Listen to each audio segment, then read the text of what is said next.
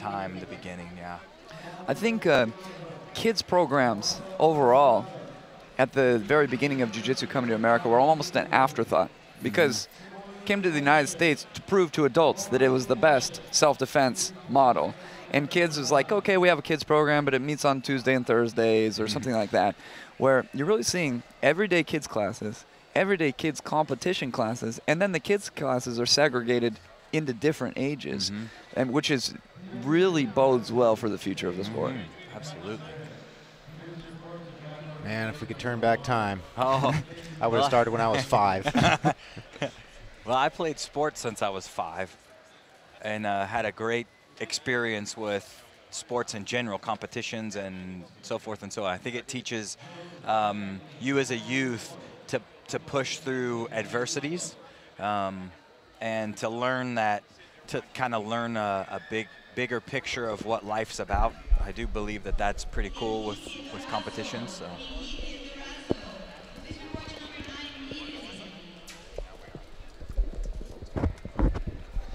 So you guys that are just tuning in, I'm Budo Jake, joined here with Sean Williams and Dan Lukart. I want to welcome you to the 2014 Masters World Championships.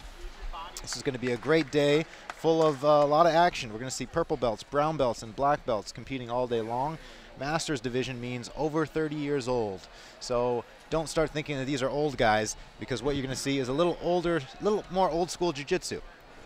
And that doesn't mean boring, that means exciting. Because more old school jiu-jitsu means more guard passes, less double guard pulls, more submissions, and only 5 or 6 minute matches.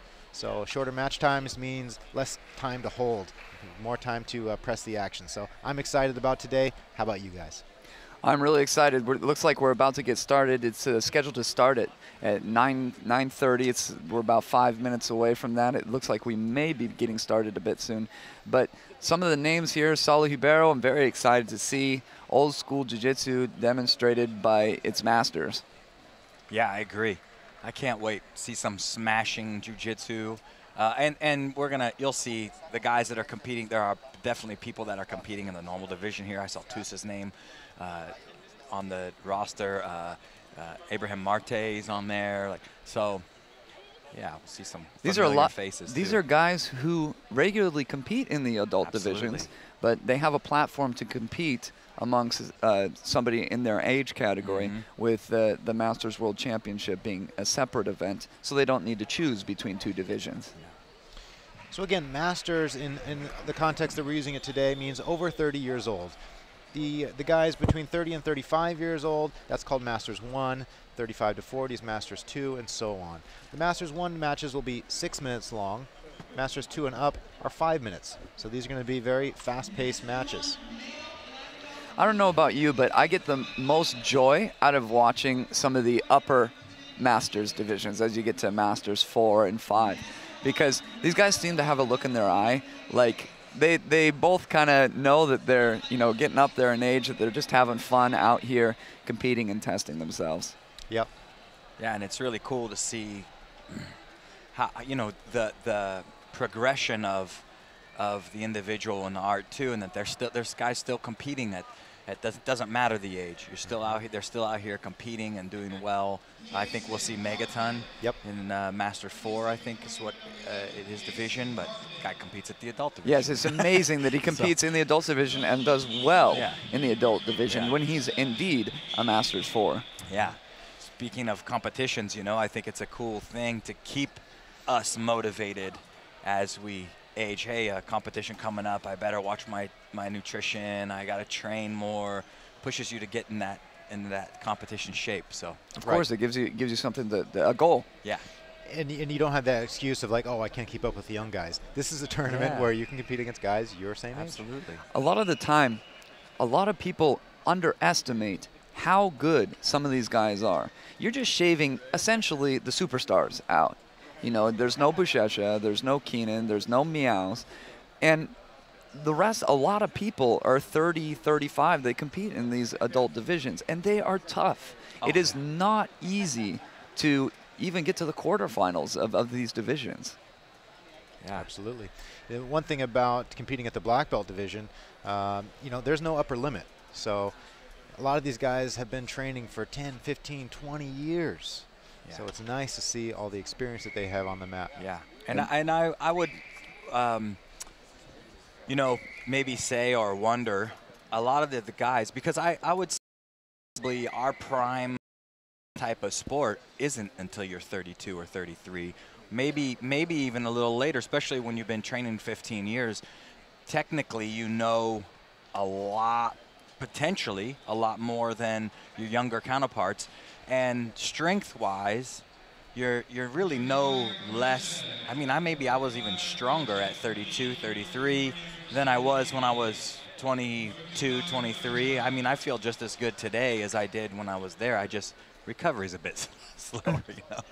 So, are you saying the old man strength is real? Yeah, it is. It is for real. And but maybe, you know, the guys get busier with their schools. They get busier teaching, coaching, children, and yeah, family obligations, which takes, you know, to compete at the highest levels in the adult division takes a lot of time. It's a big time commitment. So, kind of expanding on what you were saying is that the gi really gives an added life to your competitive career. No-gi's a lot faster, a lot more dynamic, a lot quicker. You can stay in the game a lot longer with the gi because it's a little bit more slower, it's a little bit more technical of a game.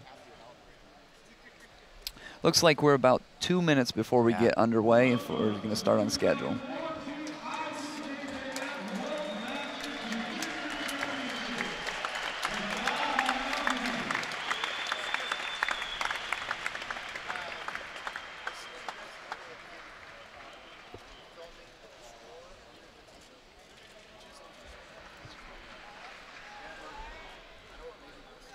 We're going to go over to mat 3 and watch Brandon Mullins versus Leandro Escobar.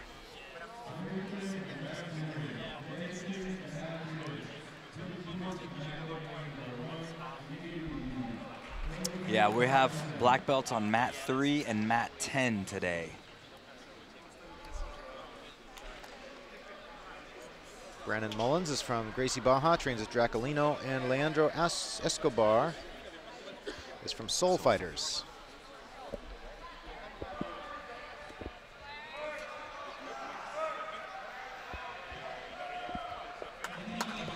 Quick 2 points for Brandon.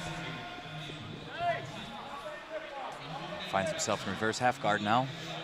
He's trying to pull out that leg using his left leg as a wedge, keeping good tight pressure with his right arm. Notice how tight that gi grip looks underneath his armpit. Trying to control the leg with his left hand, preventing the bridge. He's trying to bridge into him. Brandon's trying to keep his base. He's able to get the sweep and earns the 2 points. 2-2 with 5:10 remaining. Nice. Yeah, well done by Leandro. Brandon couldn't kick out that leg. He had that far hook in there, but look at this. Wow. 2 points right back. Finds himself settled into the half guard position. He's choosing to drop his hip and underhook the leg. And what's his idea for passing here? What's going to be his plan? Yeah, now he's got a much better position. You see the top leg is not hooked underneath his inside leg. So his left knee is a little high. If he's going to kick out, maybe he's going to bring that knee through the waistline and kick out backwards. That's what he looks like. He's setting up those grips. He needs to kind of pry his half guard apart, doesn't he? Yep, he'll move that left knee into the waist, back step with that right leg. It looks like Brandon's looking for a grip on the lapel, ideally, and he can't find it, so he's using the belt, and it kind of like prevents his arm from going too far south, kind of anchors it in.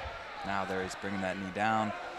Leandro looks like he's trying for that deep half guard, underhooking that leg. I agree, and you know, this is where, at this point, Brandon's this deep, I like to hug that two-hand on that leg on the inside and give a good pull, bring your knees to your chest, elevate your head actually, and pull yourself underneath. It helps you get to that deep half guard when this cross-face pressure is set in like this. Yeah, and it looks like he's gradually getting his opponent's, Leandro's back on the mat a little bit more. You can kind of see in his facial expressions that he kind of gave up a little bit, kind of resigned to the pressure. Brandon still looking to inch his way past the half guard. Referee touches the competitor he is issuing a penalty to. So he just issued a penalty to Brandon Mullins. when the competitor cannot see the referee, they touch the athlete in question that they're going to be issuing the penalty to. And again, the matches today are going to be 5 or 6 minutes long, so we might see a little faster stalling calls because the referees really want to keep the action going. Only 3 minutes remain on this match, so it's 4-2. Brandon Mullins is ahead. Also earned 1 advantage for establishing the half guard. Trying to switch to a knee slice, it appears. Yeah, shifted away from that pass into a knee cut, and still underhooking the leg there, which is a good position if you have the hip flexibility to continue to slide out. It's a good position. Rodolfo uses this type of scenario, and so does Lepre, not necessarily underhooking the leg, but keeping that right arm real low by the hip. So if you have the hip flexibility, it's a great way to continue to pass, because once you pass, you're going to stick the guy. But Brandon needs to pry his right knee out of that position, right, Sean? Yes, he does, and sometimes to kick out is a good idea. Sometimes here to post on the leg and actually go to the mount is a good idea, because he's got this, Leandro's got that underhook with that right arm underneath there. You see it. What's his idea with that underhook? Is it to eventually turn and come up and wrestle with him? What's his idea? Yeah, I think he's got 2 things going on. He can try to pull that back across the deep half guard or get ready to turn and go for a single. But that right arm's going to prevent, if he keeps that there, it's going to almost prevent him from coming up to that single. He needs to get that elbow through to his hip line. So all action is on the heel at this point. It looks like he's getting very close. He needs to point his toes like a ballerina and maybe slide through. He's trying to kick free. It looks like we're going to see a little bit of an explosion to probably get out and an explosion to settle the position. Yeah. In just a couple of seconds, that right leg of Mullins is nearly through. Yeah, I think Leandro's going to have a big bump forward if he slides out to try to reclaim the half guard here. He's got that underhook. He could use it for something as he goes and passes.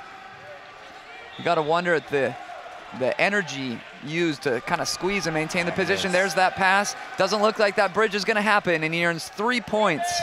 So that score is now 7-2 with a minute remaining.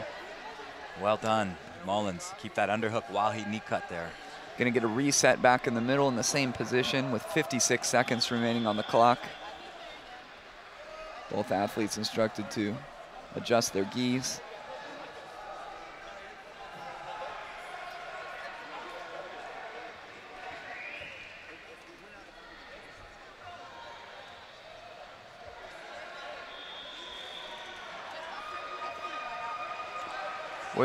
Wait a minute. He was passed. Why is he going back in the half guard? I was very confused because he did that voluntarily. He didn't do that on, it wasn't Leandro. But, you know, I can relate, because sometimes in the heat of the action, you forget. Yeah. I don't know. I remember that I passed the guard personally. Christmas almost came early. That pressure looks tremendous. You can see the grimaces on Leandro's face. Doesn't look like he's going to be able to get out and recover any sort of points. So you have 30 seconds remaining for maybe Brandon to work a submission. Yeah. He's controlling that leg, which can be quite pesky. He's trying to use a shin on his arm to break it. He looks up at the clock, realizes that there's only a couple seconds remaining. Doing a great job of blocking the hips with his right hand. Trying to work for the knee on belly position. 7 seconds left. And even if Leandro was able to sweep him to the bottom, it wouldn't be any points he's coming from. So looks like he's take this one no problem. Yep. Nice work, Brandon. Yeah. Next up on this mat is going to be Daniel Beleza taking on Douglas De Silva. Daniel representing the SAS Team USA. Sean, do you know anything about that team? I do not. I don't know anything much about the team, but of course, Daniel Beleza. I recognize Daniel, but not the team he's representing. Yeah, I know he's been with the SAS team for a while. I don't know anything really about it. Budajek, do you know anything about their team as a team? But sure don't. But Daniel's a fun guy to watch. He has an incredible guard. He does. Former world champion, I believe, in 2003, but don't quote me on that one. But, yeah, he's a world champion. Very flexible. Man. Yep. Good attacks. Yep. He's a fun guy to watch. Very fun to watch. His opponent, Douglas De Silva, is representing the Checkmat team, which, of course, everybody is familiar with.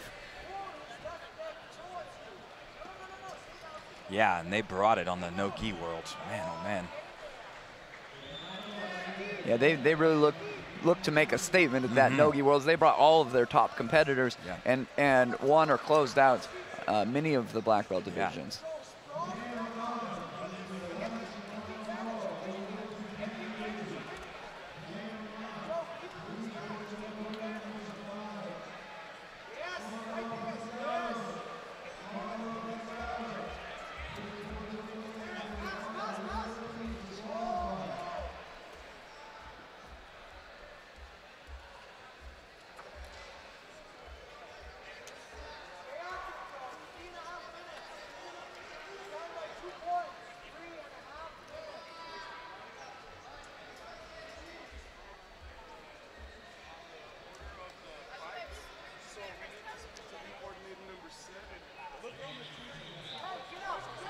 Looks like we're just sorting through some logistical issues. Referee's conferring with the table.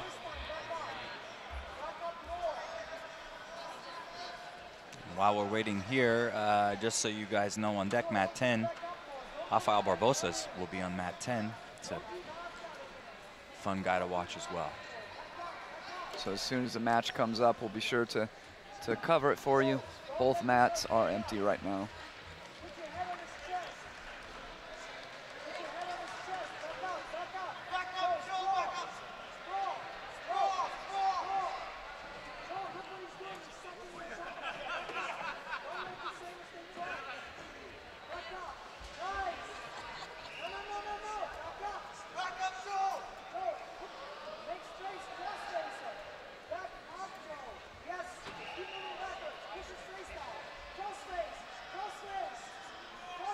Today we'll mostly be showing matches from mat number 3 and number 10.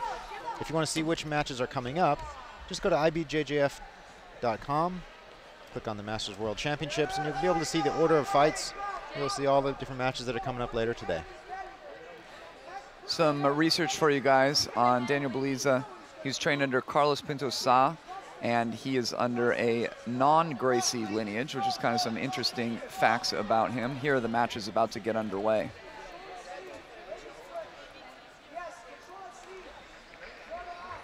Tries a flying triangle technique. He lists that as his favorite technique. A little bit into the double guard pull position as both competitors work.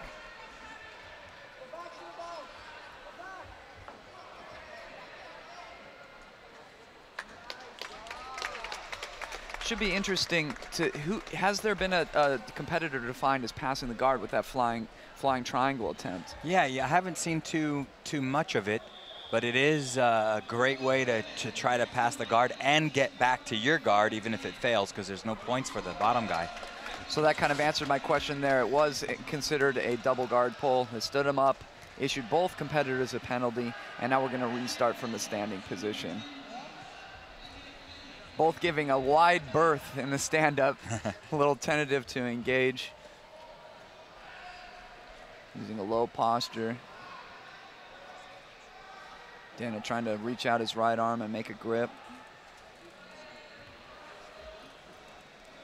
Again, virtually the same sequence repeated. And it almost becomes a game of chicken at this point, where you're in the double guard pull position. If you do nothing, you're gonna get stood up and issued a penalty. And it could be an interesting strategy if your opponent is known to make certain mistakes, like an illegal grip, or maybe not agreeing to a restart or something like that, because it makes that punishment more severe. Yeah. Because if you've already got 2 penalties each, and you know that you're not going to make any sort of mistake, you could be looking at a 2-point thing for an illegal grip. Yeah, correct. And there's the second one. So now the next one will have some... We'll give 2 points to each person. Some serious weight, yeah. So now if there's a double guard pull, you get on. You got to go to the top almost. You'll get an advantage, and then, like you were saying, Dan, if you can, even if you can almost make the other person stall, you're gonna get 2. So tactics, a lot of tactics. But it was at last year's Masters Worlds where we saw the same situation where they both got enough stalling calls that they were both DQ'd. Yeah. Oh, yeah, that's right. And so that's certainly a possibility in this situation. And that was a finals match. Yeah, that's right. So what happened was the guys that were tied for third then fought for first and second. Here, almost identical, going to the double guard pole position again. So both men playing with fire. Daniel's working the De La Riva hook. Berimbolo. Douglas looking to scoot away, and they go to out of bounds. Going to get a restart in the same position. Douglas is looking to push that De La Riva hook off. Daniel's in a not bad position. He could improve and come up on maybe a leg drag or get the back. It looks like he's working for the back here. And the referee's not going to stop this because there's plenty of action going on. So even though it's been 20 seconds, it will continue. That first hook almost went in. He did an excellent job at recovering there to Douglas. And moves up by 1 advantage. 3:23 remaining. So not a lot of time. Oh, actually, they give an advantage to Douglas. Douglas here. So the score is 0-0 with 2 advantages to Douglas and 1 advantage to Daniel with each 2 penalties. So it's quite complex on the scoreboard at this point.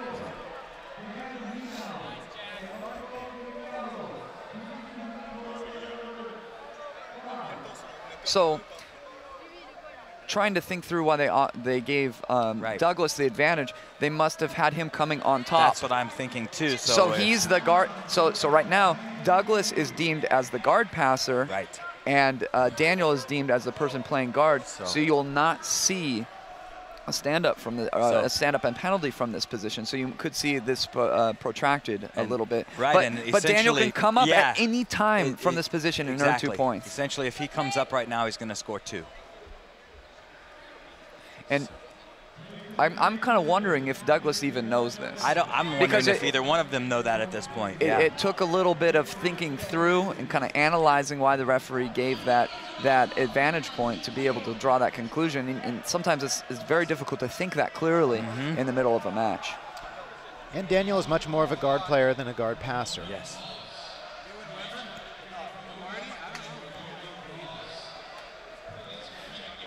Daniel looks like he wants to get that De La Riva and spin under. Referee stops the action, directs the athletes to the center of the mat area. Referee's going over to the side to speak with the referee coordinator, Gabriel Costa. Looks like they're talking some technical issue out.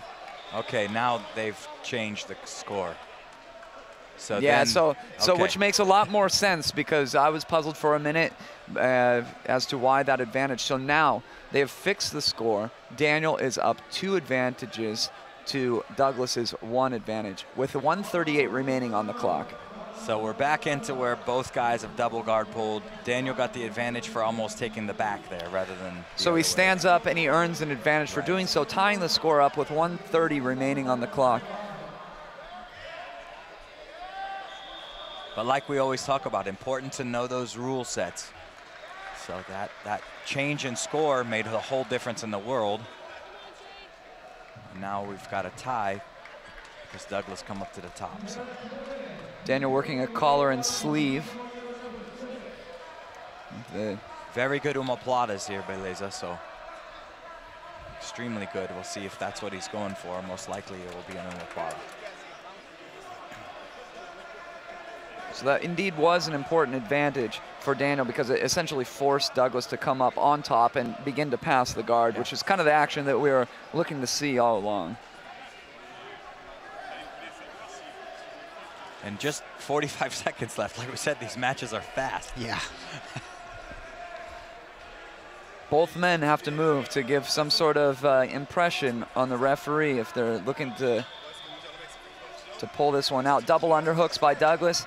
He's really looking to drive forward. Daniel's looking like he wanted a choke there for a moment, but the gi was not in the correct place. Douglas is trying to elevate the hips up.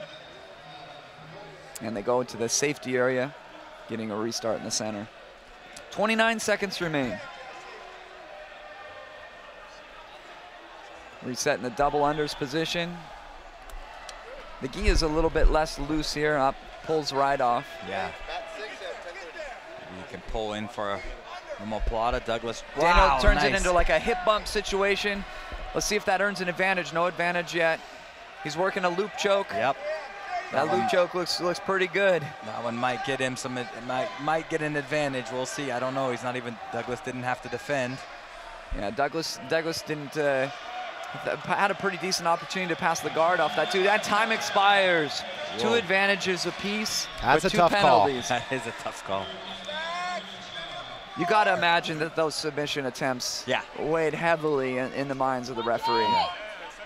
Referee instructing both athletes to fix their gis. And so this is a 1 referee format. The hand that you see go up of the center referee is the winner of the match.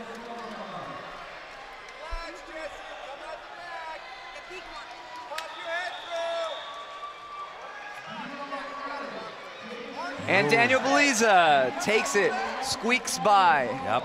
Douglas Da Silva from Checkmat.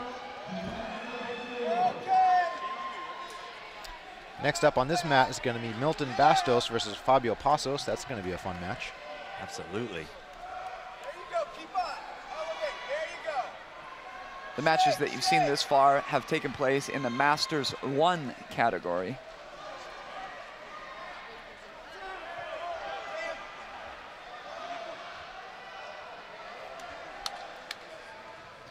Over here, we're on mat 10 right now.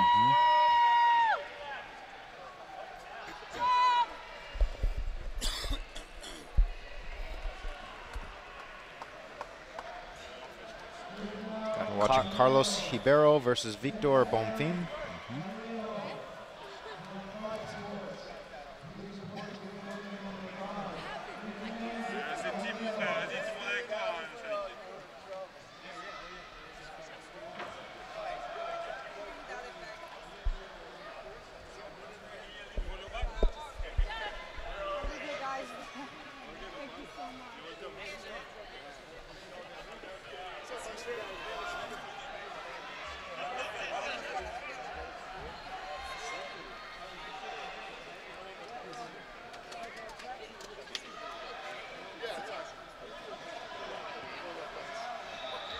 Today is day 2 of the 2-day Masters Worlds Championship. We're going to see all the semifinals and final matches today in all the divisions, from purple belts, brown belts, and black belts.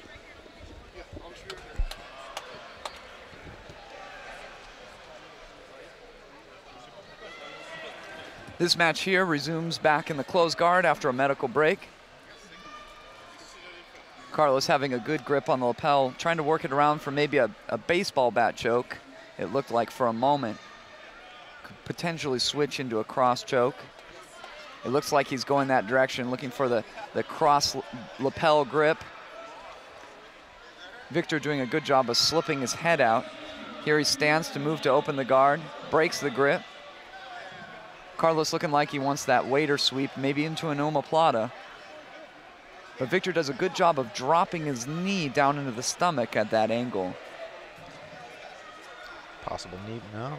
Yeah, it did look like he was inverting for a knee bar for a moment. Now trying to establish the half guard into butterfly guard, it almost looks like. Trying to push away, trying to make space, and Victor's trying to close that space. Carlos doing a good job with his guard, tries that spider scissor sweep, almost gets him off his base. Not able to do so, breaking the grips of Victor. His guard's looking quite excellent, quite active. Trying again that spider scissor sweep. Victor was a little bit more prepared that time. He looks like he's trying to get to an ankle or pulling into the 50-50 guard now. It's a little risky. He was up 2, and all Carlos has to do is come up for his 2. Yeah, it's kind of an interesting strategic move there. He possibly felt like his guard was very dangerous. Yeah, but still, now he's just tied it up. Basically gave Carlos the 2 points. But maybe he has some good leg attacks. Let's see what Victor can do. He seemed very confident in that 50-50 to go out of his way to get into that position. penalty being issued. Now Carlos on a foot.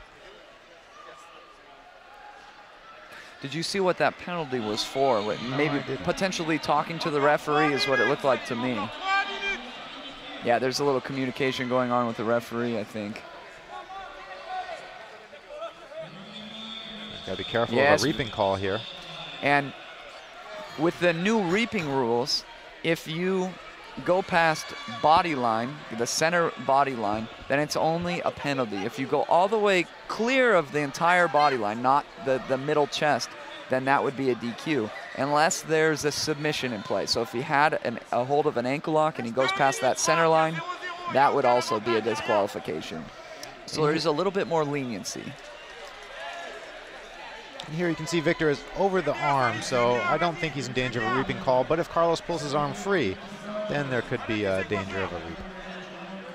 1:14 remain. This is going to be a close match. Score is tied. Victor has 1 penalty.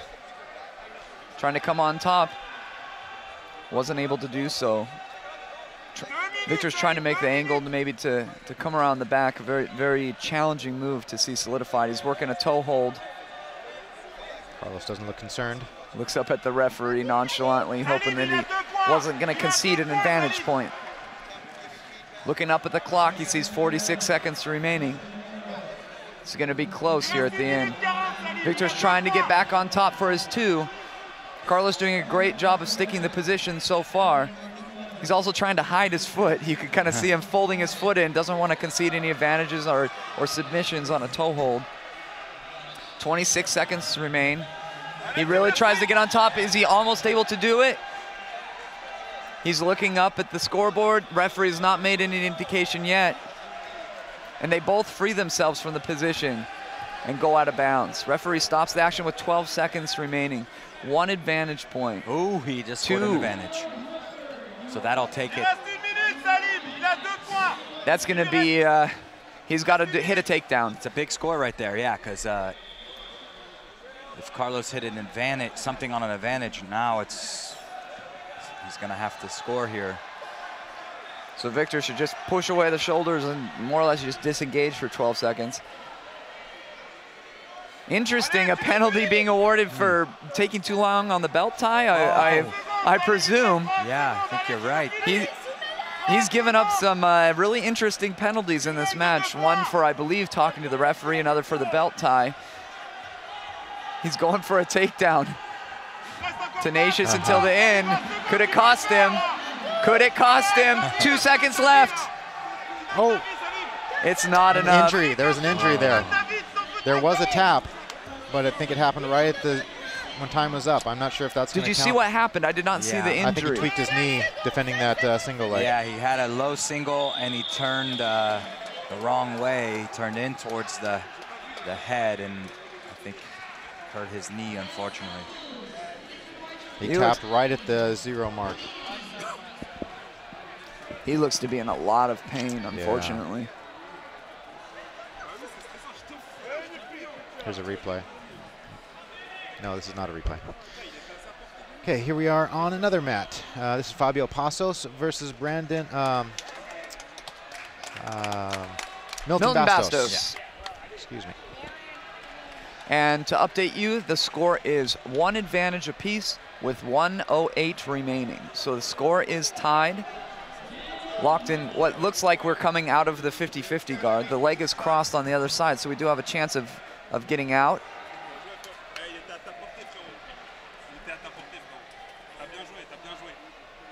Milton looks at the attack in a toe hold. Yep. Looks like a pretty good attempt. Yeah. Nice defense by Fabio. Spinning out.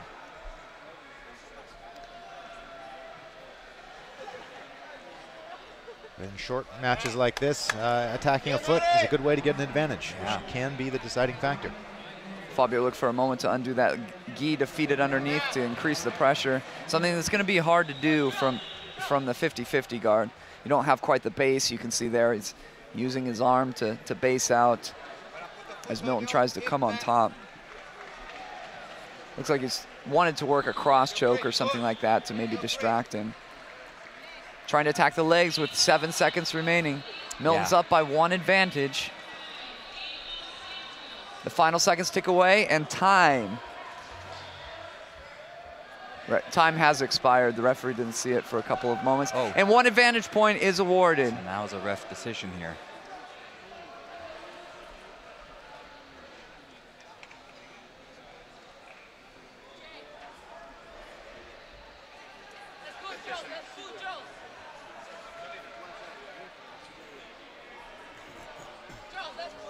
Interesting, they did not record the advantage point on the scoreboard.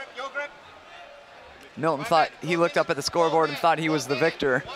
Didn't see the referee signaling that last-minute advantage. Referee decision, it's gonna be Milton.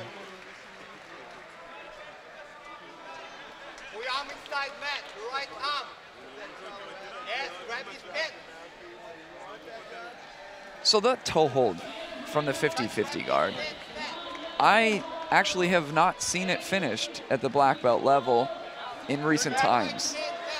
To somebody who's maybe new and watching jiu-jitsu for the first time, this is a little bit controversial of a strategy, because it seems as though that submission is not readily finished. What are your thoughts on that? Yeah, I don't remember it being finished very often, especially that one, but especially the light guys. They tend to have rubber in their ankles. So, but it is, you know, it is a, I'm sure it is a finishable move. Like if you're gonna get a toe hold on, some people are tapped to that, or it's gonna bust a foot. So they're gonna score an advantage for that attack. The Nilson Pimenta now in the white GF team.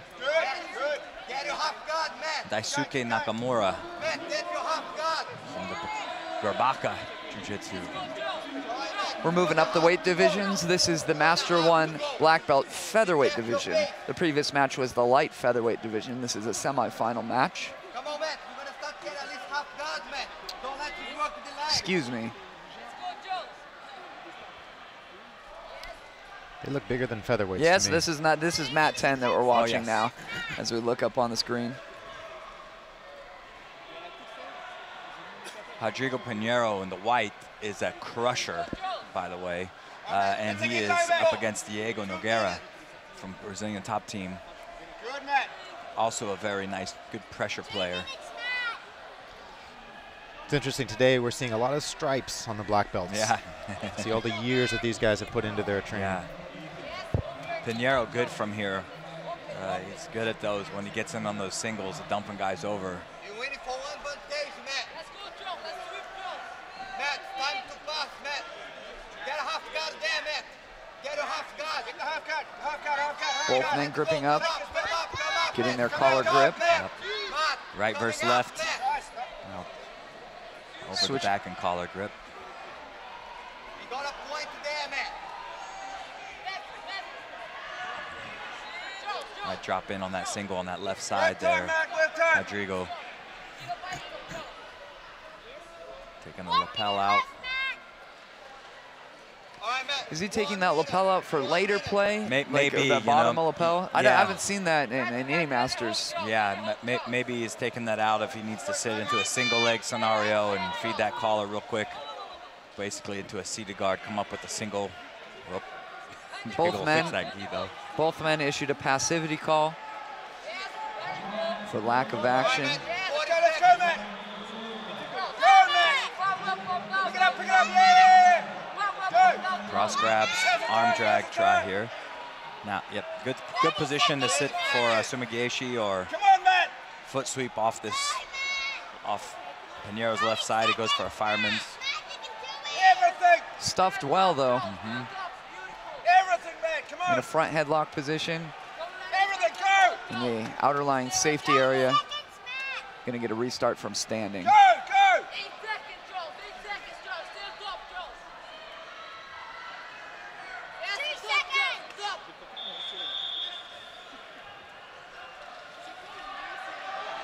Diego utilizing a right leg lead, left leg lead for most of the time by Rodrigo. Tries it, throws out a foot sweep there. Just kind of testing the waters. Yeah. Good fight, fellas. Good fight. Good fight. Rodrigo is utilizing that over-the-top grip briefly, switches back. Good fight, Matty. That was fucking close, mate. Both men trading foot sweep attempts. Nothing serious. And there we go again on the left side. Of the gripping battle, who do you think's getting the advantage here? You've kind of seen it go back and forth. Yeah, I think it is pretty back and forth. Both guys snapped down by Diego, go behind. That was Beautiful. excellent snap down to go behind. Yes. Let's see if he can finish the position. Rodrigo does a good job of staying out of any serious trouble, but gives up an advantage to Diego. Yeah. With 1:39 remaining, the score is 2 advantages to 1, with 2 penalties on the board. Any penalty at this point is 2 points. So you better not go over 20 seconds tying your belt, because that would be an unfortunate way to lose a match. It's one of those rules that sometimes the athletes don't care for, but watching people tie their belts for 45 seconds so they can catch their breath doesn't make for very good viewing. Back to action, both men a little bit passive at this point.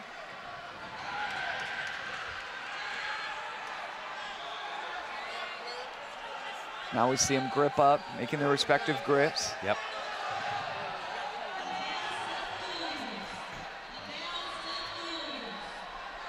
Kind of a similar pattern to what we've seen before, throwing out those foot sweeps. Yep. Those foot sweeps are really hard to hit when you're kind of leaning towards each other like a triangle, assuming the mat forms the last vertex. Yeah, they've got to be a little bit more movement going on, or hips getting closer together, unless you've got like an arm drag over the back grip. Well, that changes things big time, even if the guy's legs are quite a bit back. Yeah, and we saw that grip position earlier in the match. You can shoot yourself underneath and all sorts of different types of sacrificing trips.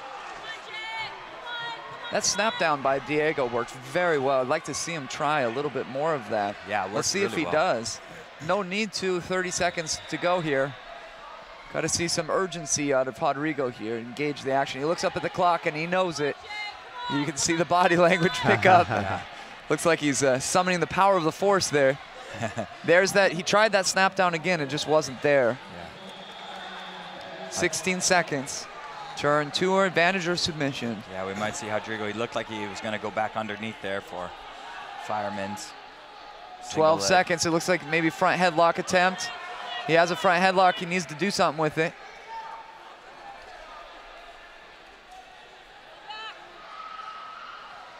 Seven seconds. He has to shoot something out of desperation now. Gets a hold of a single leg. Time expires.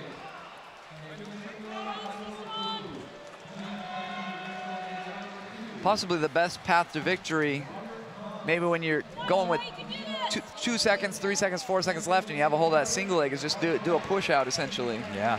Earns an advantage, but no advantage awarded. Did not get him to a point scoring position on the mat, so there would be no advantage.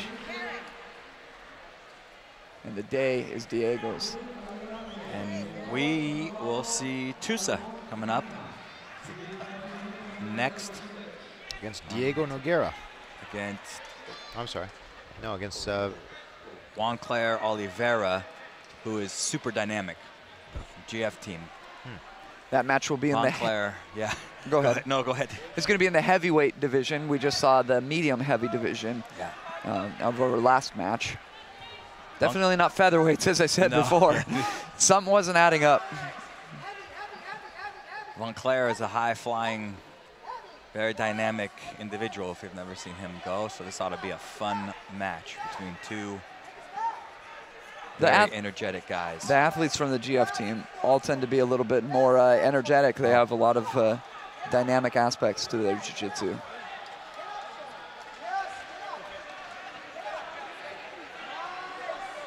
Here Tusa takes the mat.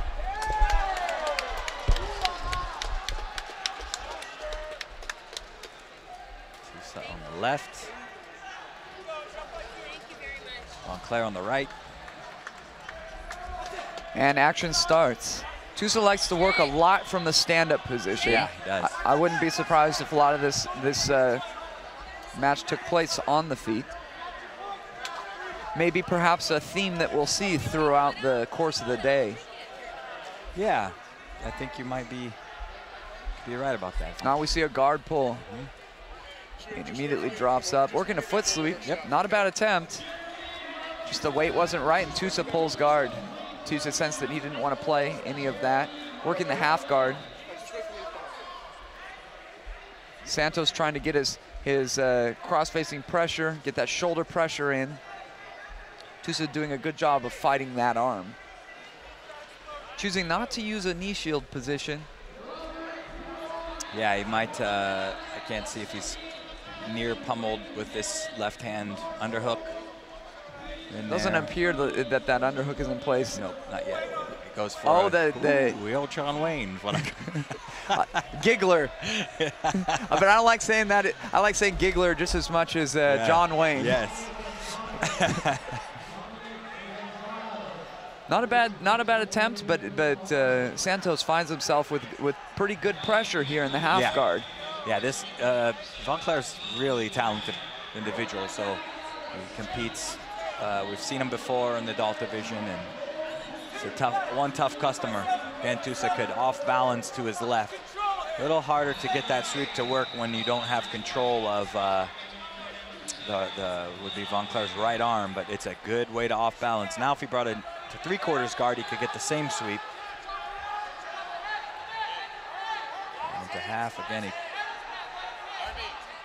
attempted a omoplata right there. Santos choosing to put his right arm in between the legs of Tusa. Nice, and you see how Tusa stuffed his head to that same side. That's what pretty much saved him right there. He was able to stuff his head. It looked as though he was going to get the close guard, but just at the last second, Santos was able to get his arm underneath, go to a double underhooks position, I'm assuming, with the positioning of his right arm. Otherwise, we'd be in a triangle. See if he tries to jump knee through or jump around the guard.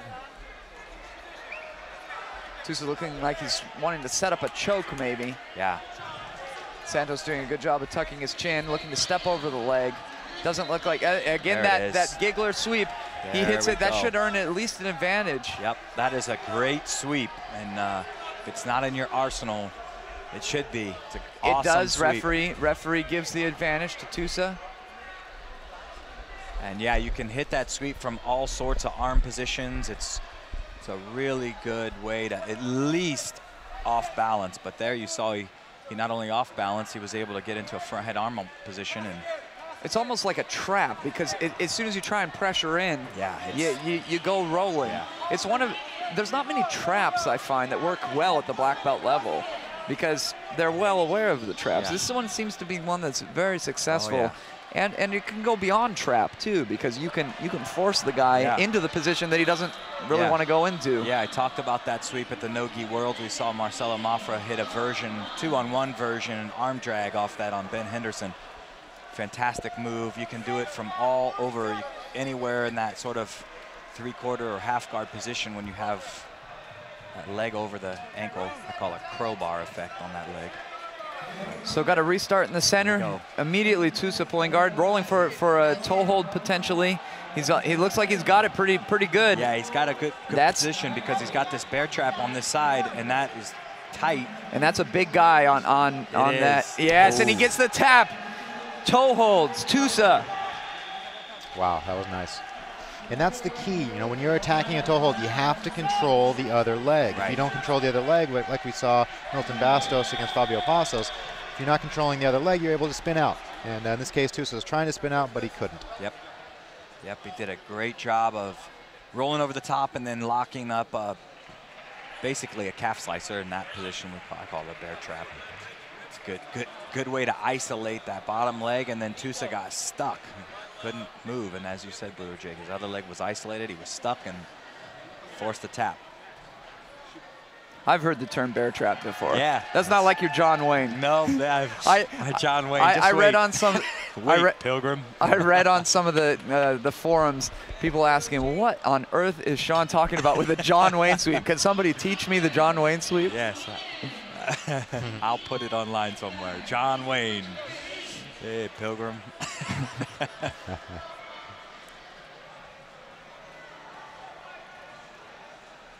Hensel was a big, he taught me that early, long time ago off Armin Guillotine from half guard.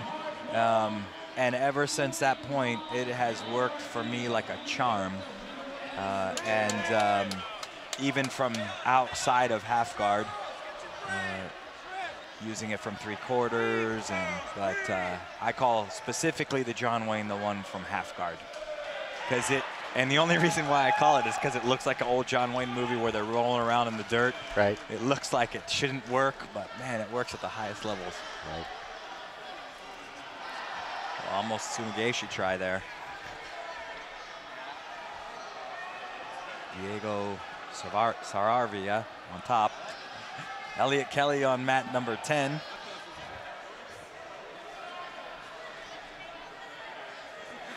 The match that you're currently watching. Yeah. Diego Saraiva takes it, it looks like. Score was 2-2 with one advantage. Now we're seeing Elliot Kelly versus Paulo Pinto. Elliot's an accomplished wrestler. Competes a lot in jiu-jitsu nowadays. Yeah, we've seen him at virtually every tournament we've been to. We've commentated on some of his matches. Former Division I wrestler out of UC Davis.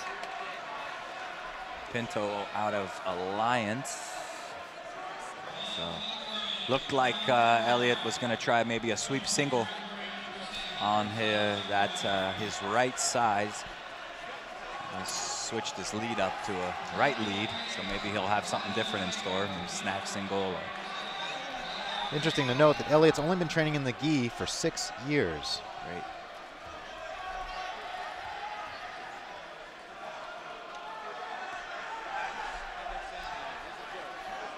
They're looking to get a hold of an ankle, maybe a single leg, and then they go out of bounds. Elliot looks a lot smaller here in this heavyweight division than Paulo. It could just be how the gi is laying on Paulo right now. Kind of half untucked. Elliot feinting like he's going to shoot, go for those legs. Paulo gripping up. Oh, he snaps down and almost gets a hold of a single leg. Elliot tries one of his own, and they go out of bounds. 4:18 remaining. It's not bad action in the stand-up department.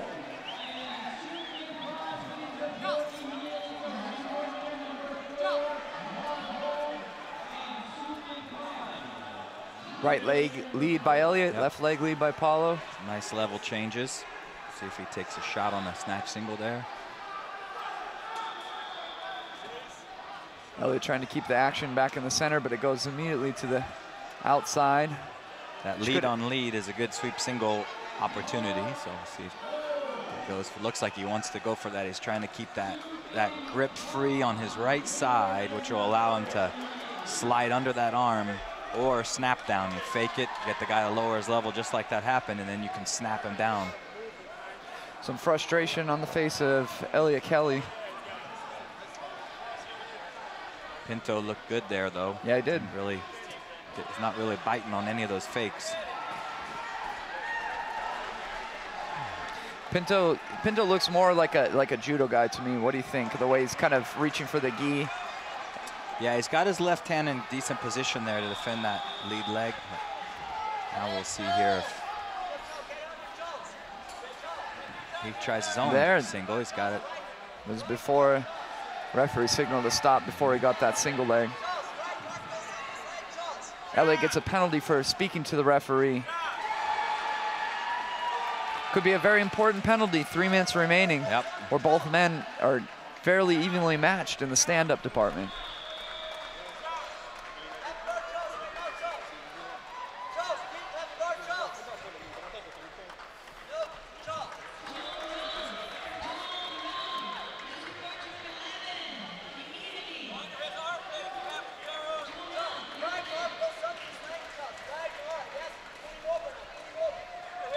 Again, both the guys trying to reach for a leg. Neither one successful.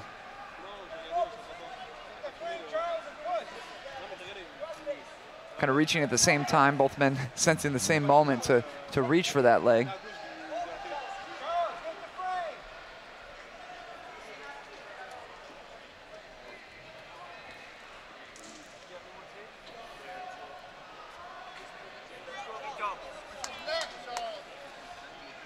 2:32 remaining. This would be a very unfortunate way to lose by speaking to the referee. It's one of those ones where you're definitely not satisfied with yourself when you go home. Nice. Now it's doing a little bit better job now. Snapping down. He's going for a foot sweep to bring the posture up. Then snap down a little more active, a little better with the grips he's looking like here. Looks like he's got Pinto sort of on the defensive. So going to attack this right side. He's trying to keep that grip free. Or maybe go all the way under for a fireman's. But there he's sweeping around to that right. Pinto had good head position though. He's keeping his head in good position, which is keeping Elliott at bay. Elliott looks up at the clock. Possibly a change of strategy. He has been known to pull guard before. Likes to work the deep half guard. He's got to at least get something on the board. Yep, trying to get to that single, but it hasn't proven successful. Yeah, Pinto's been good on his defense here, head in position.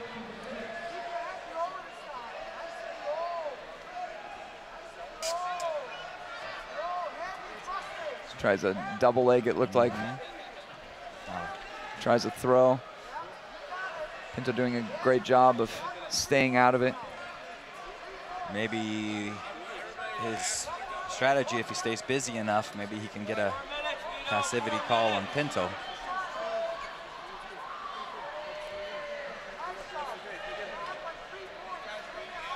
$1:14 remaining. It's not going to be a lot of time, especially if there's been several minutes that have passed essentially trying the same couple of techniques and they haven't even come close to working yet. It looks like both guys have decided, oh, nice. Gets the takedown. Let's see if it originated inbounds, and the referee says it did, so he earns an advantage. So if you start inbounds, your takedown motion, and you shoot and take him down out of bounds, you don't get points for it, but you do get an advantage point if you go completely out of bounds. If you go on the safety area, they stabilize and then reset back in the middle of the same position with points, assuming 3 seconds. They run into the referee. Hazard pay.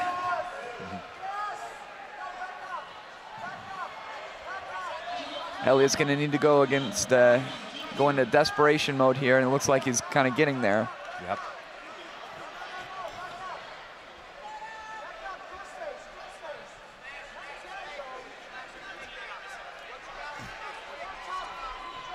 Pulls himself under. Now he's looking more like fireman style. Kataguruma.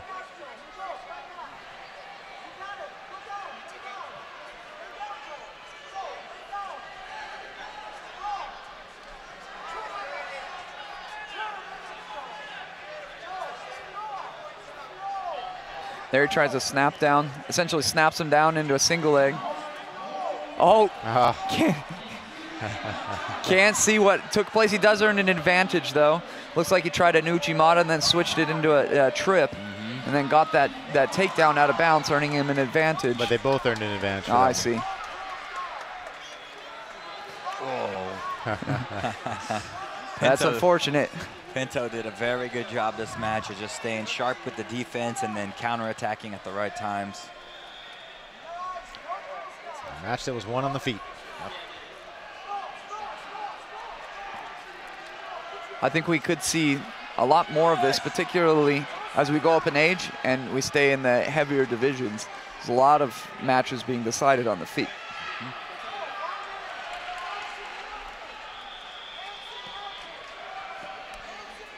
We have both of the Bastos brothers coming up, Bruno and Ricardo. Yeah.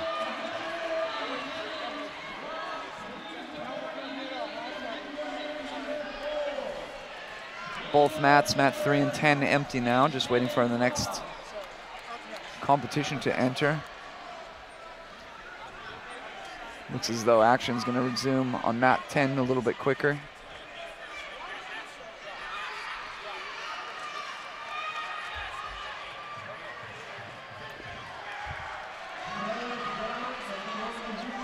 As Jake said, this is Bruno Bastos versus Thiago Almeida. Bruno representing his own academy, the Bruno Bastos Association, and Thiago representing Ribeiro Jiu-Jitsu. Bruno is in the white gi, Thiago in blue. Bruno's been through some incredible competition matches through the years. I remember one sweep he did to Hodger Gracie, which was just spectacular. Yeah, fantastic competitor.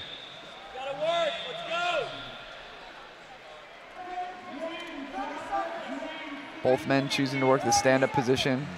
Double collar grip.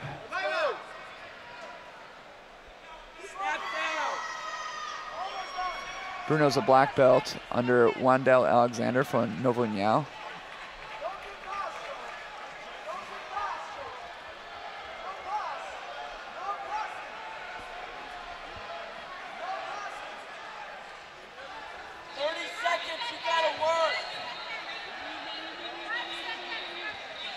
Kind of as predicted as we go up into the heavier divisions.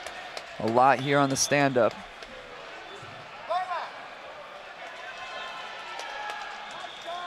Thiago still utilizing a double collar grip, one higher and one lower on the lower end of the lapel, possibly to maybe block the hips as the hips come closer. Yeah. Looked like he was going lapel, belt. Let's go, do something.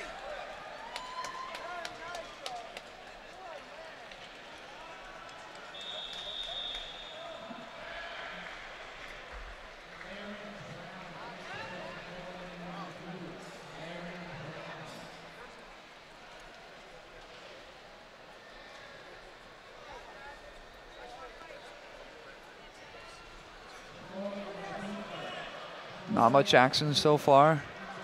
Wouldn't be surprised if we saw a passivity call. Referee stops him. It looks like we're going to get a passivity call for both of them. Nope, we don't. Just get a reset back in the middle.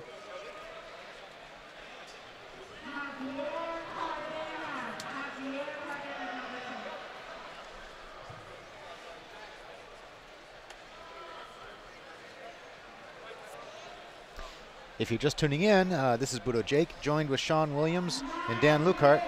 We thank you for watching the live broadcast of the 2014 Masters World Championships here on IBJJF TV. We're going to be here all day.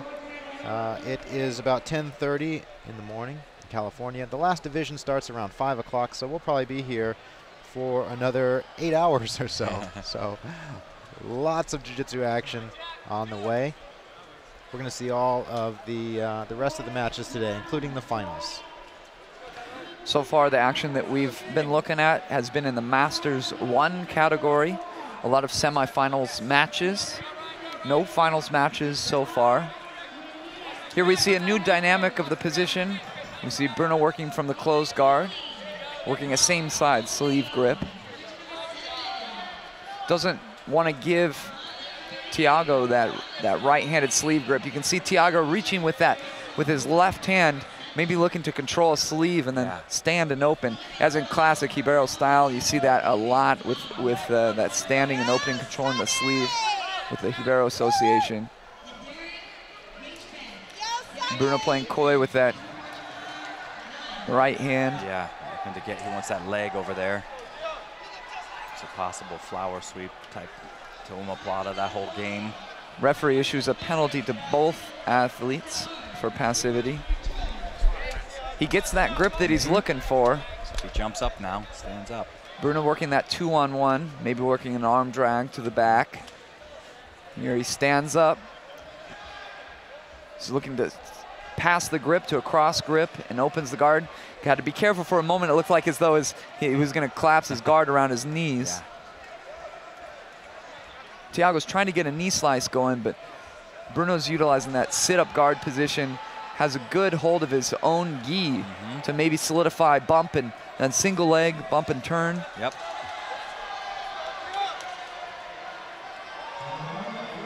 Trying to drive into the half guard for a moment, but this is a compromised position. His legs, doesn't have much base with his legs, so he's relying exclusively on the base of his right arm to stay in that top position. Plenty of time to work, 2 minutes. Yeah, he's gonna look to get that left leg free and back step, I think. And Bruno is going to make sure he ties those legs up. He's got to get that right arm. His right arm right now is going to give him a little bit of a problem, so maybe I'll look to feed the collar or belt to that left hand to tie both those legs up. Yeah, Thiago does a good job spinning around, maybe thinking about it. You can see the knee bar in his eyes, the knee bar, but it wasn't there. Trying to spin around and solidify his position. That position that we were just in is one of those positions where something's going to happen out of that position. You're either going to get swept or maybe end up in a bad position. Yeah. There, Bruno's got a great grip.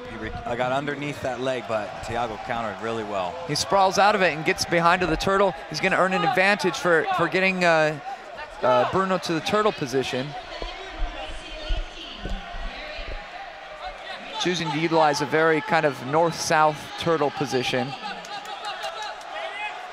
There he goes off to one side, uses his knee to pin Bruno's right leg. The next step, potentially maybe working that right hook in.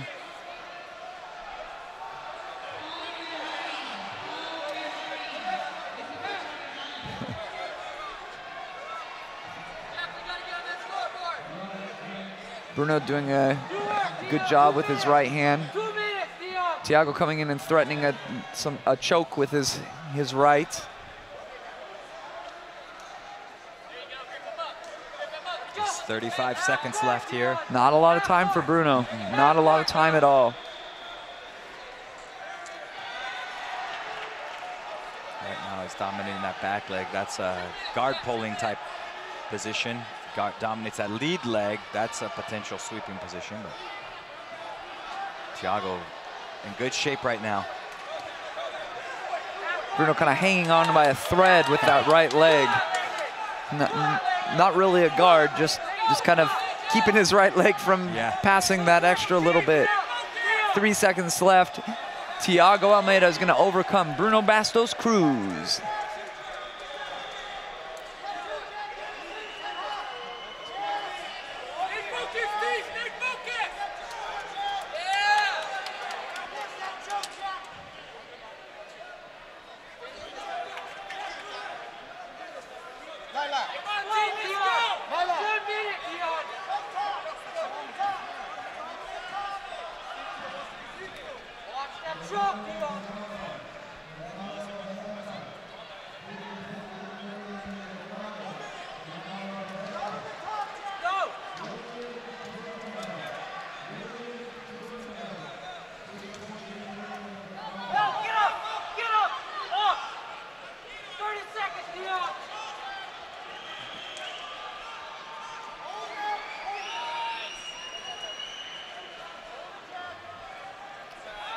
That match was in the super heavyweight division, Master 1 category.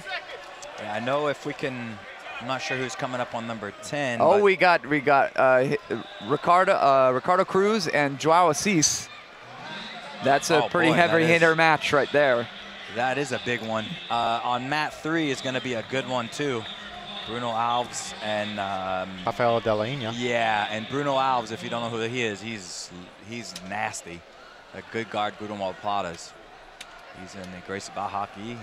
Rafael Delina's got a really nice guard as well.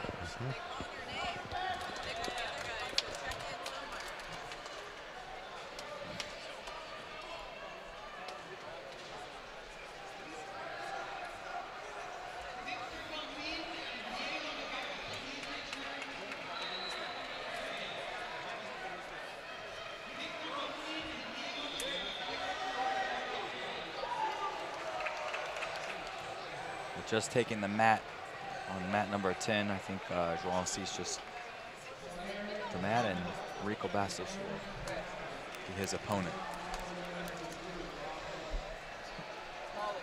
Well, let's switch over and watch Joao Assis and Ricardo Bastos. Tough call to make. Yeah. Both are going to be great matches.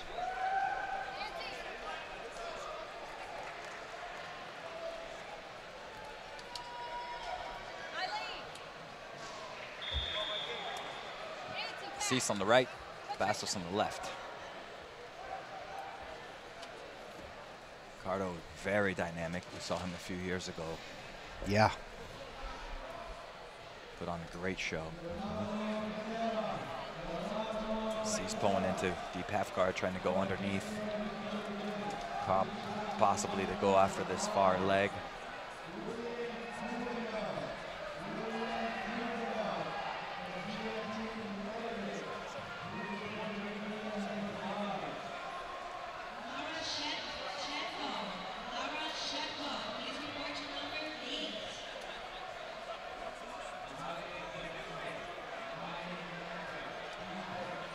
Back step out here.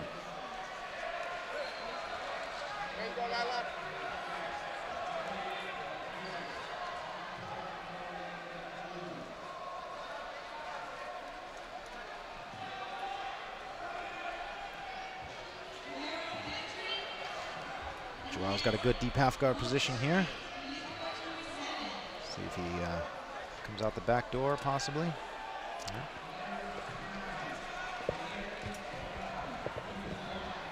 There we go, almost there, and now he's got his feet. And very good tight passing position. Let's see if Rico can go for maybe Sumigaeshi to. He's got a very good side-on position. His head position can get underneath. As long as head will be a little bit better. So he's able to elevate back to full butterfly guard.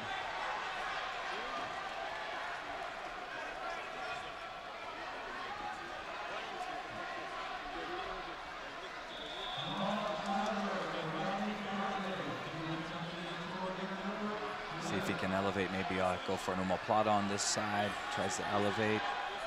Assis looks like he's trying to use that elevation to try and maybe smash the legs together in a smash pass, now head with head.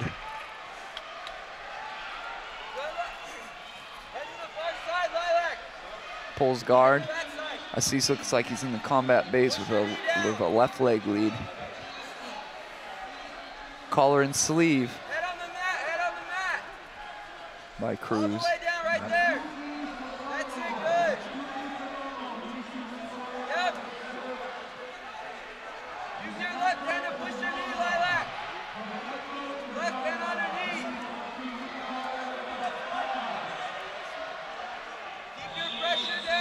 Assis looks like he's maybe trying to use his chest to trap his leg to Cruz's right leg. He escapes it there and gets the closed guard. Penalty issued to Joao for passivity. Cruz did a good job of breaking the posture there, flaring the elbows outward. Again, flaring that elbows out. It seems to be working very well for him to at least disrupt the efforts to stand, but Assis stands anyway. Yeah, underneath. Omoplata looked like almost coming in. I like how when he opened the guard, he backed away. That's what made this pass possible. Is he kind of went backwards, preventing the establishment of the guard by Cruz. See, he hasn't earned the points yet. He sticks at 3 points. 5-0. He's trying to use his right leg to remove that grip on his left leg. Trying to pin it down with his shin. Still hasn't stripped it. Gonna be a very pesky grip to try to remove there. He gets it off. Rico needs to bump up, go for that single quickly, but Assis moving around to the back. Cruz does a good job of hip escaping, not giving his back and turning in. Assis in good control. You got really good grips to control bottom collar, leg weave is in good position here. So even though Ricardo is moving, Assis is just staying in excellent position the whole time. It's difficult to see. Is he still past the guard, or did he able to establish the half guard? Yeah, he's established. Yeah, that half guard. Yeah, he has it. A very good recovery, but he didn't recover. Yeah. He's still being, like you said, terribly smashed. Assis is moving up north with that. I know you're a fan of that near side underhook pass. Yeah, looks like he has maybe even double unders. He's got to move up just a little bit higher. He's a half butterfly guard, so I like to staple the leg here with this left leg. He's trying to drop his hip and maybe windshield wiper over, switches his hips backwards. Now he could staple that leg with his left leg here, and then he could just walk right over towards the mount with the near underhook. He's doing a good job of moving him down ever so slightly. That's why he doesn't feel comfortable enough, it looks to me. He's trying to do it, but going for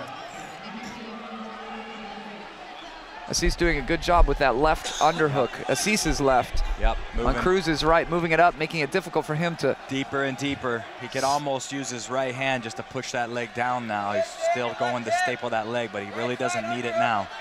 He could just let go of the right 28 underhook. seconds. I think he's going to get to the pass in the 25 seconds. Certainly with that instep, it increases the chances of it doing so. Yep, he needs to drive his head to the mat, and he is going to pass if he's got time. See, drive his head up towards the mat. He's got a very good gripping sequence here. Oh, tried to windshield wiper off to the side. Got caught in that half guard knee slice position. Either way, it's going to be irrelevant. Assis takes it over Cruz. Yeah. That was a very good match. You know, Ricardo's a tough guy. He is. Joao did an incredible job there. Now we're going to switch over to mat number 3 to see a finals match. This is Masters 1 light featherweight division. Daniel Beleza versus Milton Bastos.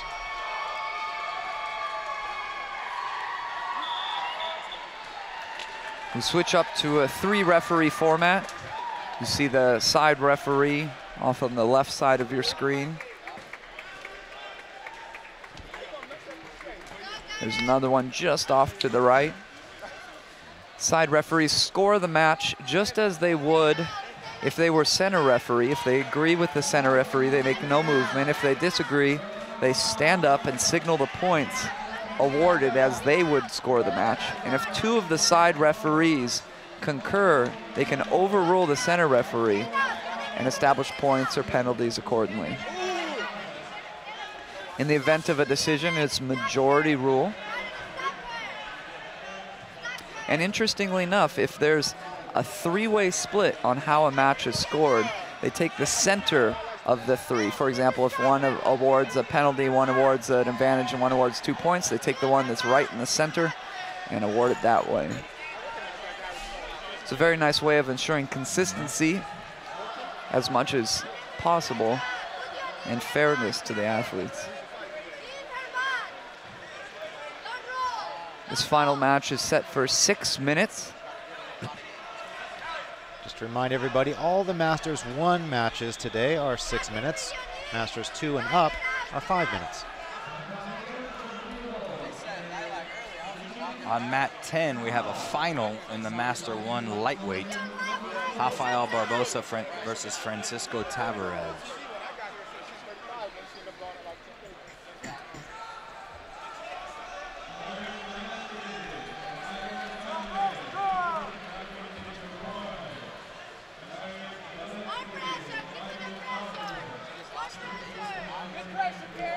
Interesting piece of data. You can always compete in a younger age division, but you can't compete in an older age division. So if you're 36 years old and you want to compete in the Masters 1 division, Masters 1 is usually 30 to 35.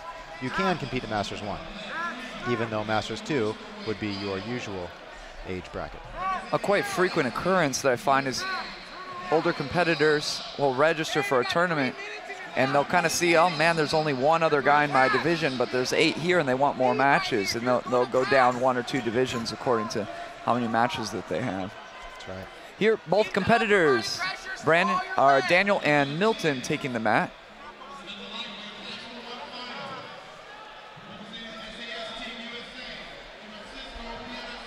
We've seen both of these guys earlier today. This is their final. See if we see another flying triangle attempt from Daniel Beleza. There, and we do. You can better believe. Daniel's on the right. Milton is on the left. Sporting the Chuck Liddell hairdo. So this will be a double guard pull. They get 20 seconds to work if they're not in a submission or actively in a technique to take the back, for example. There, the referee stops. Both competitors will be issued a penalty.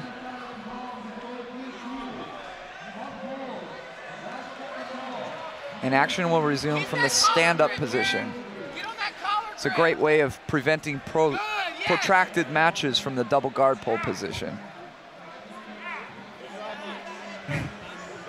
And a flying guard pull. Yes. By Daniel going into that same double guard pull position. Pummeling goes over the top. Not a bad spot. Milton comes back up with a nice bit of leg pummeling himself. This should earn an advantage, and it does. So the first person to come on top earns an advantage. Here's a good opportunity to get to the back. They're going to roll. Very close attempt. Good job of maintaining top position. Yes. Nice recovery by Milton there. So no advantages. I thought I did see it scored in person, but I could just punch through triangle. Nice. It might not matter. It doesn't matter. Wow. That was a quick tap. Yeah, I kind of wonder if surprised. something went wrong there. Yeah. He does look like he's injured in some way. Yeah, because Milton's arm was not across his neck. He might have been injured before that. With some sort of neck injury, perhaps. Neck or head injury. Yeah. Sometimes you compete and you go, okay, if he gets me in this position, I'll just tap, and that's fine with me. Yeah, that right arm's kind of hanging around there. So world champion Daniel Beleza. Now let's switch over to mat number 10 and see this. Formiga's in a good position with the crucifix. Crucifix. Wrist lock. Oh, wrist This wrist lock is looking That tight. looks really good. It's hard to get that final extension on the wrist lock. It's like he's going to turn out of it, and he does. Escape artist. Watching Rafael Barbosa versus Francisco Tavares. Francisco now on top. Barbosa up 3-0. This is a lightweight Masters 1 final.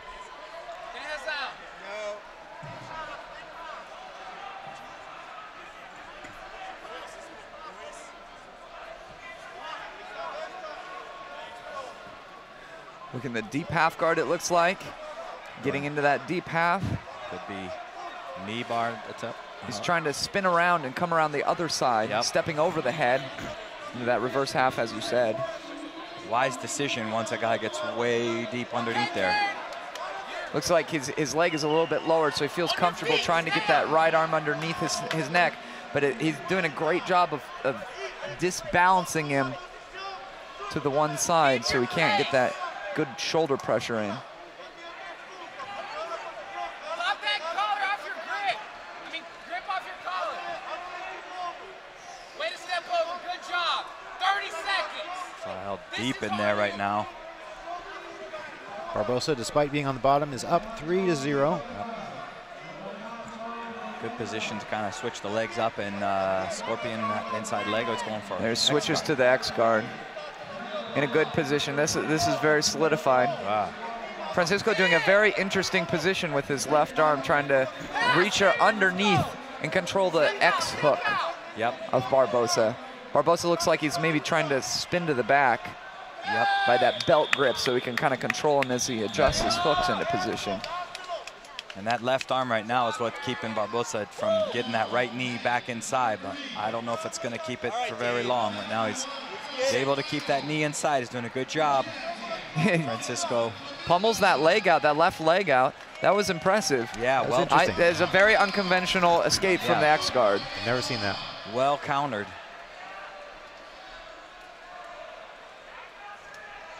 Again, we're going back into that deep half guard. Not as deep of a deep half guard, but he explodes and he gets that leg up on his shoulder, does Barbosa. But this time, Tavares is able to spin around into the reverse half guard. Hasn't quite solidified that reverse half guard. Now he's in a better position here. He might be able to move, elevate, and bring the right leg back underneath. But see how Francisco's trying to keep that knee up there. He switches his hooks right there. Now he could have a good knee bar attempt here. He hip escapes out and gets the knee past. Now he's in the crab ride position, essentially. Not so good control yet. Would probably like to grab the pants and pull him on top as he extends his hooks. Yeah. Francisco trying to bring those legs back in, but Barbosa right now is staying smart with the legs.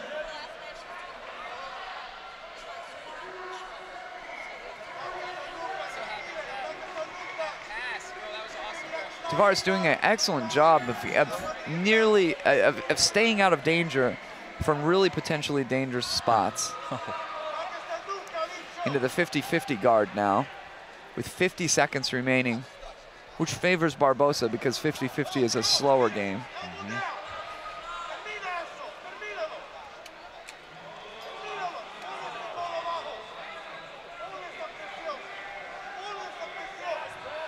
It's going to be a frustrating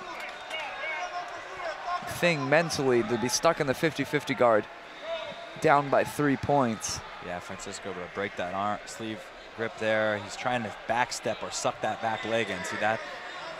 Trying to bring that back in, but Barbosa's.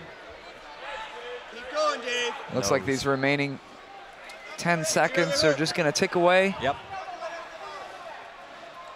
Pass, Dave. Rafael pass. Barbosa. Yeah. Working for a last-minute sweep. He can come up. He'll get his 2. Rafael Barbosa takes it, world champion.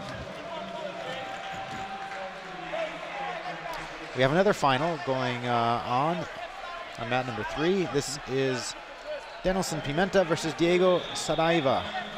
This is a Masters 1 black belt featherweight final.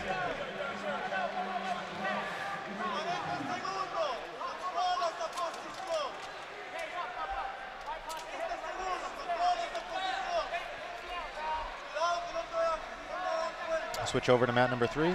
See that? There we go. Again, Denilson Pimenta versus Diego Saraiva.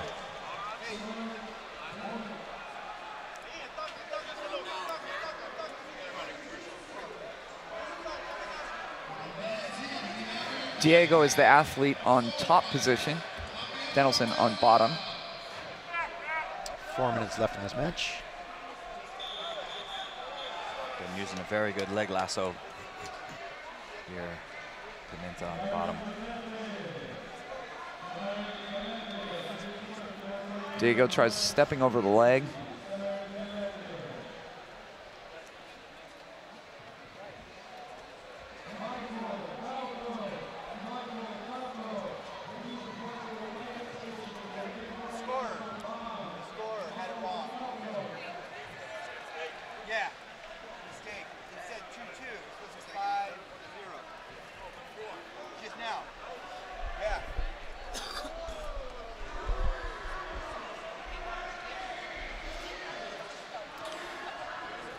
Diego's looking to control that leg. He's trying to, looks like he's trying to solidify stepping over the right leg of Denilson. It looks like he does fairly good job. He hasn't cleared the knee line yet. Still dealing with that lasso. That's a very deep, deep lasso, yeah. as opposed to a more shallow lasso, which is more nimble and responsive. This one's more controlling. Yeah. Good for bringing him up just like that. Bringing them up, guys bringing them up and over. You're very close to be taken up and over there. It's just a matter of inches at that point. Denilson doing a good job of disbalancing. Diego forcing him to base on his head and his shoulder. See if he chooses to go after that far arm if Diego puts that left leg back.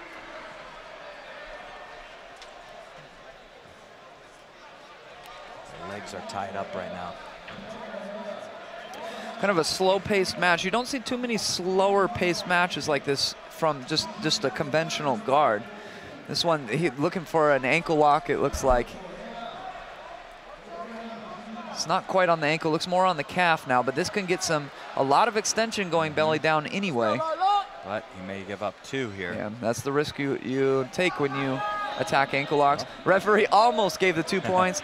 Not 3 seconds established, so just an advantage. Whoa, now, sweet. Immediately tries jumping almost past the guard, trying to bury the head north-south, trying to push those legs out. It looks like he's going to stick it.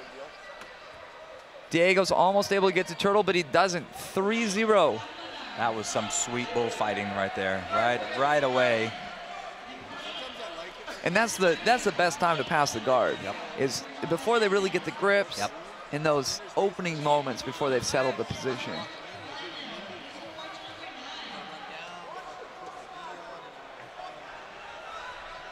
Approaching the 1 minute mark, referee took a look up at his watch to be mindful of passivity.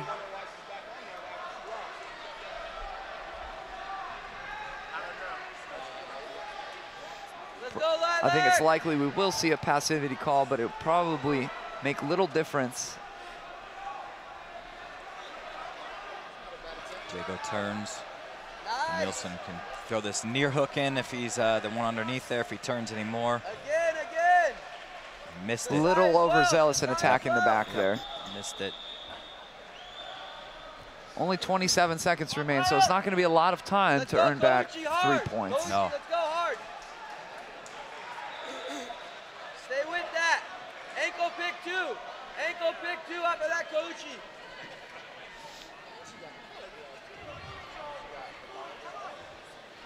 Kind of sense that Diego's just kind of nonchalantly tying his belt, trying to pump himself up now for the last 25 seconds. Ankle pick 2, ankle pick. Maybe a Hail Mary submission or a sweep to a guard pass. Yeah. 15 seconds. Just trying to drag that arm, trying to work for the back, which is going to be one of the few avenues he would have to success. Danielson just coasting it out, looks up, sees 3 seconds left, and that'll be it. Danielson Pimenta, world champion. Let's do it again, Lilac. Koichi to ankle pick. Stay with that. Grip off your hip, Jack. Nice. Come on, Brian. Watch that grip again. Watch that grip. You're gonna fire that arm through. Collar drag. Snap down. Jack, watch that grip on Next your hip. match on this mat will be the Master 1 Black Belt Rooster final. Brandon Mullins against Kobayashi. Good, go. Snap down, Lilac. Snap Keep going, down. Jack. Keep going. Keep going. Keep going. Yeah. Let's get on top, Jack. Let's get on Now top. snap down, Lilac. Need some points. Come on, Brian. Come on. Diego sits down. Quick off balance, almost. Have the advantage, Jack. There it is. Nice. Lilac. Lilac. Yeah, Jack. 1 minute. Watching Victor Bonfim versus Diego Noguera. This is the Masters 1 medium heavyweight final. Do it, Jack. You got this. 1 minute. Don't let him out of there. Victor is the athlete in white, Diego the athlete in a blue gi. Getting a medical timeout. Diego showing good sportsmanship. Snap down now, Lilac. Yeah.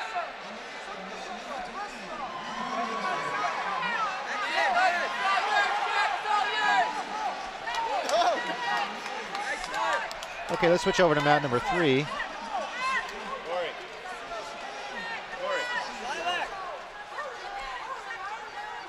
This is the match that I was speaking about earlier. Mullins versus Kobayashi. Good jiu-jitsu, Corey. Brandon Mullins on the left, Fumiaki Kobayashi on the right. Brandon from Gracie Barra, Kobayashi from Fukuzumi Jiu-Jitsu. Nice low single, beautiful. See if he can hold him down. Excellent. Working his way to the back. One hook in. Great sequence right off the bat by Mullins. And that'll be 2 points because this does count as top position. A back clinch off of a takedown counts as top position. Same for a sweep if you establish that back clinch with on all fours.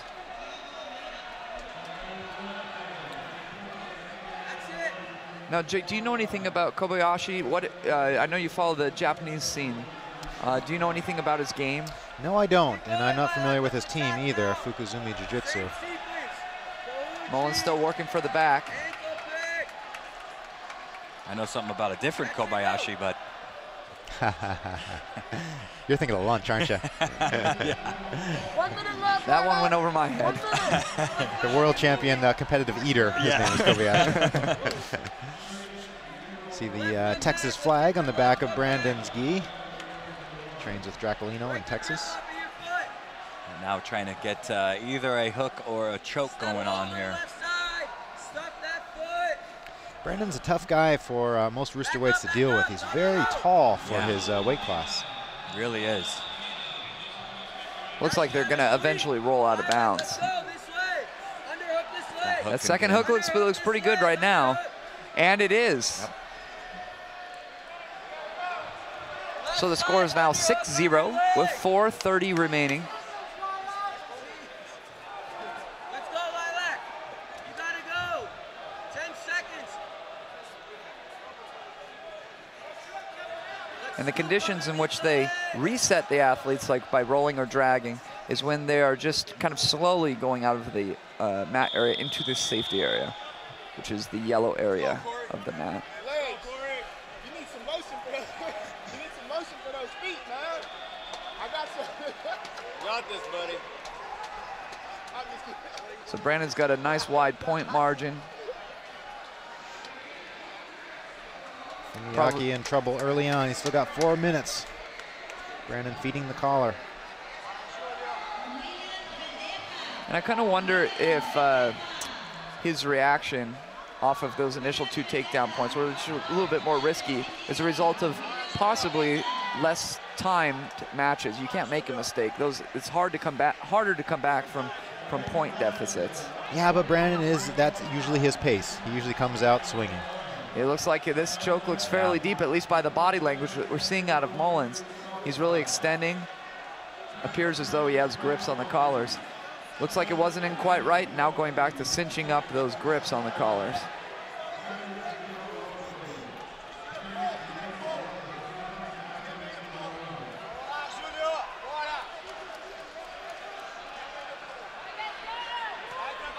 Almost certainly it looks as though that right arm is probably in on a collar, but not ideal. Maybe there's a little bit of slack. Be calm down a little bit. Be calm. Every second that ticks away is an advantage for Mullins.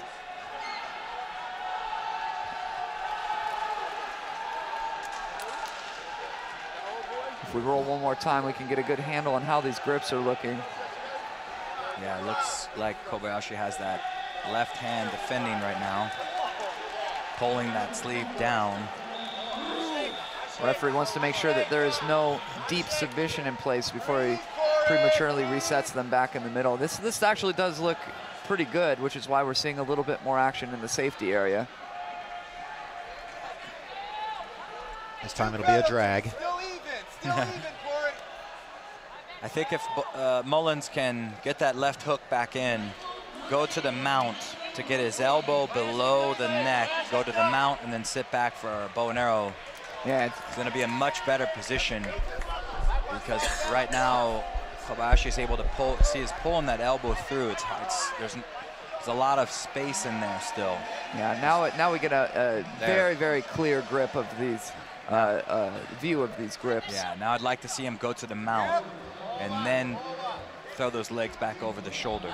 Right now, Kobayashi has been he's done a very good job of defending here so far. So now it's time to make that choke a little bit tighter, adjust it up here. Now we could shoot the left leg through and throw the right leg over the shoulder, start making this position a little bit different. There, it looks like he's starting to think about taking that angle now. We can probably expect to see a little bit more of those bigger movements like you're describing. Maybe with 45 seconds to go, so in case things go wrong. Yeah, here we go. Yes. Yep. There we go. Now it's much tighter. This looks very tight. Change that angle on the choke. And that's makes huge. A big difference, especially when a guy has a very good defense there. And you saw when Brandon got perpendicular, he was able to use his free leg to break his Kobayashi's defense. Yeah, it just takes out all that slack. Makes like a mediocre grip a great grip. Brandon Mullins, Masters World Champion.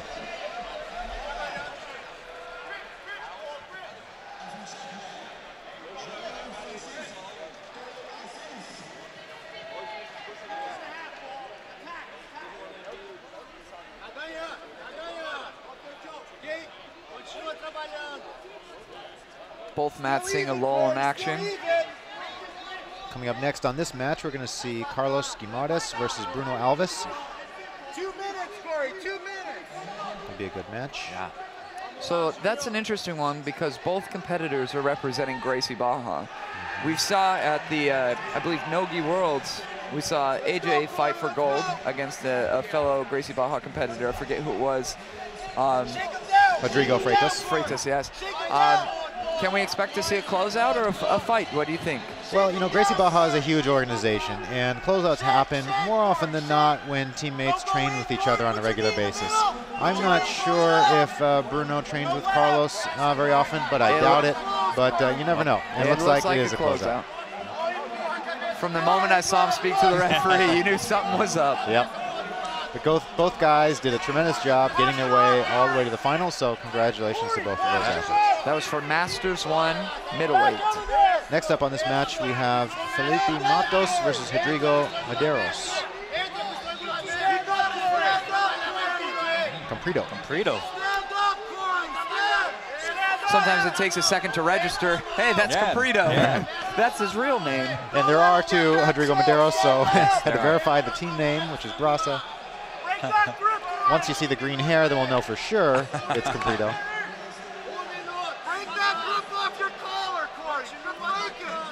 He's one of the easier guys to spot with his green hair right now. Push down on his knee! Push down on his knee, Corey! Push down on his knee! Over on mat 10, it looks like the medium heavy Masters 1 final is going to take place. Yep. 30 seconds! 30 seconds, Corey! Open that guard! Montclair Oliveira and Paulo Pinto.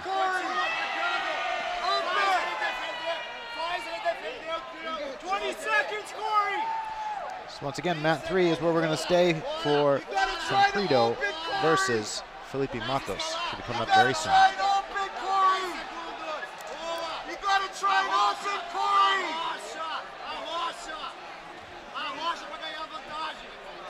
Up until that point, we can take a look at this match going on mat number 10. Montclair is in the white and Pinto in the blue. So it looks as though that medium heavy match already took place. This is for the heavyweight Masters 1 final. Oh, nice try on that little ankle pick. Both competitors representing major teams in GF Team and Alliance.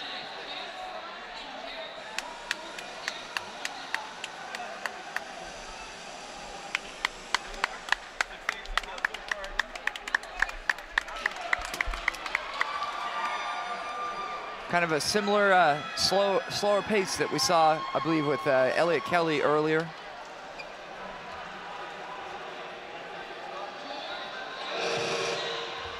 Nice, goes underneath. Oh, an injury, shoulder injury.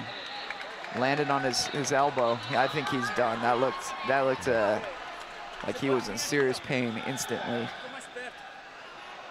If so, that would be a very unfortunate way to end a final. I see his shoulder. Oh, we'll hope Montclair's all right. Do what you want to do right away.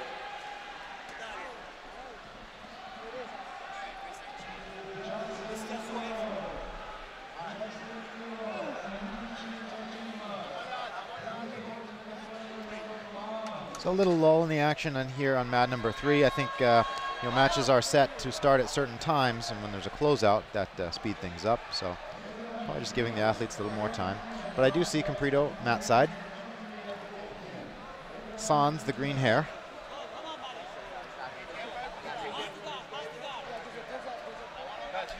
Looks like it might be blonde today. It looks like a fading green. Yeah. Oh, that's right. I saw a picture that he dressed up as Julius Caesar for Halloween. So.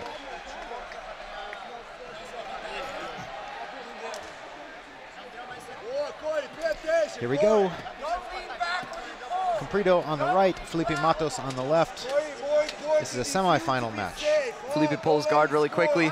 Comprido's able to establish double underhooks right off the guard pull. Something we were talking about earlier is how critical it is to get a good position off a guard pull or a takedown.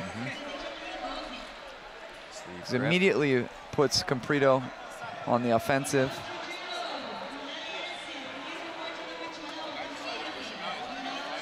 Comprido moves to, nope, he's going to keep moving to the right. Very pesky pant grip being utilized by Felipe with his left hand. Comprido's trying to smash through it, and he does so successfully. Establishes the open half guard with the leg lasso. Felipe can off balance to the right here, but Comprido's weight is really shifted over to this side. And he's stapled down that lower leg, which is good. Now Felipe will bring back his guard. A very good job of recovering that second leg back into the guard. Circle, Corey, circle. Don't let him push you out. Comprido looking to control the foot. That's a very interesting grip because it can be deceptively hard to remove a grip when somebody's grabbing your foot. Comprido does a good job of using that grip to stuff it back into the half guard. Felipe is still making it very difficult with that right grip. He lets go of it. Yeah, but he's got good leg position here to off balance to the right, towards his right. Bring his left leg back towards the guard again. That sweep needs a name. It's so common. It is. It is. This, I think, one of the guys that used it really well in his day was Margarita. Used this sweep very, very well. Circle, Corey, circle. There he tried hitting it right there, but Comprido's base just extending for days. Notice how low his hips are. Yeah. It's gonna be, and wide his knees are and shifted to that right-hand side from Comprido's perspective. Yeah, it's a really nice arm drag if you uncircle the leg lasso and shove that arm across. It's not really arm drag, but you can come up pretty well towards the back or a sweep. It's a nice counter position. And Felipe has that move in his arsenal. It's probably why we see Comprido not a little earlier with his left arm anchoring himself with the lapel. So like you said, he couldn't be vulnerable to those arm drag type situations. Here he's playing the lasso pretty deep. It's kind of hard to remove real fast. Yeah. He's trying to circle his hand out of the lasso. You pay attention to Comprido's left arm. It looked as though in the exchange prior to this that his plan was to circle to the back of the leg. Great job by Felipe hitting that sweep and getting Comprido off balance. Yep. Similar pattern that we saw in an earlier match with that leg lasso, which we saw develop into an ankle lock. Yeah, which you always have to be a little careful of because that leg lasso can put you right in a foot lock if you're not careful. Like right now, Comprido could start to go belly down foot lock here.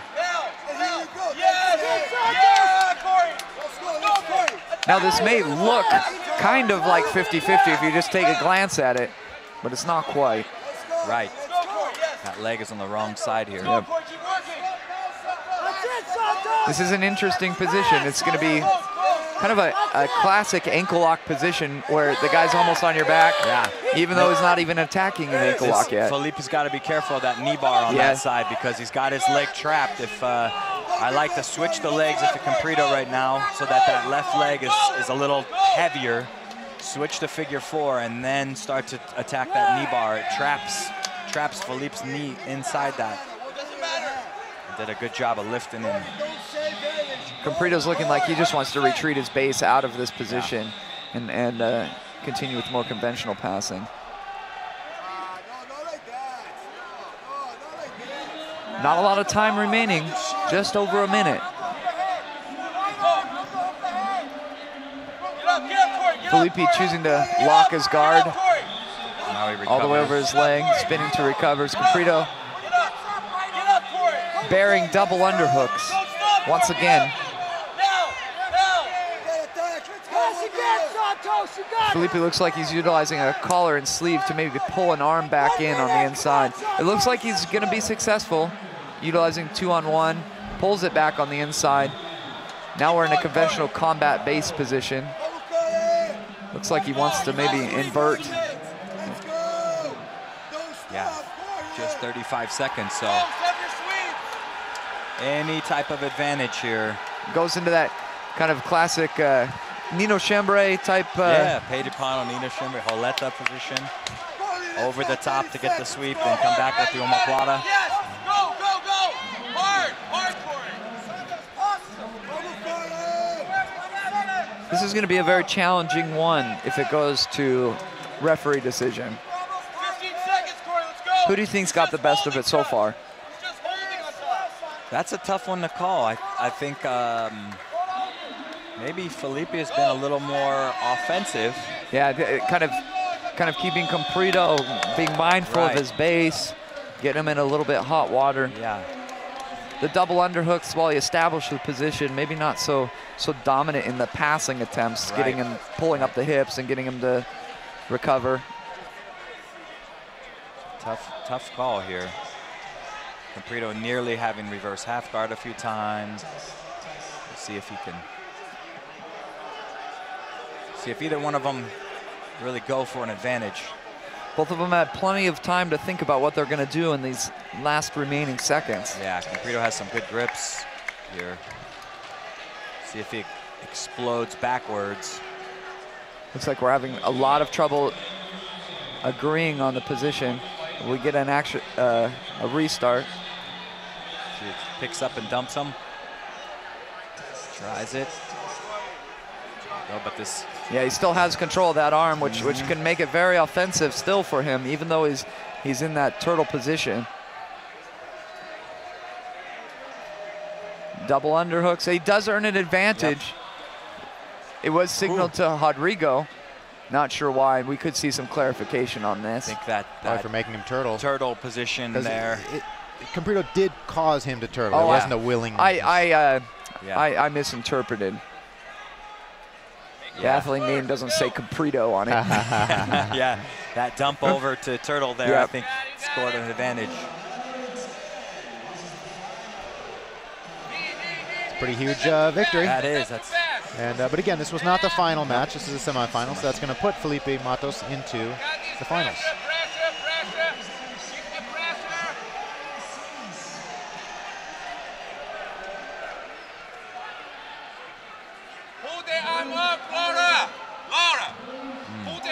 Mat 10. Just for clarification, I put Comprido into the finals, not Felipe. Yes. Thank you for clarifying that. So João Assis and Thiago Almeida. This will be their final. Assis is on the right. Almeida is on the left. Easy enough that their respective gi colors will be represented in the scoreboard, which is on your screen. Break this grip on your sleeve, Flora. Break this grip. Break this grip.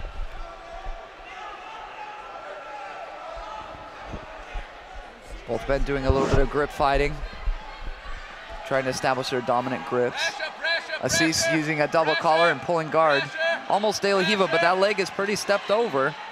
Could be a great passing opportunity for Thiago. Maybe going into a knee slice. But that De La Riva is still in. Tries to drop his hips. Avoiding Assis to, notice Assis's left arm coming underneath that left leg. That could be problematic. It can go a number of places. Very good head position by Thiago Almeida, but Assis is slowly getting under there. Lapel grip with the right hand.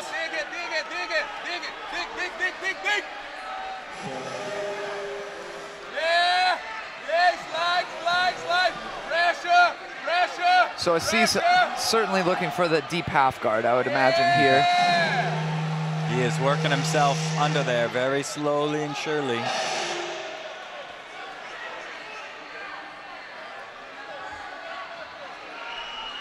Sean, reach for his other hand. Grab that hand, pull it.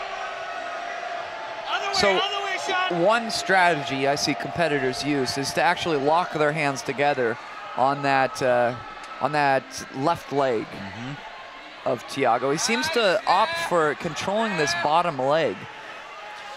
What is his intention of controlling that? I think he's going to try to explode up into a double. Here comes. Yes. Yep. Now he's got the grips. He's going to, if he stands up with this, he's going down. Yep, yes. There it is. So it kind of secured the double leg grips before we actually turn. Yep. He manages to avoid points and only concede an advantage. He was in a point scoring position, but did not solidify it for the required 3 seconds, resulting in only an advantage. Assis has looked really great so far. Shoulder pressure. Shoulder.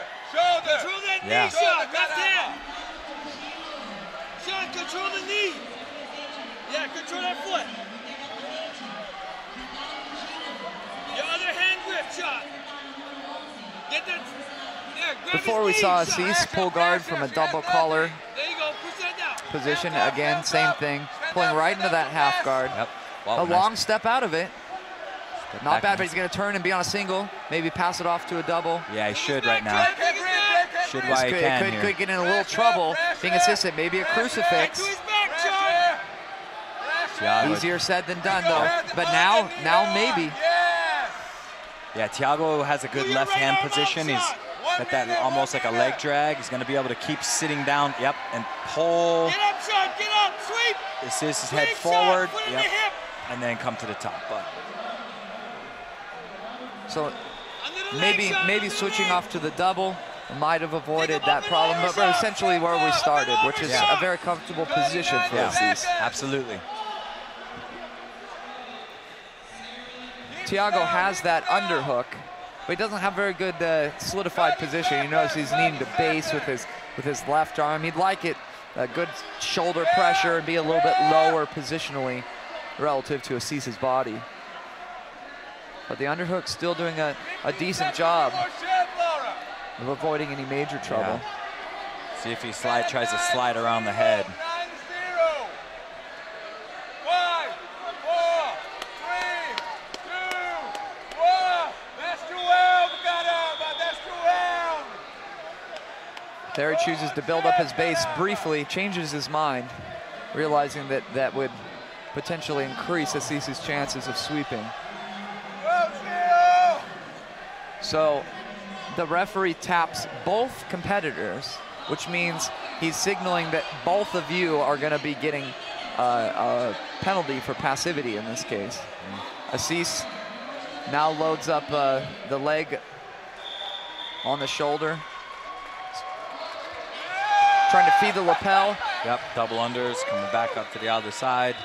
Thiago doing a good job of trying to turn all the way around and recover his position. Assis still has that gi fed all the way around. Yeah, but Thiago's in a much better position now. He kept his right knee out free. And that grip that Assis has is not near as dangerous, I guess, as if he feeds this left hand. He had to let that go. It's a very, very tricky and frustrating guard to try and pass because you never feel stable despite being so close to the guy. 1 minute. Almeida has a decent position here. He's got a nice thumb and grip across the neck.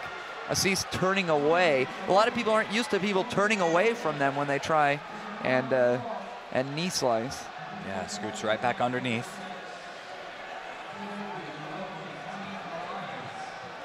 But that turning away is what brings that leg towards you so you can work these deep half positions, come up on those double legs. We've seen this position play out. Every second that ticks away is one of advantage. Yep. Sometimes for a nice Assis. idea here is to reach underneath with this right hand for Almeida and grab the belt on the same side over there on his own right side, and it allows you to start to knee cut, come back, put pressure yourself up. Right hand. 8 seconds left. He's going to need to earn at least an advantage. Doesn't look like he's going to be able to secure an advantage. He's trying to use the instep. Nope. But not going to happen. Not quite do it.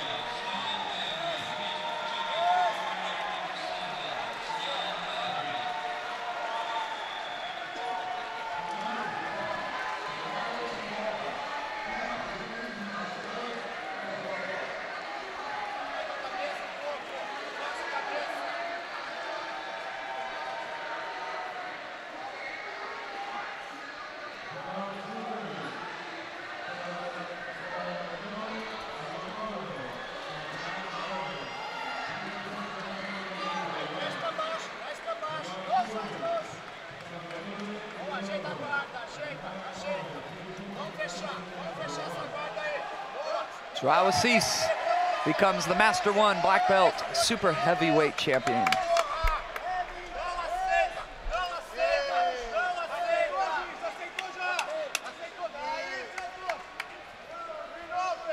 Watch the big explosion. Coming up on mat number 3, we have Daniel Correa versus Abraham Marte. It's a semifinal in the Masters 1 Ultra Heavyweight division. Daniel representing Fight Sports and Abraham Marte representing Yamasaki. Abraham is the only high-level competitor we've seen come out of the Dominican, so he represents the Dominican Republic.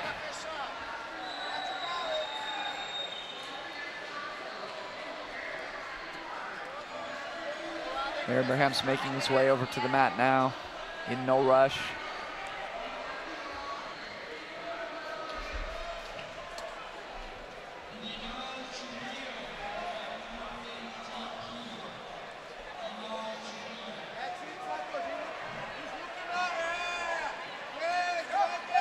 Now Daniel represents that Fight Sports team, and it's a team that not a lot of people know about. What can you tell us about the leader of the team of Fight Sports? Well, Cyborg is the leader down there, and they've got a great group of guys down there. I mean, their guys all seem to always do well in tournaments. So yeah, it's a team to watch out for sure.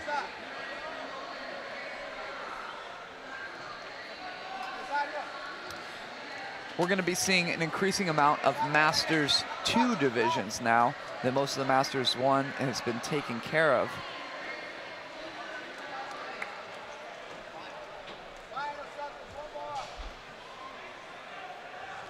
Masters 2 is 36 to 40 years old.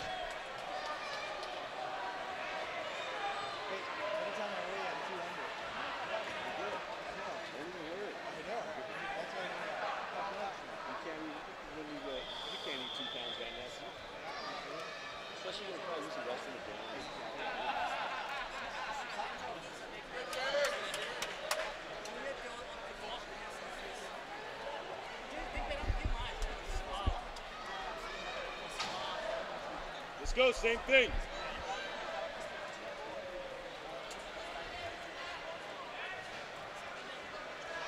Break those grips. Come on, Dave.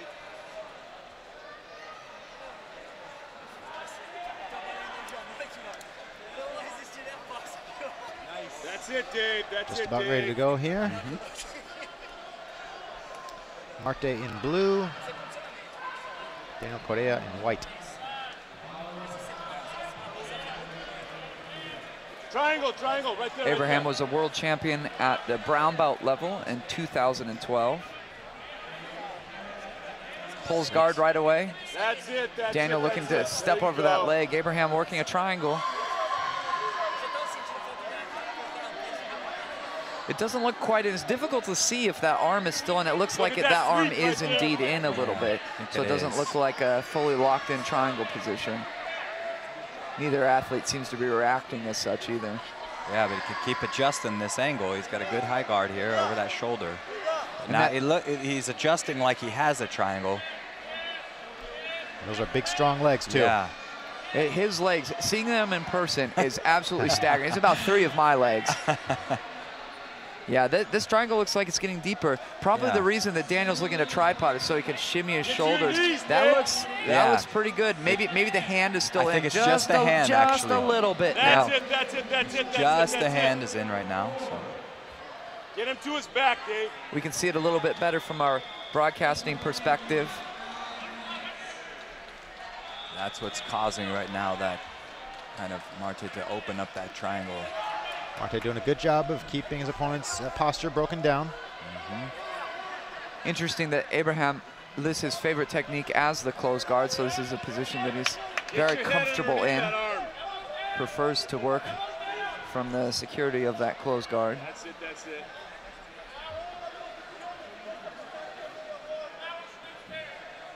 Maybe a potential to escape here with Abraham's legs a your little bit chest, I upward. want He's you trying to open up. to hip out and make that angle, Yep. and he pulls out just like I described. Yeah, good call, Dan. Posture, Working the De La posture. Riva guard without That's the it, now hook go, kind now of go, solidified. now. That hand is in the collar.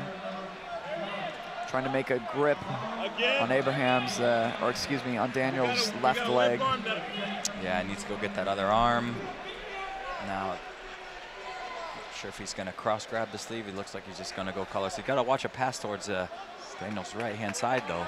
Almost had that leg pass by. The leg drag, yep. Yeah, he does look a little bit vulnerable to that leg drag.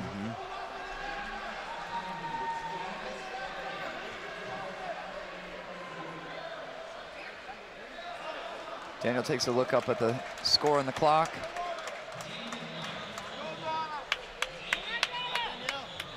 Kind of an unusual position for a moment. Abraham works and establishes a more conventional position. Combat base being utilized by Daniel. Left leg lead. He's going to step over. Again, a leg drag attempt, but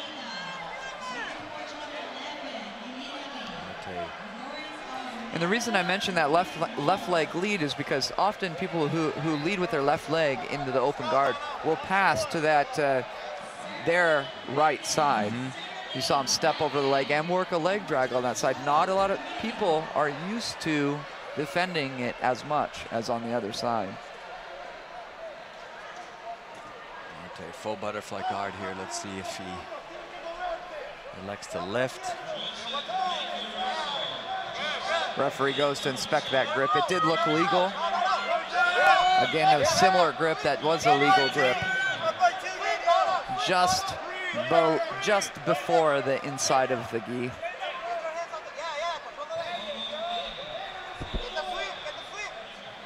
Abraham's trying to make a very deep hand in the collar, tried to disbalance his weight, but Daniel went nowhere. He's trying to recompose the closed guard. Daniel takes the opportunity to sprawl and move around to the side. Yeah. Daniel can move back to the right, but that arm, yep, you've got to get that arm. Can't leave that arm behind. He had that knee line cleared for just the briefest of moments, and Abraham was able to hip escape and get that knee back on the inside. Now reverse De La Riva.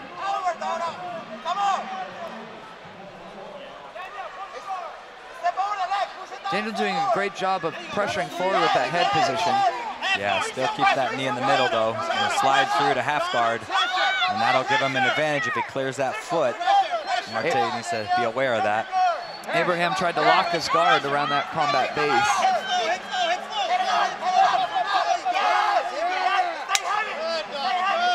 He's trying to push that leg back with his left arm. Yeah. Spins around, misdirects the energy. Yeah. Trying to come on top. It looks like he may be able to come on top here. 50 seconds remain, so not a lot of time. 2 points. Abraham takes the first points of the match with only 40 seconds left. Yep. Daniel looking briefly like he wanted to attack the legs, but nothing was there. Abraham bearing his weight down. He tries to sweep backwards, does a fair job at it. No, but good recovery by Abraham to secure back turtle. Just 15 seconds left. He should be able to secure this. Yep. Winner of this match is guaranteed a final position.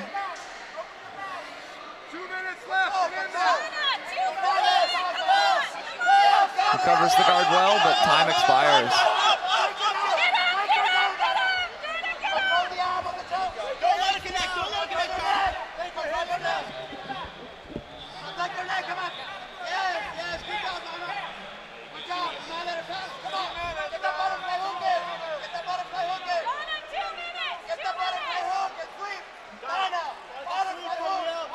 Some words being exchanged by both athletes, talking over the entire match, it looks like. Hey man, you did a great job here. Referee stands him up. Got to keep the flow of the event moving. Yep. Next up on this match, we're going to see Ichiro Kaneko versus Bernardo Patel in the light feather division.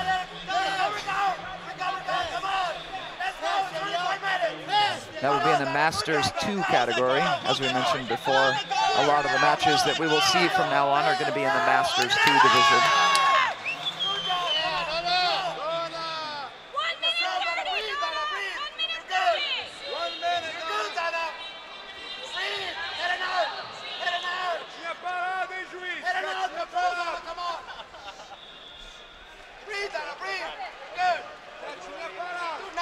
position, okay? Come on. Block your foot, yeah. Think about it. Hand under the leg and sit there. You got 1 minute, Donnie. The two athletes that we're seeing on our screen now, we were just finding that out.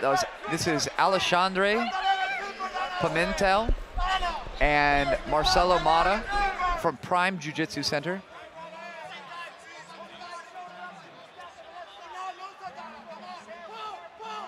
And this is in the Masters 2 lightweight category. It's a semifinal match. Extend your hips up. Just explode, Donna. Explode. Explode. Hips up. Explode. Explode. Here, a very good position, trying to walk around to the side, bearing the head in tight, trying to get that knee blocking the hip, the right knee blocking the hip. Use the right arm to pin the leg down so it can't come and harass.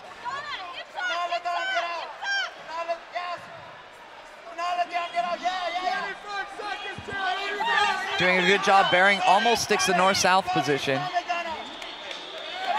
An excellent job of recovering the half guard.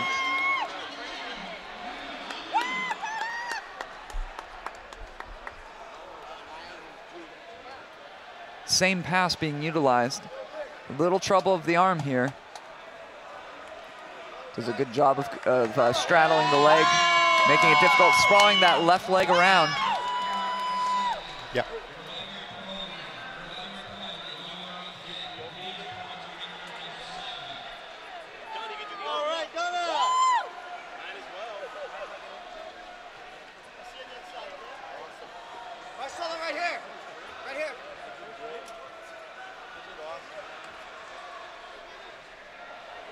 Upcoming IBJJF events include the Moscow International Open, gi and no gi, November 7th and 8th in Moscow, Russia.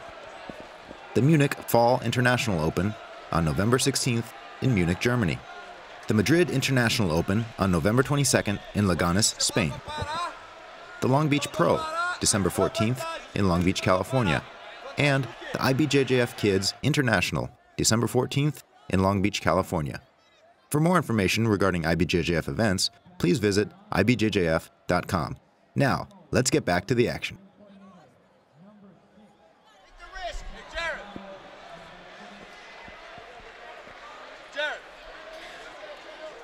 All right, back to action. 1 minute, 40 seconds left in this match.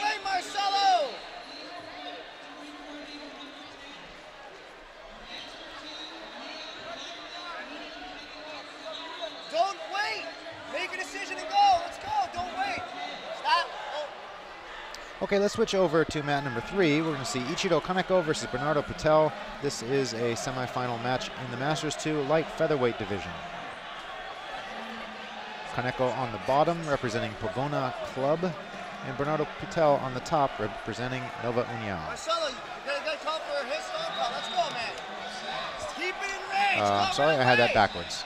It's Ichiro on top, Bernardo on the bottom. Let it rip.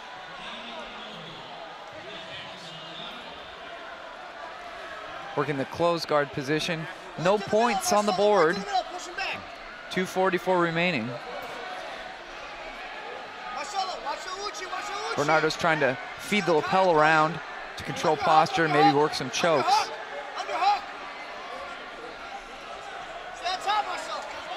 Ichiro stands up, trying to use gravity on his side to open the closed guard. His right arm's plan is to push that knee downwards and open the guard. He's doing a good job of staying calm, letting gravity do its work. Once you get upright in this position, you're not really working that hard. It's getting to the upright position, which is a little bit more challenging. Yeah. He's got to be careful of not making his legs too narrow. Bernardo could lock his guard around the legs. He tried for a moment. It looked as though. Yeah. He's trying to pass right away, trying to bury his head, getting tight in the half guard. Give me hooks. Give me hooks. Yeah, he did a good job of getting in there quickly. 3 minutes, Marcel. Give me hooks. Decent position. Patel, though, could lift him here. Got to move his head up higher. There, you're up, you're up. Secure, hooks. Control, Marcelo, control. Marcelo, you're up 2. Marcelo, up 2. Now, when trying to establish the half Choke, guard, choke, choke, leg choke, leg choke. do you want your head on that side? You could, if his head is on this side, what he's going to try to do is Knee slice. yeah, is basin or jump into this side or knee slice. Yeah, with that half butterfly hook there, the knee slice is a little more difficult. Yes. So I think Kaneko, if he wants to jump over this guard, he's going to have to bring his head up higher. Patel with that right-handed grip there, still could sweep, but now Kaneko's in a better position. There he almost is able to switch his right arm and get a good shoulder pressure. Looks up at the clock, sees that it's 0-0. With that near side underhook now. See if he staples the leg down. And then he could slide out of there hard. He could use his left hand to push Patel's knee down to this side too. Oh, he's issued a passivity call. That's a very important passivity call. He might want to take out his right arm and get a good shoulder pressure to earn an advantage back. Kaneko's in good position now. Could jump to the other side. He does. Tries to hit them out, and he's able to recover to the opposite side half guard. He's going for it. It's going to be a little too late, I think. He's got to go for something, maybe get past the legs. Is he going to get into... Almost in the advantage. He's not going to score that sweep, but now, see if Kaneko gets an advantage for a half guard, or Patel is actually going to pick one up. Yeah, so rightfully scored, it's one advantage apiece. One for establishing the half guard, and the other for the sweep that was not held for 3 seconds and time expired. So unfortunately, the match is going to be decided on a penalty, on a passivity. Marcelo, get that underhook and go to work. You have 1 minute. Get that underhook, kill a crossface. Come on, Marcelo. Ichihiro Kaneko, though, Kill that gave crossface. Patel You sweep, you win. a very Kill nervous the crossface, get the underhook. match there. 45 seconds, Marcelo. Moving Dive, on over dive, to dive. mat 10. Dive, do not stop moving, dive. Dive, Marcelo, dive. Right hand in between the legs, Marcelo. Right hand in between the legs. Go, go, go. You can see the names of the athletes on your screen. We have Marcelo and Rodrigo. Marcelo Hacendes from Australia. Gracie Baja, Australia, and Rodrigo representing Nova União. Marcelo's in the bottom position, working the open half guard. Kind of similar to that lasso position, but the same idea of flaring the left leg into the bicep of Rodrigo, creating a disbalance to the guarder's left-hand side. And if you guys want to see a good follow-up, the one that I'm talking about with that arm pushover, go watch how BJ Penn won the Worlds when he was a black belt. He did exactly this position, off balance, and then shoves that arm across and comes right up on top. It's a very nice follow-up off this type of position here. You could see him hitting it just a couple of times, going this direction. Rodrigo has to be careful not to shift his base too much to his right-hand side. You know, this is a great match, but on mat number 3, we have Gustavo Dantas. Let's switch over to Gustavo Dantas versus Adriano Santiago. This is a semifinal in the Masters 2 featherweight division. Gustavo's on the bottom position. Gustavo, former world champion.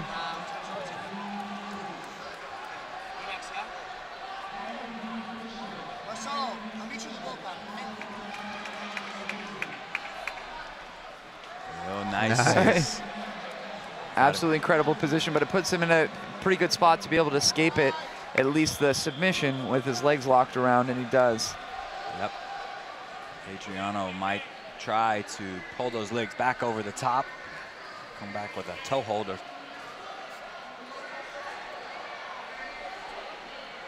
I'm gonna try to pull that leg back in and maybe toe hold. Yep, it's a good position to go for a leg attack because Gustavo cannot rotate out of this. But Adriano's got to watch that figure 4. Although it feels tight, if Gustavo's able to get back and toe hold him, it makes it much tighter. Triangles his legs, trying to keep his feet safe. Yeah. He should reach through there and almost omoplata Adriano.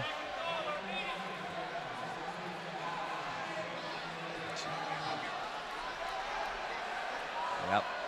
Now he should reach through. You just got to be careful of this reverse guard, I guess you call it.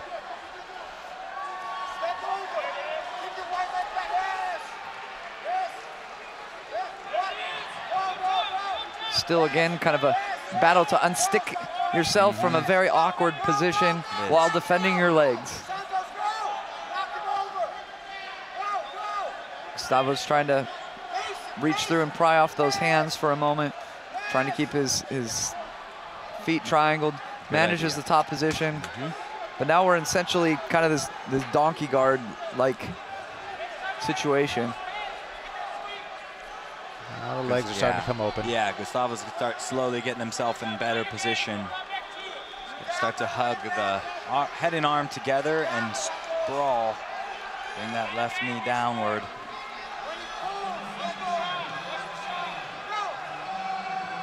And he'll be in a very good position if he can do that. Yeah, and if he manages to free himself in just any conventional top position, it's really going to work in his favor, killing all of this time, even though that's not really his intent. It's just kind of a circumstance of the situation. Yep. Trying to maybe roll around. Hug this head and arm together if he can get it. Can head arm Ezekiel. Oh, there he's looking to get that head arm. That'll help him sprawl that left leg back. Adriano looks like he has the gi fed underneath Gustavo's left leg, which is going to make that a little more difficult. Yep. Those legs come undone. Yep. It's gonna shin with shin, and now you're essentially kind of in a almost leg drag-ish. Yeah, but that lapel underneath there is a problem. So yeah, leg configuration isn't quite right. Yeah, you can see Adriano has that the lapel fed with that his left hand. That's a problem because if Gustavo's weight goes off a little, he can potentially turn him for like a knee bar, basically. So.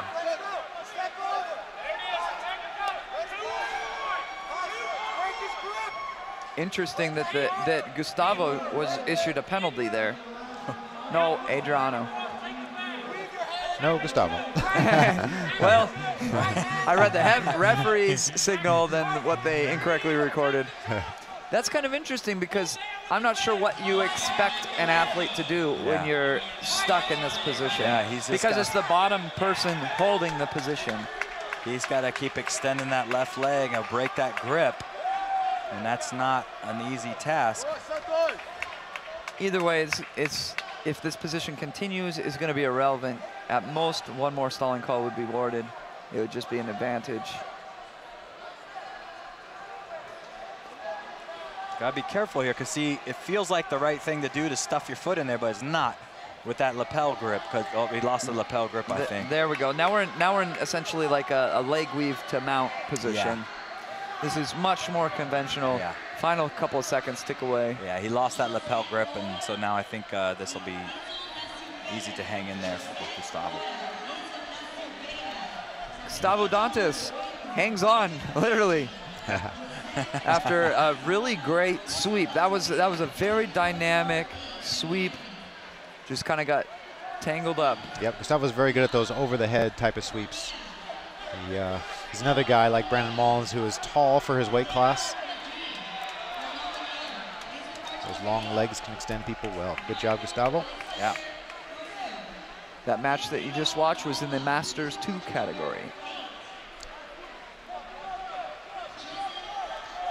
We're now watching Jose Granja versus Paulo Gilobel. Paulo on the right.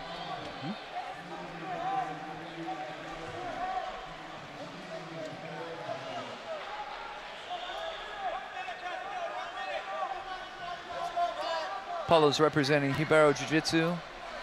Jose Novoñao.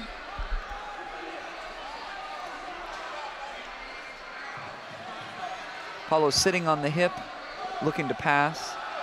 So overhooking the leg. We've seen some going underneath the leg. We've seen some controlling the knee from this position. Jose's working underneath the leg. Yep. In a similar position, we just saw Joao Assis kind of work a similar position. working in a deep half guard, potentially coming up on double legs. Yep, trying to get underneath there. Right now, Paulo's got a very good cross face. He may drive his knee towards the mount. You could see Paulo scooting towards camera side, scooting down south, not allowing his body weight to get too high, which would give a definite advantage to Jose. Pummel your left arm, pummel to the back, Matt. It's a very difficult position to move from because you're hanging on. It's a game of not even inches. It's like half inches. Yeah.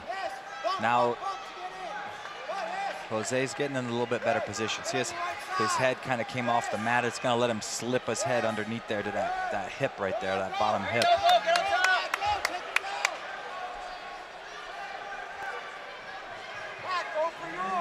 And then he'll get that head up there towards that top hip and be able to slide under. Oh, now Paulo went back to the crossface here, but yeah, Jose's doing a good job. See how he's elevating his head there? That's good. It helps him. Now bring your knees to the chest, and it sort of helps you get underneath to that far hip. I again like to hold both hands on that leg that's on the inside. It chooses to come out now. Interesting. It was essentially just abandoned right there. Didn't want to spend the entire duration of the match working for that deep half guard position. I didn't see the circumstance which kind of let him release it because he's still working for it here. Yeah. Just kind of maybe wanted to reset the position and try again from scratch. Utilizing more of an underhook half guard, more conventional half guard. A style of half guard made famous by Gordo. Yeah. That underhook turns into grabbing the leg. He's controlling that far leg now. Doesn't look like the grip is too strong, and it wasn't. So kind of alternating between the underhook and controlling the leg with that underhook. From the perspective, we've seen some competitors solve this position by stepping all the way around into the reverse half guard. Doesn't seem to be the idea here.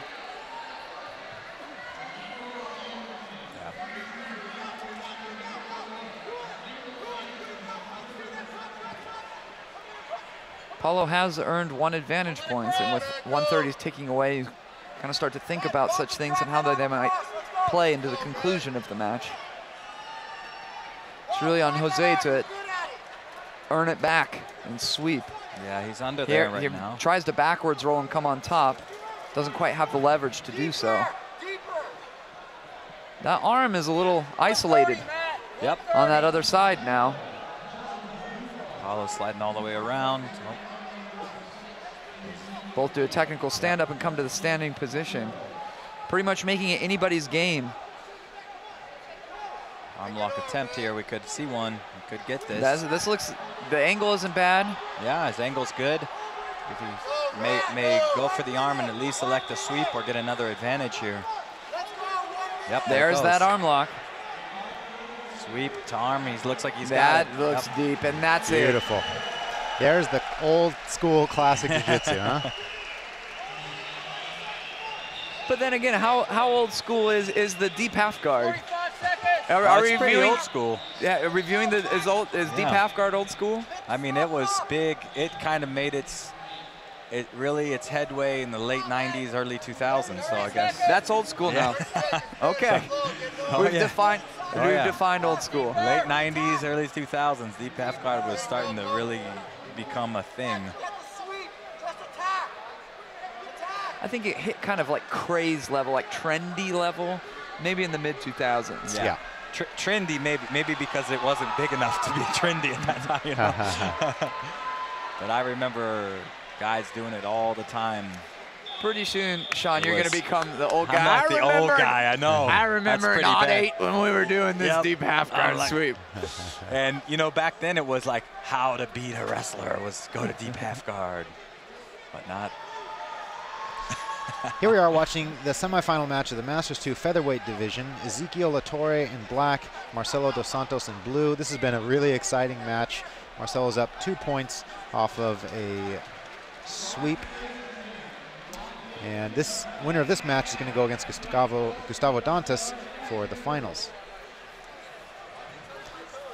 And I think that's going to be a pretty entertaining match, whoever progresses. Absolutely. I watch this division carefully because it's my division. These guys have both been moving really well. Here, the guard is essentially closed around both legs. Saw this position a little bit earlier. Makes it very difficult to base, but it's also risky for the bottom person too. He's got good control of those legs. See if he can compress them down and establish. Does a good job of scrambling out, at least temporarily. Technical stand up and go out of bounds. Should be an advantage, and it is. Not quite what he wanted out of that situation. He wanted those 2 points. 25 seconds left. Let's see what Ezekiel's got in his back pocket. Or maybe up his sleeves. No. Ezekiel, sleeves, get it. Goodness, Sean.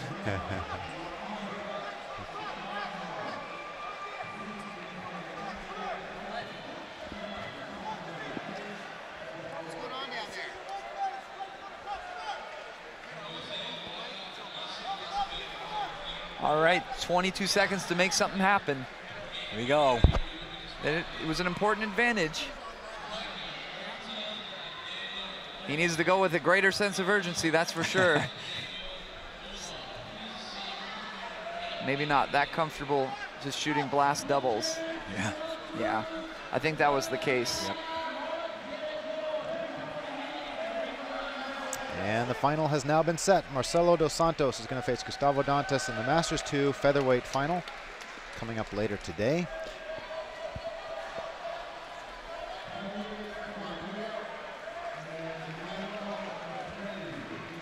Now we're going to switch over and see Rafael de Lima. Gorginho snuck in here, and I didn't see. Who is this, Sean? Gorginho is this Gordo's brother on the bottom. Rafael Correa.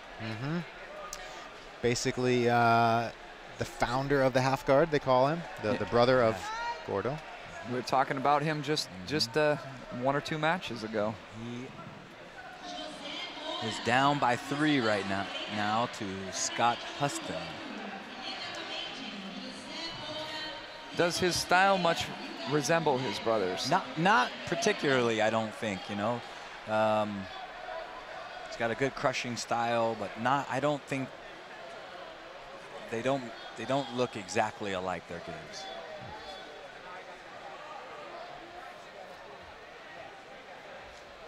If I'm not mistaken, Gorginho is a former world champ, but I don't quote me on that one, but might have just been a finalist, I'm not sure.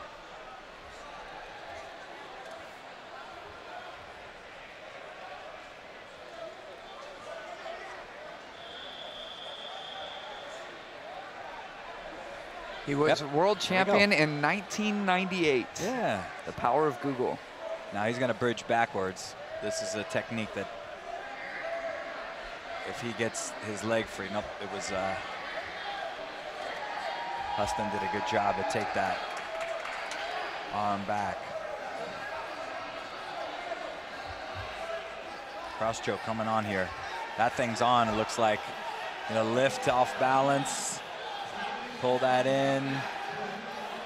He may try to lift again. Oh, that was close. That looked very close. It didn't look fun either way. Yeah.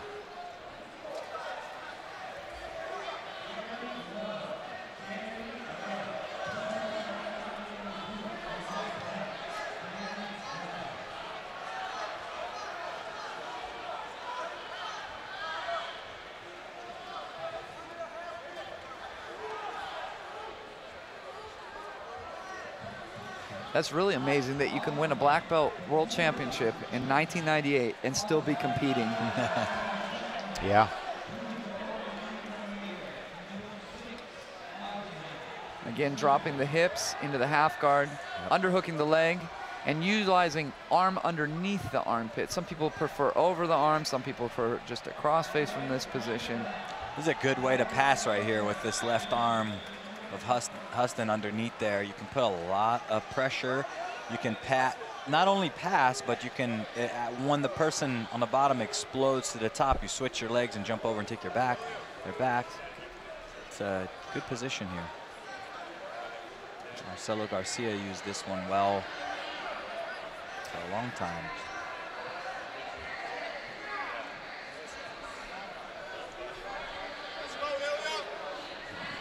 Rafael trying to get on his side, successfully able to do so. Huston wants to keep driving more weight up into that elbow. He's trying to scooch away so he has less of his foot. He switches to the knee slice, trying to get his head position and control the arm. Notice how he's controlling the right arm of Rafael. It can prevent the turtle, but he's already pretty well on his side. Yeah. And 10 seconds. Yeah, he's going to need more than just a sweep. It's interesting. The look on Scott was actually one of disappointment that the time was going to expire, despite the win. I think he really wanted to pass and work a submission.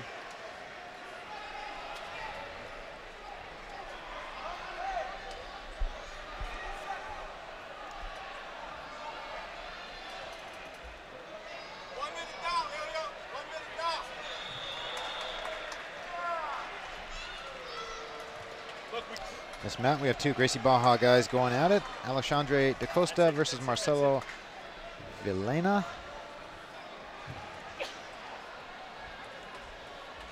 That's going to be a sweep. Pass, up and pass, up and pass. Still pass, still pass, still pass. So Alexandre is on top, Marcelo is on bottom.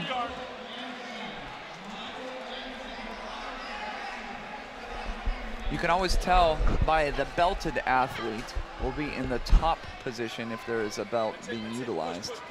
Oh, nice pass. Alex passed really well there, nice and tight.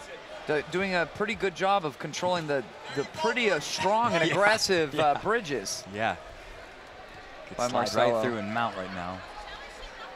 Yeah, you got to wonder how much those bridge attempts are taking it out of him. Just trying to slide that near side hook in.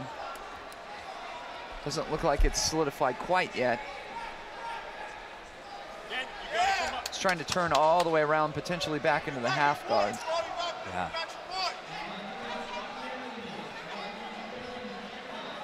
There he turns, back into the half guard again, other side. Alexandre doing a very good job of keeping the pressure, pressuring forward, not giving a chance for Marcelo to get back in the game. Yeah, This good tight position here. He's utilizing the half butterfly, but you can kind of see in his body language that he's really taking the zip out of his game. Almost steps over. Still got that left underhook. Slide either way now. Past knee cut, which is going to go, looks like it's going to go towards.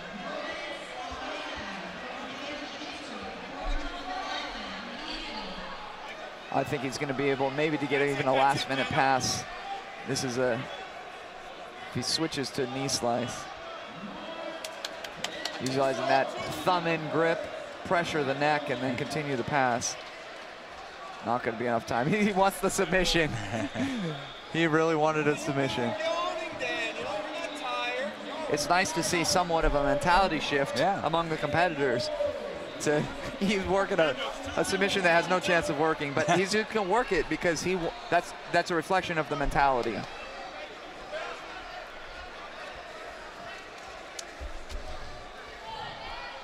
Be quick about it, okay? Don't play catch up.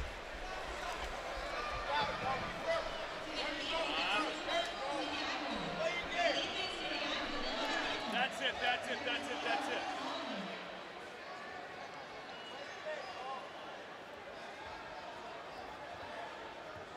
Watch your weight, watch your weight. Yeah, get back to the other side.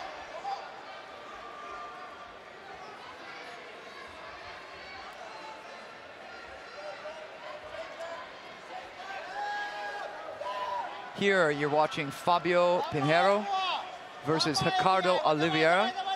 Fabio's from Barbosa and Ricardo's from Alliance, and this is in the Masters 2 medium heavyweight division. You see on your screen that there are 3 minutes remaining. No score on the board. Nice flying triangle. So here he's got to clear the submission, and if he does clear the submission, it's going to be a sweep. Yep. So he blocks up a reverse triangle. See if he elects to switch it to normal. Good move when the guy brought the arm And he gets a tap. Nice move. That's an impressive spot to get that tap. That arm was still posted, not crossed.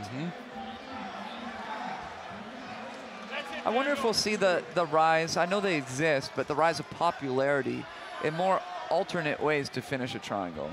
For example, Mackenzie Dern finished a triangle in American Nationals by extending her legs by scissoring and kind of going around her own legs. Kind of seeing some interesting, by high-profile athletes, ways to finish the triangle that might carry and filter down through the belts. That move with the arm in,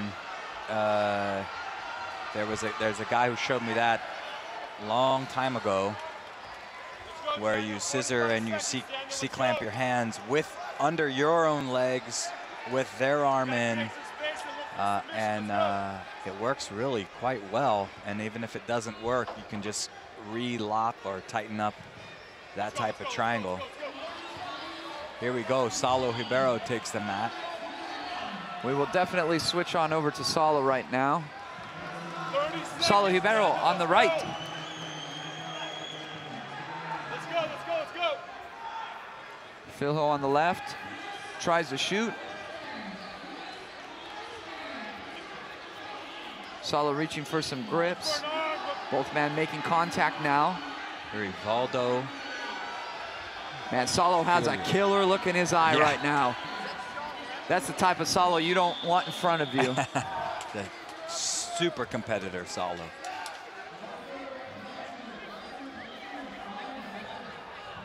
Very good on the feet with, Kouchis, the inside trips, drop say and agis. Very, very good on his feet. He chooses to sit guard. Get the game going. Arm drag.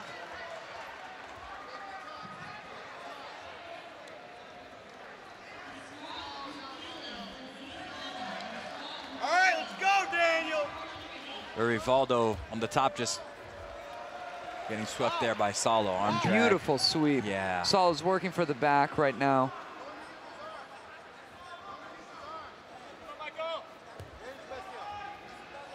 He's trying to get that grip for the choke with his 6 minutes. left arm. Now it's just serving to turn his opponent back on the mat. Yep. We come up the knee cut here, pop up. Can't step backwards. That grip, look how Saulo is adjusting. He adjusted his left arm a little so slightly. There was not ideal. There's a little too much slack, and it's kind of going a little bit higher. It's an important grip. It allows your wrist to flex and turn into his neck, preventing him from turning into him. Michael, don't lean back. Michael, forward pressure. Good. Forward pressure, Michael. Reset from the half guard position.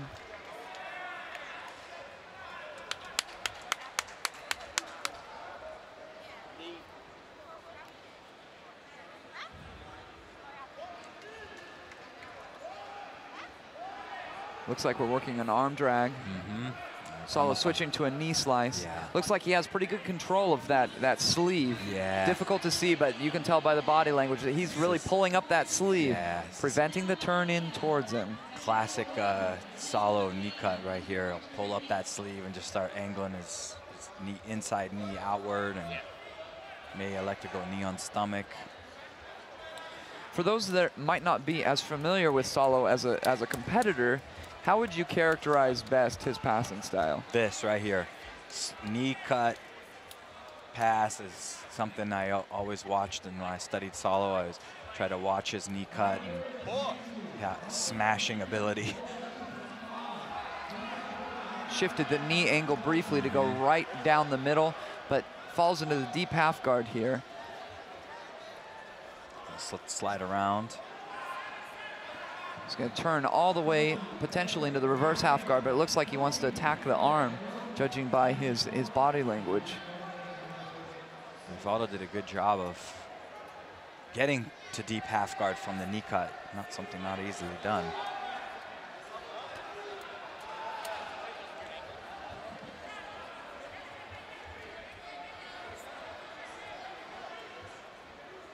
Salo trying to control that left arm. Gonna want to get that left arm inside. Yeah, like adds into like a double underhook position. Salo trying to underhook with his right and sprawl that tight. leg down. That looked like a lot of pressure, and he's able to pass the guard here. He sticks it for the 3 points. It looks like he's pretty resigned to the position. His arm is out of position here too, being very vulnerable to the far side arm lock. Kimuras. Salo attacking the neck, trying to get a thumb in grip. Maybe he's working a bread cutter choke. Yeah, looks like it might be bread cutter. He abandons it. Stomach, yeah. Salo keeping a good clinch, moving a little bit lower so his knee blocks the hip. Again, that arm vulnerable for a Kimura. Salo recognizing it, making the grips, trying to step over the head. Yep. A very classic series. One of the most basic series you get in a lot of 101 intro classes. Looks like he's got the position. Yep. Yep. Gets that Kimura. With 16 seconds, always looking for the finish. Salo Ribeiro. Yeah.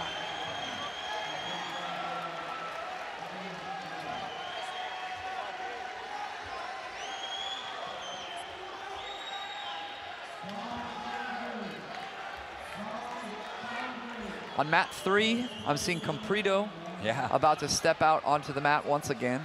Looks like Abraham Marte. Oh, that's a heavy hitting match. That could easily be in an adult category of any major tournament.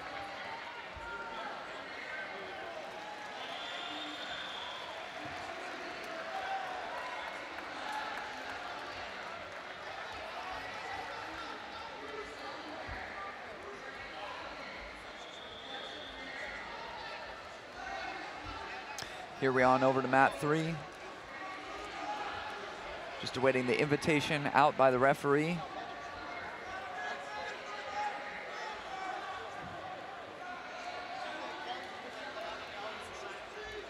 Since this is a final, we're going once again to the 3 referee format.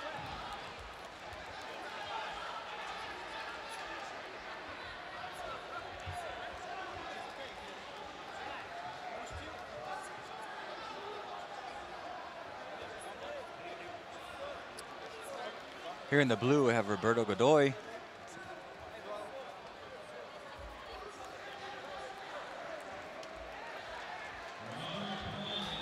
He's a very talented competitor. Oh, he yeah. is pretty iconic. Yep. Good judo. This is, yes. You can see it in his base too. Oh yeah. Very talented on his feet. What type of judo experience does he bring to the table? Does he specifically train in judo? I assume so. I mean, he's been this way ever since I can remember. He's always played well on the feet, and so. Again, forcing a guard pull of the opponent and into Nice. a leg drag position, knee slides and leg drag. And this looks like it is an incredible amount of top pressure. Yeah.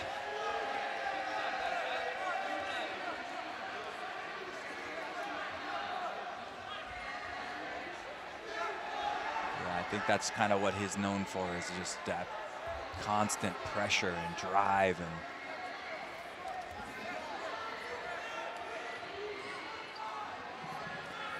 we're about to start mat 3, so here we go. Abraham Marte versus Comprido. Abraham Marte is in the blue gi. Comprido is in the white gi and the green hair. Can't miss him.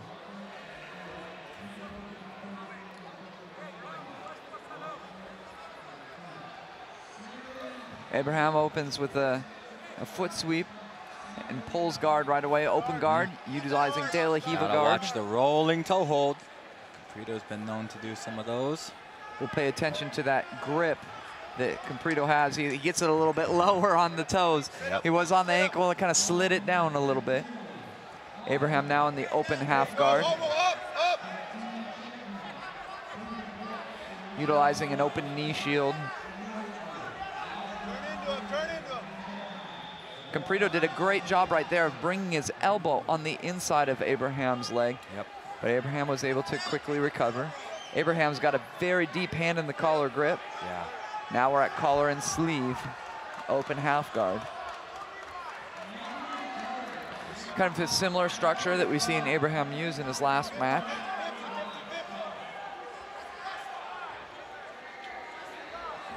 He needs to push away and bring that right knee back inside here.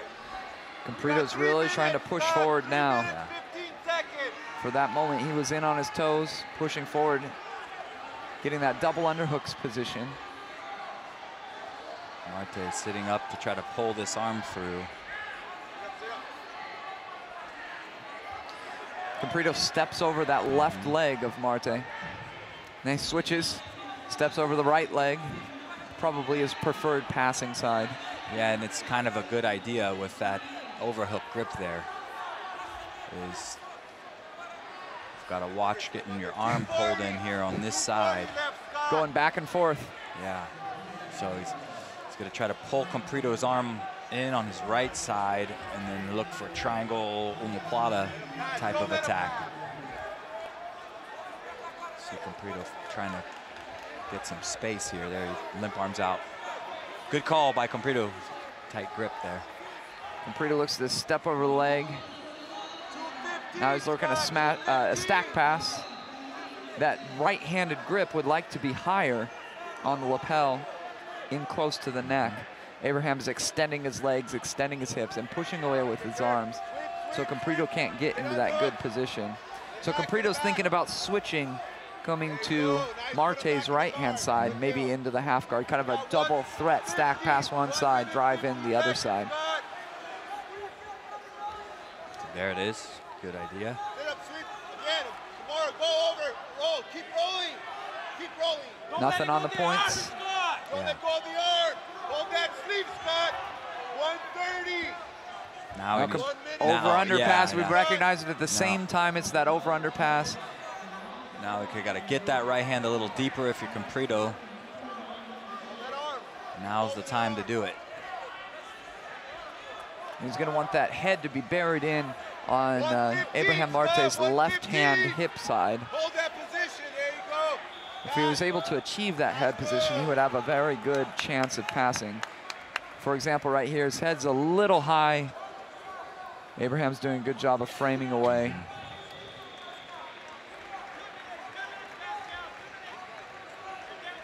Comprido looking to pin, Yep, gonna look to pin go the to leg.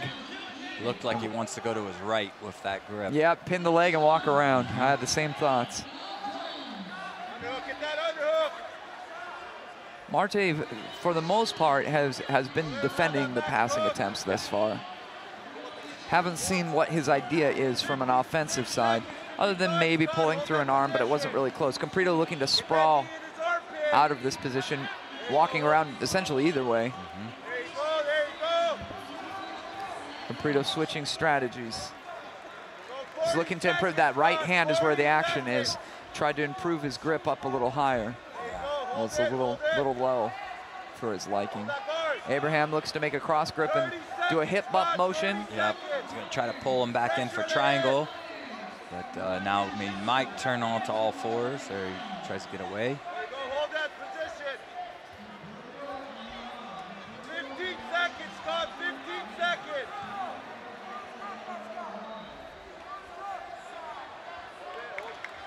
Abraham's showing good control of Comprido's left arm, though. Anytime you're controlling the arm, you probably want to sweep in the direction that you're controlling the arm. He's got to watch Comprido's pass to his left-hand side. He's got the grips to do it.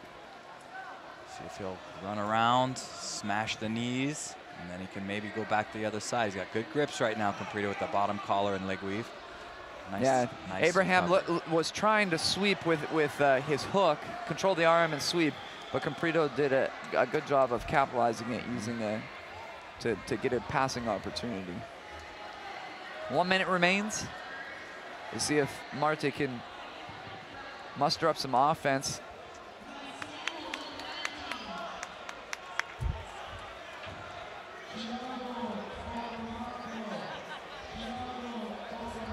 Comprito again switching to the sprawl-like strategy. Marte trying to look like he's working a Kimura. Yep. Not a bad attack. Can roll through for an arm bar if he gets a good grip. We get that left foot there to the hip. This looks pretty good. He doesn't have a great grip. Yeah, he's got to pry that hand out. So if that left foot gets to the hip, he can pry the hand out and make a good attack. Comprito looks up at the clock, sees 20 seconds left. Yeah, it does not look like a great grip on the belt or the pants. It's close here. Marte's a very strong guy. Yep. Give one last, there we go. That looks very good. That looks tight. That's gonna earn him an advantage right at the buzzer. Yeah. Certainly eyes will be on the referee. Ooh, what are we gonna do? It's gonna be an advantage. There's no way that cannot be an advantage, in my opinion. Yep, There's there that it is. advantage. Abraham Marte takes it by advantage. The last minute attack, he was able to compose himself, get on an arm, get a very good attack going. Absolutely. Solid attack.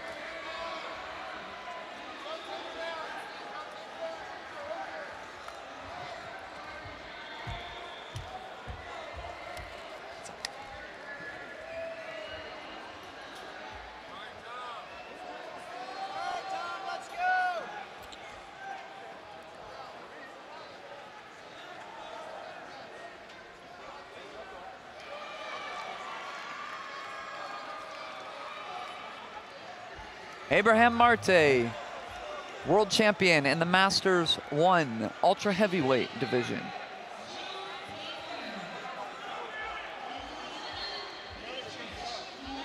Next on this mat is slated to be Daniel Alvarez Jr. from the Bruno Bastos Association versus Bernardo Patel from Novo União, and that's in the Masters 2 light featherweight division. So we switch gears here, going up one age category in the Masters 2 and down in weight all the way down to light feather, which is our next to lightest weight in the IBJJF, the lightest being Rooster.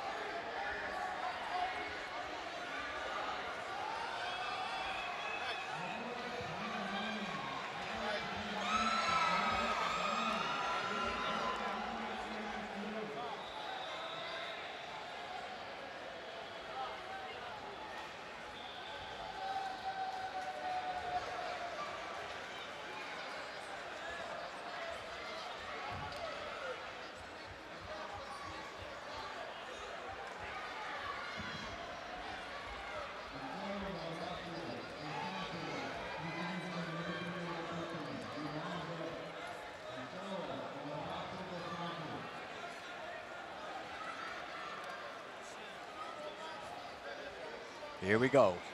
About ready to take the mat here. Patel will be in the white gi, Alvarez in the black gi.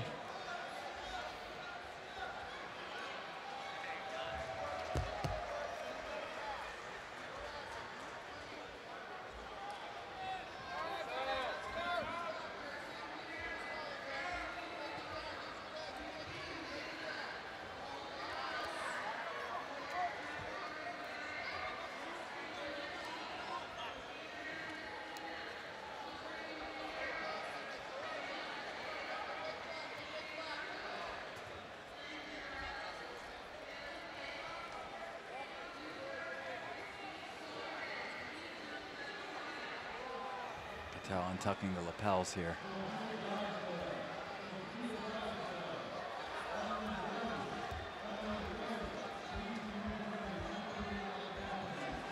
He's going to feed that to his left hand and maybe go for an arm lock. Tries to work a waiter sweep. Almost looked like a wrist lock there for a moment.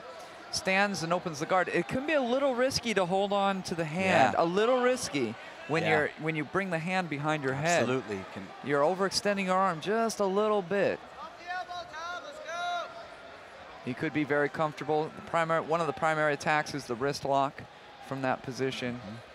Wrist is a little closer. So now it's got under the leg. And he's fed that sleeve grip. Could work omoplata, maybe a hand in the collar. Star sweep.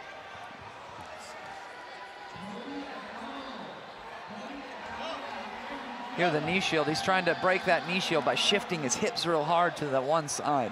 While working a leg weave. It's straining. He's trying to sprawl at the same time. It's straining. He could maybe take half guard if he wanted to. It looks like he's trying to break that knee shield and work maybe knee slice or windshield wiper and go shin on shin. Windshield wiper right now would be great. He'll untie those legs. To break that knee shield, though, he's got to keep his knee on the mat. So.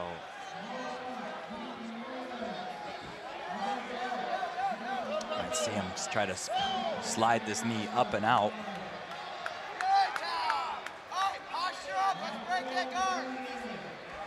Great job at recovering the guard there. Back into the closed guard, which has got to be frustrating because you just came from there.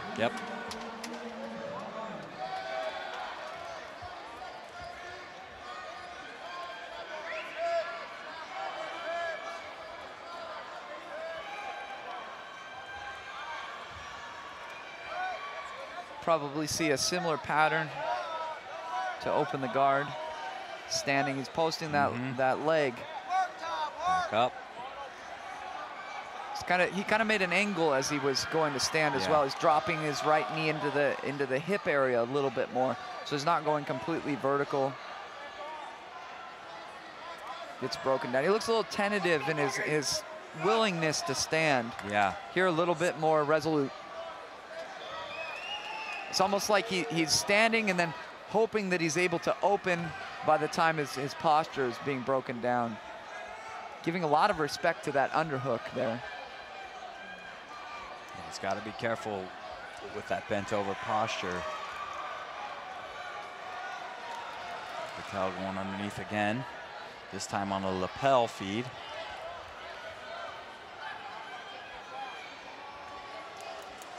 So here, what are your main options when you feel the lapel under as opposed to the sleeve? Still, like, omoplatas are still a potential possibility.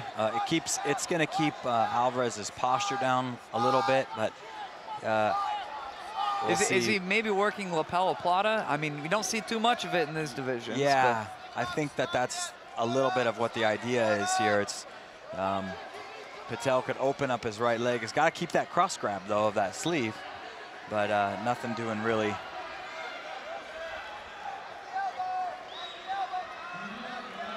Patel trying to break down that posture again. And again on the lapel.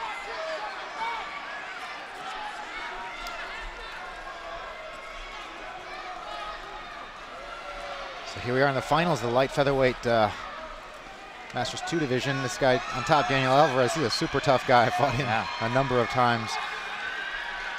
Yeah, he's got good leg weave pass, doing a good job of keeping Patel at bay. He's got a good passing opportunity right now, to be honest. If he leg works out of this or just brings his knee off the floor and shoots it through, he might cause a turtle reaction and get an advantage. Looks like this is going to go to the decision. From what I've seen, I haven't seen this whole match. I just stepped back, but I would say from what I've seen that Alvarez had more passing attempts than Bernardo had sweep attempts. What would you say? Yeah, he's been more aggressive on the top, so it's going to be kind of a close decision here. Patel did a good job, though, of recovering closed guard, keeping him in closed guard for a while. So sometimes on these close ones, that bottom guy will get the slight advantage if there's no real passing attempt. But he was in like a knee shield, so close to a half guard. So maybe he'll squeak one out. Yep.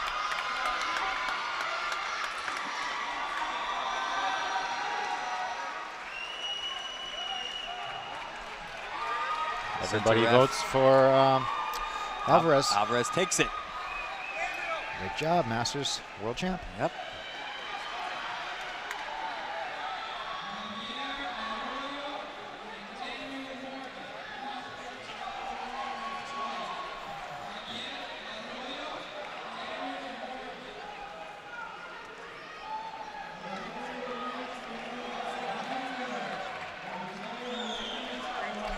On this mat, Gustavo Dantas is going to be stepping on for the finals. He will be facing Marcelo Santos, Gracie Baja. Excited to see this match. Yeah. Marcelo's a guy that, you know, even though I train at Gracie Baja, I've never come across the guy. I don't know where he's from. I saw him last year at this event as well, and he did awesome. And yeah, I'd like to know more about the guy.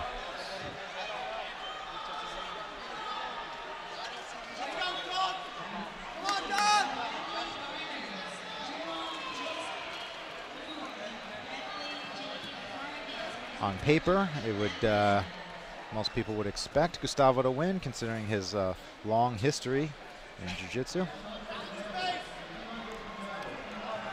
But sometimes these guys with less of a name have less on the line.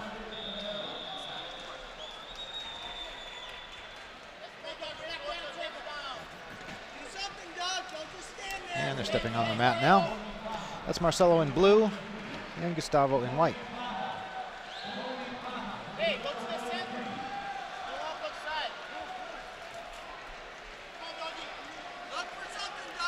Marcelo from Gracie Baja, Gustavo from Nova União. Gustavo shoots in, but then sits back to guard.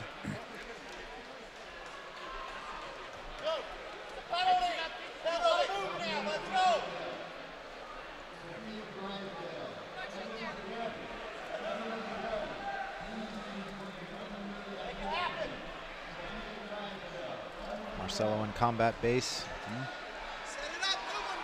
Untying that left arm, at least making it safe now. He's got a good safe grip there to combat that leg lasso.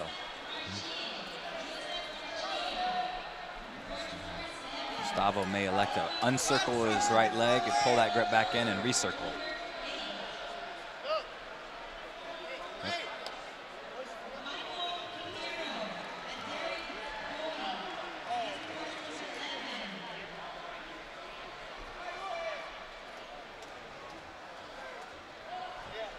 Marcelo doing a good job of stopping Gustavo's legs from entering in too deep.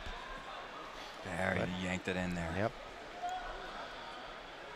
Classic, good job with the leg lasso. So if someone uncircles the hand, it's a good idea to uncircle your leg, break their grip, and then bring the leg back into good position.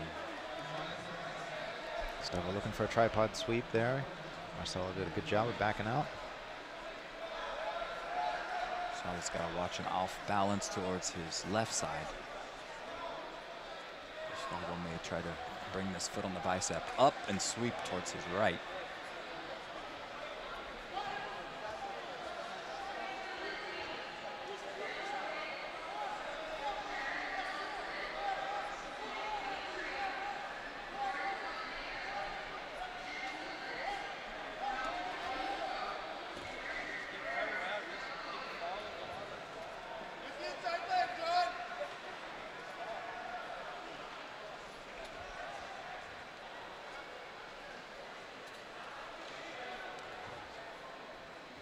Tries to kick that grip off, Marcelo.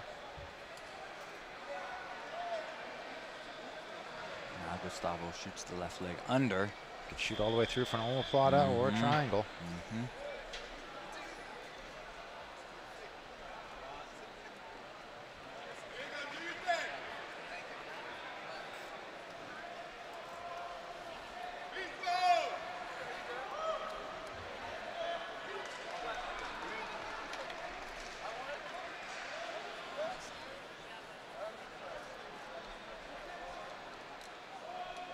I'm impressed by how Marcelo has been able to kind of keep Gustavo at bay. Yeah, he has. He's nullified all of the gripping sequences and sweeping sequences. And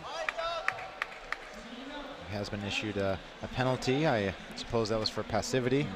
Ref wants to see more of a guard passing attempt, most likely.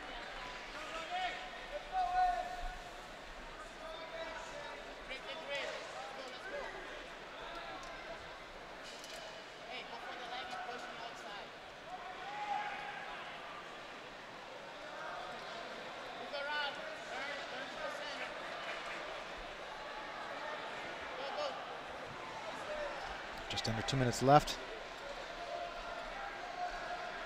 Gustavo looking for an inversion there. Yeah, now Marcelo did a good job of working his way to the back. He did. Wow. He got around the legs and still has a good leg weave grip here. Marcelo very calm, collected, and strategic. Yeah. He doesn't want to let go of that grip. Right. Just to let you know, this is the grip that I have. Yeah.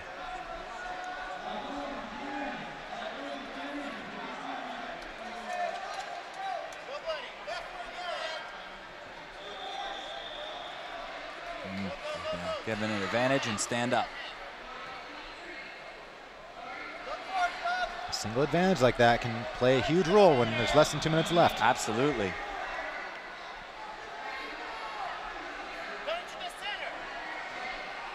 For Gustavo, he's just got to keep in mind that he just needs an advantage to be ahead because of that passivity call from Marcelo. So still in the game. Nice attempt. Fake guard pull to single. Good attempt. Oh. Oh, on a triangle here. Yeah. He's out of bounds, though. Yeah. This one I don't think they're going to give him. But he tried to elevate up and over. Oh, they did give an advantage to Gustavo. He did, and another penalty, maybe for talking to the referee. So now Gustavo is winning. Yep.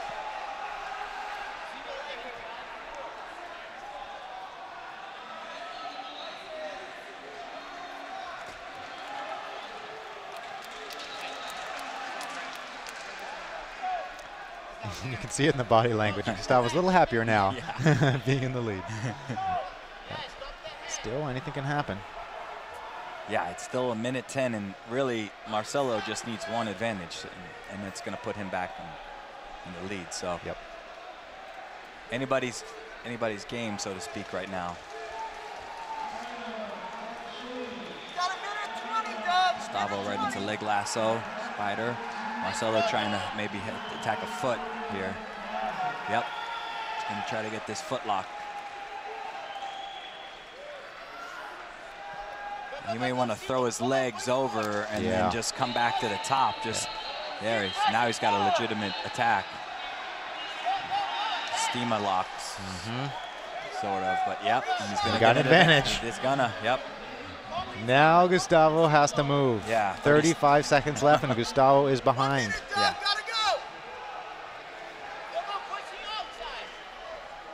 That right-handed grip, I'd like to see Gustavo put the left foot on the bicep and try sweep, going underneath and sweeping with the foot on the bicep. 20 seconds.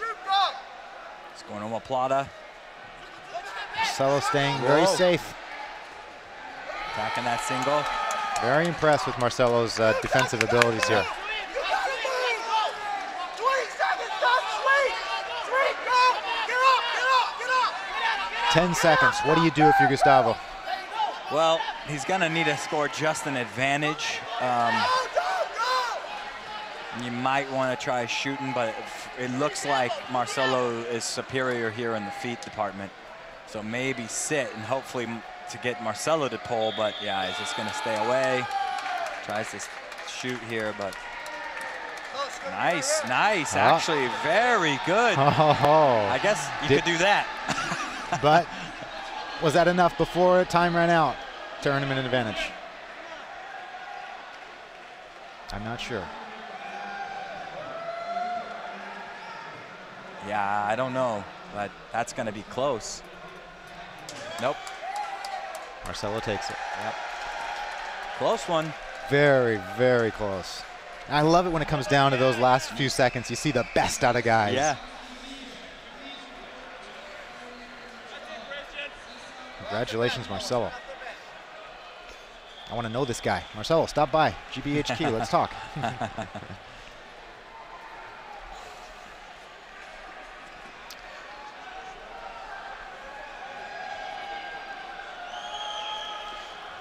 Coming up next on this mat is finals matches in Masters 2 black belt heavyweights.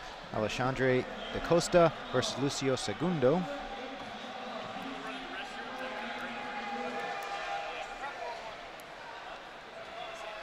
And here we're watching a final in the Masters 2 medium heavyweight. Scott Huston versus Fabio Pinheiro.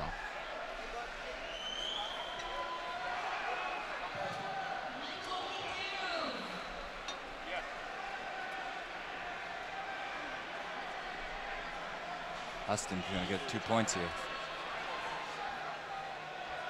He's going to see if he can come around with a stack pass or try no arm triangle here. Pinheiro, that could be pretty tight actually. He's got a good belt grip over the top. Let's see if he elects to turn that into a palm up grip. Yeah, that could be really tight. I can't see what that left arm position is.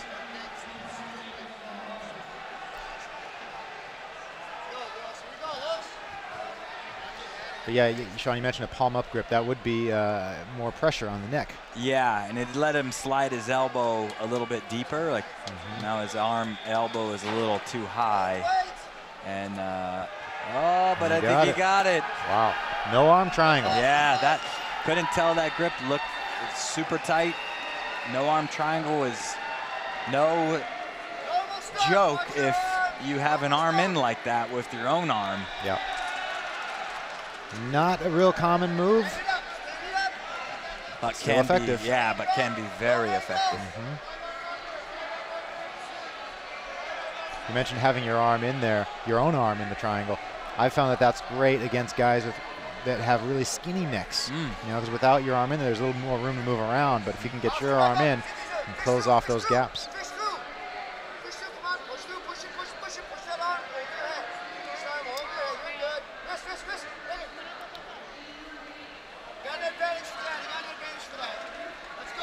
It looks like next up we're going to be seeing a lot of the female divisions in the Masters 1 category. We're moving on there after these next couple of matches. Here we switch on over to mat number 3. Alexandre da Costa versus Lucio Segundo, both Gracie Barra guys, but nice to see them fighting in the finals. Absolutely. Oh, a nice like X cartwheel pass right as the guard is being pulled. It looks like he's almost passed. He's almost passed. Referee is inspecting it. Not quite. He's able to get to Turtle. He does a really good job of tucking his foot and hiding it on his butt. Both referees stand up and overrule the center referee in an advantage for that Turtle position. An exciting opening 45 seconds to this match.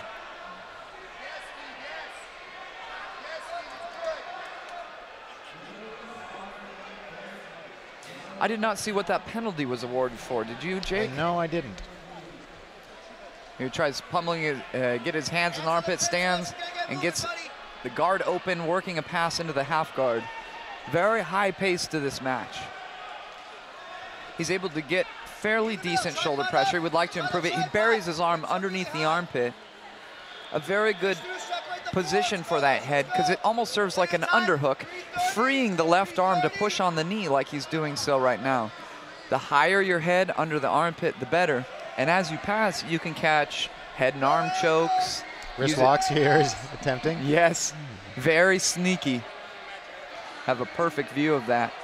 Oh, again, he made him react really aggressively. Yep, you might not finish the wrist lock, but you'll get a reaction. And you could be thinking about the wrist and not thinking about getting his arm lower or something like that. A very effective distraction. And now you can see when he reaches for his wrist, his opponent's pulling it away. He doesn't want any more of that. That's why I'm a fan of wrist locks. Yeah. Sometimes the best part about wrist locks is just them thinking about wrist locks. Yep. This is a great position of that head. That head's getting ever higher, as I talked about. He bridges, he oompas a little bit and recovers his arm position.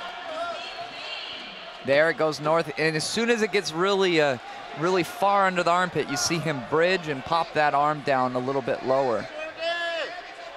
You can see his opponent on the bottom. He doesn't want to do anything with his grips. He wants to stay away from more wrist locks. But now he's got the underhook here.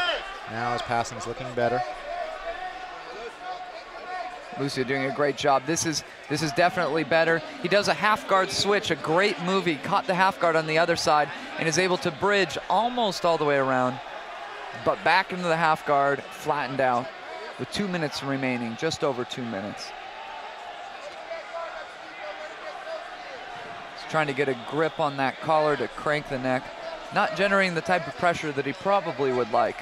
But here we're seeing a similar sequence. He's trying to bend that wrist backwards, use it as a distraction or a submission. There, that's pretty good. That was another pretty good wrist lock. That got past 90 degrees. Yep, his wrist will be sore tomorrow. Some people, though, they just cannot be wrist locked no matter what. It doesn't look like him because he was giving a very, a lot of respect to that wrist lock, right, like it was hurting.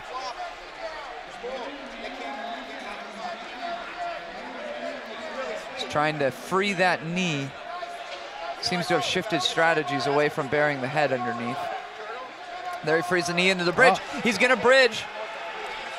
He gets the 2 points. With 1 minute and 15 seconds to go, he's passing the guard. He gets over to the mount, scrambles free. What a great exchange of action.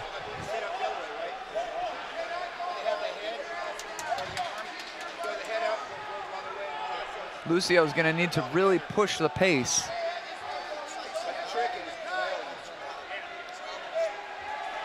He pulls guard and tries a hook sweep.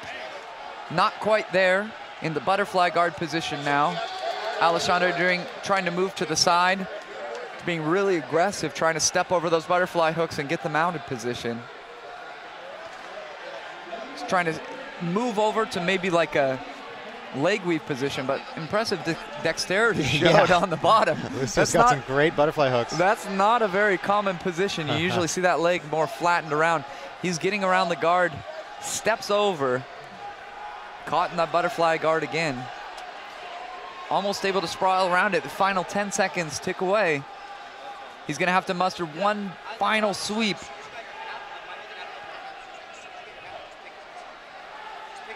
He's going for it, but not gonna find it. An impressive, I'd say, comeback in that match. Yep, good match. Takes a big breath, sigh of relief. Goes Alexandre.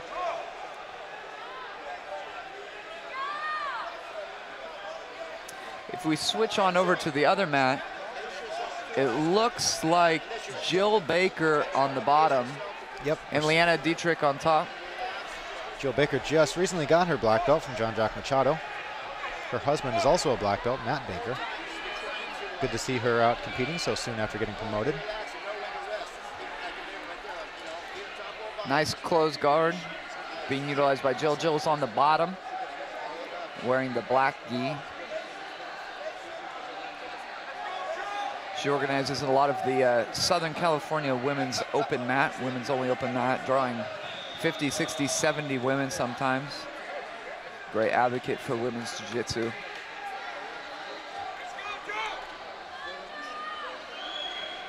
Looks like Leanna is up by 2 points. We didn't get to see how those points developed. Jill utilizing the full body triangle. This is a good way to control your opponent, but it's hard to attack from here. It is, because you have to open really to kind of pivot your hips around. Kind of restricts your own mobility as well.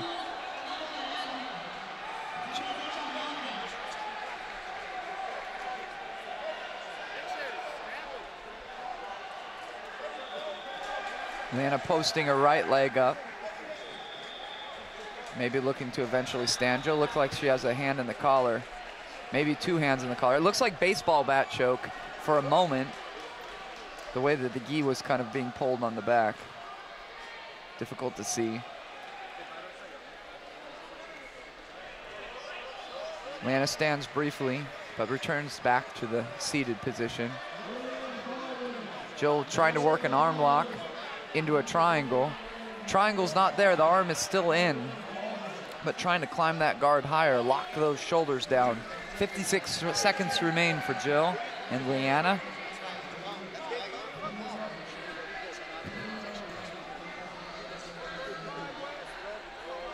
Hand in the collar and sleeve. She looks up at the clock. Leanna's communicating something to the referee. Difficult to read her lips, the mouth guard in. 90 seconds, Julia. Jill opens her guard, goes Looking collar for a and triangle. sleeve. Maybe a scissor sweep.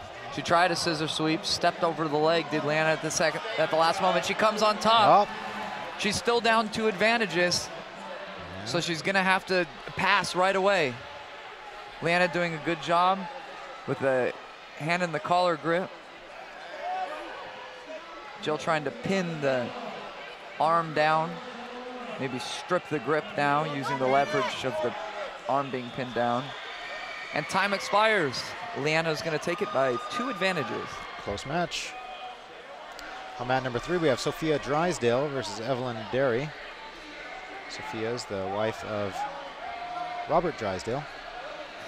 It's kind of interesting, the second match in a row that we've seen the black belt couples. Yep. I'd be willing to guess that a lot of black belt females in the Masters division have husbands who train also. I would bet so too. They've been at it a long time. When they started, it would be more challenging for a woman to start in jiu-jitsu. Now it's becoming a lot easier. A lot more academies are offering women's programs to serve as a bridge and make it very accessible. Some things like those SoCal all-women open mats are getting very popular and common, encouraging more to participate. It's like a exponential.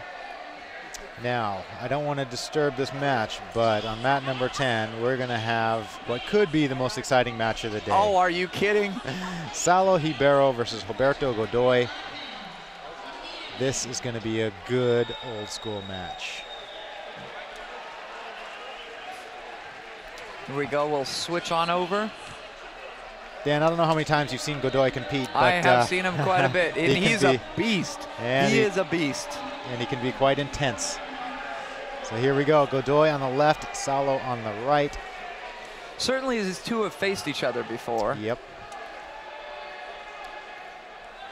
But not in this context. This is not going to be a playful match.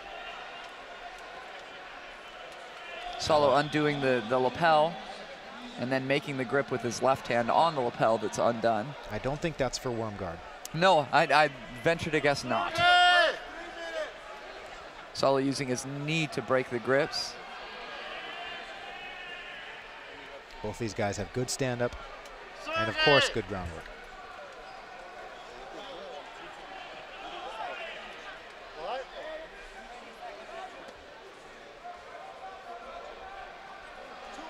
Looks like Salo's trying to get a 2-on-1 on that arm. There's that 2-on-1. Doesn't have quite the angle that he would like.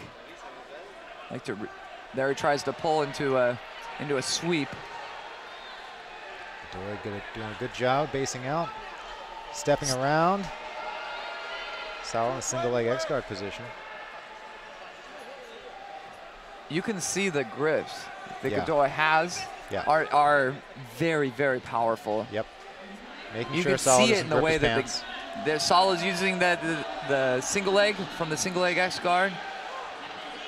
Godoy's going to be very difficult to finish from this position. Got to be careful not to hop out of bounds and only earn an advantage for the effort. It looks like that's going to be the case.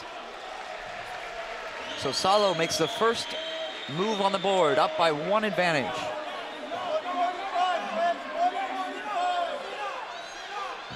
This is the final. Masters 2, super heavyweight.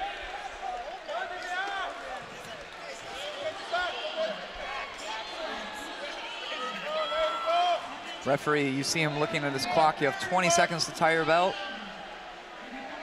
He does, and action resumes. Those grip strips. Circling and ripping. Little hand fighting.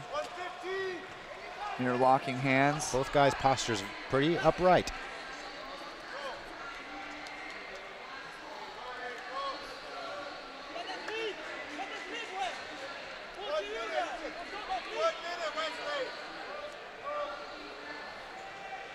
with the super heavyweight division in Masters 2, it becomes a little bit more challenging to shoot just your classic double leg, you know, get in there. It requires a little bit of strength, explosiveness. Then it's a little hard on the knees. Yeah, to be if able they to sprawl, it could be a lot of pressure on your neck. It's a lot of weight to move around.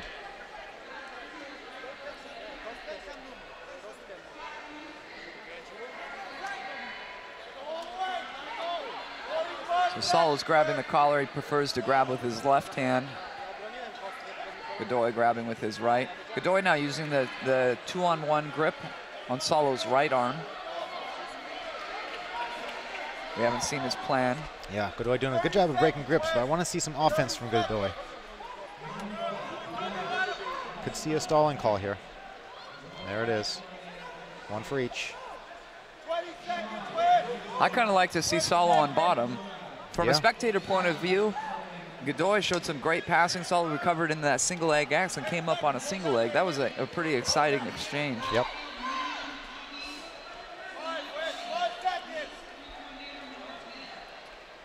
Both men go out of bounds. 2 minutes remaining. There's a lot you can learn just watching the grips here. Solo grabbing that lower lapel, while Godoy grabs the conventional grip with his right hand. Solo trying to, sorry.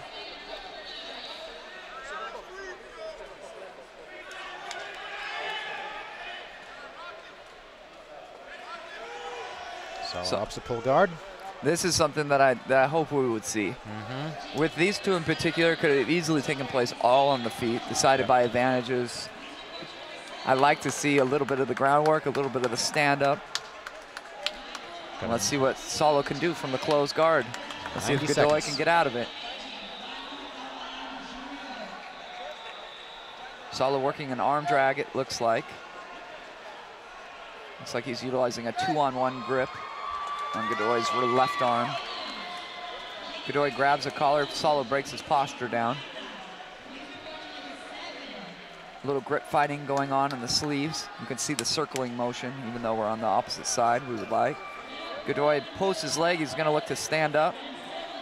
And it looks like he's gonna try without the sleeve, he has to, he doesn't have much time. He locks in his base at fully vertical. He's using both elbows on the inside and grinding. Solo's hanging on, has a double sleeve grip, making it difficult for him to push on those legs. Godoy's now using a narrow base from the standing position.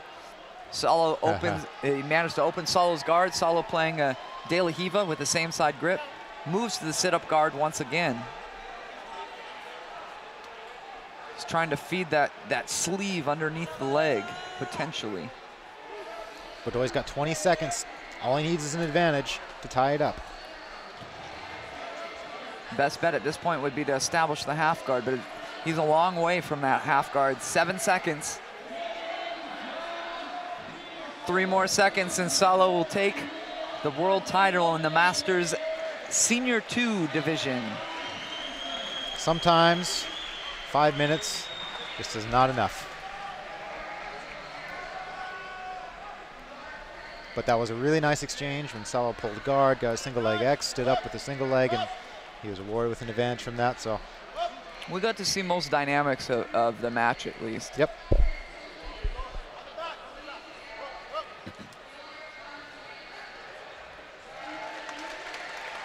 Congratulations, Salo Ribeiro.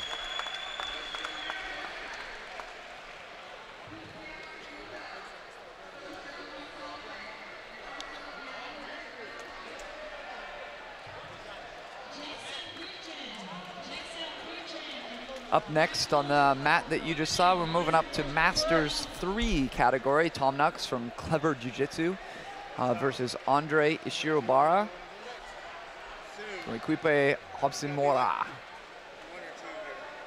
That's the middleweight division. Over on mat 3, there's a match about to get started. We'll stick with this one, however.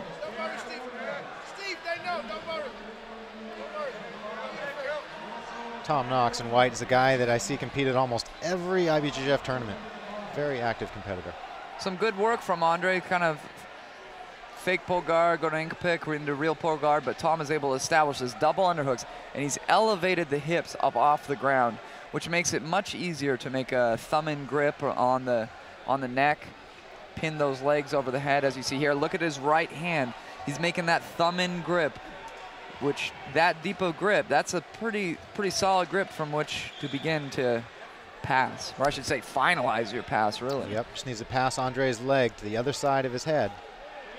Needs to keep his hips elevated off the ground, make him eat his knee essentially, bringing his knee to his face. He's choosing to turn the corner now.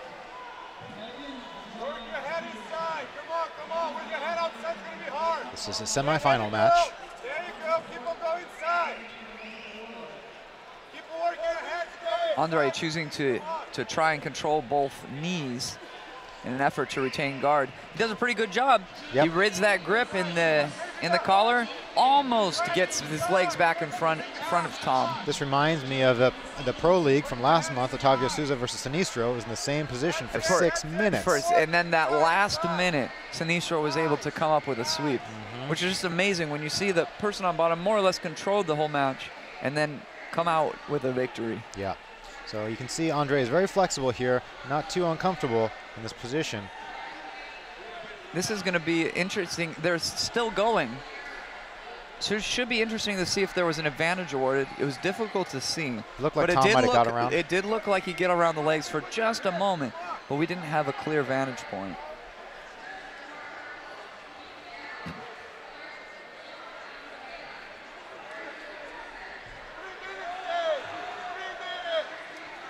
So it looks like the referee did not deem it a point scoring position.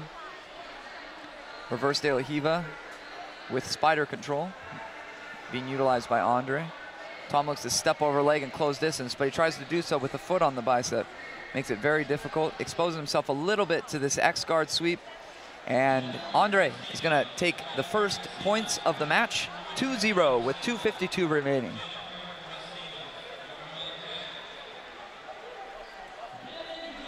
Tom working the open half guard now, trying to pull out his right leg and recover the full guard.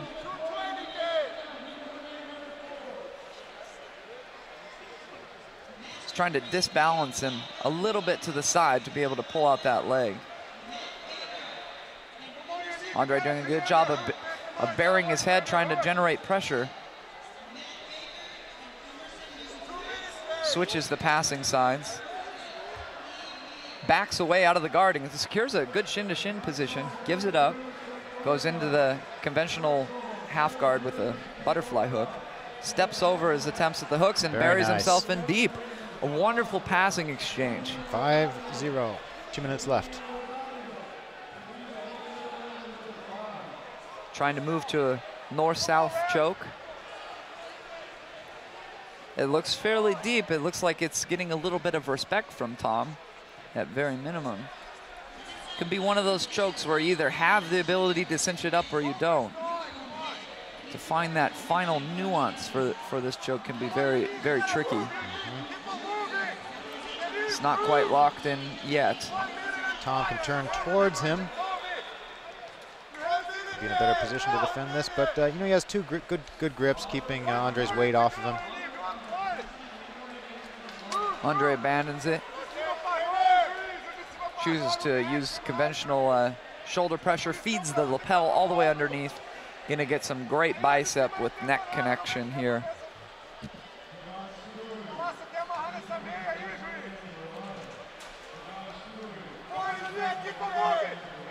Tom looking like he wants to use the lapel in some manner to escape. Andre gets a passivity call for lack of action. That's his second call, so an advantage goes to Tom. Jumps knee on belly, but didn't get the knee on belly points. Should have been an advantage.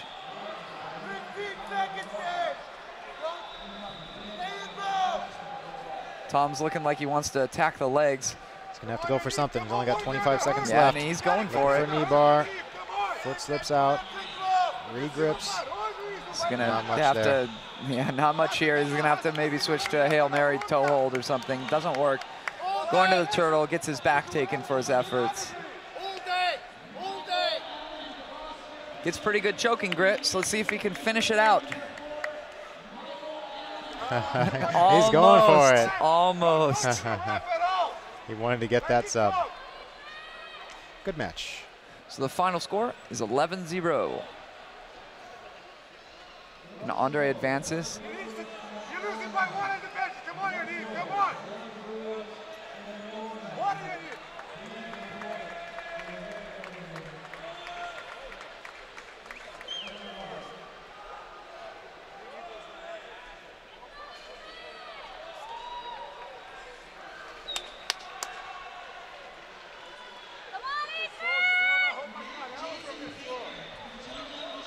Let's go, Steve. Next up on this match, Hanieri Paiva versus Ibrahim Inal.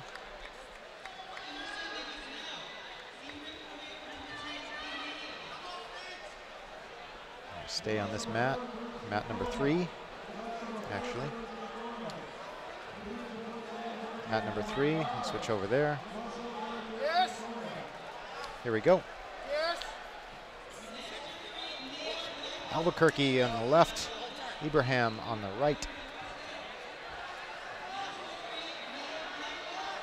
Ibrahim pulls guard. In this semifinal Masters 3 ultra heavy match. Ibrahim representing the checkmat team. Albuquerque from Gracie Elite.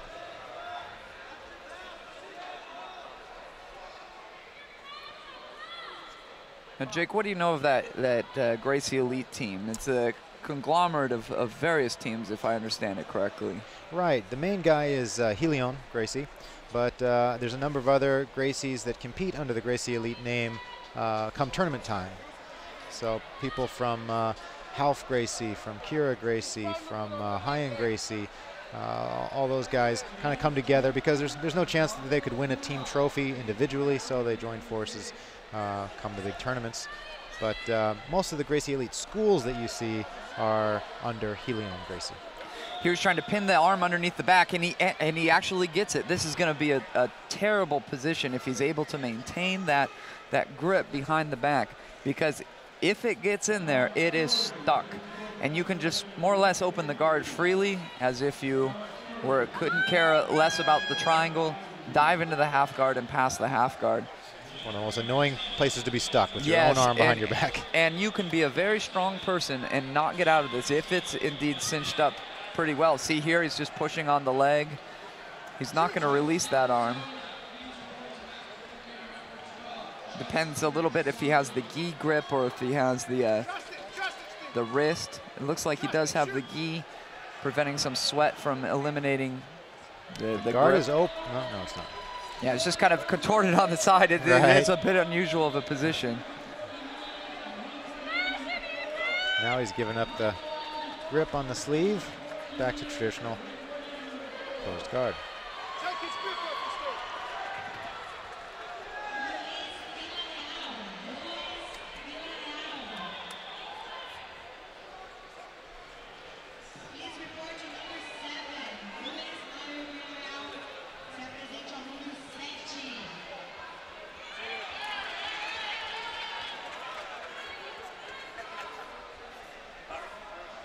Ibrahim is looking to undo the lapel. Let's see what plan he has with it. He can feed it around the arm, maybe around the back, maybe use it from the open guard. Looks like he's wanting to attack the closed guard with it by wrapping the arm.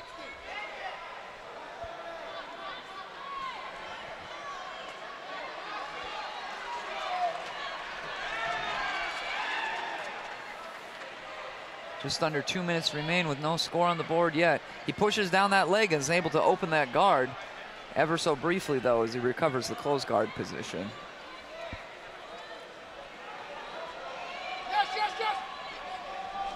Again, he's trying to just push through. It seemed to work once, so might as well just try it again. A little risky sometimes against solid closed guard guys, but he's able to push it open and establish the knee slice position by stepping over the leg and cutting that knee across. He's grabbing that sleeve. He's getting a little high. He realizes it, and he steps over to the reverse half guard. Settles in his base. Has to be careful of Ibrahim turning towards him, but he's not going to be able to. Looks like he's going to be able to stick this guard pass. He's cleared the legs. Referee awards the 3 points. With 1 minute to go, jumps ahead 3-0.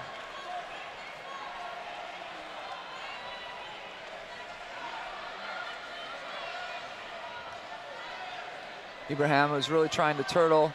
Looks like the energy levels have been depleted. He looks up at that scoreboard rather defeatedly. He's gonna need to really bridge. Looks like he's trying to turn in and hip escape.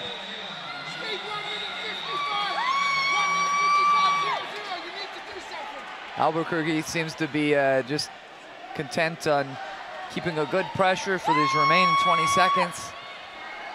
The referee touches the athlete, indicating that he's the one going to be issued a penalty, so the athlete is aware of it and issues a penalty, but it's going to be relevant with a 3-0 lead as the final 5 seconds tick away. He's going for a choke.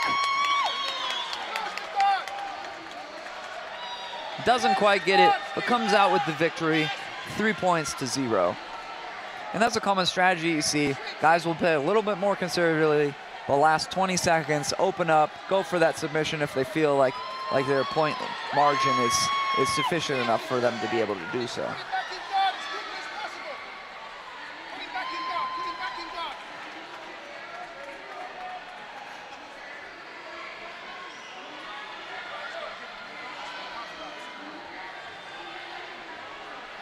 Steve, you need to do something now. 50 seconds. 50 seconds. Steve, you need to swing. Some great camaraderie from both competitors.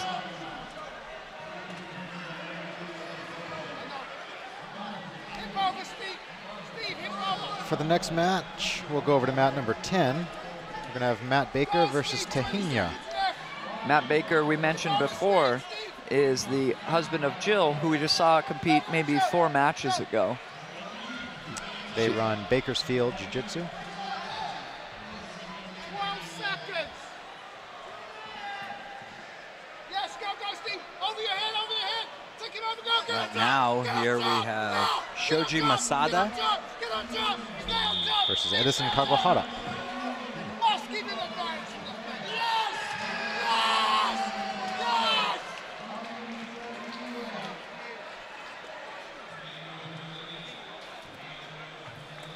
Kind of a shame at these lower weight classes. This is the light featherweight division. Oftentimes you'll get 2 Japanese guys fighting each other. And it's kind of a shame. Yeah, they come all the way over here. They could have fought each other back home. Yep. But they can take home the title here. That's right. So. And once again, if you're having trouble differentiating between the athletes, you can always look for the belted athletes if they're wearing the same color, and the belted athlete is going to be on top in the top position. You see the colored 0 indicating the belted athlete.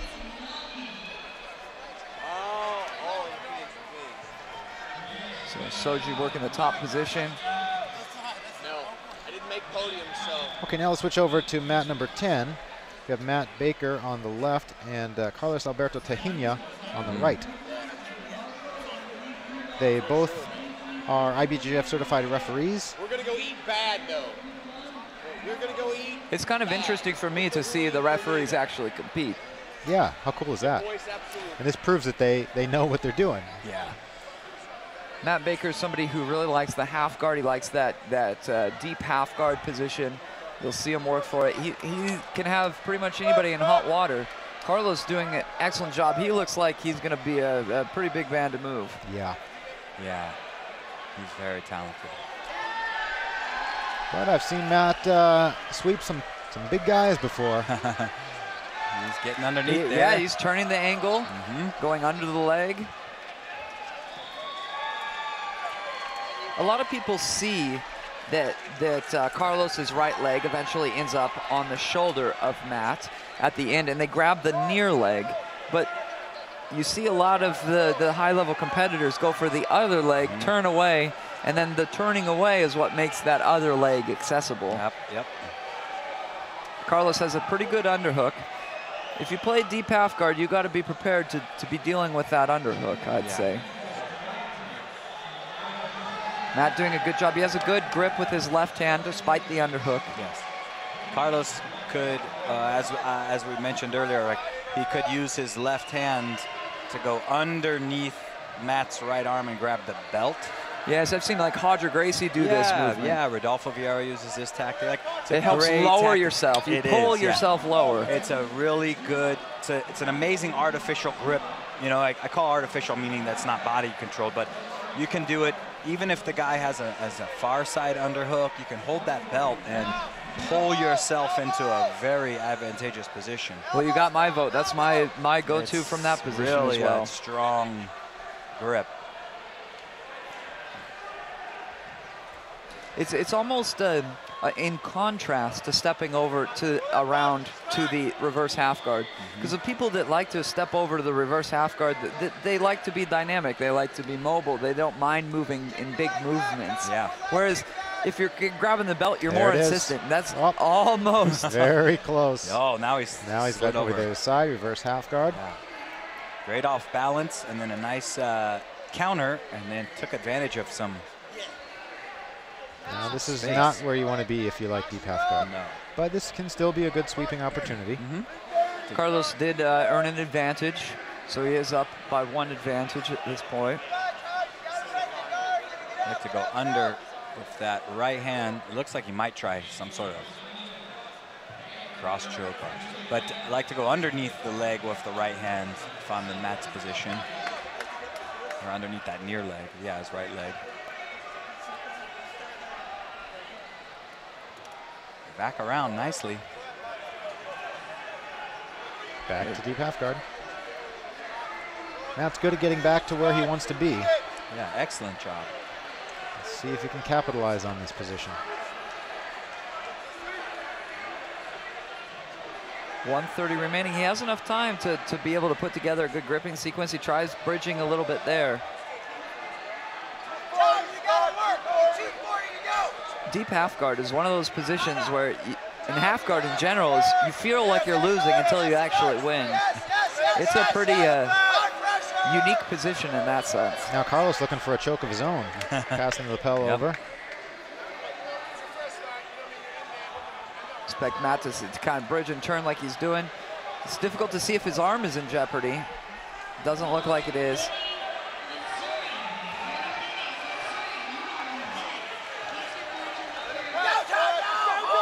Stepping all the way around, it looks like. 45 seconds.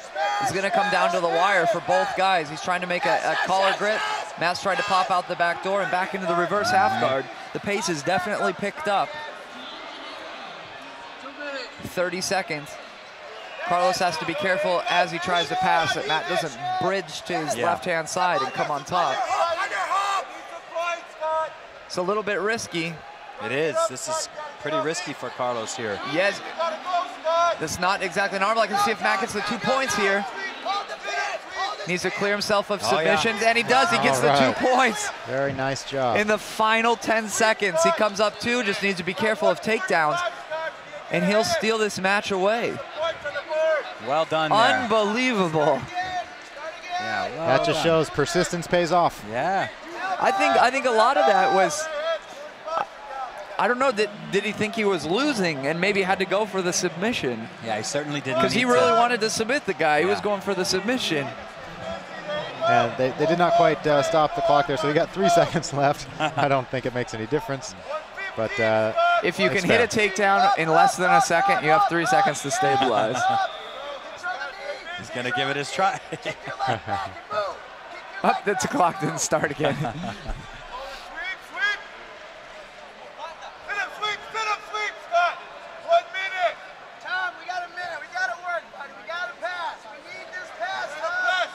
Referee's getting it all sorted out with the scorekeeper.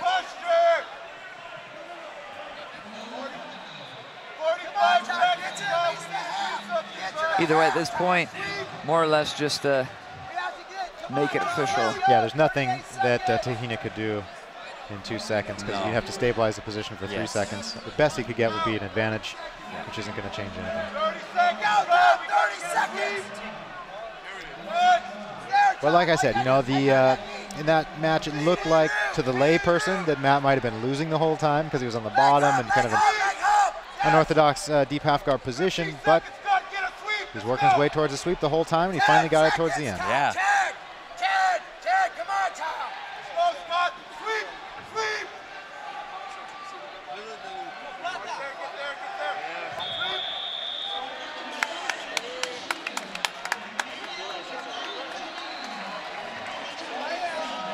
Congratulations, Matt Baker. Yeah. Moves to the finals. Goes to the finals, that's right. Moving on over to action on mat 3.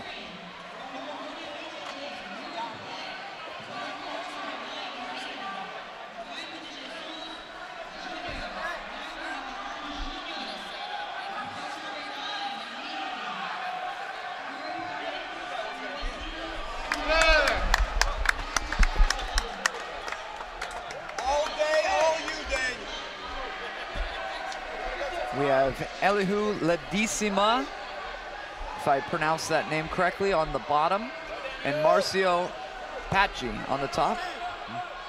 Ledesima from Hibero Jiu Jitsu, Marcelo from Carlson Gracie team, and Marcelo is up 2-0 with 2:30 remaining on the clock. This is a Masters 3 light featherweight match.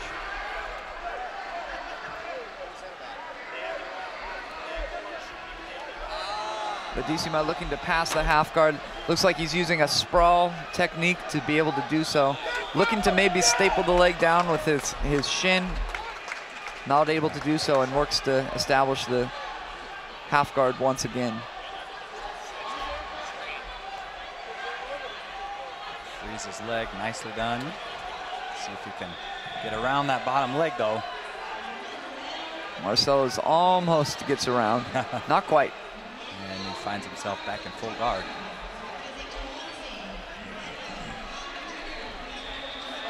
He gets good posture on the chest, grabs a sleeve, and stands first leg, then second leg. He uses his opponent's own grip to pick him up a little bit. Still hasn't quite got the base that he wants to fully vertical. Some people prefer to stand like this, though. Yeah. Like Marcelo Garcia. Yeah. He is a really big advocate of standing like this. There, a little bit more posture, pushes the leg down with his right arm, using gravity on his side. Looks to close the distance, does so by stepping over the leg and going down on both knees and establishing almost the half guard position. Closes the distance a little further. This should earn him an advantage if he's able to flatten him out just a little bit more and establish that half guard position. This match unlikely to be decided by advantages, however. There he does earn it.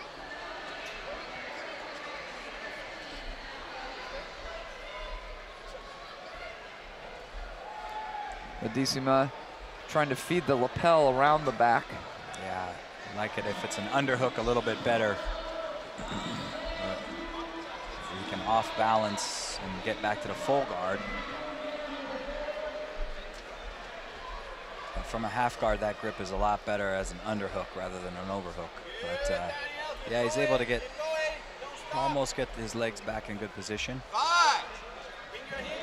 Final seconds tick away. Mais 4 minutos.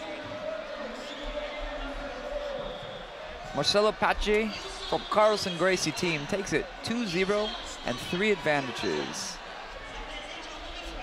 Yes. So I think right next on deck, Alexandre Freitas, better known as Soka, and Mike Power. Soka's one of the 3.5 minutes, Dan. legend of the sport, been around for a long time. I don't know if he won the Worlds. I believe maybe he was a final, has been in finals in his weight in the past. Up on the screen, you're seeing Richard Martin versus Grayson West. This match just started. We're 30 seconds in. Richard representing the Carlson Gracie team, and Grayson representing Peter DeBreen Jiu Jitsu. Yeah. Peter DeBreen. You gotta go, Daniel. Under 3 minutes. Grayson can smash those legs to the side there if he takes a back grip. Richard Martin made it. Both athletes coming to the standing position. Yeah. Now, how you tell the athletes apart, because we're getting into the upper divisions where a lot of people won't recognize the names as much, is that if you have the scoreboard on the screen like we do, the darker, if it's a blue or black gi, will be listed on top. The athlete on white without no belts in consideration. The white will be on the bottom portion of the screen. 2 minutes, So Richard is the Daniel, passer. 2 minutes. Grayson is the guarder. Keep going. So if we could switch over to mat 3, that'd be great. Soka is on the right side, and his opponent, Mike Power, on the left. Can't go wrong with a strong name like Mike Power. Mike looking to feint in. Soka pulls guard. Yep, it's right up on that sweep there. Right away. Really fast. Yeah. Those first points are so important to get on the board because they dictate how you play. He's really looking relentless in his guard passing attempts here. He's got the leg weaved with his hands. Mike doing a good job staying up on his elbow. Kind of maintains that shell on your side. Chooses to try and dive underneath. Soka backs away, keeping his distance, not allowing him to get underneath the legs. Final minute. Good head position by Soka right above that, right on that shoulder where the shoulder meets the chest. Got the low collar grip, the leg weave. Just needs the leg work out of this knee shield guard. Work, Daniel. This is the Masters 3 division. You're going to start to see an awful lot of stripes on some of these competitors. That represents a tremendous amount of knowledge. 20 seconds. My spinch. My spinch. Go, go, go, go, go, go. Go, bye. Go, go, go. He's trying to, like you said, leg work out of this, trying to push open the knee shield position. Yep. Now he could move up into a half guard. Yeah, because he's essentially cleared the knee shield. You see that knee. 15 seconds, Daniel. He'd start moving up. 0-0. Gotta be careful, I think. Yeah, he's attacking possibly an arm, it looks Yeah, like. looks like a Kimura, going for a Kimura, but now Soka clears it out. Back into the knee shield position once again. That knee of Mike using to keep the distance away. 10 seconds. My stays. 5. Now go. 3, 3, 3. Go.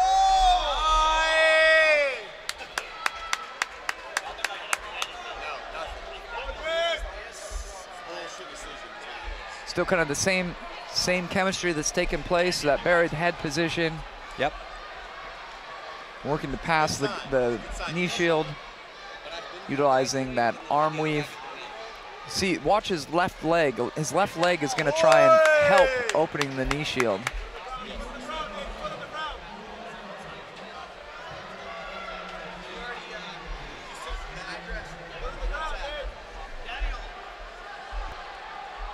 Now he's going to slide his knee right through here now. Slide through, back Thought step. about switching sides. He almost feinted like he was going to go the other way and then jump back to his original passing side. Yeah. He's going to earn a guard pass here. He's going to move up 5-0. Soka was the Pan American champion in 2000. He was the Pan American no-gi champion in 2008. He was the Brazilian national champion in 1996. Yeah. It's a very long competitive career. Yes.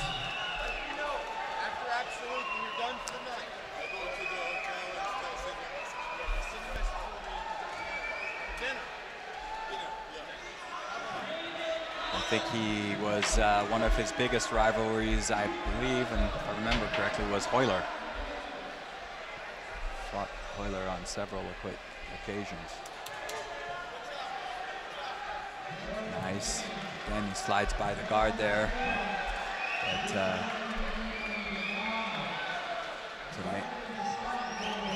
there he got 3 more. 1 minute left. I like how that knee is like his right knee is completely past his leg, making it very, very difficult to turn in. And when you move higher, he uses his hand to block instead of the knee. So it's always something that's blocking those hips. Blocking that near hip, really important. At least monitoring it.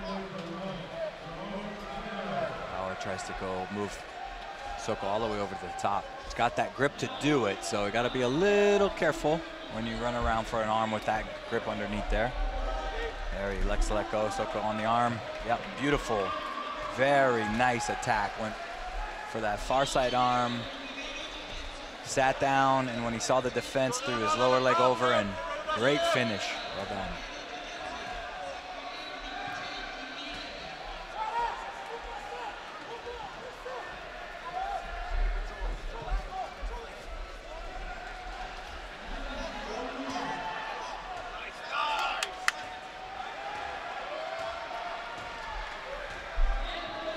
Switching on over to the mats. We'll go to mat 10.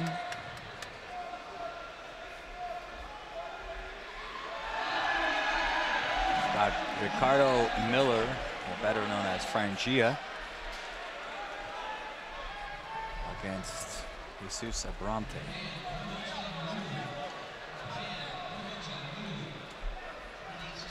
.30 seconds in the match, so we have not missed much. Nope. The Paragon representative on the bottom position, working the knee shield position. Position we've seen a lot in the last couple of matches. Actually an identical position, more or less, than what we just came from. Yep. Looking to go underneath there for a deep half guard.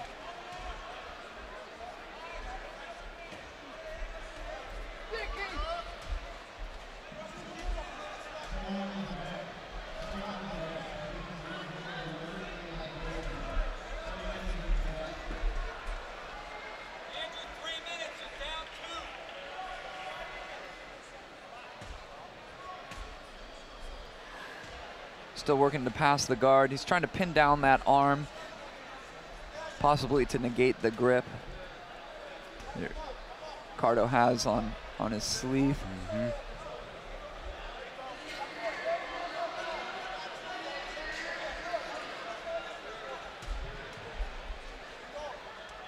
Ricardo was a world champion in 1996 at brown belt. See a lot of these in the Masters 3 divisions. 96 is when they were competing.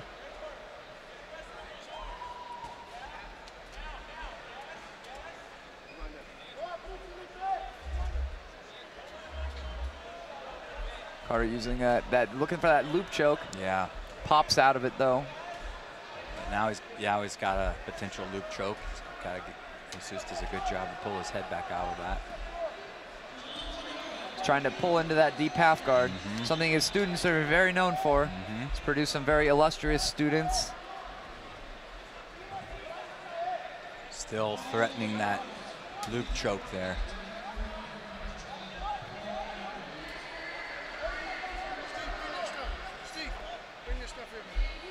Looks like he's trying to tidy up that lapel, get it a little tighter. You notice with his right hand, he was pulling it down to make that grip go in a little bit more so he could work this exact position. Jesus looks like he's a type that's very hard to choke. Jesus trying to get that shoulder pressure in. Yep, not quite got in the half looking guard to enough. pop up that arm off the neck, so he can't get the good pressure from the position. He has to be careful about conceding an advantage point here. Yeah. As the time winds down, that could play a big role.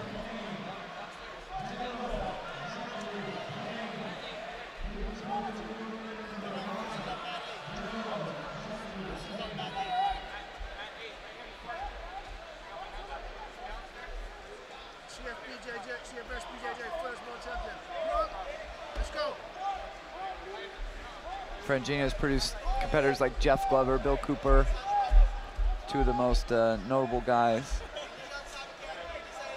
Known for their deep half guard as well. He's not able to get it going quite yet. He still has time to work.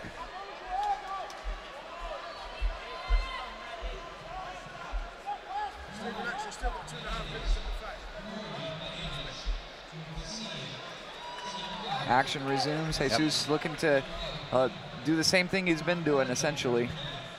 Yep, leg weave style gripping. That head position is blocking Frangio from going underneath. He's trying to pop up and maybe go into a knee slice. He's working that choke. It's difficult to get a pass going because as soon as he starts to think about that pass, that choke comes in. Defend the choke, and then your pass is gone. Yeah. Some matches that I've been in, those have been the most frustrating, where you're not able to get anything going. The submission you don't feel is that close, but you're not able to pass the way you'd like. Yeah. Still trying to set that up. Now he's got to be careful here. Jesus is moving deeper towards. Yeah, he's cleared that knee quite well. So he has to be careful not to concede an advantage here, but he's still on his side, doing well. He brought his right arm across. That was a little bit peculiar. What was that for? I don't know. Yeah.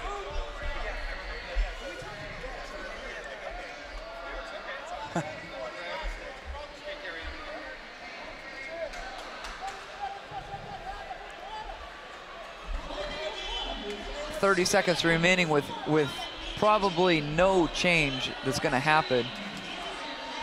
Yeah, Jesus trying to get some sort of, now he's trying to get that lapel almost like a Bravo style. He'll have to throw his right arm all the way over the back now. Yeah, finds himself into the deep half. Yeah, Frangio's right here. Now you can't do that. Can't do that. That's gonna give 2. That's unfortunate because he was trying to earn that last minute maybe referee impression. Ended up conceding 2 points at the very, very end when it would have gone to a decision. Yep. Can't fall back from the half guard unless you are absolutely certain that you have a submission on and are able to get back to the top if that submission fails.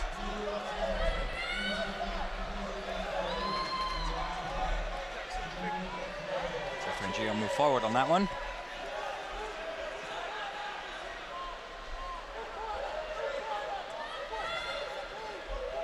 Now here we have Renato Tavares and Marcos Vinicius. Oh. 2-2 now. 30 seconds, Ilya! I looked away for a second and then saw Renato going to the ball.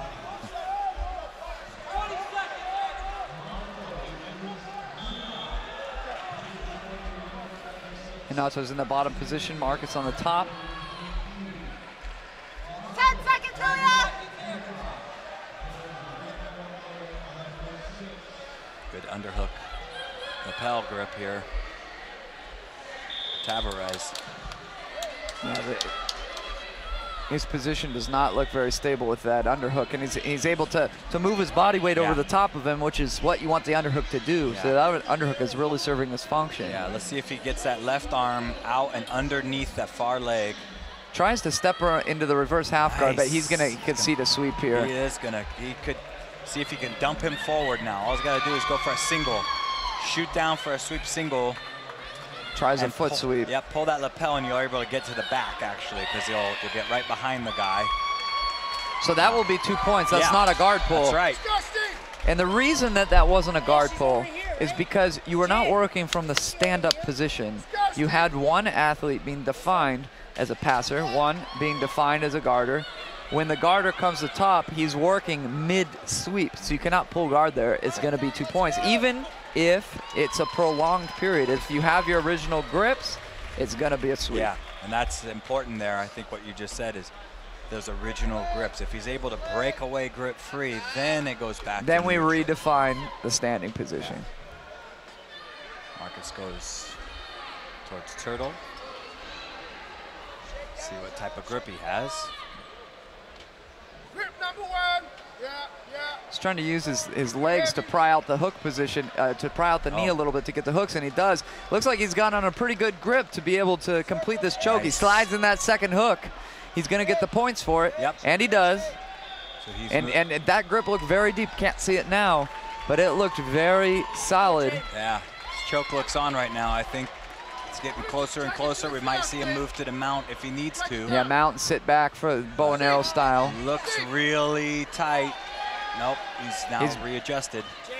Building up that elbow, that right elbow could mean he's about to switch his base and go to the mount. Good elbow and shoulder position now. Shoulder right behind the neck. He could go to the mount pretty easily here and switch up this angle. Yeah, that grip is very deep, and it's under the chin. Yep. He just wants to try and finish from here. He doesn't feel secure. It's almost there. You can see the look on the face. Yep. Yeah. There it is. He does indeed get the finish without having to come to the mount and sit back. Watch the arms down, posture. Let's go. Put the head back. Yeah. Let's go. Control the left. Control the left sleeve. Control the left sleeve. Yeah. Well, there's a lull in the action. Mentioned that we do have actually a chat room. If you open the stream on the YouTube page, there's a chat that's corresponding on the side if you want to interact with the commentary team. Next on deck. Oh, no, here we have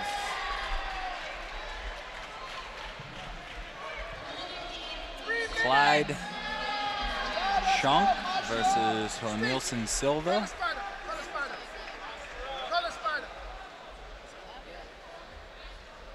So Clyde on the right side. Ready, let's go, Tom, let's go. Lead the fight.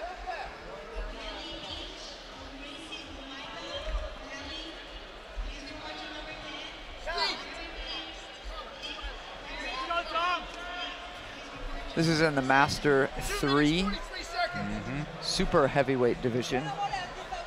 Nice. Maki Komi. Yes, yes.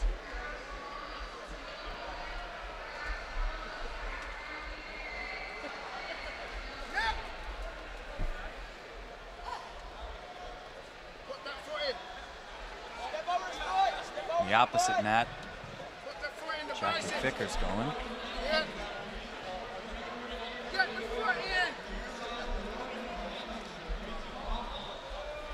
We'll switch on over to the other mat now. Got Jack McVicker on the top, Troy Acker on the bottom. 2 minutes left, Steve. Yeah. Trying to stuff into that half guard. You know, that's a lot that we see from these divisions is we're going to see that position a lot more.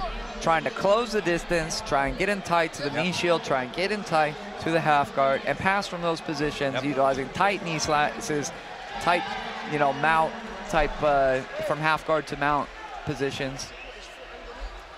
I think that's the nature of the jiu-jitsu that you need to play when you get into these upper divisions like the Masters 3. Yep. Here we're utilizing De La Riva. We have not seen a lot of De La Riva. Yeah. So Acker working the De La Riva guard. McVicker looking to pass. He needs to step over this leg while maintaining his right leg position. Nice low and open to help sort of stave off that De La Riva hook. Now let's see if he's going to knee cut through there. He's going to knee slide. Same side knee cut. Very good job of establishing the half guard position. There's going to be a fight for this right side here. Troy's looking to control Jack's right arm. He's doing a good job. He pops his knee out and retains the closed guard. Great job by Troy. Sweep, Steve, come on. Strips that grip by keeping his hand over the top of his head, making it inaccessible for him to stand and open the guard. He stands, he's looking to wedge a knee right in the middle. He's gonna sit down and maybe wedge the knee in. So he underhooks that far leg, something we see the Estima brothers do a lot, and he didn't want any part of that. and he returns back to the mat. Gonna try it again as Jackson. Tripods. Yep. Troy climbs higher, which is kind of like bait. If you want to wedge your knee in the middle when they climb higher, it makes it easier to do exactly this, kind of credit card slide it, and open the guard. Here the combat base. Yep. Against now, Aka could just relock his guard here if Picker's not careful. Just pull in with those grips. He's able to step over the leg just in time, though. Leg lasso being utilized by Troy. Oh, makes it move to the side, and he's able to pass that lasso. Beautiful passing. 5 seconds! 5 seconds! He establishes it. He's almost stuck it. The referee's looking right over him, and 3 points.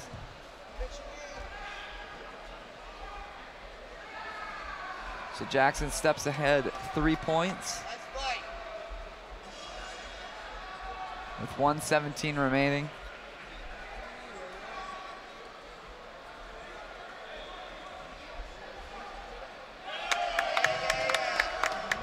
He's bringing his left arm on the other side, potentially to attack the arm in a number of ways. Moves to a knee on belly briefly.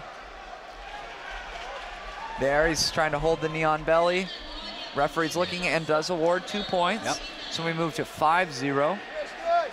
Kind of a methodical methodical strategy, collecting those points. Yep. Moves to knee on belly again, which may be meaning might want to attack from the knee on belly. Yeah, he's not going to get those points again there. He's facing away from the scoreboard currently, so he might not have seen that he got his 2 points for that knee on belly. Fight low, fight low. There you go. Pressure. 22 seconds to go. Looks like Jackson's going to coast this one out There you go. Check that leg. with a 5-0 win. There you go. Grip. Just control the grip. Inside leg. Go, Biel. Go, Christian. Go, Christian. 1.5. Don't show half, Chris. Relax.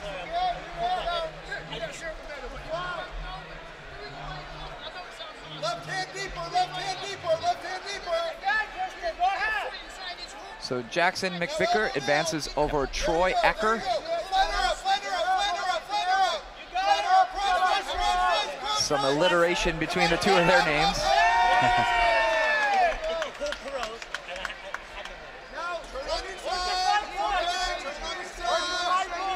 Both the mats are empty now. We're seeing a little lull in the action. Let's see.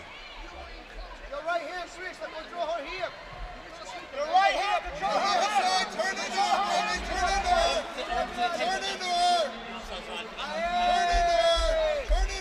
2 points. Again, Christian. Looks like next up we're going to see more from the Masters 3 division. This is going to be Stanley Beck versus Andre Lake. Yep. Stan Beck's a good friend of mine in the white from Kansas. And Andre Lech, we see him in the referees circuit. He refs quite a bit of matches.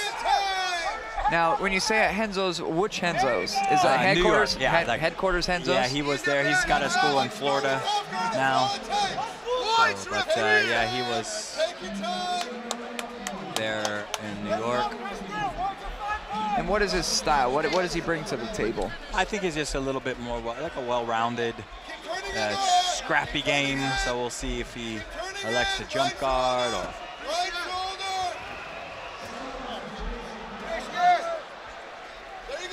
Nice, beautiful. Kind of like a fake guard pull. Really nice technique.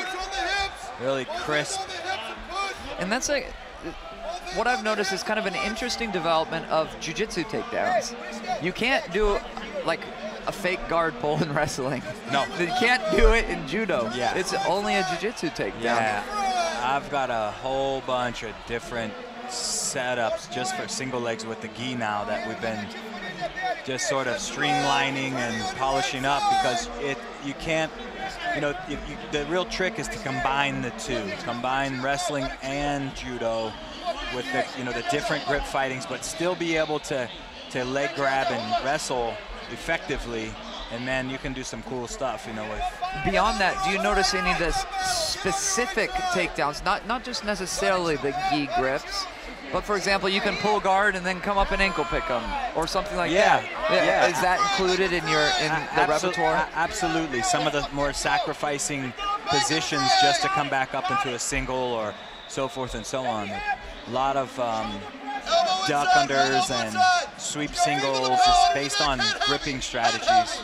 So Stanley tried it again a couple of moments ago. Yeah, I find it a really interesting and fun game to develop that whole, because you can use any grip you want in Jiu-Jitsu. So. Yes. Head heavy. Turn into her. Turn into her. You're not going on the left side. It's going to be on the right side. Stan dancing around a little bit. There you go. Catch one. Catch one. Catch one. Get two. Get two. There you go. There you go. Take your time, Brittany. Like He's trying to flying maybe a guillotine. Maybe flying guillotine. Gotta watch the duck under now. Andre Leitch could peek right under those grips. He's got inside ties. Flare an elbow out. Flare an elbow out. I've heard that takedown referred to as like the jab of that little the stand-up. trip there. Yeah. It's almost like a distance feeler, get him to react. Yeah, it's good. The foot sweeps I find are really a nice way to set stuff up, and it's fairly risk-free. I mean, he's doing it halfway. You're doing it if you're doing it well. It is like a jab. It's hard to counter. It's hard to counter effectively anyway. Stan pulls guard. Yeah. He was issued a penalty. I'm not sure for what. Was it for passivity? I think maybe for a little bit unusual to see only one athlete issued a passivity call. But here we're working the close guard. Go, go, go, go. Close it up, close it up, close it up. Sit up, sit up, sit up, sit up. Run a commercial after this. 90 seconds, sit up. Sit up and take More it close on, guard sit up, action. throw an arm out.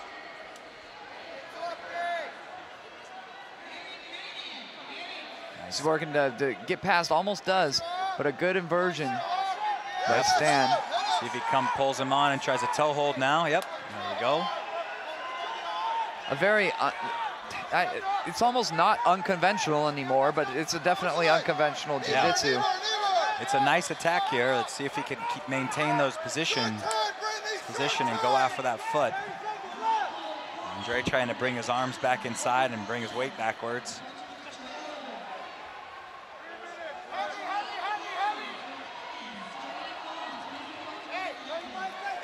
Does an excellent job there. Advantage earned for his efforts, but it is able to pass the guard and earn 5-0, 50 seconds remaining. Flare an elbow out when she stalls. Flare an elbow out when she stalls. North-south now. He's probably just gonna coast it out. Yeah, he's got for to try the to throw his remaining. legs up and over there. Yeah. At the head position. Make it difficult. Yeah. And arms underneath the armpits as opposed to on the other side makes it very challenging. Come up, come up, come up, come up, come up. And hypothetically, even if you were able to take the back, it's still 5. Yeah. Still 5 points. Take it. Take it on, take it on.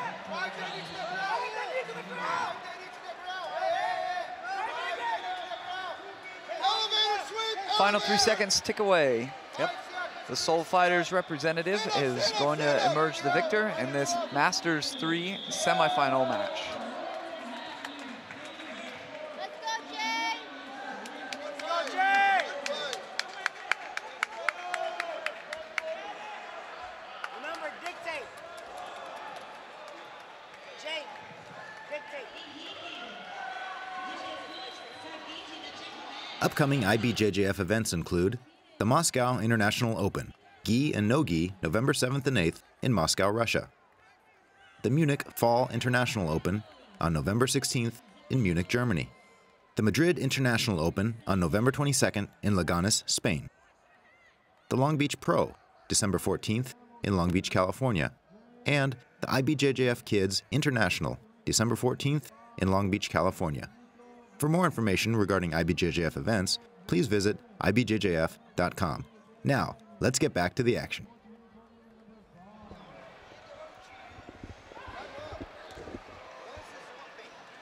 Brittany, go this way. I'll meet you over there. Let's go, Jay! Come on, Jay!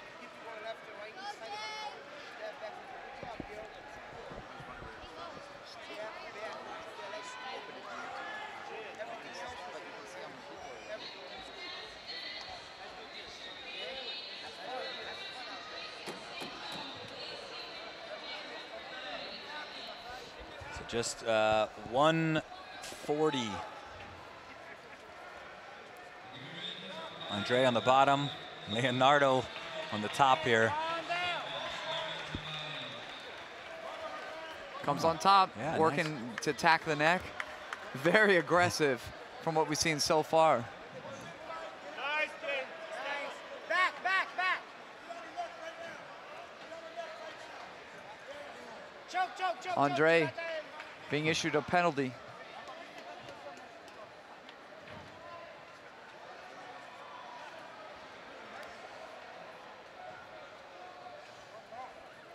It's anybody's game with one advantage apiece, one penalty apiece with 1 minute to go.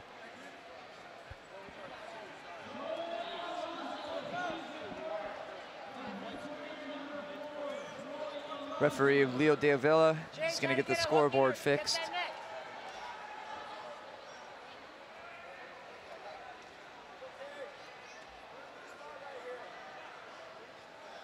There we go. So it's only one penalty. So that's a deciding penalty in favor of Leonardo. Working very high-paced, pulls guard into the closed guard. Probably not where you want to be if you really want to step on the gas pedal and really go for it, because it can be easy for Leandro to pinch his elbows down, make it hard to even open the guard to get any attacks going, which is what we're seeing here. Yep. Trying to get that hand in the collar. Shucks out of it. Leonardo's got to be careful that he doesn't get any passivity calls himself, especially with this very stalling posture. Yeah, I'm keeping it one side, referee stands up, issues a passivity call. Cannot see the other one from my vantage point, and he's issued that passivity call. Very critical. He could have just lost the match, depending on how the decision goes. Especially with his aggressive attacks, he's going to earn an advantage, I think, here. I think so too. Shaking his finger, but I don't think it's going to matter.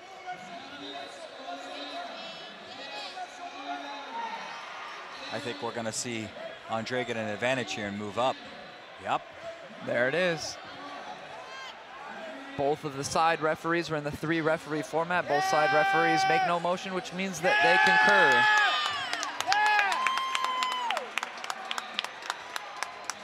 Timing out 20 seconds on the belt. 9 seconds to go. He's shooting a desperation double leg. Andre's just stuffing the shoulders. 6 seconds to go.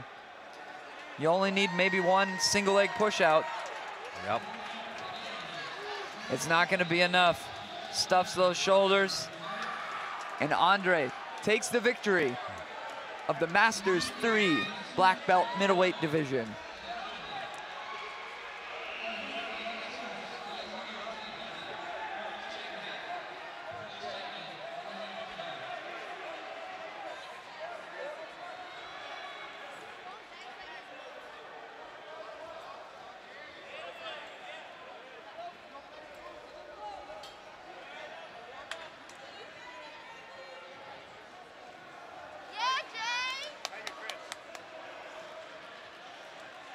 Switching on over, this is the final of the Masters 2 black belt ultra heavyweight division.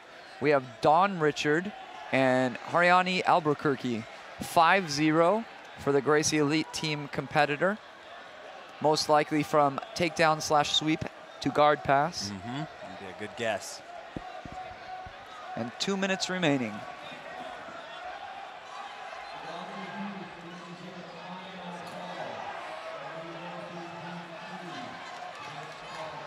Here from the half butterfly position, pushing away Reestablishing almost open guard, trying a technical stand-up with the hand on the collar.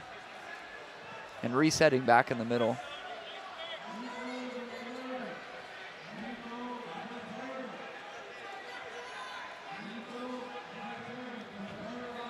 Here more from the knee shield position. Tries to kick through the knee shield and go directly to an underhook, but it's stuffed well by the elbow.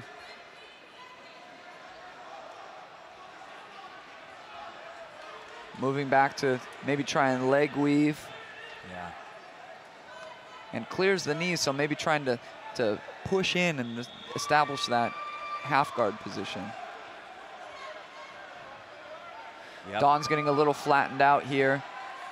There's an advantage for the half guard. Opening the gi underneath, getting that good pressure. A little bit of the lockdown looked like it was being utilized and circled free. He's going to be able to push that knee down and mount or back step.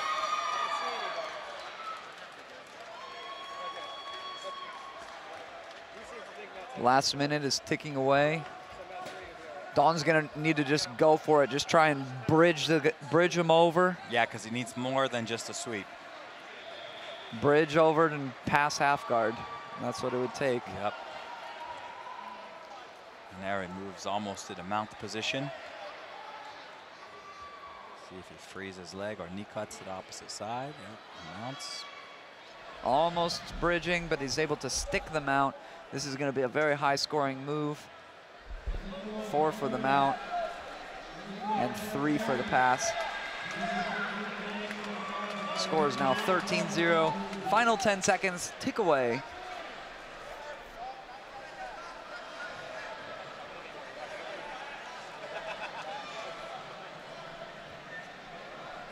And Albuquerque is gonna take the gold medal in the Masters 2 Ultra Heavyweight Division.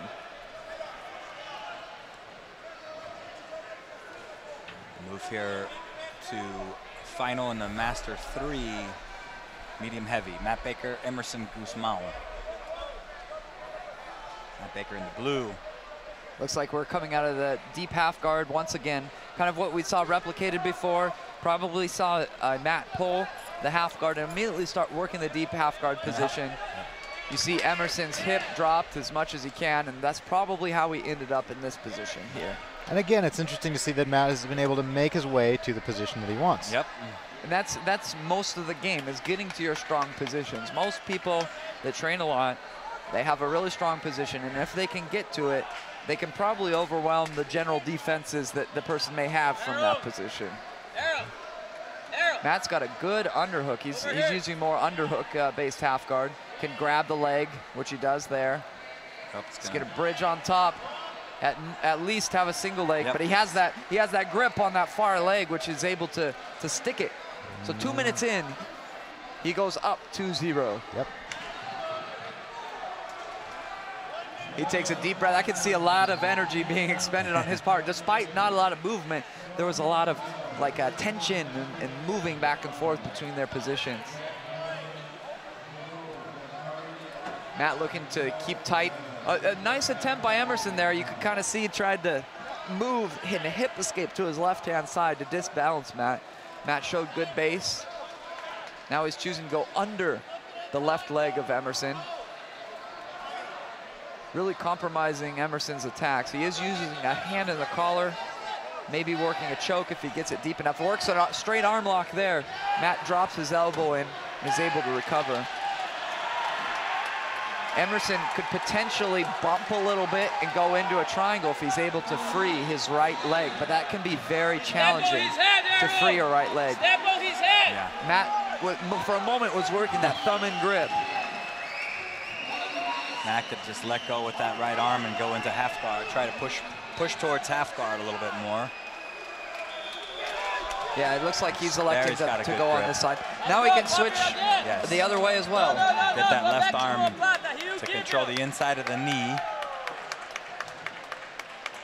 And then he'll have his option. Emerson really needs to create a little bit of space. Here he works the arm did drag. good. A Really great nice. side, he's able to do the sweep. He's Really able to stick it. So he only earns 2 because he didn't pass the guard. He's going to go knee on belly, or at least get an advantage here from knee on belly. Here, this is going to be at least an advantage. It looked as though the knee on belly, he does earn an advantage, so that could be the winning advantage for him. He didn't hold it for 3 seconds, but he did get the position.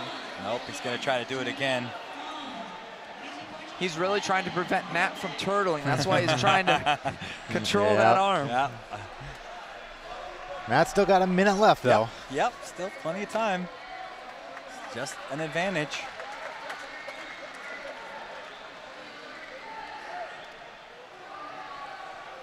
Matt's being a good sport, keeping his arms crossed just like Emerson wanted them.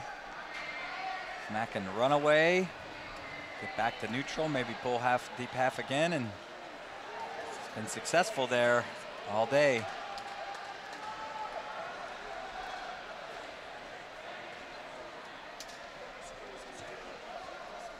It looks like he resigned to the position a little bit. Yeah, Emerson really gaining the upper hand, and he's just one knee on belly away from really securing a solid victory by up 2 and an advantage. Go pose your guard. Let's go.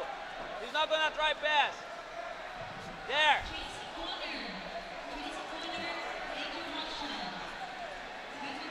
Shoot the omoplata again, bro. Let's go. Do again, do again. 15 seconds. Matt's got to explode, and from here, all he could hope for would be a reversal. Yeah, and it won't be points. Nope. Arrow. Go again. Go again. He's gonna give you. Well, good job, Emerson. Yep. Secured himself the world title. Yep. Now let's hop over to mat number 10, or number 3, excuse me, where Alexander Freitas is fighting Renato Tavares. Yeah.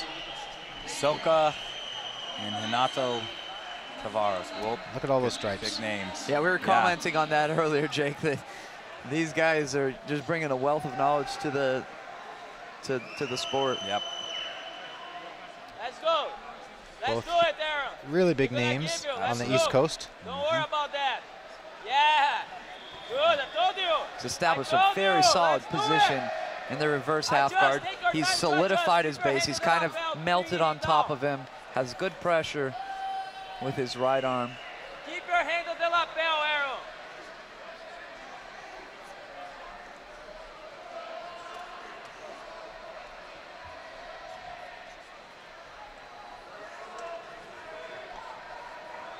He's eventually just going to look to scoot higher, get his butt underneath his elbow, scoot it as far as he can towards his head, and then kick free with his other leg, which you kind of see him.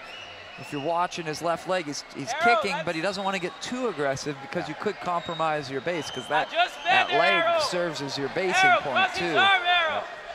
He's scooting his hips away. Good, there's it. You see Renato's right hand creeping in there. I like to go under the leg. He's got a lapel. He's trying to get it up over Soka's neck, but I like to go under the leg with the right hand right now, underneath that near knee, and then grab the lapel. Renato does have some crafty lapel work. Arrow, sweep it in. Right now he's got a good left-handed grip. You see if you can go underneath the near knee with the right hand and get the lapel. He's gonna try to put Soka backwards with these grips. A good pulling grip with the left hand. Yeah, that could really rip down. Yep. Maybe if he put his right foot into a hooking position, he could maybe elevate with that right hook and pull with that lapel grip. Yep. If you can go underneath that leg there on the stomach too with his right hand, under that knee, and get a lapel, it's very hard to stop that backward sweep. But I would expect he'll explode one of these seconds with that knee grip. He might just be waiting to see if he can run down as that time gets closer and closer. Soka's in good position right now, though. Renato has some good grips, though. Left arm deep. He's probably got the knee with his right hand. Yeah, very good grip open his right leg real wide to try to beat that underhook. And big bridge hard backwards.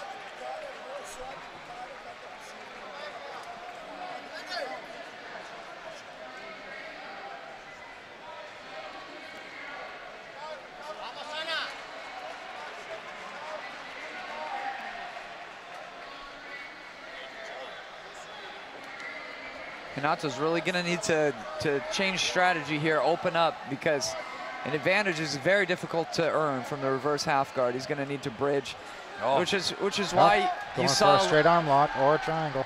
Yeah, that inverted triangle. That's why you saw the pass. He was just kind of going for it. He knew he shouldn't have, but he went for it anyway.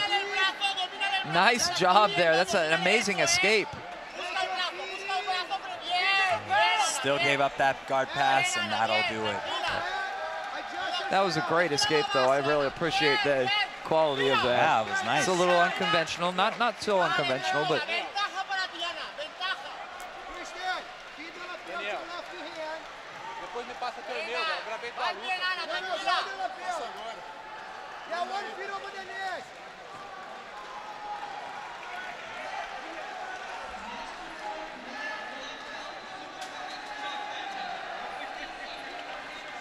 while that match was going on the other mat was Elvis Sinosek, which is how you say his name.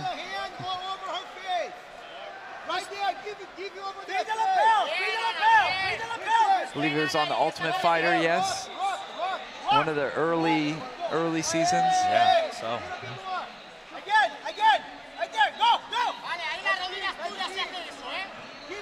If you're just joining us, there is a chat room. If you open up the stream in actual YouTube, there will be an automatic chat stream display. You can interact with myself and the other commentators if you so choose. Jennifer Russell and Kelly Beach. Kelly's on the left-hand side in the blue gi. Jennifer's in the white gi. Yep. Kelly looking to dominate that one side of the lapel, getting a 2-on-1 grip. Tries. Nagi, but too slow. Yeah, it was a little slow, but gonna get her back taken. Yep. That's one of those moves where you really got to do very fast. Yeah. You got to drop fast and explode forward so that you can't get your back taken. Jennifer did a great job of capitalizing. Kelly trying to cross the legs. Looks like it's not going to be possible this far.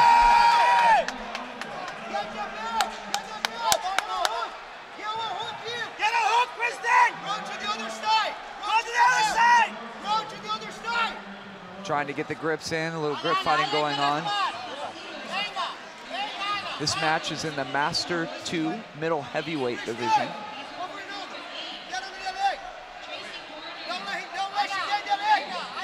Potentially switch to Ezekiel choke if you're sure to scissor her legs and come on top. Ezekiel choke from the back position. Underhook, Kristen! There you go! Flatten her out! Flatten her out! You gotta flatten her out! Kelly doing a decent job of defending so far, trying to control that attacking arm. Underhook, Kristen! Underhook! Next step she's got to do, she's got to get her back all the way on the mat. Maybe force her opponent to come on top, maybe stuff a half guard and then attack from there.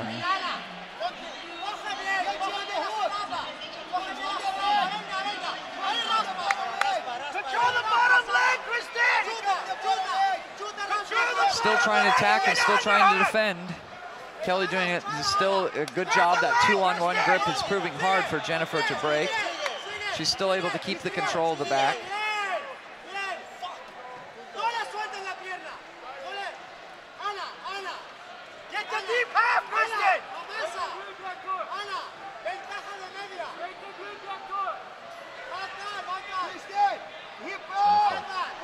Want to go to the mount and come back here. Now she's starts to get closer to the collars. A little too high.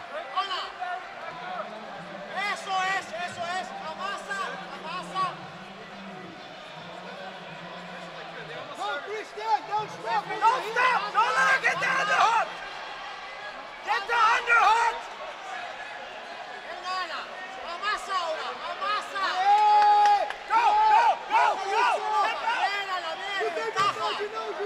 She has underhook! So not much change in this position. With 1:43 remaining, it looks like Jennifer has this one in the bag. Yeah. Stay heavy! Kelly's gonna need to get her back flat on the mat, or she's trying to pull that arm to the other side. And potentially, I saw her remove the top hook and try to turn, but Jen is an assistant instructor at Orange County Brazilian Jiu Jitsu. So that's how she's affiliated with the Gracie Elite team. yep. Kick the right leg back! Kick the right leg back! Kick the right leg back! Sprawl! There you go! I believe I said Orange County, I meant Ocean County. Orange County. Advantage, Ruiz! Advantage, Ruiz! Advantage, Ruiz! Advantage!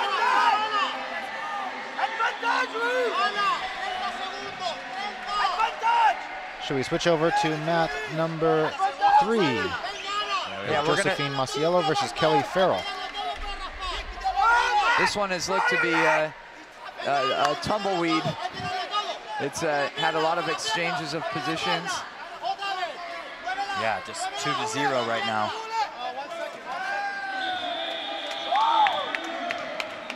This is in the Masters 2 lightweight division.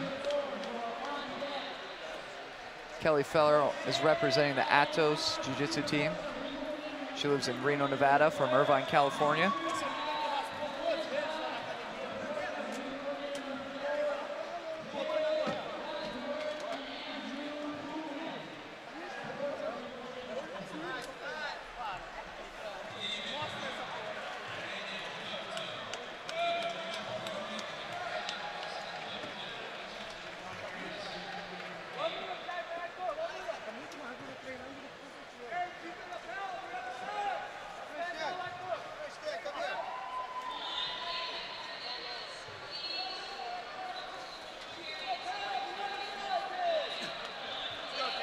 Josephine trying to pull in for an omoplata here.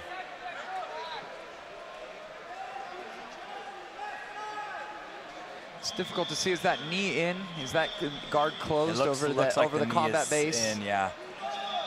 She's able to open it fairly easily. She's trying like a scissor sweep motion and trying to come on top. Yeah, she might Almost actually, able to do so. Yeah, she's trying to transition into an arm lock. Yeah. Almost. She looks like she's gonna be able to almost. Yeah, she's that got left it. leg is almost. She's got a nice clear of the arm knee. lock attempt here. Yep. And she gets the tap.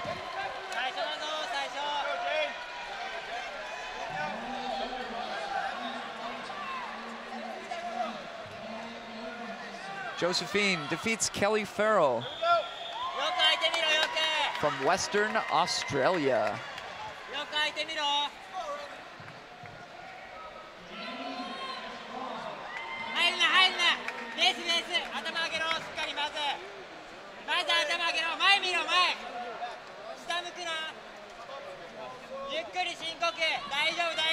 We're going to switch on over to mat 10.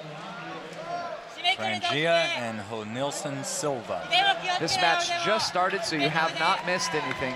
Coming out aggressively. Cardo's on the left-hand side, Silva on the right-hand side. I think Honilson needs to do some foot sweeps. Probably Frangia's going to try to get to his half guard, tries a single. Yeah, he's tried that single a couple times. This one started in bounds, went out of bounds. Yeah, I think it's going to be out of bounds. Maybe an advantage here. Huh? Yeah, so it started in bounds, goes out of bounds. It should be an advantage, certainly, for Ricardo. Looks like no advantage was awarded. Potentially the referee stopped the action before it actually went out of bounds, which is common.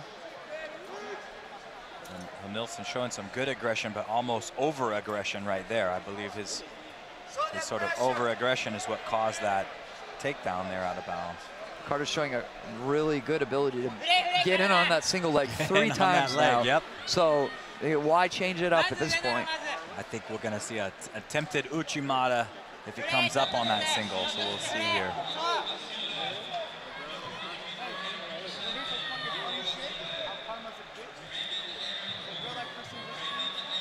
See if he shoots down on that leg again. High poke, it looks like. That's Shame. unfortunate. I think it'll be no big deal. We'll go on over to this other mat. Well, Jack McVicker versus Andre Leach. Yeah. another interesting match. You guys forget who you're dealing with. You guys are dealing with the Masters, and eye poke is nothing. Remember, these guys we walk uphill in the snow both ways. Little eye poke, just a flesh wound. Let's go. Andre looking for the deep half, but Jack is doing a good job of keeping his weight back. Undoes the lapel with his mouth.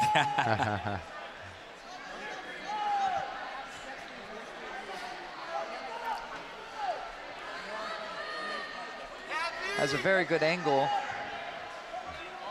Score in this match is even. About 1 minute and 10 seconds in. There's no score on the board. Okay, let's Action switch back resumed. to Frangia and Hanelson Silva. It's a fun-paced match right here. See more of that single leg. Yep. Some grip over the top. Should snap down now. Frangia going for that single. His poor ref had to move his chair 3 times now in this match.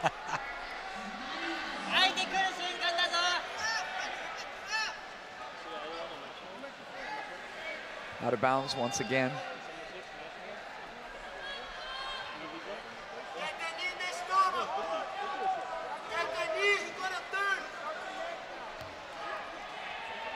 Grip up, tries to snap down. It almost looked like a fireman that time, but it was difficult to tell. It happened quickly.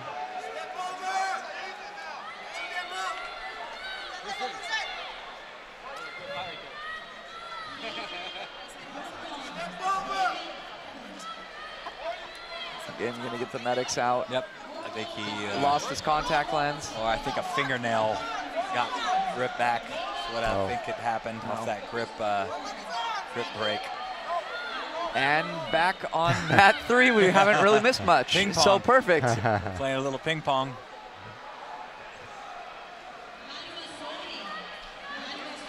Looks like he has a pretty good arm position on that leg. Good underhook. He can switch between the underhook and controlling the leg. Does Andre on the bottom. Jackson almost getting in tight. Andre's trying to elevate. We're going to go back to the other mat. Stick with this one.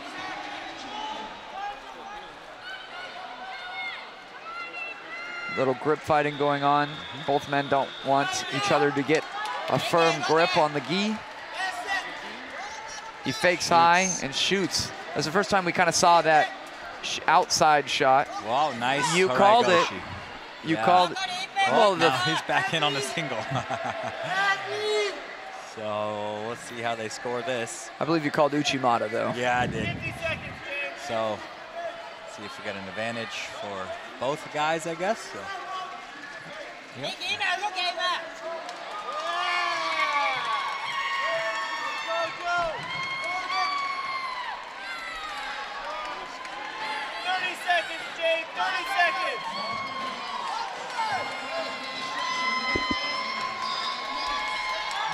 Sits into half guard.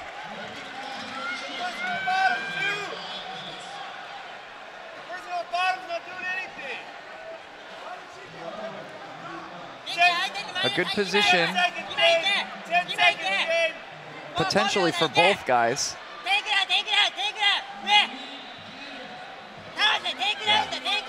Nelson could backstep or stay here. Looks like you've got a good grip on that bottom sleeve. Hard to see from here, but it looks like he does. Can't overcommit that right leg too far forward. He's really choosing to utilize that pull and push method of the knee slice. Yep. Picking up the arm, pushing down with the left arm into Carter's shoulder. He's switching sides on the collar, which can be a little bit better because you can kind of crank it and push with your whole forearm to return him back down to the mat. Let's see if Cardo's shoulders go back down on the mat and he's able to improve his position, or if he's able to turn and come up potentially on a single leg, double leg, or establish the deep half guard. 2-on-1 on the sleeve grip is also a really He knees him in the butt, brings him over the top, comes up on a single. He's got a single. He's being tenacious with it. It's going to earn at least an advantage. Good sprawl. Nielsen, good recovery. Actually, difficult to remember. I don't think he returned him to the mat. There it is.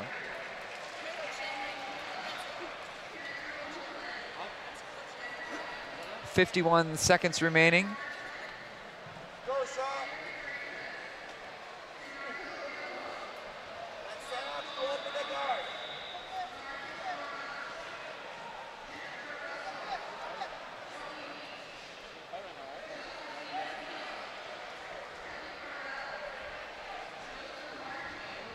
So he's going to need to push the pace. He's down. Kind of an interesting approach to have this be casual. Yeah.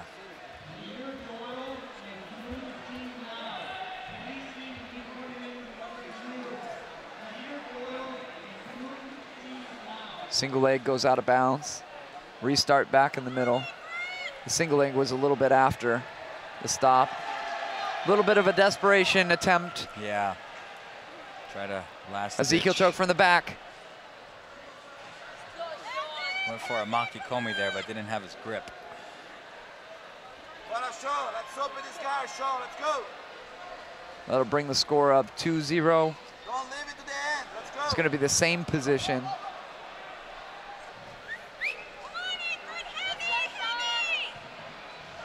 Referee instructing the athletes to return to their positions. A little bit lethargic in doing so.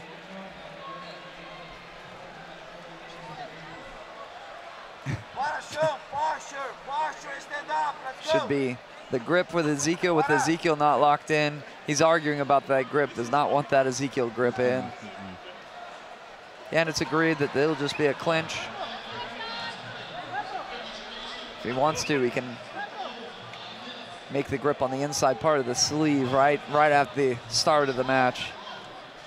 We're probably just off for the back here. He's trying to attack the feet, the Hail Mary attempt. It's the grip on the neck, and time expires.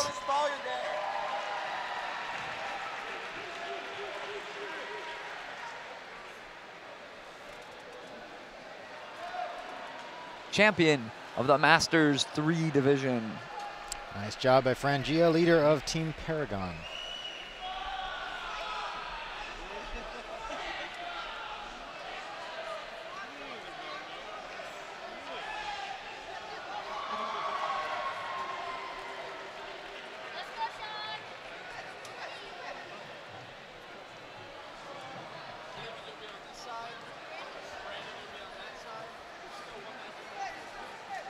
Sean, we're gonna have to open. We don't want anything. Let's go.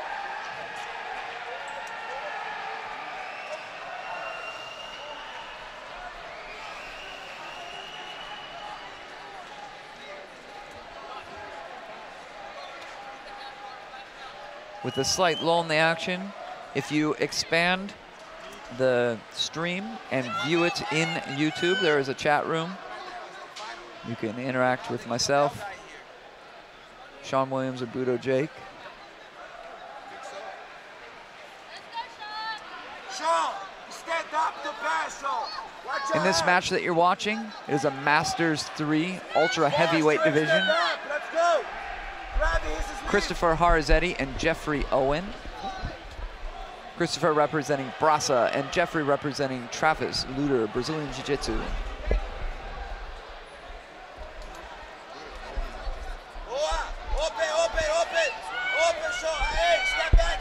tries a takedown, ends up getting sprawled on. Step over. Step over. Front headlock position. Looked like he was trying to make his way behind, but not able to do so. When the gi colors are blue and black, the blue defaults to the top blue position. So if you're looking to understand who the athletes are, here's a nice takedown, 2 points scored. You can do so by identifying them by their gi color. Hooks and beautiful hook sweep, almost comes on top, goes to a front headlock position, releases the grips, which redefines the competitors as standing combatants, so no longer working the sweep.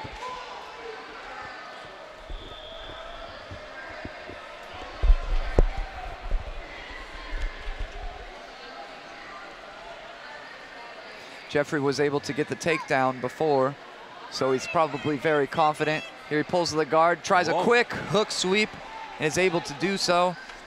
Finds himself in the deep half guard.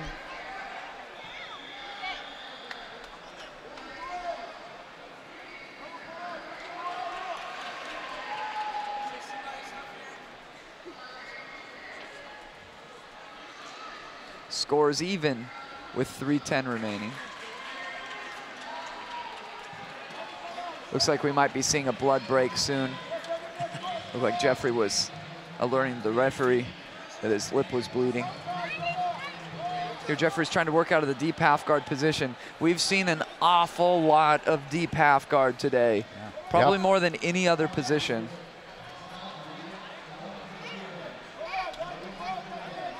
He's feeding the grips. Oh, he's got the double unders. Yeah, the a la Bernardo Faria, probably the most well-known competitor to utilize these grips. Let's see if he can sweep here. There he bridges, coming on top in the double underhook position. Great sweep from Christopher. He turns the corner. The points are awarded. Great movement pattern there. Sweeps, comes around. Steps around, it almost sticks the mount. Yeah, see if he can get that right knee up there a little higher, maybe slide to the back. And he earned an advantage point as well, which could be a very important advantage point because he landed on top in double underhooks. So he had a guard to pass. He shucked it to the side, went to turtle, hence the advantage point. Yeah. He's trying to clasp his hands together. Trying to return Jeffrey to the mat. Jeffrey keeping on his side, attacking a Kimura. Could be a risky proposition. It proves to be. Yeah. Christopher moves around really well here. He's going to earn another advantage for getting his opponent to turtle. The Kimura was not nearly tight enough to warrant an advantage. The rulebook defines it as in serious danger of being tapped. Specifically gives an example of a spider web arm lock position where the arm is not free, as not being in danger. Christopher is on the back, almost solidifying the position. He's got to uncross his feet in order to get points. Scissors his legs, comes on top to the mount. Just got to stick it just for a few moments. He's got 8-2, so he's got the score. Dismounts. Comes back to what looks going to be standing. Yeah.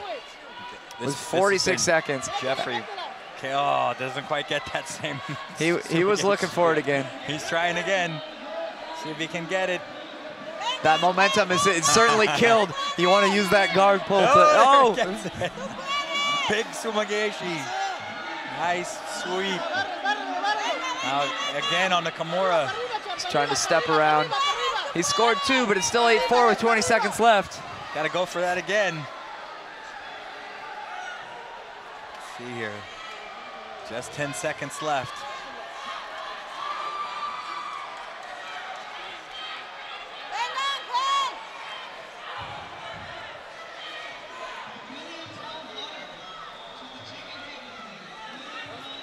So Christopher is going to advance into the finals of the Masters 3 Ultra Heavyweight division. Nice contest. Nice movement by Christopher.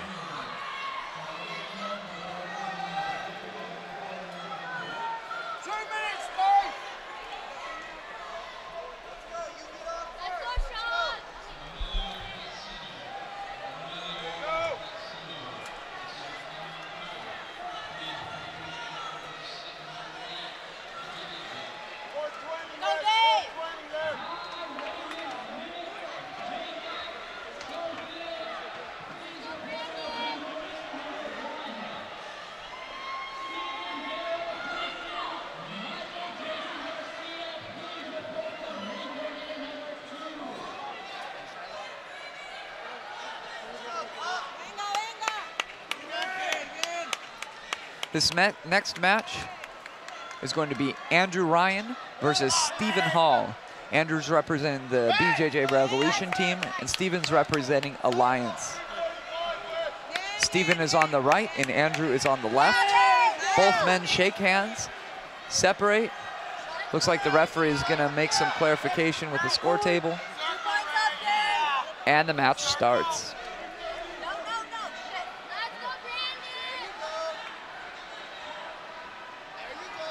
Some good grips had right away by Stephen.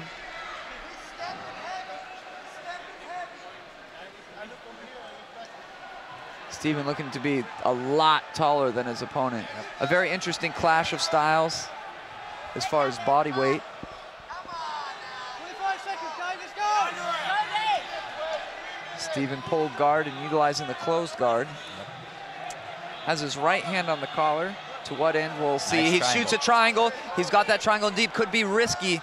It could be a risky triangle. He's got long legs. Yeah. Couple of moments we're gonna see if he's gonna able to make that thumb in and turn the corner. It looks like looking not, good. Yep. and he's able to get that tap. Stephen Hall by triangle very quickly in this semifinal Master 3 match. We're going to see him 2 more times today. 1 more time in the finals of his weight class and 1 more time in his open. Nice, well done, nice triangle.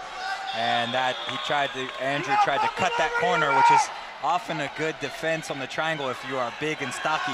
However, when you have a long-legged opponent, I was sometimes thinking it the doesn't same quite thing. work out. I was thinking the same thing. Sometimes those guys, all 3 of us, we're not so big guys. We've probably all had the bigger guys try and turn the corner hard on a triangle. Yeah. And you try and tell them it might not work in your division. Scoop! Scoop! Let's go! Back on the mat, scoop! There you go! There you go, get the deep!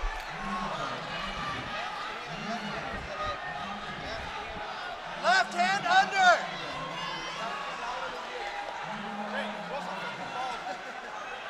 Let's go! Deep! Let's go! Flatten out! We still have plenty of matches ahead, but just a little low in the Left action hand now. under. Take the single leg. There you go. Up on your screen, you can see some upcoming tournaments. There you go. The IBJJF now hosting tournaments all over the world. Some upcoming pro events as well.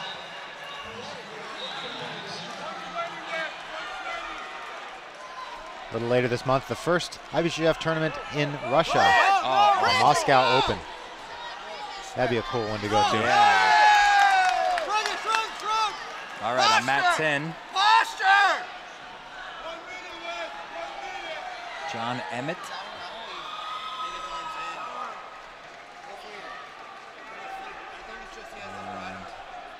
Posture. Sina Haddad. Posture.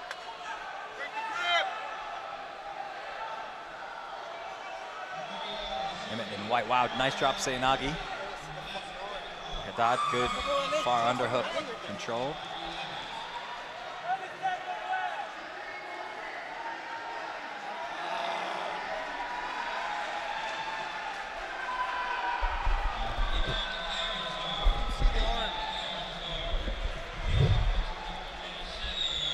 Emmett, I think Haddad has the underhook on the, there it is. We're gonna start out, and it recovers. Haddad puts him back down. Knee cut position now. Emmett trying a single. He should keep moving now before he gets. All right, Corey, let's go. Now it's settled in here a little bit more. You know, that opening exchange is one that I find when I'm attending local tournaments to be the most confused of competitors, maybe even coaches, is when you take down into side control, people want, quote, side control points. Right, yes. You know, that a takedown is just worth 2, and Yes. you must pass the guard Right. to be able to achieve the 3 points for passing the guard. Side control inherently being worth no points. Right. John earns back the 2 points. And we're gonna restart in the middle. 1 penalty being awarded to John. I would argue that penalties play more of a impactful role when the match duration is shorter.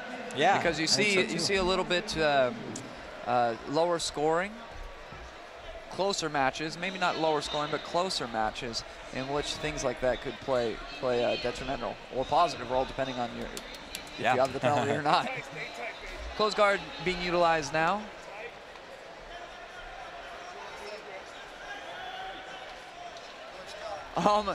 Gets him off base. He's trying to essentially hip bump. Maybe thought about an arm lock. Yeah, might have. Wasn't able to do so. Gets that foot on the hip. Back in towards triangle. Yeah, he's actually got the arm in there now to there. So see if he can adjust this. He does. He adjusts it fairly well. That looks pretty tight. Yeah, it's getting worse. He's going to attack him. Maybe a wrist lock. It looked like for a moment. Underhook this leg with the right hand. Maybe take the energy and put it to the side. Yeah. He's trying to back away. Now he's got a better angle here to keep his head in.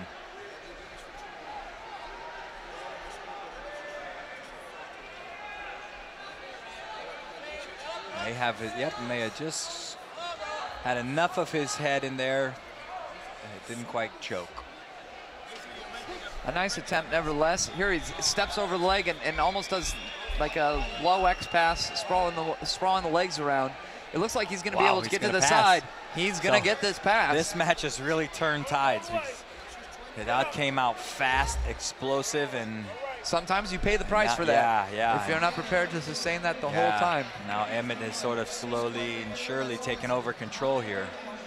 That left arm is in a slightly concerning position. There are some people that prefer to work there, but in general, it is a position that can expose your arm. For example, Rickson Gracie teaches his primary escape, grabbing over the back like that.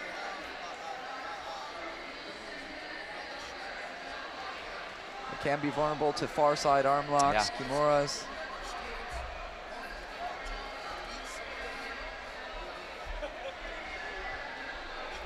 Here we go, knee on belly. He's going to earn those points. Yep. It's going to move him further into the lead here. 1 minute left, a little over 1 minute. Interesting, just haven't seen the points. That was a long time for those points to show up on that board. It looks like the steam has been taken out of his sails here. Probably just work towards a submission. The perfect time for working a submission is when you've kind of beat your opponent in terms of physically and mentally. Yep. Haddad still trying to escape. He's still trying to shrimp out.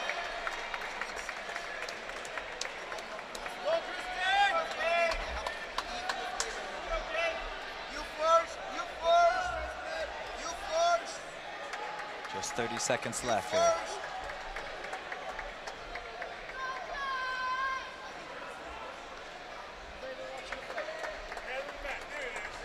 Maybe try to go to the gift wrap-like position, sit to the back, abandons it, essentially into a smash pass with the legs compressed together. Final couple of seconds, tick away. And John will progress to the finals of the Masters 4 division, middle heavyweight.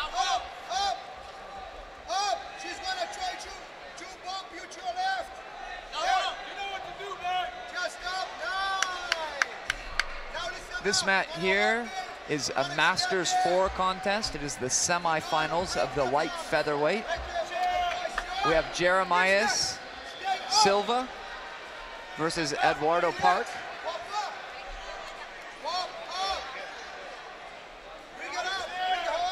Edward is on the bottom position, utilizing almost a leg lasso. He's down 3 points to Jeremias. Something went wrong there as I was getting the bearings on the match. Was there a disqualification? Yeah, I was looking at the exact same thing, the score, and Yes, they're just restarting here. It's some unusual body language there for a moment as we're trying to get our bearings on the match. Now stand up again. Stand up again. Leg lasso half guard being utilized. Jeremiah brings up his knee, maybe in an attempt to later knee slice. Tripods his base. We're almost wants to step on his legs. It's final, Christian.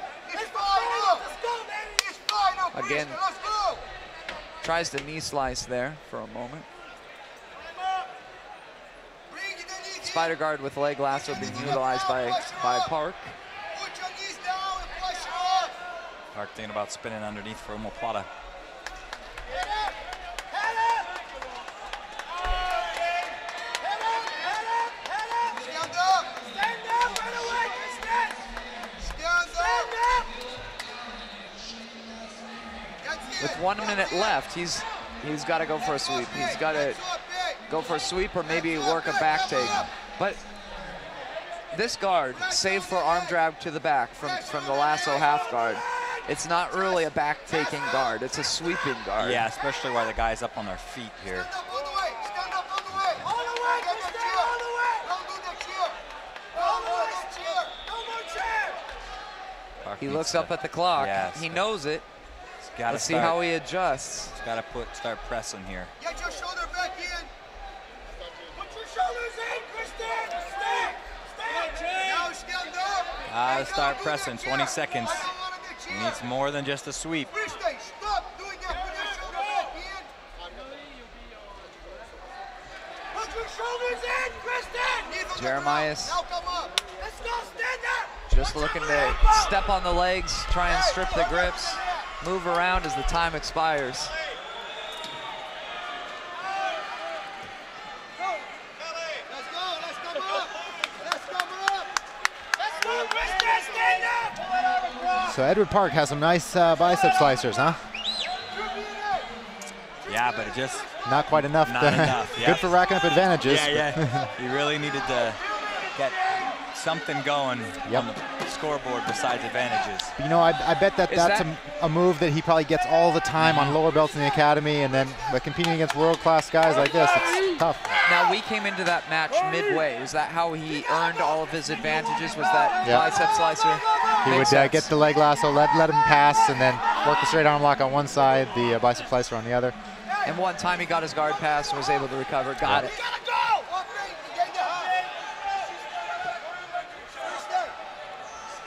Roberto Traven coming up on mat number 10 against William Hodder. This is a match I'm excited about. Why is that? Bill's at a Cesar Gracie, I believe. He's a teacher by trade. He's somebody that you know, I've kind of kept tabs on. Very talented. To be no easy match. Nope. Come up. Come up. Bring her up. Nice. And In this match here, it's Luis versus Lewis. The battle of the Louis. yep. So light featherweight Masters 4 semifinal. Kristen, grab the arm and stand up and go to half. You gotta go. 1 minute. Control the arm. You got an advantage. Control the arm. Come on, Jay. Fuck. I'm asking that you control the arm. Both men gripping up. Fight. Fight. Kristen, fight now. Go. Push. Push.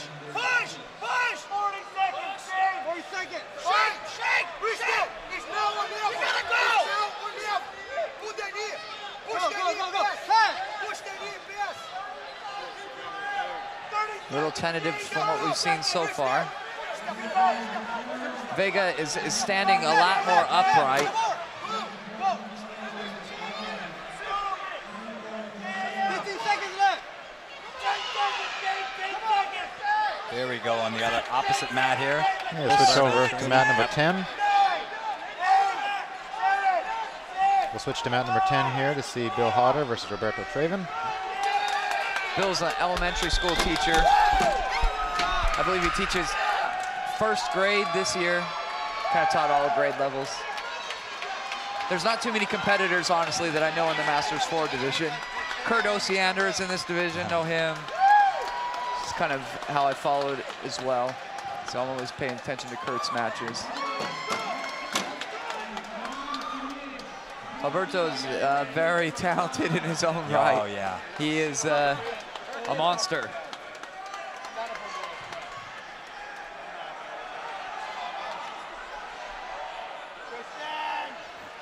Both men cautious so far on the feet. 1 minute goes by with not so much action.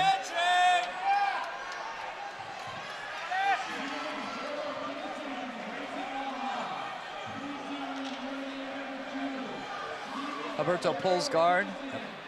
Thinks about doing a hook sweep and then establishes the close guard.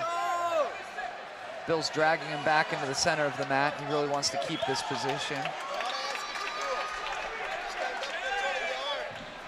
Alberto's shaking out his grip. He's looking to keep his right arm inaccessible. The one he's shaking right now, he doesn't want Bill to grab that. You can see Bill looking to grab it.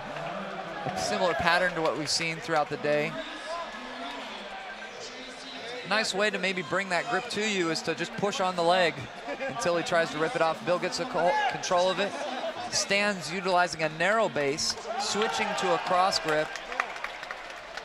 Alberto's able to break the posture back down and establish back the close guard from the seated position.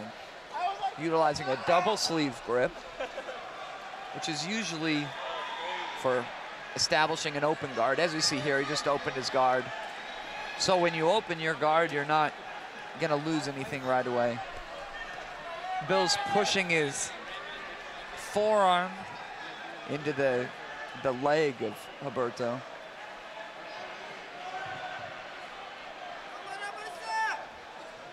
He has the grips that he wanted, but Alberto is doing a really great job of pulling him forward and off of his base.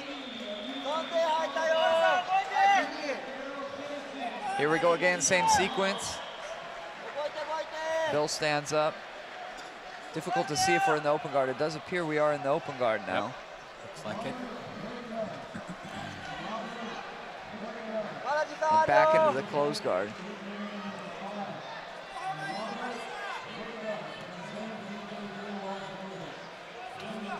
Not so much to work with if it was a referee decision and it went to this chemistry of the match so far.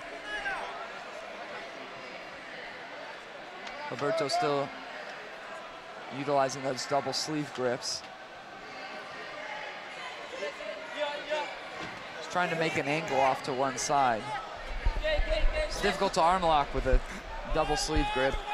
Most people opting to control hand and sleeve or 2-on-1. Especially that right leg can't really get up there very high. I think Otto's got his elbow wedged up against that thigh. Both men need to go at this point. Yeah, I like this strategy here by Alberto Traveler to open, feet on the hips, and now shoot omoplatas and such. Yeah, and Bill looks a little bit vulnerable for a second to that omoplata, being on both knees for that second.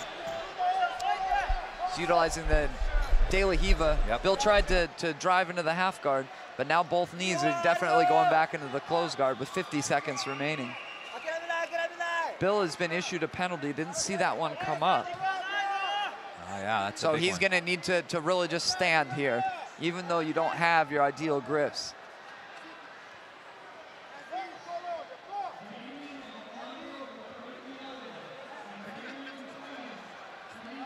That's a big one. Alberto trying to put in that lasso and then back to the close guard. Yep. Bill frustrated by the close guard.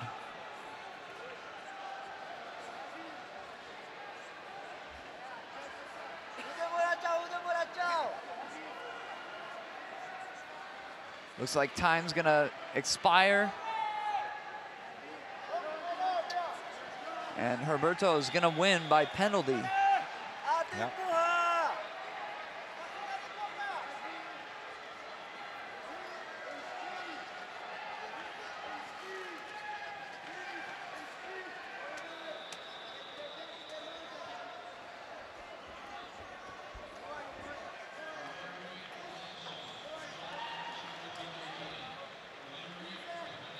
that's kind of one of those things about the both knees on the ground is you have really excellent base. You're hard to sweep. You open yourself up a little bit more to have that guard closed around you, and potentially submissions as well, which wasn't a part here. But that closed guard, you just go right back into it, especially with the double sleeve grip, because with double sleeve grips, you can pull forward and then just close your legs around them and keep pulling until you achieve the closed guard, which is how much of the match took place. Yeah, yeah. I'm not a big fan of passing on the knees, except for if you're ice over the legs already. Yeah, as in you've stepped over and you're essentially in the half guard, open half guard situations. I'm a big fan of going, one, you're in the half guard, because then you have all the benefits of the base, but none of the disadvantages in terms of submissions as much, and sweeps. So mat 3. Getting ready to go.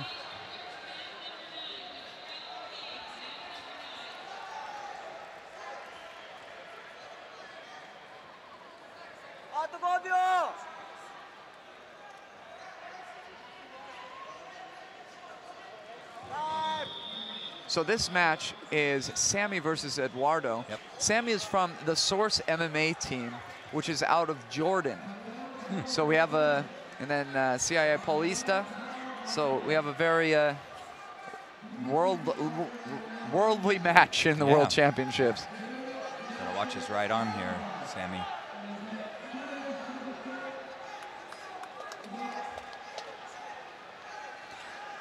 Looking to feed that grip underneath. He's going to look to pass the hand. Look, he's got it. And if he gets it, this is an excellent opportunity. There's so many options. You can pull forward and then come on top. Should be coming up to the top right now. He should kick that right leg free and come up to the top. Sometimes it doesn't look it, but you can get your knees under you, and as long as that grip stays, you're in business. So you're getting the knees underneath him, and you're in a great spot to begin to pass because you've already closed the distance, which is often the hardest part. An excellent opening sweep by Sammy. Well done. Now Eduardo needs to dominate that wrist on his right side.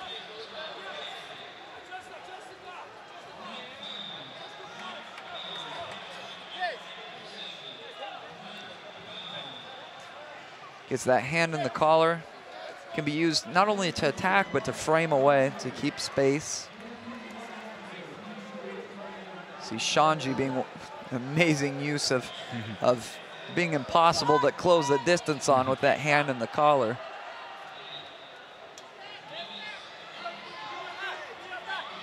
So Eduardo could sweep towards his left right now as well. If he just grabs his sleeve with the right hand, if he can off balance just a little, push in and then sweep towards his left. He's got that arm under. It looks like with this forefinger in grip on the collar that Sammy might be looking to establish a knee slice, to pop up and try a knee slice. I think you're right. It wasn't able to do so. It sensed an opportunity as he was maybe trying to get underneath him with a deep half, and he established that half guard. Earns him an advantage point, because once you clasp your hands, you're earning that advantage point for establishing the half guard. A little bit of the lockdown being utilized from the bottom position from Eduardo. He has an underhook. If he's able to turn on his side, he's able to improve his position dramatically. Yeah, Eduardo needs to pick up that leg deep, and then he can sweep towards his left quite easy with the lockdown there. Scorpion, whatever you want to call it. Needs to get up. Oh, he missed that. Missed the underhook there. Can still do it right now if he hips away and gets that underhook again. Feeds the lapel underneath. Not a bad anchor for that underhook. He's underhooking the leg. He's got good kind of like what you were mentioning before, but just minus the lockdown. Can still do it right now if he wants. A little bit of leg work involved to get the position, though. Might be going to X guard here.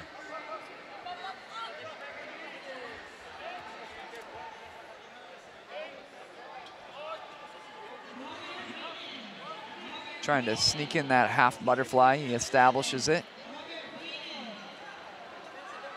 He has some decent grips. Lets go of it momentarily anyway and reestablishes it. Yeah, trying to get into X guard here. Elevates, nice, underneath on the foot now.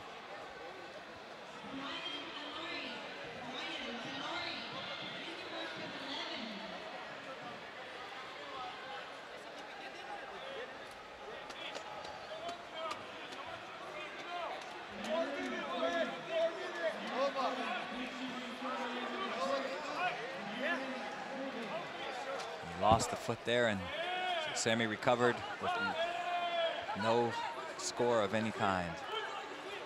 Eduardo's doing a good job of like leg positioning and getting underneath here, just not quite able to finish anything.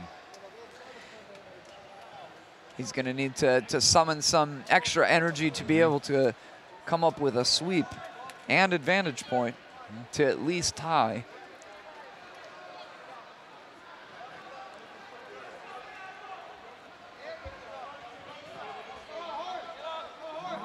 He's going to need more than this now. Yeah, it looks like time's going to expire. And Sammy's going to take this one by way of 2-0-1 advantage point.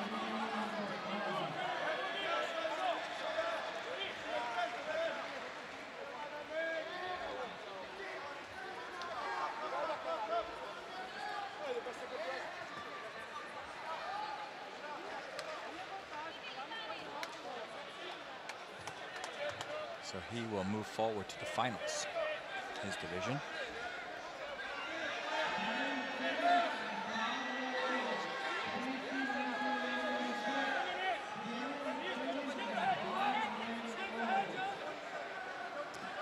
Over on mat number 10, we have a Master 4 heavyweight semi-final match. We'll move on over to that right now. This is Amilcar Campelli versus Milton Higis de Almeida. 138 remaining. The score is 0-0, 1 advantage apiece, 2 penalties apiece. So both, everything on the board has come from penalties. Yeah. Milton on your far side. Amilcar on the near side here with the green and yellow belt. Oh, nice. A little off balance. See how that'll be 2. For Milton Almeida. Countered that foot sweep nicely with a snap down. Oh, and now we've got Megaton on mat number 3. So I think we'll switch over to see Megaton Diaz on mat number 3. And he is going against Scott DeWitt. Now, at the beginning of the day, we mentioned about Megaton, and it's nice to actually see him compete amongst his peers, which is in the Masters 4 division, because he's so used and still competes in the open division, or the open age division, the adult division. Megaton, the father of Mackenzie Dern. Here he gets a sweep. 1 minute in the match. It's going to start up ahead, 2-0. Scott's trying to establish a guard. Yeah, he's trying to get that collar sleeve guard working. He needs to get his legs into better place. The left foot pushes on that hip. That's good. Megaton just keeps moving in, getting his knee in the middle. There's that knee slice position.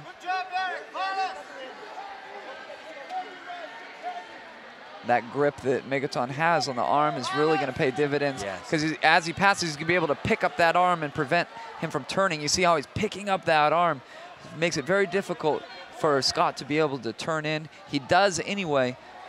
Gets to the turtle position, which is going to cost him an advantage. Megaton establishes the leg drag position as he hops around. Now he's going to get his pass. Oh, not quite. Very good guard retention by the Jean-Jacques Machado representative. Yeah, excellent. Megaton essentially going to hit repeat on this. This time he looks like he's a little heavier in there, not quite through yet. thinks about stepping into the reverse half guard, changes his mind. Instead opts to really pick up that sleeve, but it looks like that Scott is really good at keeping on his side, like in the shell. Yeah, now he may want to back step now. Is that? Yeah, that underhook that Scott has can become a problem for Megaton. Either he's going to have to slide out and put knee on stomach, or he adjust his angle. Good idea. This is actually a rematch of last year's final in the Masters 4 featherweight division. Scott actually beat Megaton last year. Megaton is able to establish the guard pass directly to knee on belly, earning him a total of 5 points, bringing the lead 7-0 with 2 minutes remaining. Better believe Megaton wants some revenge over that loss. Yep. Just gonna feed that collar underneath the head. See if he can get it.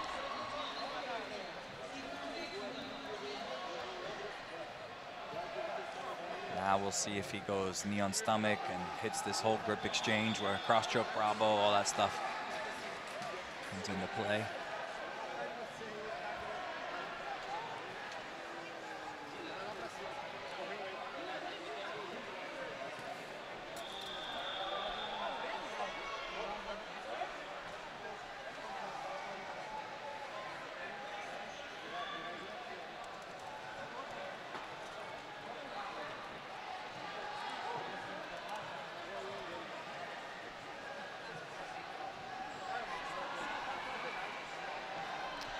Seconds left. It's a huge deficit that Scott has to overcome here. Yeah. And he's been defending a guard pass, so it's not like he's fresh here with the ability to explode out like he would want to. He's still trying.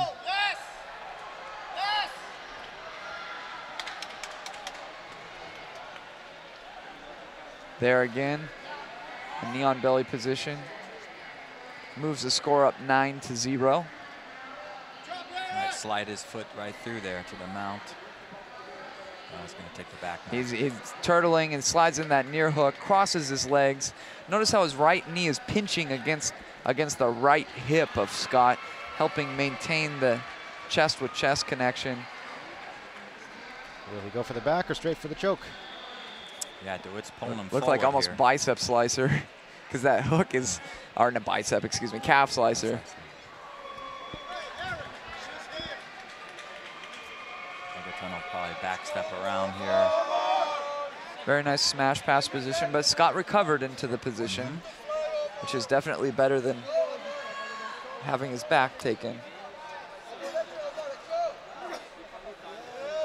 Legs compressed very well. Megaton probably going to try to go directly to the mounted position.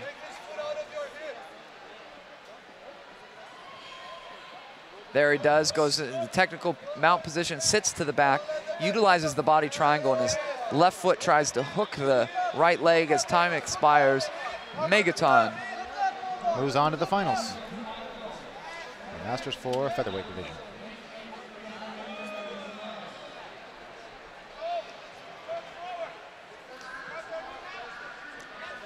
In the chat, we had a couple of questions on where's Megaton before the match. Don't worry, we won't miss any Megaton match. When we see him competing, we're gonna move on over to him. Yeah, if any guy is the face of the Masters World Championships, he's the one.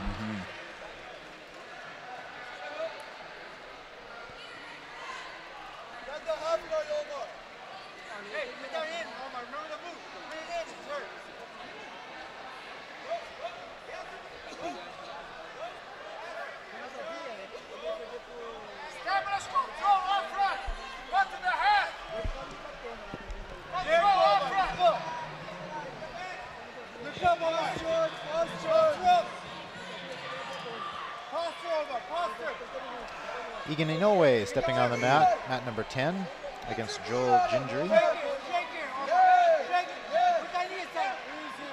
There's Egan on the right. Yep. Brother to Ensign Inoue. And if memory serves, Egan is also a professional ping pong player, or used to be.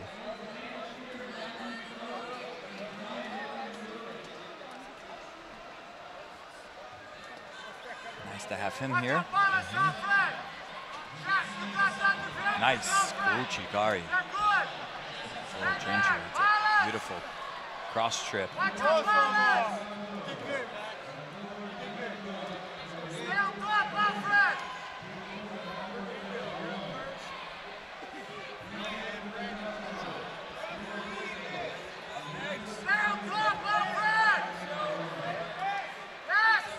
Egan may look to push. Well, he's got to get different leg position here if he wants to go for that arm.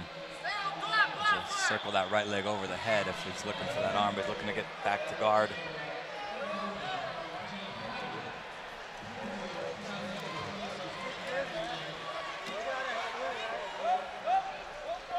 Close guard.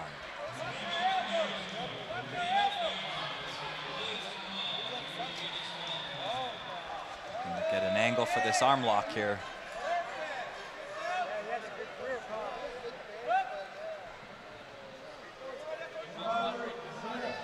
Good game.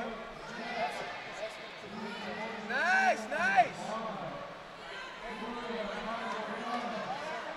The hand in the collar, a little bit better if you can get underneath that arm there. See that arm that's on the inside on Egan's right arm, a little bit better if you can get underneath that so that the guy can't bob and weave out if you do actually get that deep enough.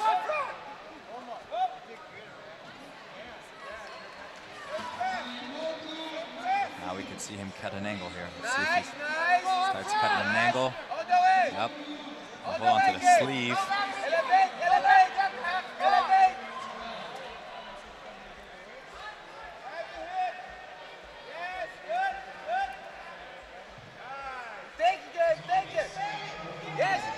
Right now, Ginger just double belt grip. Now he's let go and gotten over the leg now. Cross face. Nice position to pass. Egan tries to put him over. Good recovery from Egan. Yeah. All the way, Gabe, all the way. Put in the guard. Put in the guard. Guard. Ginger takes an advantage for that one. Gabe, pull his limb to you. Pull his limb to you and take it.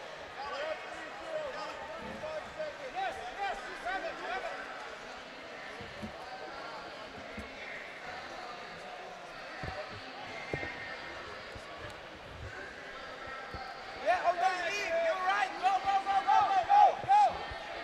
Go, go, cross the knee, cross the knee. Every time you guys don't move, ref. What is that, ref?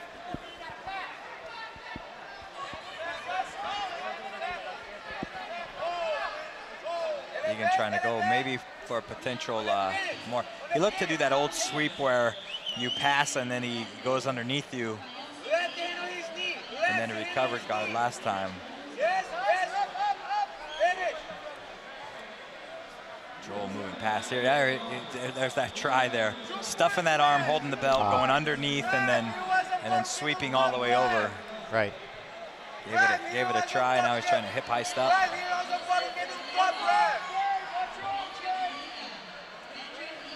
Joel has good position here with his left leg on the outside. There he passes. There's that sweep I'm talking about right there. Good recovery. Yeah. Oh, nice. Oh. Nice three-quarter hip toss there. Nice try. Takedowns you have to control for 3 seconds. Yep. So just an advantage for that. Nice. Let's press. Let's press. Let's press. Push the leg down and step over. Push the leg down and step over. Takes a shot. Push the leg down and step over. Easily defended by Joel. Hand control game. Jumps guard here. Still on that wrist on the left side. Nice. Keep the hook. You're gonna need more than a sweep right now too. You need a sweep plus some. Yep. Looks like he keeps thinking about Kimura or that sweep. Hip heisting back up. Stay there. Stay there. Oh, another cross trip. Yes. Another Kouchi. So 2 Kouchis for Joel Gentry. Cross face again. Yes. Gets him 4-0. Now Ensign really needs to move. Front, these legs. These legs. for the knee bar here. Let's see if he can get it. Nope. Joel using good head position for defense.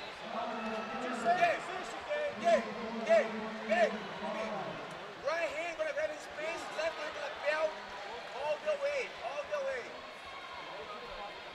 You have 45 Last 8 seconds. Let's go, Joel! Joel gets a stalling Yeah. penalty. Yeah, Right as he 45 passes. seconds, you winning, okay? 7-0. Good job, Joel. Ref, you forgot the 2 points, ref. On mat number 3, Jay Zabelos is fighting Adelson Brites. Ref, if you not points at advantage, ref. Adelson on top, You was on ball, Jay on came the bottom. top.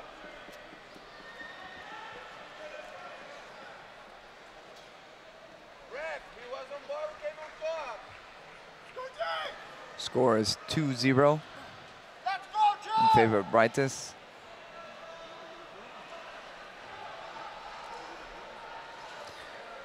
Trying to sprawl out the leg and pass, but he's got control of the arm, which makes it difficult. He turtles and then recovers the position. Immediately buries his hip into the half guard position, so dropping his hip on the ground. Hasn't settled quite in because Jay has turned into him a little bit too much for him to feel comfortable. Jay would like his pressure with his arm there. You see his left arm go underneath and then get much better pressure from this position. Difficult to see how he's using his right hand to continue with the guard pass. Yeah, I think that Jay has grip underneath. Yeah, like there, a but leg lasso almost in the knee shield position. Yeah, but it almost needs to abandon ship about right now and start to push. We could see a repeat of that sequence that we saw before where he passes, turtles with that arm, and then maybe try and roll for an umplata or something. Yeah, that's a good idea. He's got to create a lot of space here. So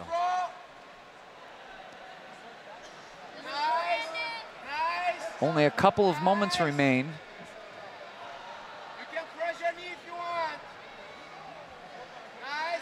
Hold. Pressure is going to be on Jay to be able to come up with some sort of miracle comeback. That one advantage point puts him in a deep hole. Sweep won't earn him a victory. yeah, Here he goes. He has that grip fed under the lapel, but it's not going to do him any good. He's getting flattened out. These last 10 seconds almost certainly will just be coasted out. Earns another advantage for establishing the half guard position. yeah, good solid half guard position here. And time expires. This was in the Masters 4 lightweight category and was a semifinal match.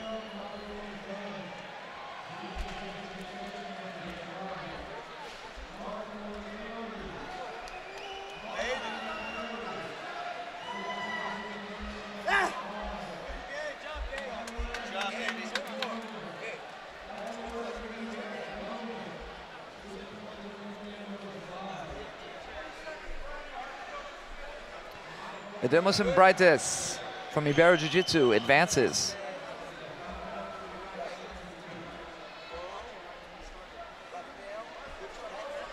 Next up on this mat is going to be Stephen Vincent Hall versus Chris Harazetti. I believe this is a rematch. We saw this match before, didn't we? In the one of the open weight divisions. Because Stephen Hall was that very, very tall, yes, lanky guy. Did he not go against Christopher? I don't think so. I don't think yet. We haven't seen any open weight, so that doesn't make much sense. I remember Jake making a comment earlier. Yeah, Stephen beat Andrew Ryan, I believe, the first round. So the match you're watching now is Mark Hopkins versus Thomas Oberhue. This is Masters 4 black belt middleweight semifinal match. Mark on your right side now. Thomas on the bottom position. The position's changed as you were announcing. Yeah. Maybe coming up with an ankle pick. There were several things in play there for a moment. He's trying to turn and maybe come up on a single leg. He has a grip on his pants. builds up his base. It's going to be difficult. Mark has a good sprawl going. Maintains the top position, working a Toriando pass. It looks like they're almost out of bounds. Referee stops the action. We're going to see a restart.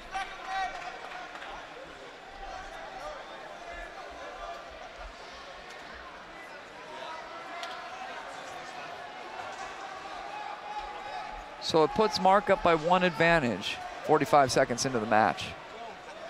Moves by again. Leg drag attempt. Overview counters pretty easily here. It's underneath here now. Shot underneath to see if he goes X guard. Mark trying to stuff that leg and step over.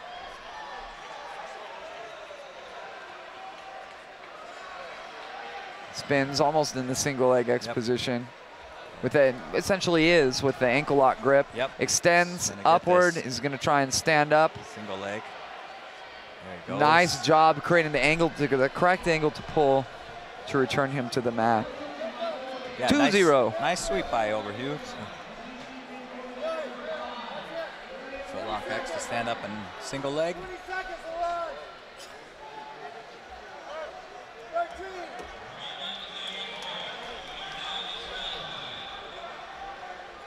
Mark finds himself defending the over-under pass.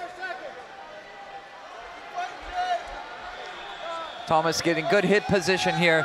Is a good chance of being able to sprawl his leg back and pass. It looks like he's working a knee bar. He is trying that knee bar, sometimes called dog bar. I've heard that referred to. Doesn't quite get it, but is able to use it as an opportunity to try and pass. Mark's trying to turn in. A penalty awarded for an illegal grip to Mark. It's nearly past the guard. He's nearly been past the guard for about 20 seconds now. Yeah, now he's settling in. Yes. Yep, just get that pass.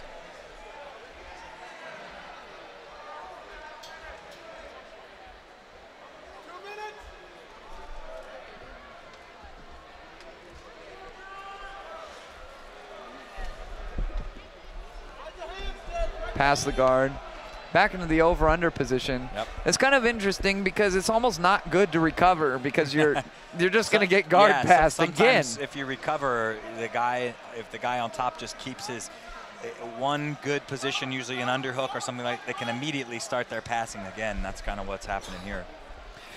We're in the smash pass position. There's a good chance of being able to mount. We're going to switch on over to mat number 3, where we see a rematch of Christopher and Steven. This time Christopher pulls guard. Steven working from the top position. Now Jake, you seem to know why these people had a rematch. Was that the first match wasn't in the open division, correct? For these particular guys? Yeah, because we announced earlier, and Steven pulled guard and ended up getting a triangle on Christopher, I believe. I know we've seen Christopher before. Well, I think these two fought before. I don't think so. I think it was a little different. It was a different guy. Okay, because I remember the remark about the contrast in body styles. Yep. But I guess it was a different guy. Yep. Christopher had a good match with Jeffrey, the first one.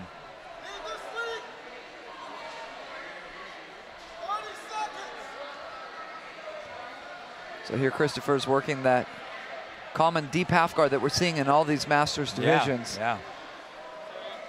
Steven. This is what he got the first one. Christopher did that double underhooks, sort of. I remember now. A la knee bar. Yep. Christopher's going to turn out of that actually, right? Does the right way, and he may be able to come to the top here. He's straight going footlock. into the 50-50. Steven Hall's trying to straight footlock on that outside leg, but. Now it's dueling footlocks almost. Yeah, from Christopher, I'm just passing that leg all the way around and coming up to the top, actually. I'm not worried about finishing on this foot, especially on a much taller individual. I just pass that leg across and come up. There he does. And we'll score 2 now. Steven received a penalty. I wonder if that was for reaping. It looked for a moment as though he was checking grips, did it not? The referee was kind of looking like he was checking grips. We didn't see exactly when the penalty was awarded from our perspective. Here we saw a very nice triangle from Steven from the closed guard position in this prior match.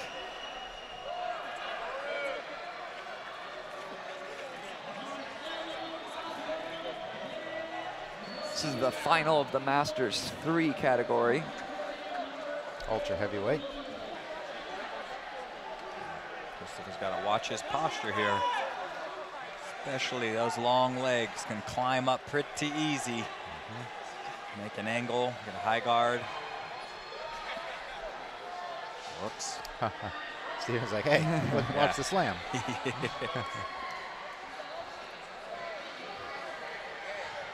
I enjoy watching the disposition of Christopher in this match. Yeah, watch his triangle. That was the same triangle, that one, that he was successful with. Now into the De La Hiva. Christopher was able to shuck it off.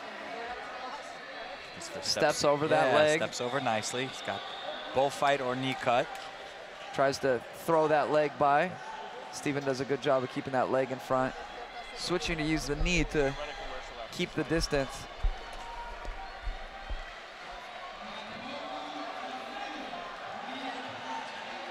Christopher taking a look up at the clock.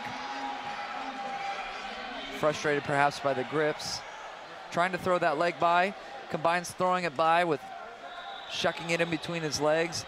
Nice triangle by Christopher. He has those long legs, so see if he has a long way to go. Switches into a knee bar. Good switch. Christopher should turn out. Yeah, he does. Turns out nicely. Very, very risky thing to do. Yeah, seems to have not paid off. Yeah, now Christopher's in a good position here. He needs to keep his head in front of the chest, almost head to head, and start to press his chest forward so he can kick this leg backwards, and he'll be in a good position. From here, Steven's just relegated to essentially holding on, waiting for a time to hip escape or turtle. Really can't let the guy turtle there. Just moves to the cross side. He's able to pass the guard. Nice 3 points. Score is 5-0. As the final seconds are going to be ticking away. I see that Christopher represents Team Brasa, but do we know which academy? No, I'm not sure, He's looked good here. Yeah, sure has. Looked good in his last match. And moving really well.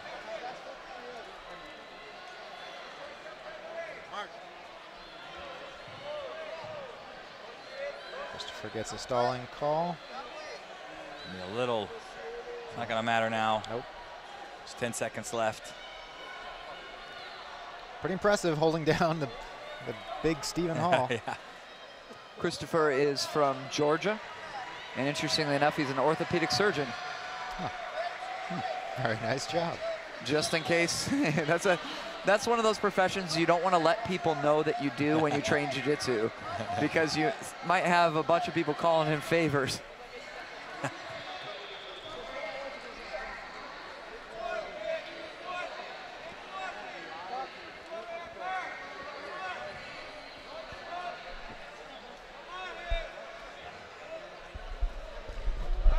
Upcoming IBJJF events include the Moscow International Open, gi and no gi, November 7th and 8th in Moscow, Russia.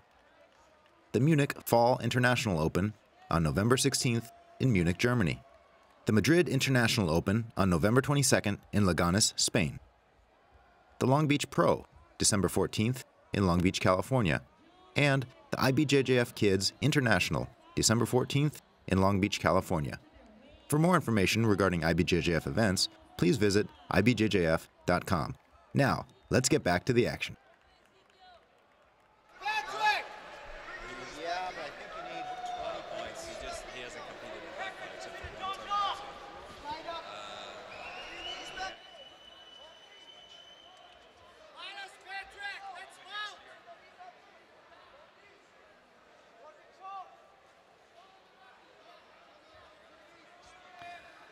In this match, on mat 3, we have Jeremias Casimiro Alves Silva versus Luis Sergio Bronco Carrera.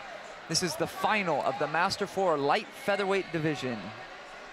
Jeremias is on your left in the blue gi. His score will be reflected in the top. Luis on the bottom. on your right-hand side. Yes! Yes, Patrick! Both men working the stand-up, something unusual in the light featherweight division.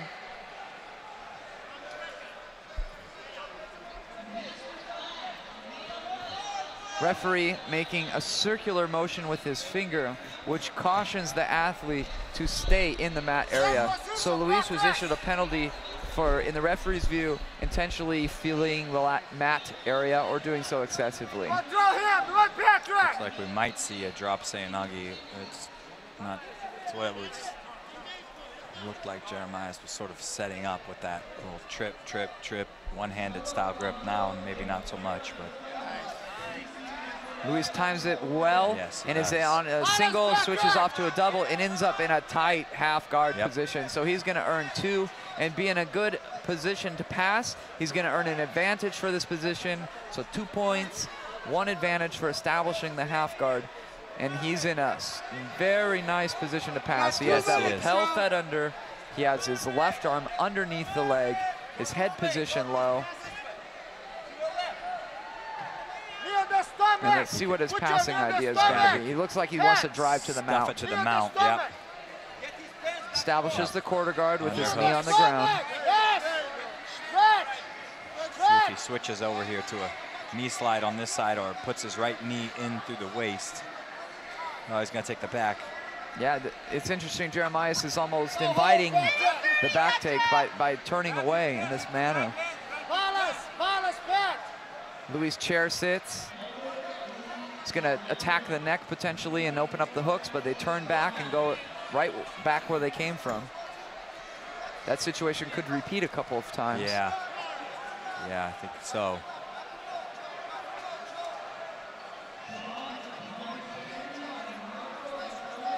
Ezekiel choke from the back is really an underutilized technique from this position, because even if you don't want to get the Ezekiel choke, you threaten the choke, you chair sit, and the guy's busy defending the choke. Yep.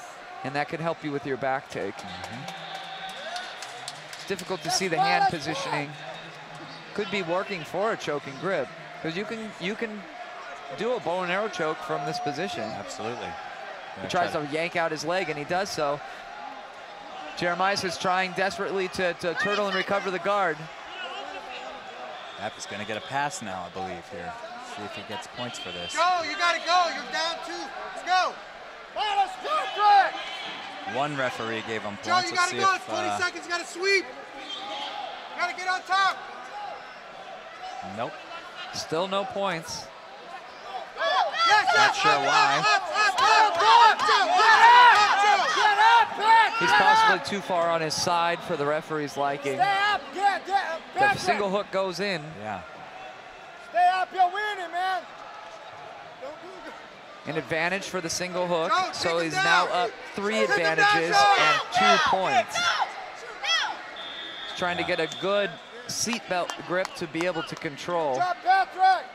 He's kind of scooting away. Yeah, gotta be careful here, because this is it's a neck crank finish, this one here, but you can't do neck cranks. And could get disqualified. You can't finish with a neck crank, so you can, yeah, he's trying to throw that hook in there again. This looks like a pretty good position to do that chair sit. He's trying to fight for the grip going in the collar. I can see it here, mat side. 1 minute remains. Luis in very good control of the match thus far. There's the chair sit, that second hook, but it's trapping his arm. His arm was trapped briefly. Now the hooks go in. Yeah. 4 points. It's going to be 6-0, 51 seconds to work that submission. He's got the choking grips in. They look fairly good from this vantage point. See if he goes to the mount, then comes back to the bow and arrow.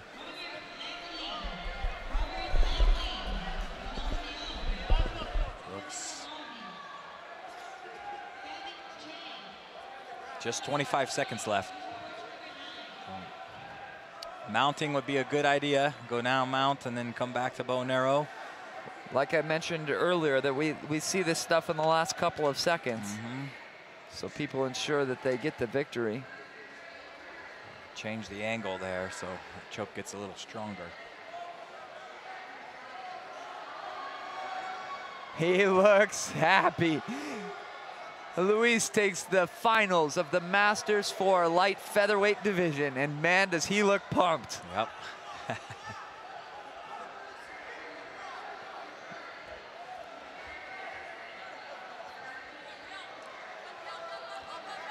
Some good sportsmanship being displayed by both combatants.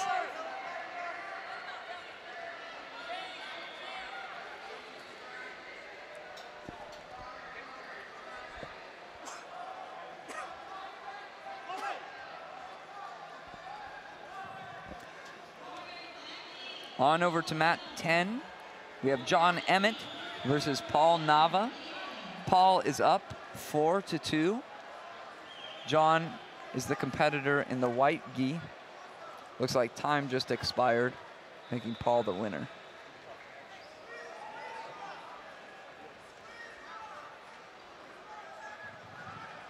So Paul is the champion of the Masters 4 middle heavyweight division. There you go, get that arm freak. Sebastian, you got it.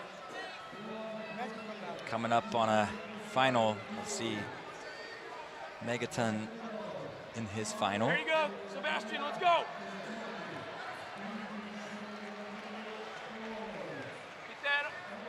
Get that arm over your head, sneak out the back. Take pressure.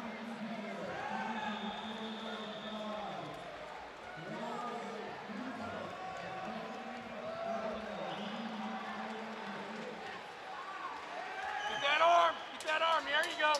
Protect it, get the elbow in. Elbow in, Sebastian. There you go, there you go. There you go. Stay tight, Sebastian. Get your other arm in. Get your other arm in.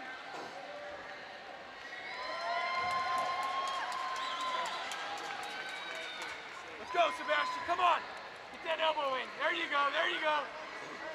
Block that leg, block the leg. All right, here we go. Megaton versus Sammy from the Source MMA, all the way from Jordan, the Master 4 black belt featherweight final. Get a knee, clear a leg, clear a leg.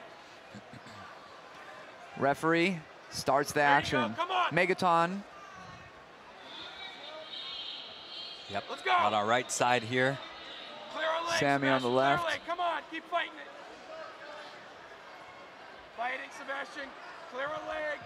Clear a leg. Megaton, a nickname given Post the because leg. his There you go. throws were like a There you go, nuclear get it in. bomb. Sebastian, come on.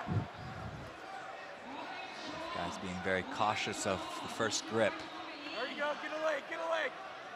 2 minutes left, Sebastian, 2 minutes. Megaton has very strong stand-up.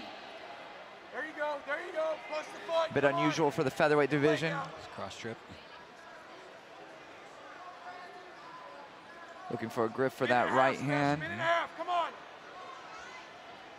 Sammy Get a pulls leg out, guard. get a leg out. Megaton was able to step over the Post the leg, hip, not clear post the the near hip, line, come but on. knee line, but step over the leg. You see how he was moving with his left leg. You want to be sure that distance was closed. There you go, buck at her, come on, Sebastian. Sammy's holding on to that right leg of Megaton, making it difficult for him to pop up and knee slice if that was what he wanted to do. Yeah, or probably see a Sebastian, push keep to it half going. guard. Another minute, got 1 minute. He's trying to push that knee Right, down, come on. kind of clear that knee line. Hip switch, come on, hip, Driving, there you go. driving Keep it forward going, into go, half. go. He is having a lot of pressure forward. Come on, hips, hips. Sammy's trying to frame away There you go, there with you that go. left hand grip, his forearm pressing against the neck, pushing the knee as well, hip escaping, establishes a knee shield position. Maybe Megaton might switch to a knee slice in that condition. Come on. All the way to the end, come Hands on. up. 30 seconds, Sebastian, Looks like what's 30 going to have seconds. to happen. You're always going to push down and back into half guard. He's going to try to get back through. That one hook is stuffed. Megaton uses his left arm to push that leg down into the half guard, progressively inching up higher, improving his head position, which is now at about chest level. Don't give him that arm, get that elbow in. The battle now takes place over Megaton's left arm. If Megaton can get his left arm underneath the neck of Sammy, that would be bad news for Sammy. both positionally and on the scoreboard, and would earn a Megaton an advantage.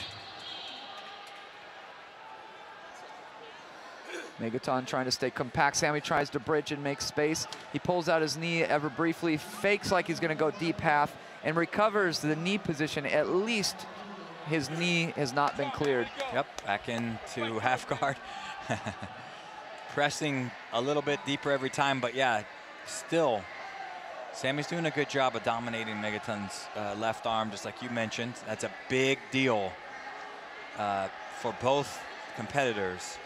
You'll see when Megaton withdraws his left arm, he slides that knee in tight to the hip to keep that leg in position. There he goes, to try to keep that leg in a position, and Sammy does and immediately Sammy recognizes that's the moment that you need to bridge. Shows great maturity in selecting the precise moment in which to use the energy. Yep. And I think Megaton's strategy maybe at this point is just to wear him out over the course and maybe get a pass at the end. Leg lasso being utilized for the first time by Sammy.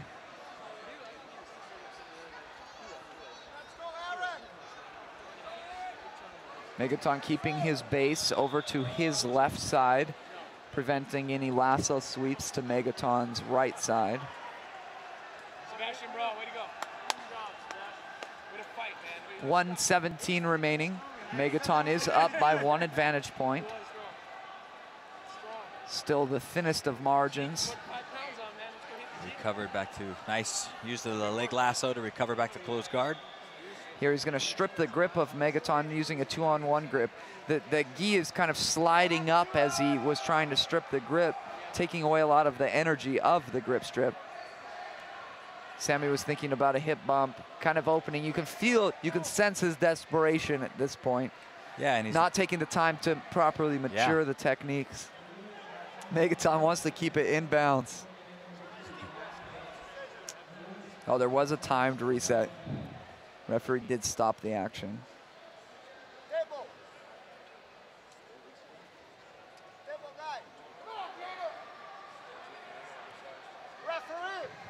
That's a pretty deep hand in the collar grip. Yeah. Feints like he's going to go to the cross choke, scissor sweep. Again, stripping the grip. Can't seem to like find something that will work for him. He looks up at the clock. More urgency in the body language. Yeah. He needs to earn an advantage, which he can be done, especially from this position. Yep. Megaton trying to step over the leg. Wasn't able to have the base to step over. Megaton looks up at the clock, sees there's 15 seconds to go. Steps over the leg, compresses distance. It's gonna make it very hard for Sammy at the last second. Sammy looks up, he's trying to hip bump with a cross grip. Yeah, it's not gonna happen, it doesn't look like here. Nope. Megaton, world champion, Master 4 featherweight division. Close one, nice job by Sammy to negate all of the passing attempts. It was a very, very technical match. Yeah, hold Megaton to just 1 advantage.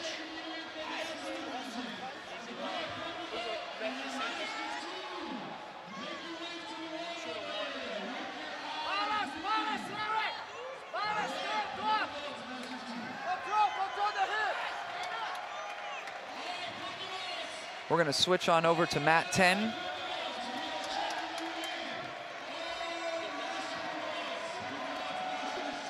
Looks like Alberto Treven just took the final of the Master 4 Black Belt Heavyweight Division final by 5-0.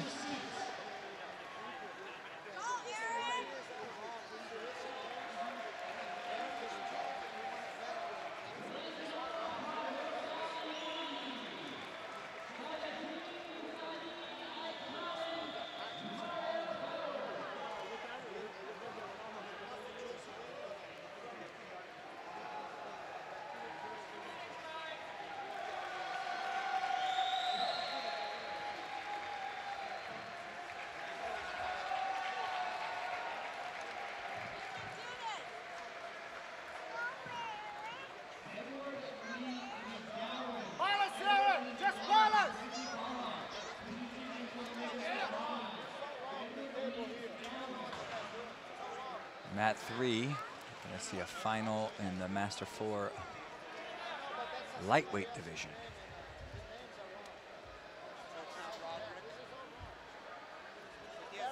Demelson Britt.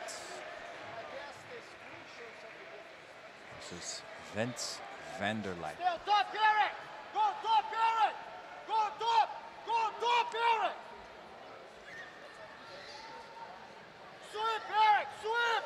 Sweep! Sweep, Eric! All right, moving on over to mat 3 now. We'll switch the mats. Go, go, go, go! Sweep, Eric! Go, Eric! Go! Go! Go, Eric! Go, Eric!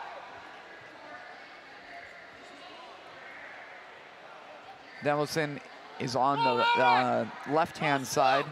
Hibero Jiu-Jitsu has one of the more recognizable patches with that yellow floral configuration, making it very easy to identify. Trying to pull himself underneath. There he goes. Does a good job of getting underneath and getting that sweep. That was a beautifully executed sweep. Earns himself 2 points. Vince earned himself 1 advantage.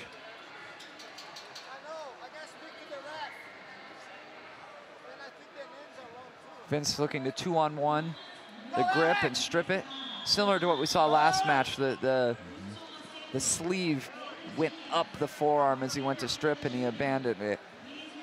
He's trying to push off that grip off of his knee to prevent his guard from being open. Yep. Makes a collar and sleeve. Demelson is continuing to push on the knee from the seated position.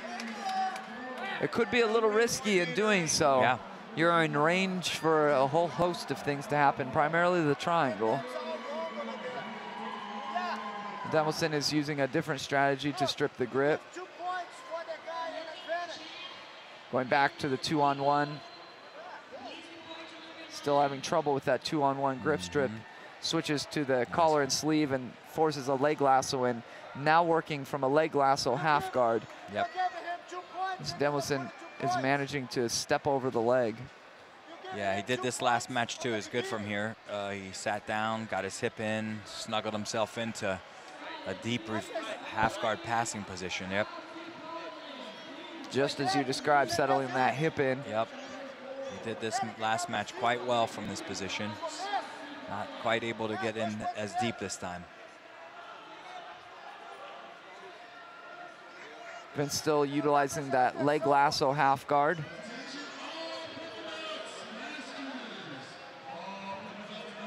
Demelson trying to long step past to the guard. Didn't quite get it and returning back to the knee shield half guard position. Yeah, just lacking that left-handed grip up there to the top to help pull himself up. So he needs to have a better left-handed grip for the long step.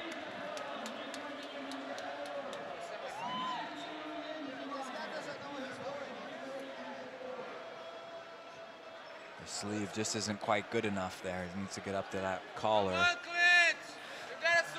Demelson's trying to switch to a knee slice. Goes back down to both knees.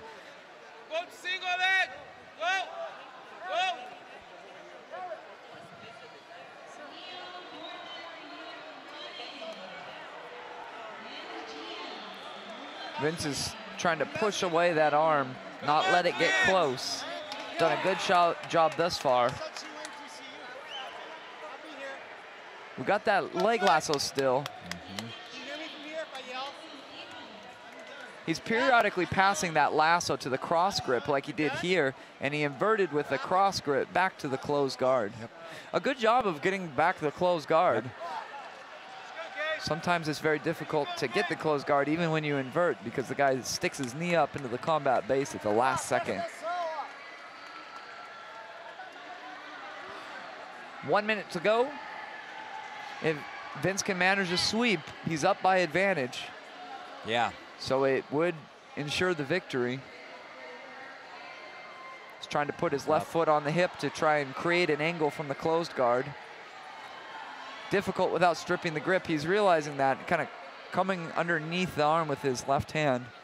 Abandons it, chooses to buckle down on this leg lasso, which must be his comfort zone. Yeah. In an attempt to come up with a last minute sweep. Fritz is getting in there deeper now. He's got a good, better left-hand grip. Doesn't really have to do much except for stay out of danger.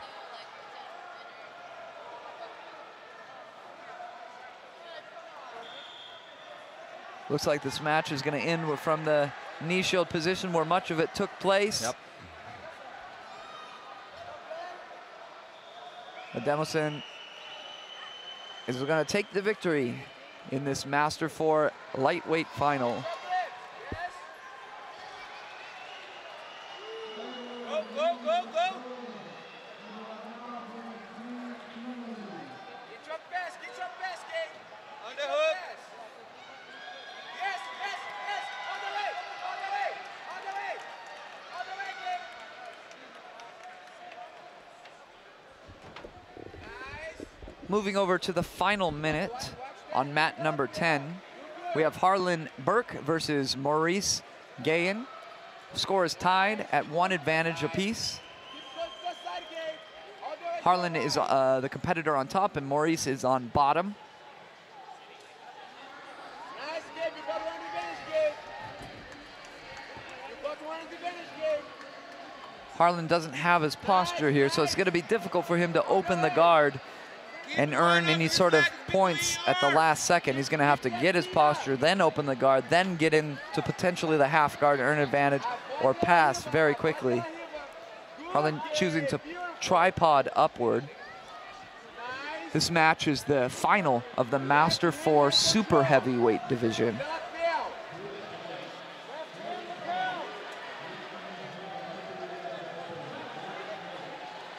Final 10 seconds tick away. Looks like we're going to go to a referee decision. And this match utilized a 3-referee format, it appears, being a final. So what we're going to see is we're going to see the referee instruct the competitors to fix their gis. He's going to line them up. He's going to take a couple steps backwards. All 3 referees will stand up, and then when the center referee steps forward with one leg, all 3 referees will render who they believe to be the victor, and the majority decision will win.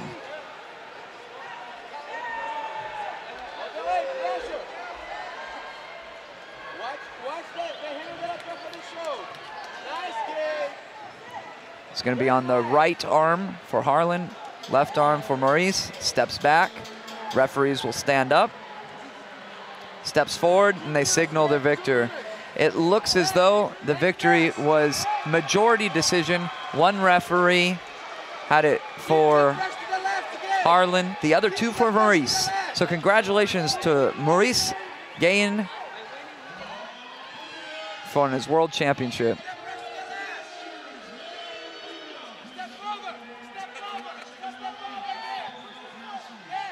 Switching on over to mat number 3. We have Richard Graeff versus Timothy Burns. Timothy Burns is up 3 points. He's representing Tattoo Jiu Jitsu. And Richard is representing Nova Nyao. There are 3 minutes and 38 seconds remaining. Scoreboard on your screen now. Timothy earned his points via guard pass. Looks to be well in control of the situation thus far.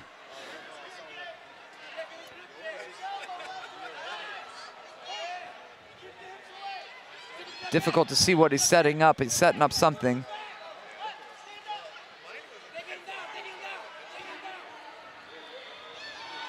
Richard doing a good job of turtling, potentially coming up on a maybe try and double leg or pull guard once again. Timothy utilizing what looks to be a front headlock position. Richard's trying to get a hold of a leg. And this ultra heavyweight match, being sprawled upon, is not a comfortable place to be.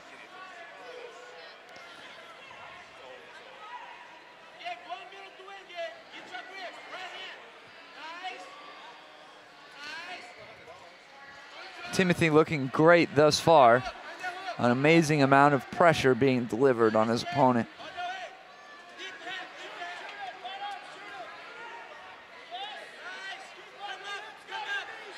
Trying to Almost looked like he was trying to go for a choke there. Half butterfly being utilized by Richard. Gonna try and elevate and keep the weight off of him. Maybe to get underneath as well.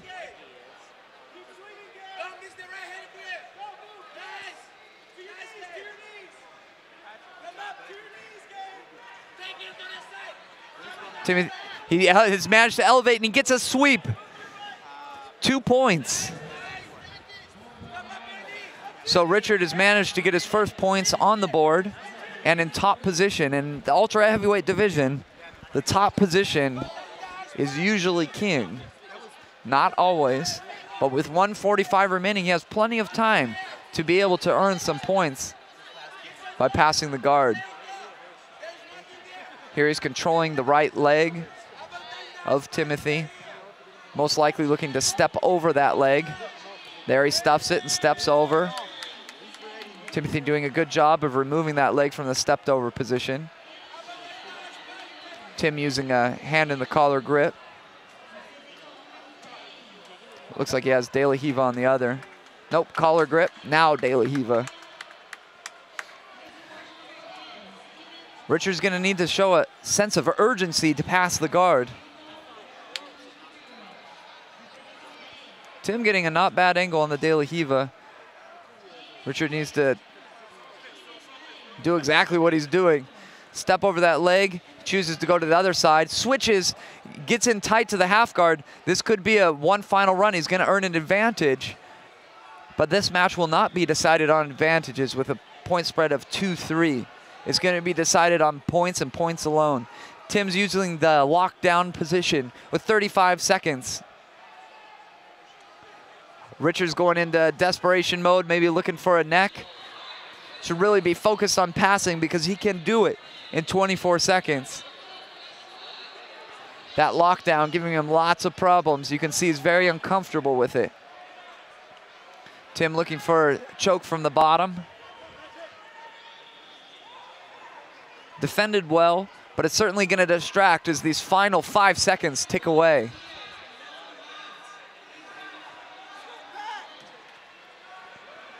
And time expires. Timothy wins. Guard pass to sweep 3-2.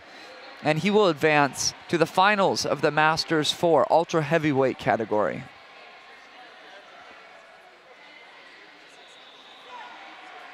Over on mat number 10, we see Joel Gingery versus Thomas Oberhue.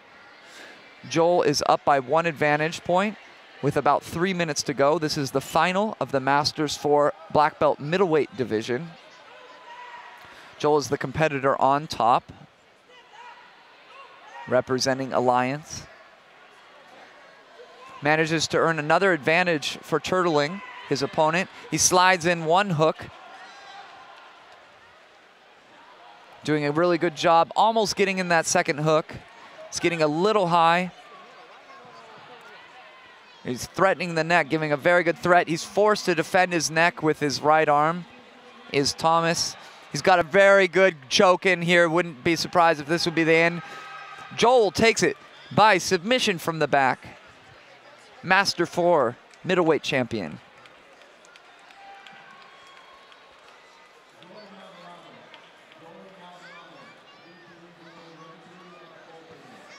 In a blitz of matches, switching back over to mat 3, we have Eric Hutchings and Adrian Dominguez. Adrian is the competitor in the black gi. Eric is in the white gi. Eric representing Gracie Elite Team and Adrian representing Tazi Jiu Jitsu.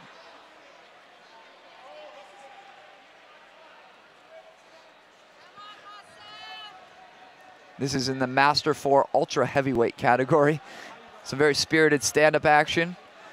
The first 30 seconds. Both men pawing out there, looking to make a grip on the lapel. The first one to do so is Adrian. Eric using the knee to strip the grips. And both men grip fighting for their respective grips. Nice foot sweep attempt by Adrian. This can be a quite exhausting battle, especially with the the strength that the ultra heavyweights bring to the table. Not bad, kind of generating some backward energy, getting Eric to move towards him and then trying to catch a hold of a leg. Nothing doing though, Eric shucks it off. More grip strips with that knee. Eric shucks it off and disengages back to neutral.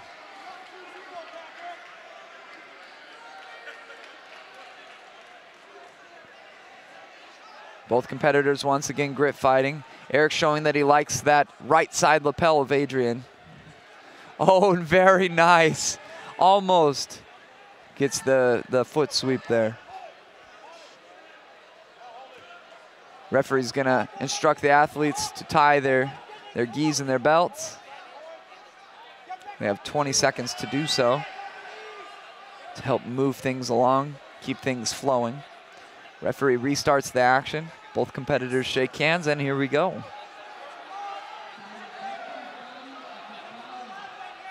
I think it's unlikely that we're going to see a guard pull in this match.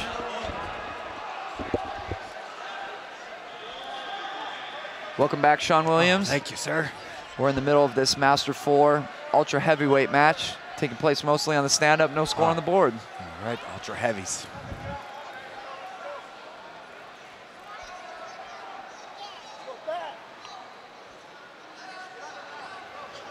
Whoa, snap down. That's gonna do it, almost. Yeah, Adrian has shown to be a little bit more of the initiative carrier in the stand-up.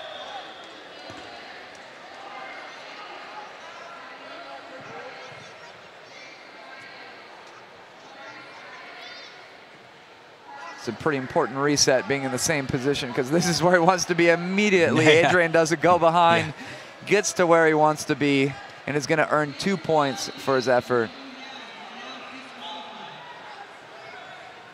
This position here, as we mentioned earlier in the broadcast, does count as top position, where you are to the rear in the turtle position with a clinch. He's got 1 hook in and 2 hooks in. Eric thinks about going for the feet, changes his mind very quickly when Adrian gets on his neck. Yeah. Almost gets the grips in, but Eric does a good job of fighting that 1 grip off. Yep. He's going for the ankle lock that isn't there, that doesn't feel so good. You can see that it does not feel good. You might have a sore ankle in the morning. Generally, you're okay. In this position, you can see Eric extending his legs. Lets it go there. I would say out of danger, but there was no danger. Out of discomfort, I would say. Yeah. 6-0 is the score with 1:30 remaining. Now he does have his feet crossed now. See if he was able to, see if he unlocked those before that. Not sure. It's difficult to see the angle. We can see it live in the booth. They don't look to be in immediate danger. Yeah, I think he was able to. I think he just wants to crank the ankles no matter where they are.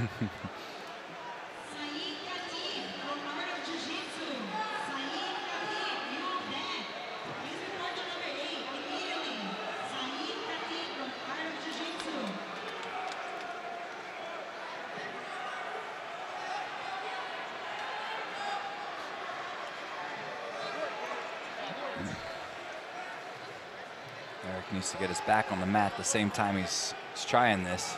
Giving it a whirl again.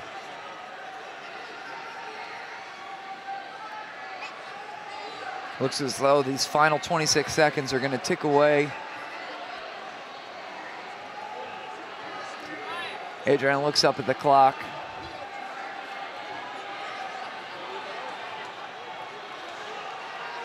And there is no stalling from this position. There's no stalling from generally the dominant position. Side control, yes. And time expires. Moving on over to mat number 10, we see Tom Rusing from Gracie Baja Corona versus Hudson Macedo. There we go. Tom is up 2-0. Tom has been issued 2 penalties. Oh, yeah. So that's critical. That's big. One more penalty, Yeah, and he is given 2 points. And that will be the match for him. 42 seconds remain. Getting down to the wire. Yeah. So Hudson's going to need to really generate something. Mm-hmm. Doesn't have good position with an underhook. Tom doing a good job of pinning down his arm. He's trying to knee slice through. Looks like he's going to get through. Hudson thinks about turtling. He does turtle. That will cost him an advantage at very minimum. There's that advantage. This is in the Masters 5 category. So I believe this is our first Masters 5 match that we've seen in the super heavyweight category and is a semifinal match. And time expires, and Tom will take this one by way of 2-0.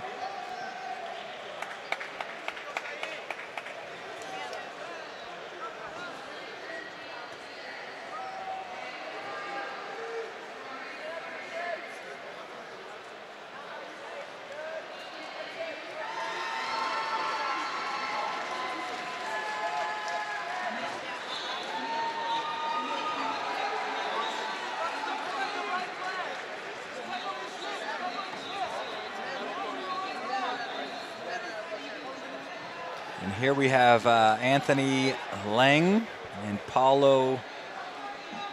I'm going to give it a whirl. El Simani. Good call. Paulo El Simani is in the white. Anthony Lang's in the blue here. So Paul is representing the Checkmat team. Anthony is representing Will/Machado. Semi-final match in the Masters 5 category.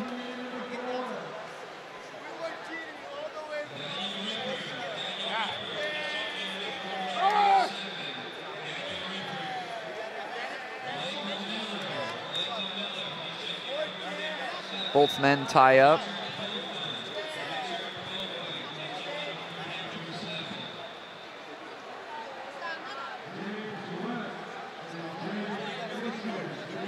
Anthony looking to make those double lapel grips, it looks like, at least for a moment. Looking to make some grip on his right, and he pulls guard immediately into the butterfly. Tried to take him over the top and to the side. He ends up getting it anyway. Engage sweep from butterfly guard, really nicely done. And then that's one we've seen a couple times here. You don't see it as much in the adult categories. 2-0. Anthony starts the match ahead.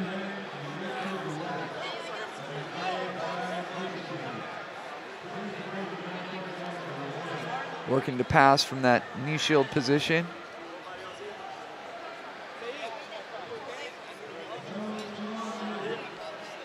Paulo looking to have some trickery with the belt. Feet in underneath, perhaps. A good leg weave grip here, but he's still got to free that left leg. Now he abandons ship on that one. Might backstep here.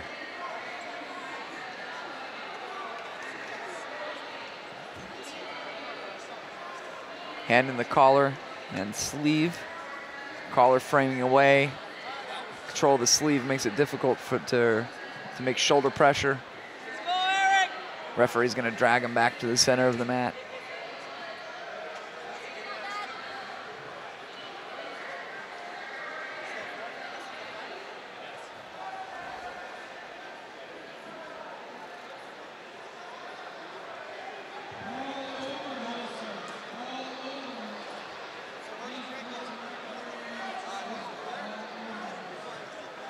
Looks like he's being very insistent on a cross choke. Yeah. Difficult to see the grips. He lets go with his left hand. More knee shield. Yeah, he could easily go cross collar. He's got cross collar grip. If he dominates that sleeve on that left side, he could come back to collar sleeve. Off balance to the right. Break the grip on the lower leg and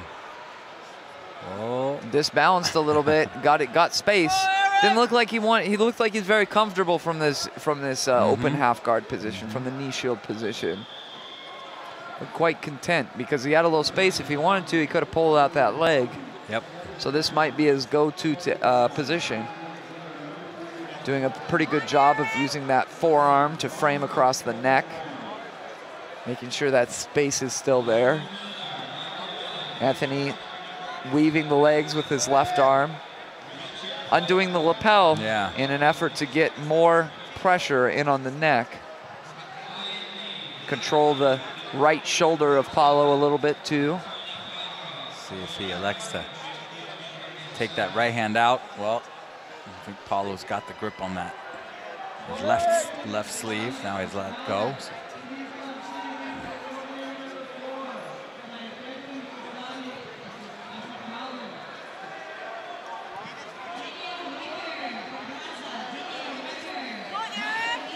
Trying to switch to a knee slice, controlling that near side arm with his right leg. It's Anthony. Paulo's right arm, you can see it creeping around the leg. So it's kind of hesitant to insist with the knee slice. Kind of a half knee slice, half leg weave with that arm. Yeah, Paulo needs to go for something here. Single leg would help. Final seconds are ticking away. He tries there, tries the technical stand-up. Not gonna be enough. Nope.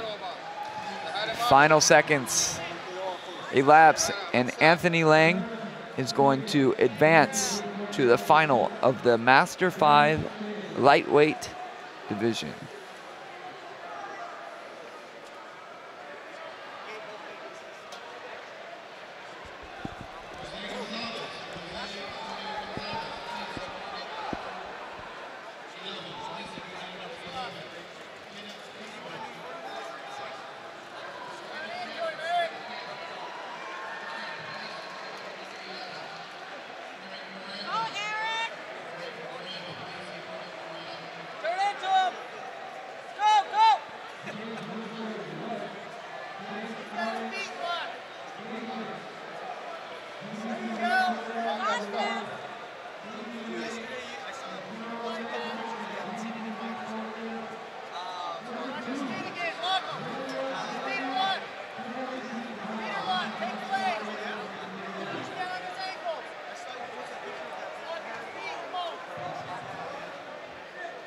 If you'd like the chance to interact with the commentary team, Sean Williams, Budo Jake, and myself, Dan Lukart, you can open up the stream in YouTube. You can click the little YouTube symbol on the page. It will open it up in YouTube where there is a chat room where you can interact with us.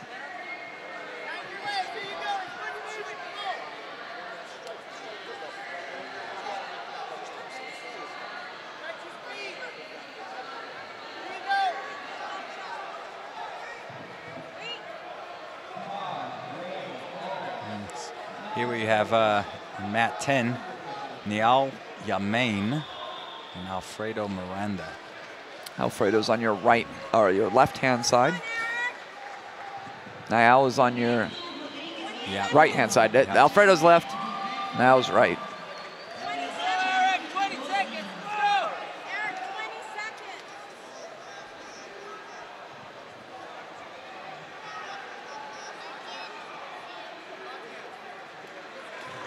Yamain got a pretty good stance here. Yeah, I was thinking the same thing. I think just judging by stance alone, he seems to be a little bit more comfortable. Yeah. I wouldn't be surprised if we saw Alfredo pull guard.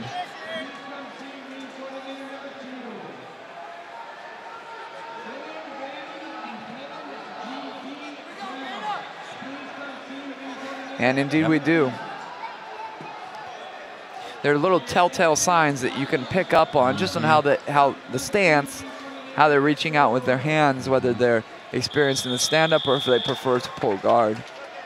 Here, choosing to work the half guard position.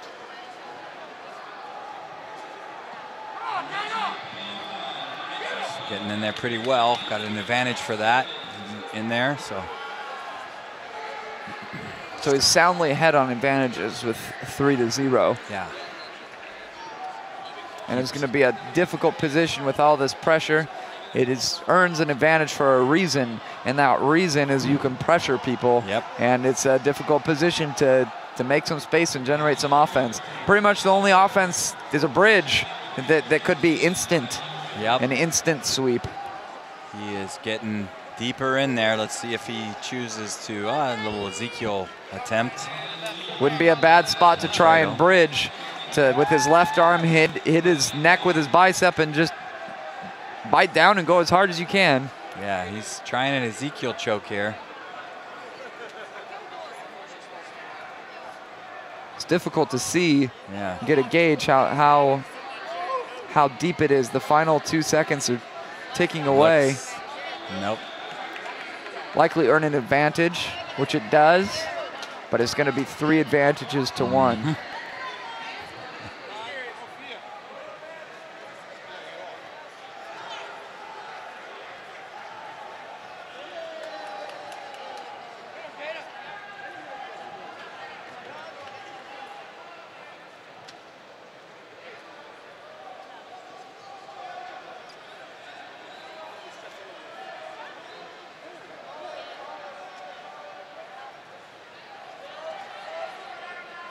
If you're curious about any of the results that have taken place thus far, you can check the brackets, which are updated by the IBJJF, so you can see how the brackets progressed, and you can see the winners of their divisions. Oftentimes, that's the first place that the division winners are visible online, so you can take a look and see how your favorite competitors did.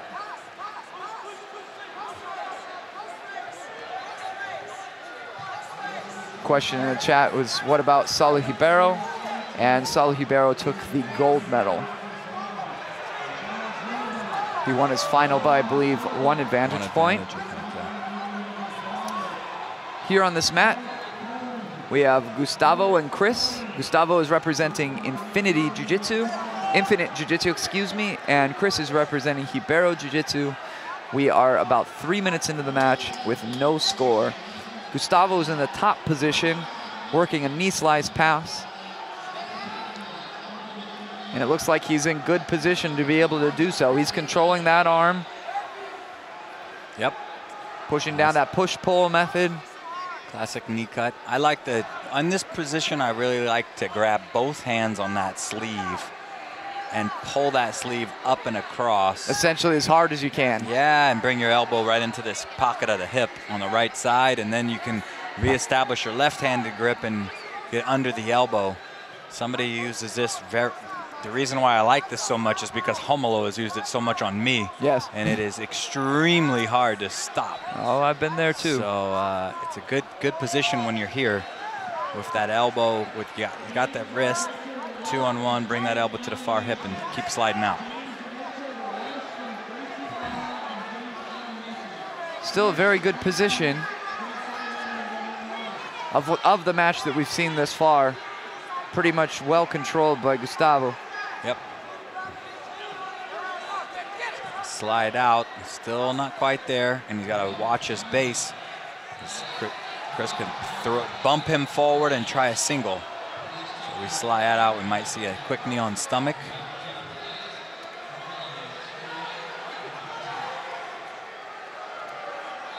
There's that bump forward. Gustavo's still able to sit back decently. He's really looking for that guard pass here at the end. He's trying to kick free rather aggressively, and he's doing so while looking at the clock. He's doing it very consciously. Yep, 14 seconds. He's laughing. He really wants to get the guard pass. Push him forward hard and he just tried go to knee him for in the butt. Yeah. He tried to knee him in the butt, create disbalance forward, but his base was too great. You got to think that Gustavo, based on what we saw, was in control of the match for the majority of the time, making it a fairly easy decision.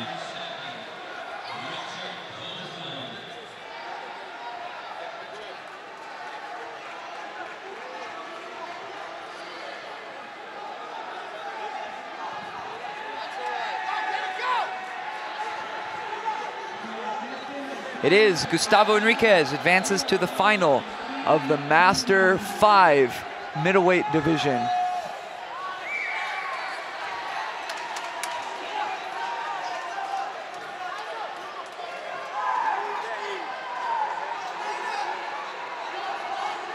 Moving over to mat 10, we have seen no score in this match, so it is zeros all across the board. It's Steven Tafoya versus Milton Del Caro Jr. Steven is from Yamaso Brazilian Jiu-Jitsu, and Milton is from Cipolista.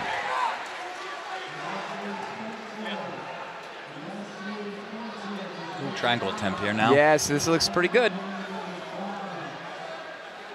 Milton needs to keep his posture up, prevent Steven from breaking him down and tightening that figure 4 lock.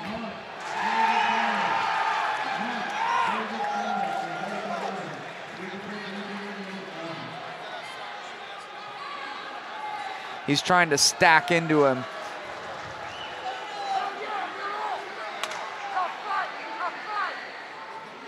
Manages to free himself in the triangle. And in not such a bad position to be able to begin to work his guard pass series.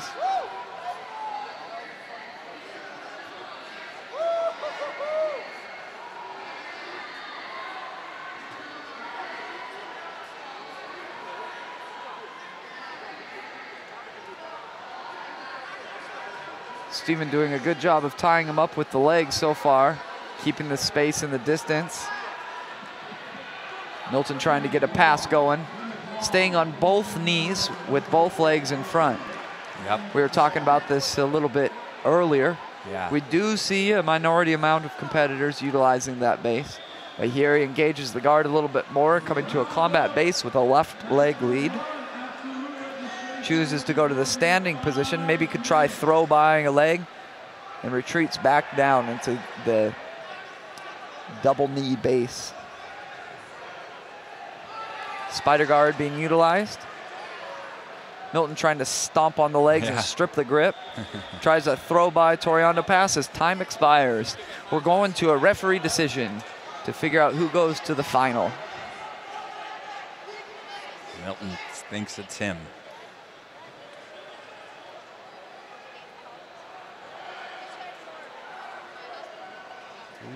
It's going to be Steven. Maybe for that triangle. Maybe Yep. for that, wasn't close enough to get an advantage, but that might have been the deciding factor. Here we're watching the Master 5 middleweight division. It's a semifinal match. This is Itabora Ferreira against Joey Maldonado. And Ferreira is up 2-0 with 1 penalty for each competitor.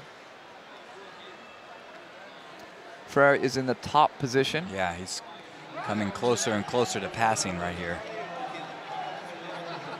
Almost through. Brings that left knee down towards the mat and then kicks back. Yeah, he's got a very solid grip on that lapel. Nice recovery. Yes, though. it was a good recovery. Still not out of the woods yet. Looks like he's mostly clear of immediate danger. Earns an advantage point for the guard pass. Gets around to the other side. His guard passing looking very good at this point. Trying to use his left arm to stuff the leg in between, possibly maybe to evolve into sprawling and hugging the legs. Doesn't look like he wants to go that direction, and is just defending the Kimura attempt. Pulls his arm up and free. Maldonado trying to come up on a single leg, utilizing the sit-up position. Some pretty advanced guard work so far, and passing out of these Master 5 competitors. Yep.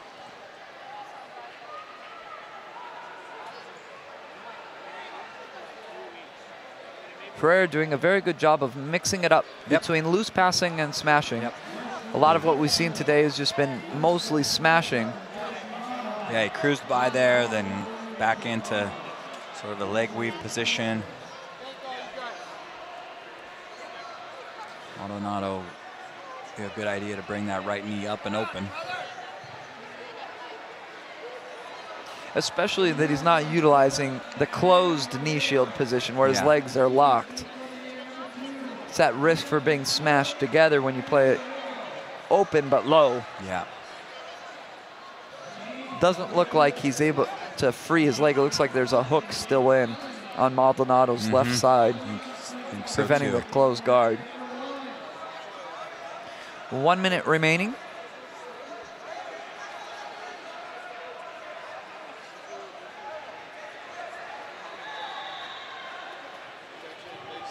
Maldonado, the competitor on bottom, is going to need to really try and sweep quickly because he needs a sweep and an advantage at minimum to tie. So maybe a sweep and a quick guard pass or a submission. Deep breath by Ferreira. And again into the knee shield. Leg weave by Ferreira once again.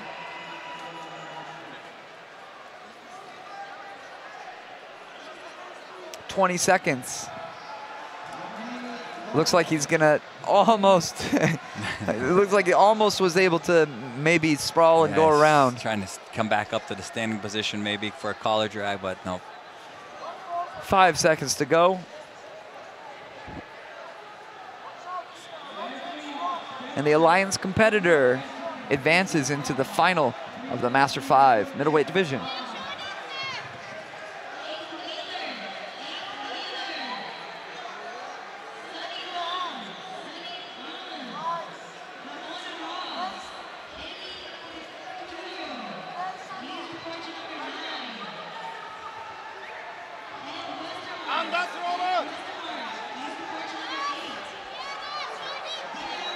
Switching over to mat 10, we see Victor Candel versus Van Oliveira.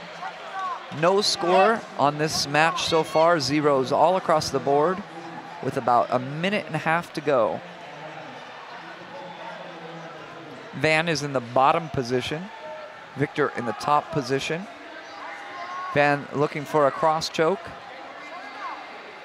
And Victor looking to use his forearm across the neck to keep whatever base or whatever posture that he needs to defend the cross choke, and he stands. Maybe he could go 2-on-1 on a sleeve to remove those grips. This could go. Doesn't look like he's in too much trouble. Yeah, Van could try an arm lock on the far side there if he's.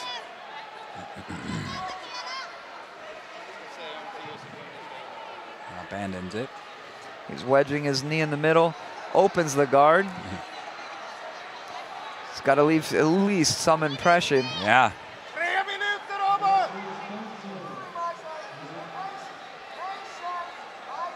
Victor finds himself back in the closed guard, standing once again, defending a double ankle sweep. Oh, that could be, if he tries to come on top, assuming he attempts to come on top, he'll earn an advantage, and he does. Van is most likely that's going to be the winning advantage. Yeah. He's got to stand now. He's got to really go for it. Maybe drop back for a quick ankle lock as he opens the guard. Doesn't look like he's going to be able to open the guard in time to generate any sort of offense. That'll do it. Van wins by 1 advantage point by way of double ankle sweep.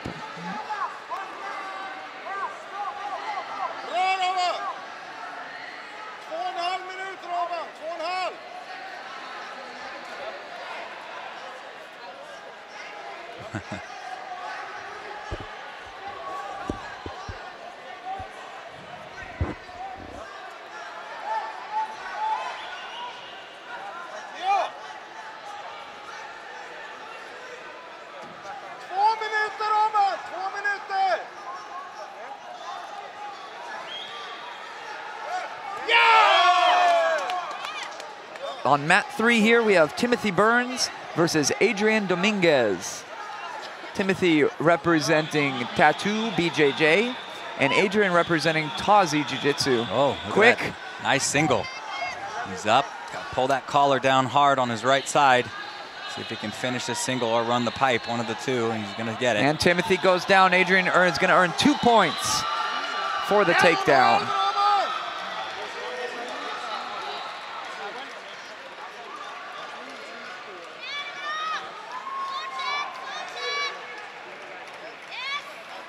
In for a moment on that knee shield, back to butterfly position. Trying to sprawl around, controlling that leg, doing a very good job. It looks like he may get around the guard here. Yeah, He just need to get a better grip with his right hand. He just needed a little better grip with that right hand to get deeper in there.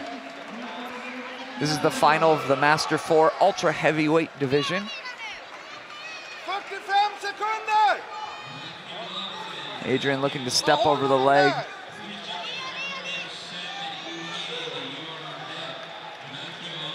Full butterfly guard being used. They're going to see the same guard pass where from the butterfly he's grabbing a cross grip on the leg and then sprawling around to the side and extending that leg. Here, changing strategies, trying to get in tight to the half guard. Looks like he's going for a baseball bat choke. Yeah, I can't. Maybe. No, looks normal cross choke, I think. Okay. Yeah. Not so fancy. You're right.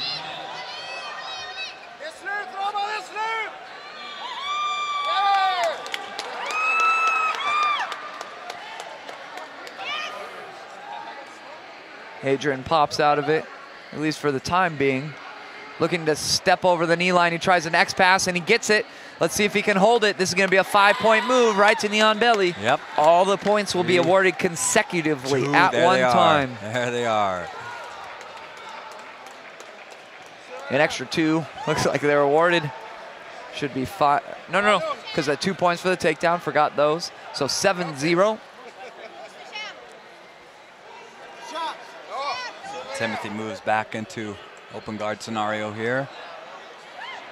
A good job at recovery so far. He's defended 2, 1 pass and 1 near pass. Stuffs the leg. Passes again now.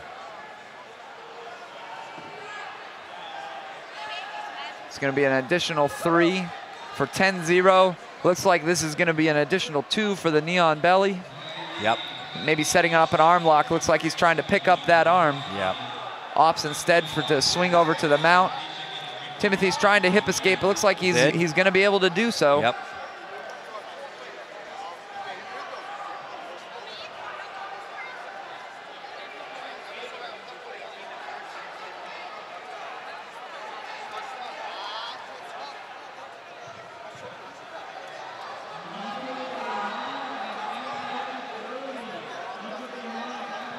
Again, trying to pass the knee shield half guard position. Yeah. Using the leg weave again almost here. He's still got to push this ankle down. He's trying to push that leg down.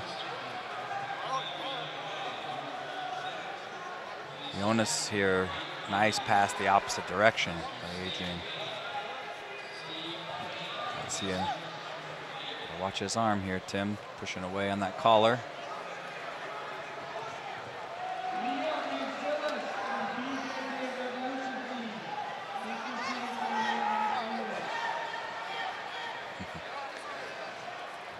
Adrian is just racking up the points at this point.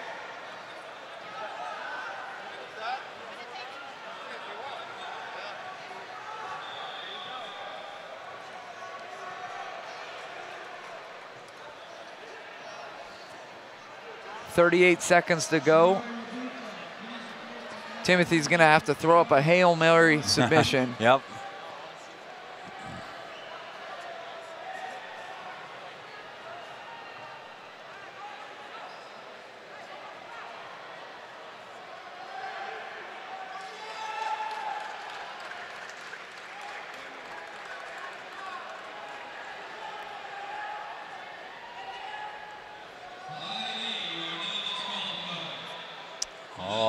Went for the arm, but didn't quite get it. Final seconds That'll tick be away. that. Adrian Dominguez is the Master 4 Ultra Heavyweight World Champion.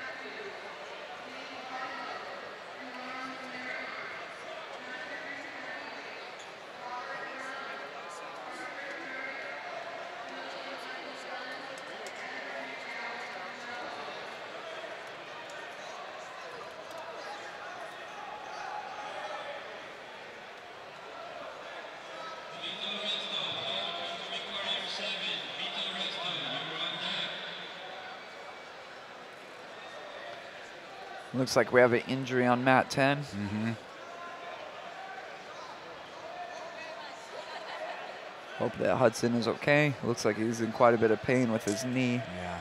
or ankle or both. He's in a lot of pain. Yeah. That's unfortunate.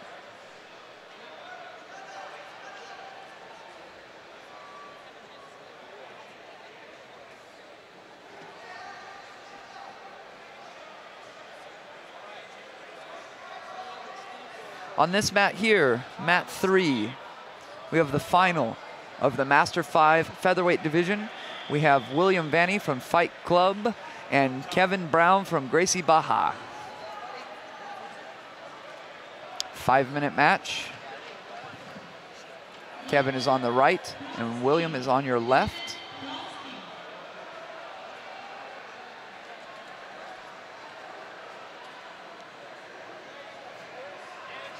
Kevin pulling forward and grabbing a leg. Nice single. Yes, very good, and follows it up with a trip as he's going down. They go out of bounds. It's going to be just an advantage point. The takedown started in bounds, but went out of bounds, so it's just an advantage point, despite the fact that he did get the takedown. Yeah, it's good Probably attack. going to see a similar attack. Yep. He's reaching for that same lapel.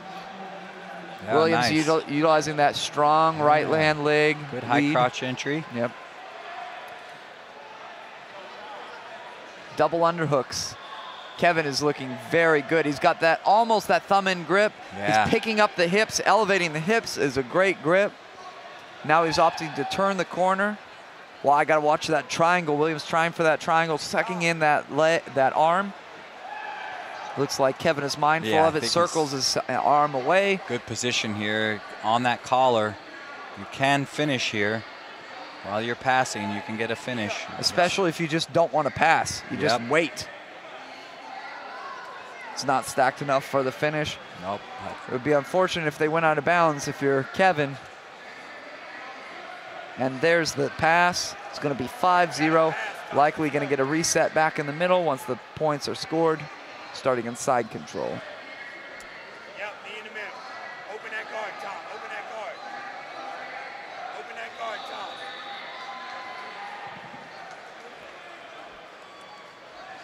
Again, Tom. Again. Do it again, Tom.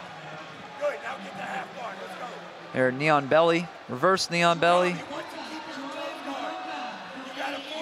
Kevin is looking to be much more physical of a grappler at this point. Yeah. Just all over him. William doing a great job of recovering guard at the. He's got to be careful from the stand-up position. Kevin has shown a great ability to be able to achieve the takedown.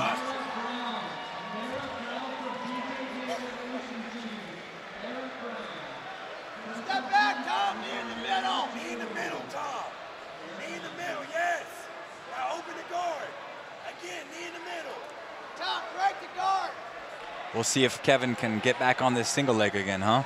Here we go again. See. Got to be a little bit more protective of that right leg if you're William. Yeah, he's got to be careful here. Just a nice high crotch entry last time. Yeah, standing a little bit more neutral. That's why he was able to avoid that attempt there.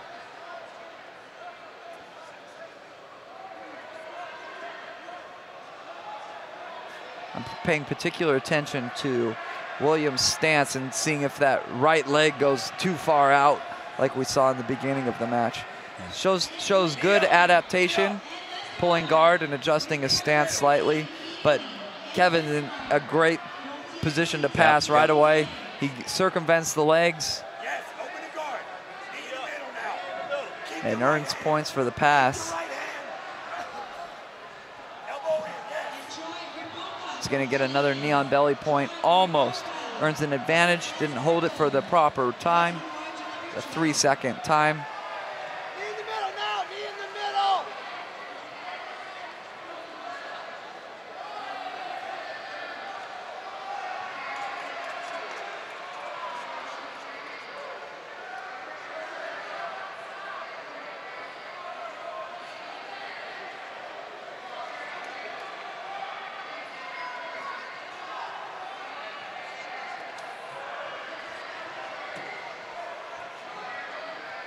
I missed the submission. Did you catch it? I missed it too, yeah. Yes. Keep driving that knee in, Tom. Again.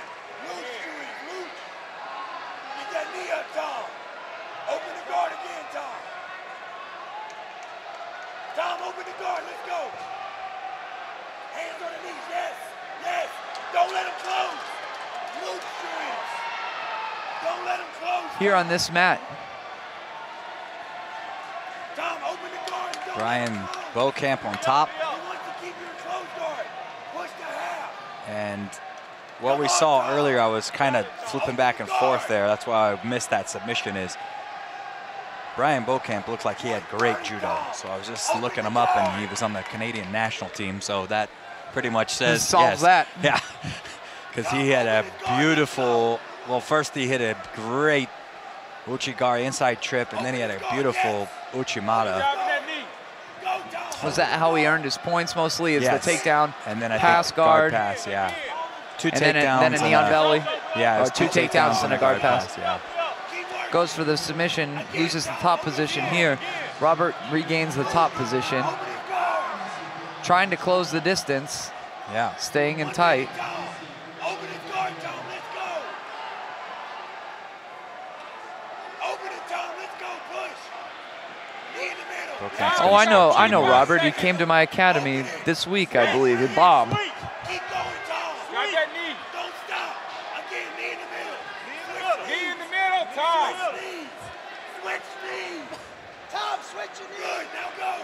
Brian looking like he's getting the better of the action right Yeah, now. Yeah. Got that knee in. Again. Go.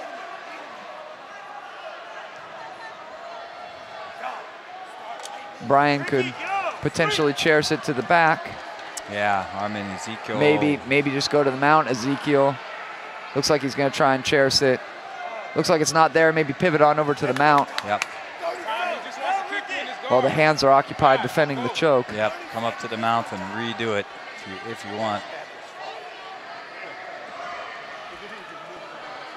This is the Masters 6 division.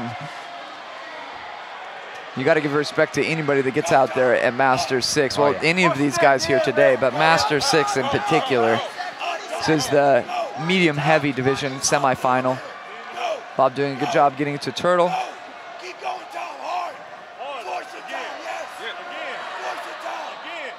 Go, Tom. Keep working. Get that Yes. knee in. Push with that foot. Switch knees. Switch knees. And the final 3 seconds tick away. It's going to be 9-0.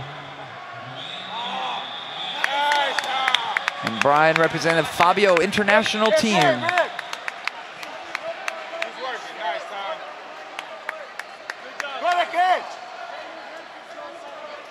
Back on over to mat 3. We have Eduardo Casas versus Anthony Lang. And Anthony is up 2-0. Anthony representing Will Machado. Eduardo representing Alliance. This is a Masters 5 lightweight final, and we have 3 minutes remaining. Yep. Eduardo is in the bottom Nice position. leg pummeling. Gonna come up with that. Almost able to find out his Almost. comeback to standing. He's installing. Guard pull.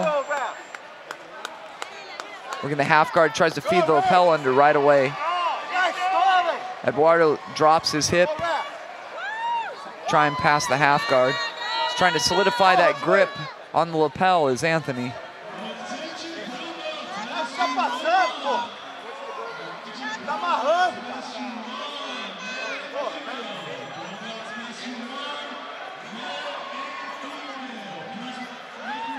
He's able to stand up with it. A great Yeah, attempt, very nice. great opportunity, and he capitalizes, earning 2 points. Moves up 4-0. Rick, try to slip. So he scored 2 on your way. He's installing.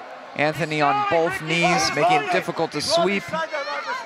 Eduardo working a cross foot on bicep. Nice work. Tries to shoot in for a triangle, but Anthony defends himself with double underhooks.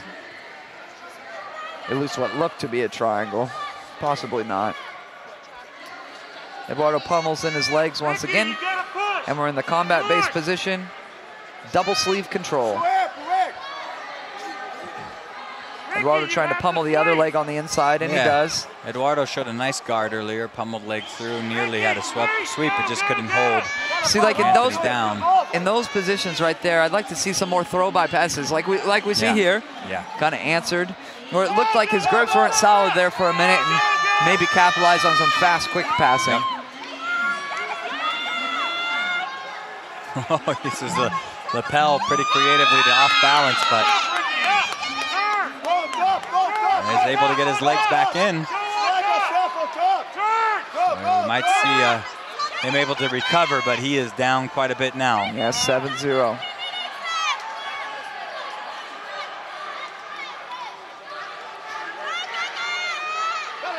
One more annoying escape is to put the foot in that lapel. Yeah. To generate a little space and then work the hip escape bump and recover space.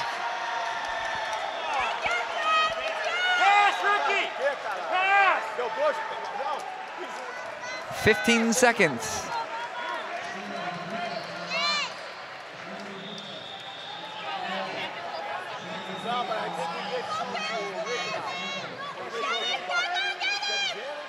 Eduardo trying to the end to escape, but it's not going to be enough. Anthony takes it. The Masters 5 lightweight world champion.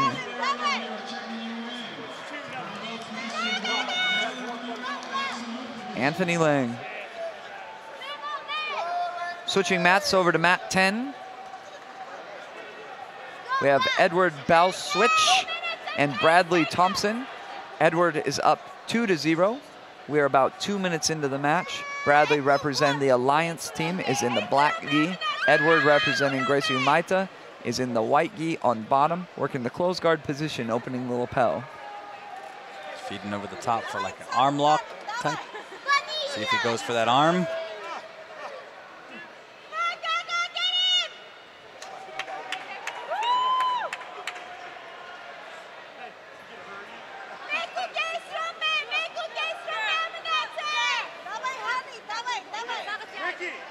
Working the cross grip.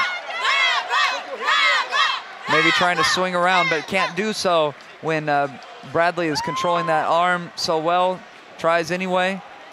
He might be able to come on top. Yeah. It's a good or chance. Shoot a triangle if he keeps that arm on the inside when he recovers. Yeah, he might be able to get over. Bradley does a technical stand-up and maintains the top position.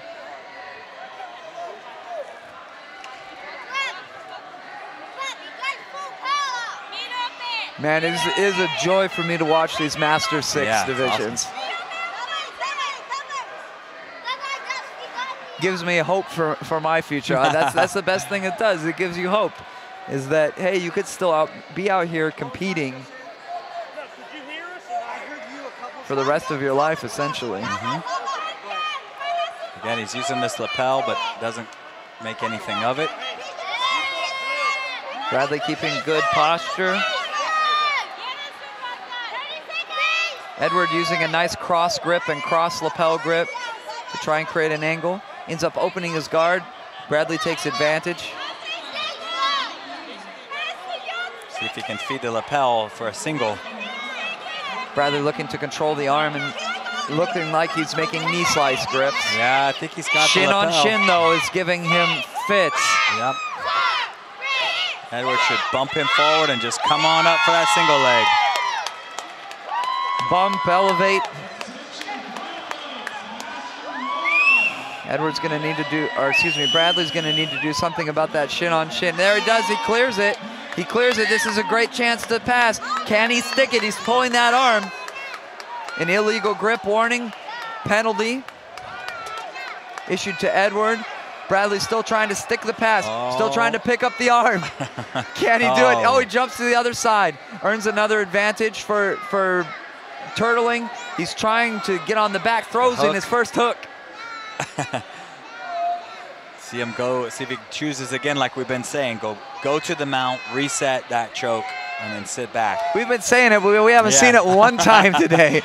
He's got the leg all the way across. Yeah, so it's essentially there.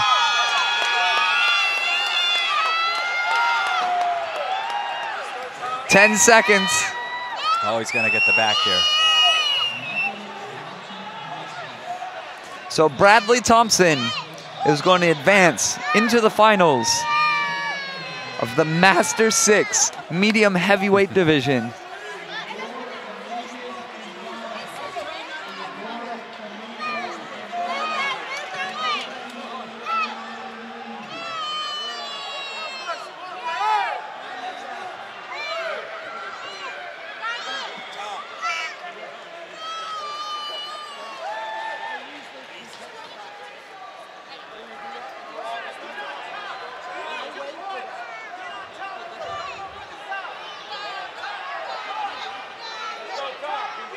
Bradley's going to have his hands full with Brian Bokamp. Whoa. Yes, he is.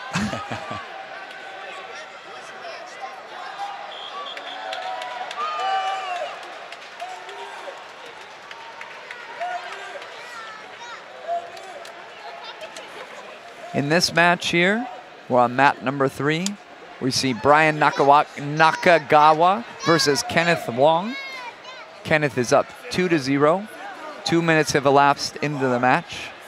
Brian representing Gracie Baja. Kenneth representing Coalition 95. This is a Master 6 lightweight final match. And Brian is in the bottom position. Kenneth is on the top position. Working the open guard, utilizing the double knee base.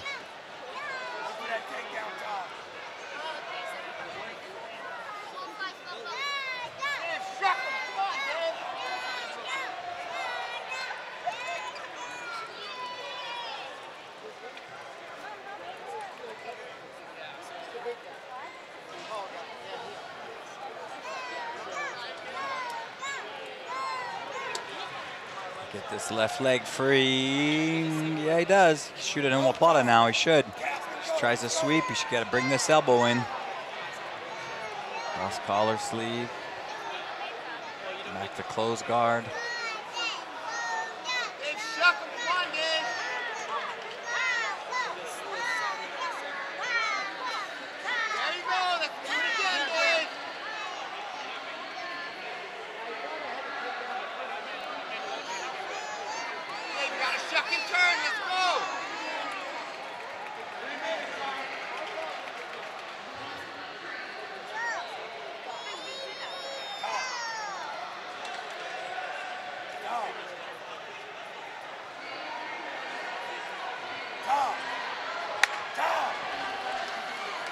Ryan with a collar sleeve, a good opportunity to try to attack earlier.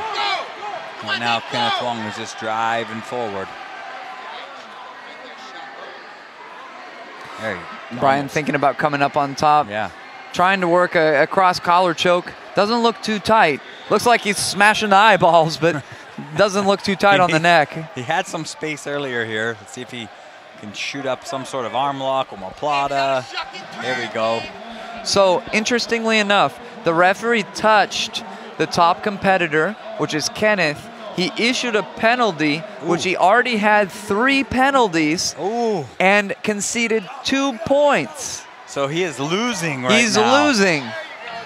What an amazing final turn. Yes. He is now losing by 1 advantage. We talked about before that the referee will touch you to indicate to you that you're being penalized or if the match needs to stop, if that's the case, and then issue the penalty. He might not be even be aware, because I don't think he's aware of it. Yeah. Some of these guys don't compete at all the tournaments and are aware of the intricacies of the rule system. Yeah, he doesn't look like he's aware No, of he doesn't it look like he's aware of it at all either. I'm going to be curious to see his reaction when he looks at that scoreboard. Now it is. I think it's just a victory to get out here and absolutely represent yourself well. Absolutely. I think that's the more the mentality as we get into these divisions. Absolutely. Break his posture down. Dave, 1 minute. Let's go. Work. Good, Tyler. You got to hit a sweep. Look for your takedown. The single's there. Good respect shown to the competitors. Yeah, great. He looked a little confused. Scott Thompson on the far side there. Niall Yamain. We've just started this match. Yeah, We're only underway. 15 seconds underway. Scott is furthest from the camera. He's wearing the colored belt. Yamain closest to us. This is the final of the Masters 5 heavyweight category. Both men being very careful in their footwork.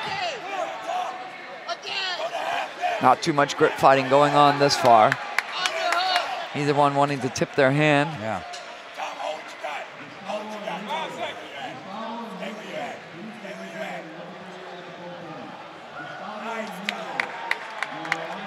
Neutral head position. Scott maybe have a little bit better head position now. He's got the side on. Little foot sweep attempt. Mm-hmm. Center referee looked at the side referee just for a moment, maybe wondering if we should award a penalty. Kind of indicate a little tell, I guess. Passivity calls. Yep. I think most would agree that both were being very passive. One penalty awarded to each competitor.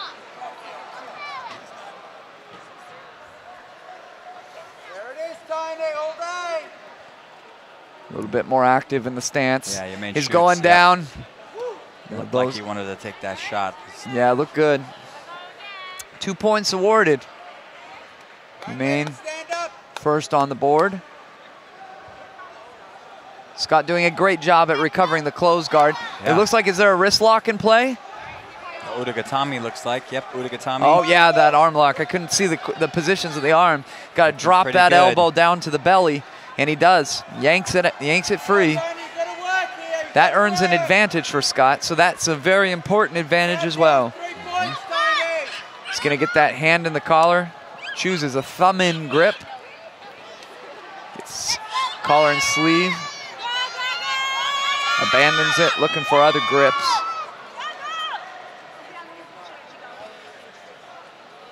Yamain not showing much interest in trying to open at this point. Yep. So it's got that belt, over the top belt grip, so this is good for triangles and see if he brings the knee inside that arm. Nope, he lets it go. He could punch the wrist in or bring your knee inside. Come on, you gotta work. Push that knee, scoot your hips. Guard is open. He's using kind of the lock, the grapevines, I guess you could call them. Yamain trying to step over the leg. Can't quite manage it with those grapevines in. Scott chooses to close the guard once again. Referee looks at the clock. He's going to time out a passivity call. 30 seconds is that. And that would be issued to the top competitor. If you see the referee go and touch the top person, Yeah, it means he's in real danger for that passivity call. Referee's just timing out that 30 seconds, I believe. Looks again at that clock.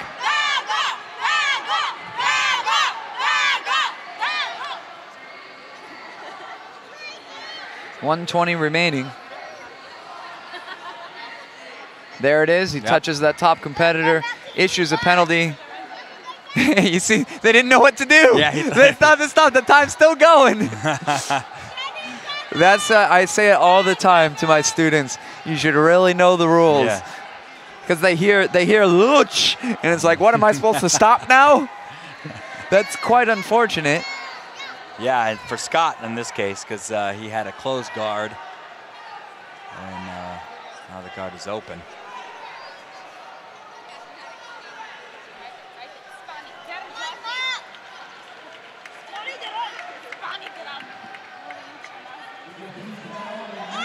He's doing a good job at retaining the guard so far, but he's got a sweep, but a sweep will win him. Yeah. The match. He needs to score 2. If he scores 2, that's it. Not in a great position to sweep here. Now he's in a better spot. Yeah, it's much better. Maybe you can just try and come up and wrestle with him, grab a hold of a leg, ankle, anything. not as good. Maybe you can shoot that bottom leg through. That would be awesome. Wouldn't that be great if we saw a tornado sweep? Not quite this time. That one would have gone viral around Facebook, I think. A good attempt. Yeah. Absolutely. It's unfortunate. I would go home feeling a little bit frustrated that I let him out of the closed guard because the referee tapped me and said luch.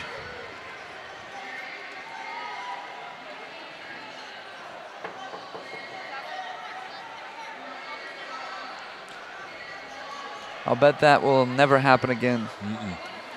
That actually tapping is a new rule. If you look in the rule book, they use a different set of referees to explain how that is the workflow of that type of position. When the competitor cannot see, like when the head's buried, common and closed guard and half guard, to indicate which competitor to the competitors is being issued, they will touch the competitor and then issue the appropriate passivity call.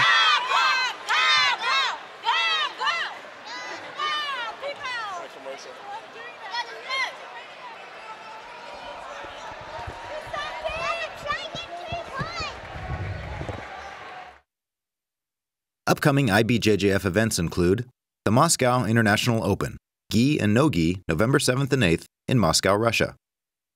The Munich Fall International Open on November 16th in Munich, Germany. The Madrid International Open on November 22nd in Leganés, Spain. The Long Beach Pro, December 14th in Long Beach, California. And the IBJJF Kids International, December 14th in Long Beach, California. For more information regarding IBJJF events, please visit IBJJF.com. Now, let's get back to the action.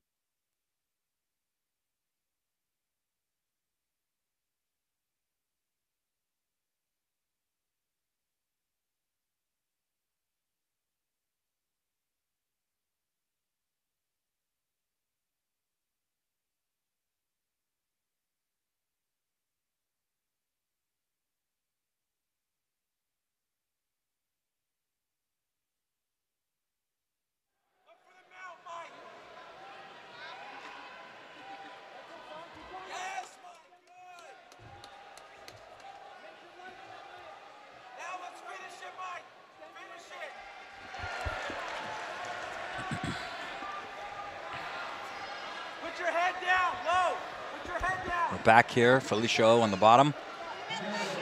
Sue Osman on top, looking the knee cut. Almost out, she gets out. Can she stick it here? She's got to keep that back on the mat.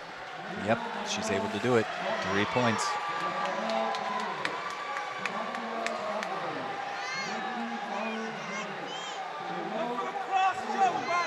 Felicia puts that foot back in half guard. Now Sue has to watch that deep right hand. She doesn't get off balanced over to that side. She's going to cut through again pretty easy. Jumps over. Felicia does a great job of recovering half guard.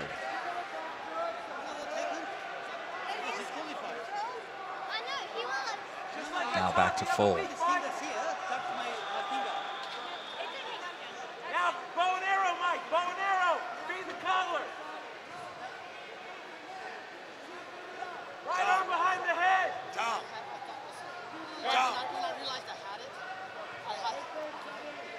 Cross collar grip by Felicia. See if she tries to go for that arm or leg right over the top of this hand that's pushing. That looks like what she's gonna try, but nope, she's gonna pull that arm back in.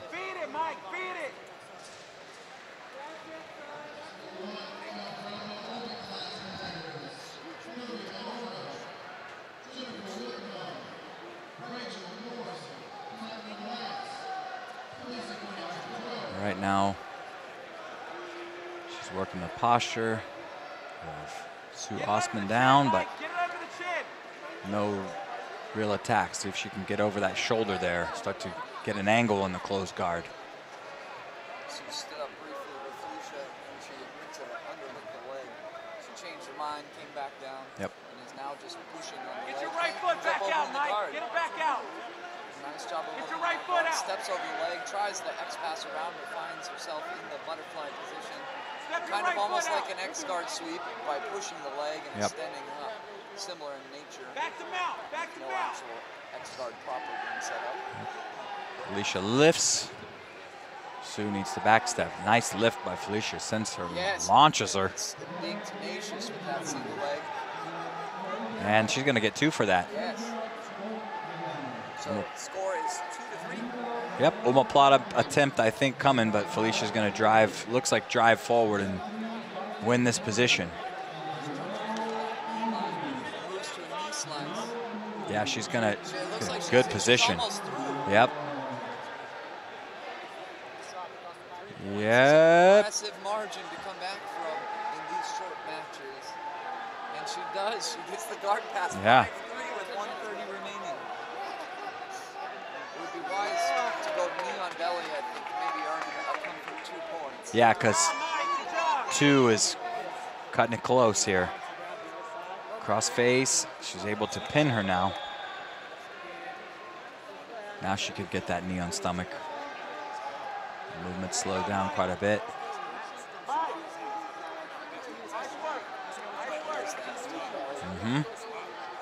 There she gets the extra 2. So those 2 points will be a nice comfort barrier for her to open up and work some submissions, which it looks like she's trying to attack the forearm, maybe work with the choke. Trying to maintain the position now as she was trying to turn and recover. She's spinning around. Trying to get the back, turns it into a single leg. Yep, just able to put her back down.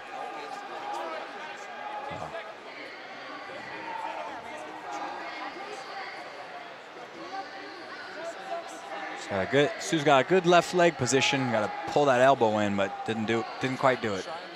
Yep.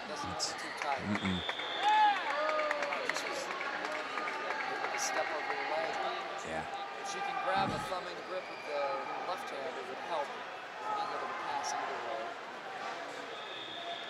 And time expires. Yep. Yeah, so yeah, she came back to life there.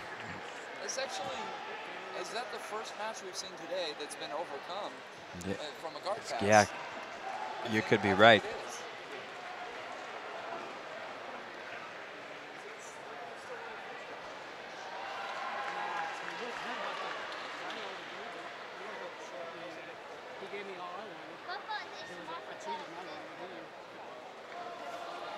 Switching on over to mat number 3, we have Gustavo Enriquez versus Itaboa Ferreira, 2 competitors we've seen before. It's in Master 5 middleweight division final. Yeah. 2 minutes into the match, and Gustavo looks to be in solid control. Yeah, comfortable lead here, 9-0. Tries that flower sweep, Shanji sweep. It has that arm dragged across body. Can't get anything going with it though. Clarification, Gustavo is in the black. It's going to try that sweep again.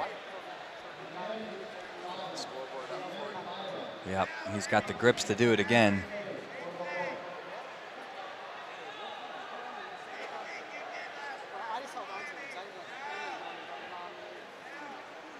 Gustavo trying to open up the position, open up the game a little bit.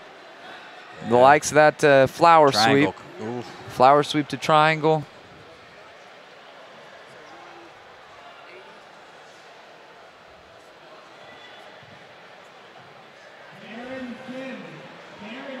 Working that 2-on-1 grip.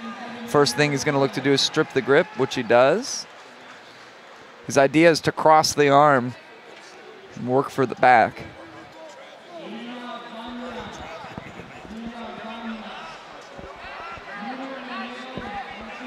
Barrow wants that sleeve to stand up. Now Gustavo has an underhook on the leg.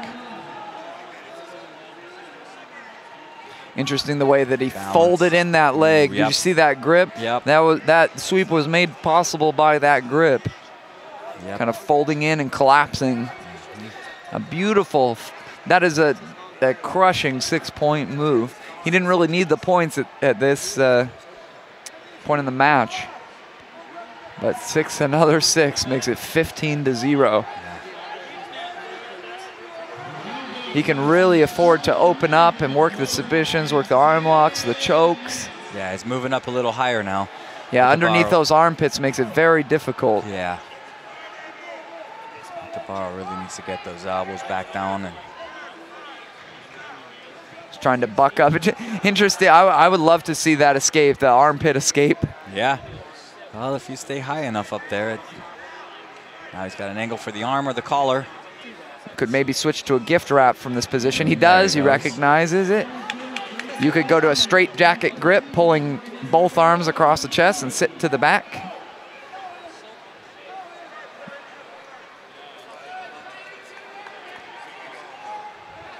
He's trying to pin that arm with his knee. Yeah, now he's trying to cut that corner here. Going to the technical mount with the gift wrap.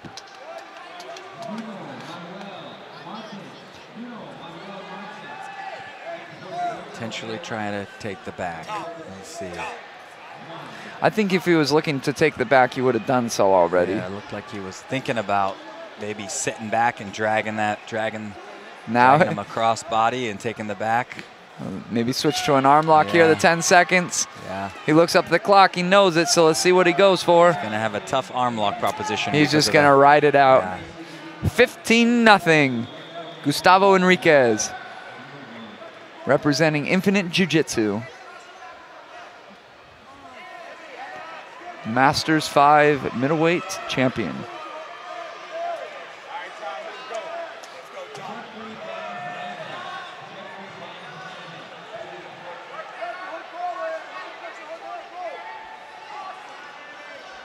Shake and go. Yep, again, Tom.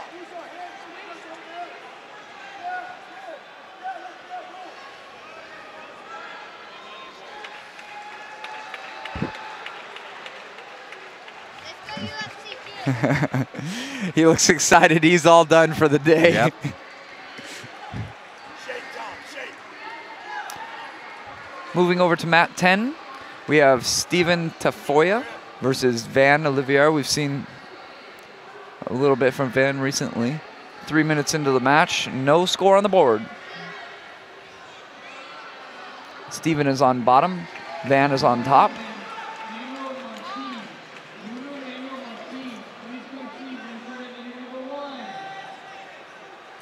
Steven could shoot that omoplata on that right side, but now Van gets over the foot. He opts to try and do a technical stand-up. Van stuffs it back to the closed guard. 93 seconds left. Watch the clock, Joe. Duck your chin, Tom. Duck your chin, Tom. Duck your chin, knee on belly. Duck your chin, yes. Keep that chin tucked. Now knee on belly. Now Restart on the action from the closed guard. Hand in the collar grip being used by Steven, switching to a double collar. Van's pushing down on that leg and he gets that guard open. Stuffs that leg in between. Looks like he wants to go over under. Yeah, we got to watch that both knees. Now he's got both under here. Not quite. I don't think he's quite underneath with that right arm. Side. Yep. Be a little careful here. Now he's under. He just throws those legs to the side. He's trying to just bulldoze past the guard. Maybe a smash pass to the mount position, leg weave to the mount. This is a good spot if he can kind of get a little closer in the upper body, get an upper body clinch. Good chance of mounting. Steven does a good job of recovering. Van moving back into the half guard. Final 35 seconds in the match. Get up! You're losing, Tom. You got to get up. Nothing doing so far on the scoreboard, so still anyone's game here. Got to go for it. Yeah. Maybe collar drag, arm drag. Yeah. Just Lasso sweep to the left. Yep, any off-balance move here. He could go now. Van tries to get past the guard. 2 minutes, Tom. Get up. Making it very hard on the referees this one. Yep. Get up. Tom, get up. Get up. You got to push, Tom. Last 2 minutes of the tournament. Let's go. Get up. Make it happen, Tom. Tom, get up now. Get up. Take him to stand up. Go. Again, Tom. Keep moving, Tom. Don't stop. Turn in, Tom. Turn in again, Tom. Push. Again, Tom. Go. Don't stop. He's just holding, Tom. Go, Tom. Go. He's just holding, Tom. Go. Again. Yes. The decision. Here we go. Keep it going. Tom, he is dead. Keep it going. I think it's going to be, yep, it's going to be Van. Van takes it. Tom, you got a minute and a half to make it. Minute and a half, let's go. Tom, Moving on over to the other mat, getting our bearings. This is Igor Andrade versus Julio Cesar Fernandez Nunez. And Julio is up 3-0. 2:42 remaining. Yep. This is the final of the Masters 6 featherweight division. Julio in the top position, working a knee slice, has a good position with the hand in the collar and controlling the sleeve. Seen a lot of this today. A lot of the specific gripping structure in the knee slice. Yep.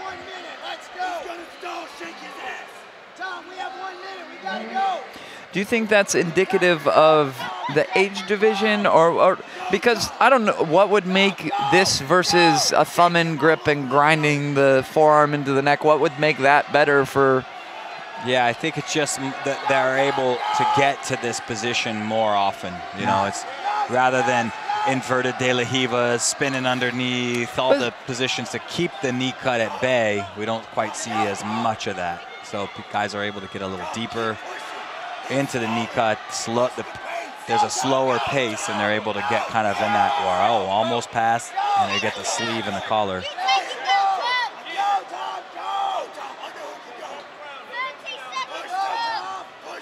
Julio now 6-0 with 1:30 remaining. Referee halts the action from the half guard.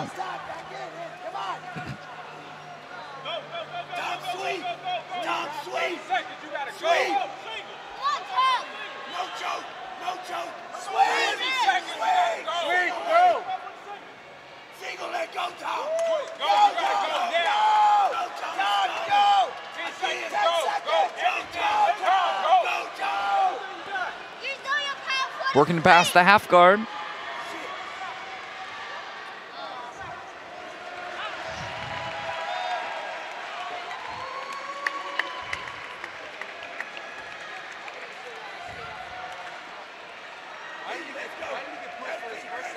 Passing towards the left here, smash those knees down.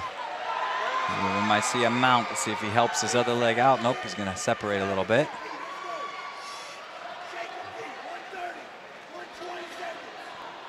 For those of you curious, Igor is from Gracie Baja, Orlando.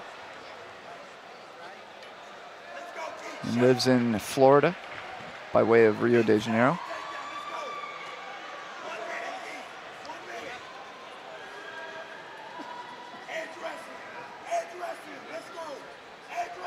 Just 40 seconds left. Julio could sit here for the rest of the time.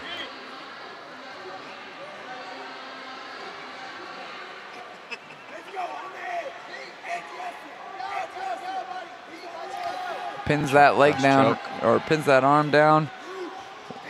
Working that choke. Yep. Really getting on it. Tries the underhook. Yep. Now goes to defend the choke. Tries to slide into the mounted position in the last 5 seconds of the match.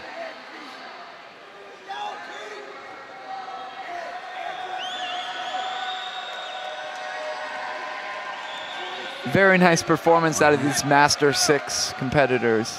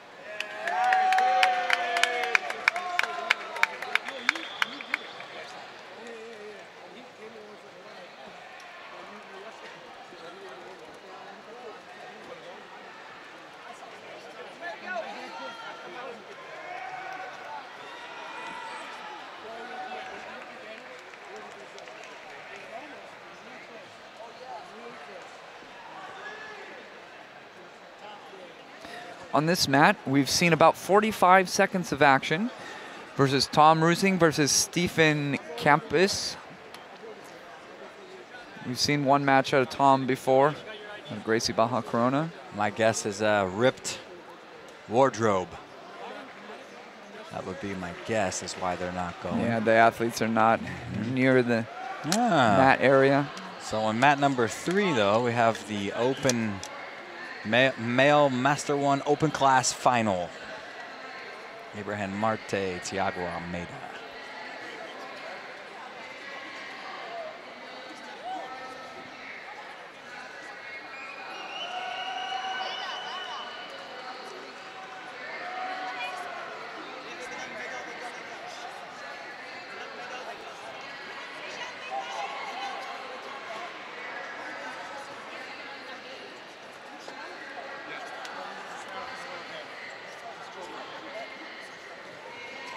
All right, here we go. Thiago is on your left.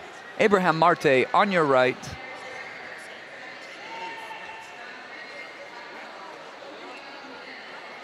Abraham Marte, we mentioned earlier, being the only competitor from the Dominican Republic to medal at the black belt level. Well, sits in the triangle. So you have a triangle right away. Yep. Hasn't cinched it up quite the way he wants it. Yet. Almost a little better now. This is getting a lot deeper. He's underhooking that leg, taking it to the side. We could see an early finish. Yep. And Abraham Marte, Masters 1 open weight champion.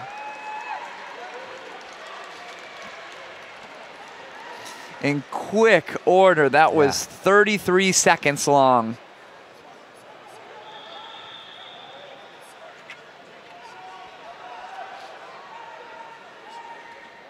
Sat down, spun right into a triangle there.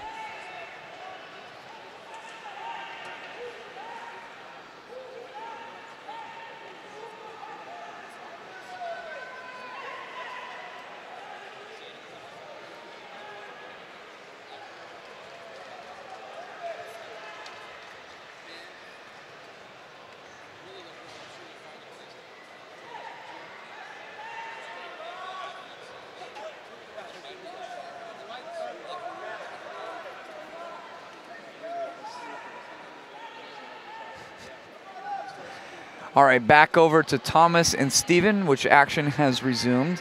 Steven has earned 2 advantages, so the score is even otherwise. Just 2 advantages favor Steven. Thomas is in the blue gi, and this is the final of the Master 5 super heavyweight category. His grip here, left-handed, playing left-handed. Looks like he's going to go in for a cross trip. Coach yard. Yep, looks like he's going to pull and then go forward. Tom had a lot of backward energy in his stance. Yeah.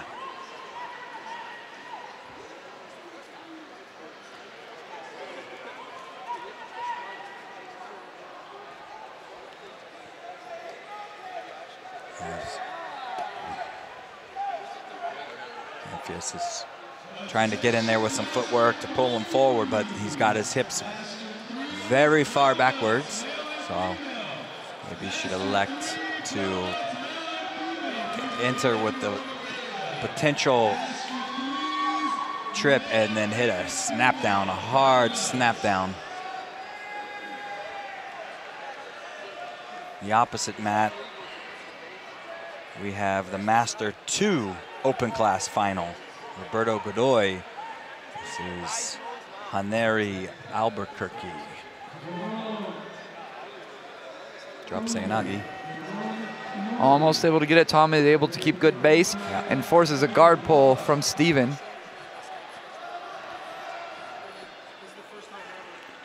Tom is a resident here in Southern California, while Steven lives in the Philippines, originally from New Zealand.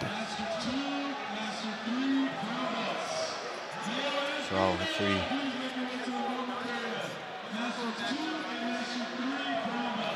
Tom is full of a family of jiu-jitsu practitioners. I know his 2 daughters practice. One wrestling at a very high level, actually.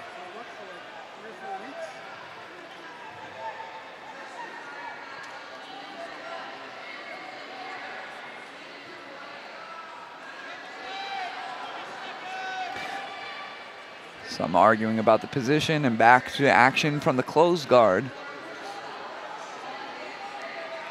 Steven looks like he wants to get that cross choke. He's making his grips much deeper.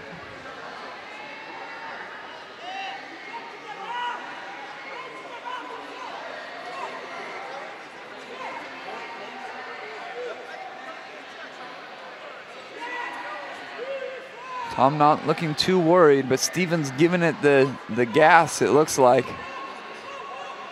Yeah, he's down right now. A sweep would ensure him victory. It's interesting that you can't actually get a stalling call if you're in a submission. So crank away, I guess, is maybe what he's thinking. That looks like it's on his eye. Yeah, with it's his not quite where you want it to be. Both hands are too far separated for number one. They're very low in the collars. It's not comfortable, but no, it's not gonna do anything. Yeah. If you're not willing to break the nose, I guess, Yeah. or have the strength to do that, and there's not too many people that possess the grip strength to be able to cause damage from this area. Yeah. 52 seconds, he's gonna need to change strategy, open up the game and see if he can come up with the 2 points, because he's not gonna earn any sort of stalling call or anything that's gonna save him from 2-point deficit. It looks like he's doubling down on this cross choke. Yep. He's trying to get his hands a little deeper. I think he is going for broke here.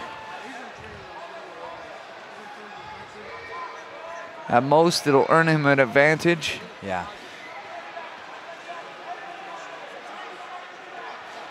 "15 seconds, all Tom needs to do is to hang on, and he is the Masters 5 super heavyweight champion. The final 5 seconds tick away. You gotta imagine Steven's grips are gonna be quite burnt out. Yeah. Moving on over to the Master 2 Open class, final match. Yep, Roberto Godoy in the blue. Neri Paiva Albuquerque in the white. We've seen action from both of these men earlier. Godoy facing Saul Ribeiro in the final, losing by only 1 advantage point, showing some very good stand-up. Yep. Those grip breaks look vicious. Yep. Those look like those you wake up in the morning and you wonder why you're doing jiu-jitsu because your fingers hurt so bad type of grip strips. These guys are both doing very good in the gripping department.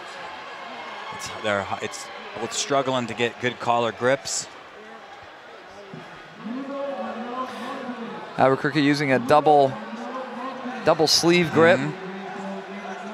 Can make it very difficult to shoot and do things that you want to do. Now Albuquerque has 1 collar but didn't like it. Godoy getting his collar grip now, but still pushing away, not the grip that he really doesn't look like he really wants that grip. Albuquerque over the top grip here. Yeah, putting some weight down. Might see a Nosotogari. Well, nope, doesn't like what's going on. Both strip away. 37 seconds. This is for the open weight title. They gotta. One might shoot underneath on the other here. It might be a good strategy. They've both been on their feet, very upright. Looks like we're gonna see a penalty to each of the competitors. It's gonna be irrelevant. It won't have time to work properly for the penalties to disqualify an athlete. There isn't enough time left. Both still trying to get that collar. Yeah, almost. Opening up at least the game. Final 12 seconds.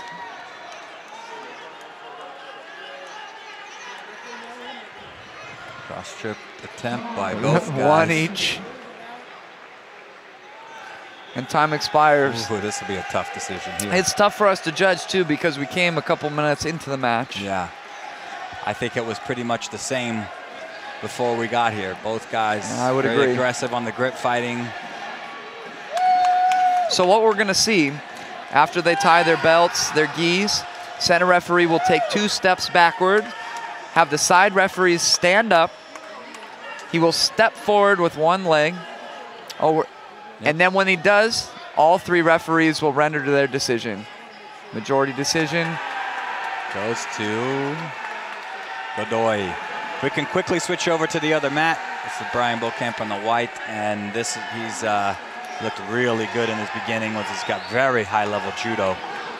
So I would say that Bradley needs to sit guard immediately. I would say so as well. But that's where he was. I think he got his points from the guard on his previous match, if I remember correctly. But yeah, This is Masters 6. This is probably the best Masters 6 that you're going to see as well. Both of these guys look very sharp. Definitely world-class jiu-jitsu in their respective age categories. Yep. Bradley looking to undo the gi to make it. Oh, there it is. Wow. Inside trip right off the grip. That's it. Like you said, and you had mentioned that he was part of the Canadian national team for judo. And that they have a very good team in judo. That's when you want to do your homework on your potential opponents. Yeah, and I don't know his age, but there was a very, very talented man out of Canada called Nicholas Gill. So I don't know if they trained together, but perhaps a very talented squad there.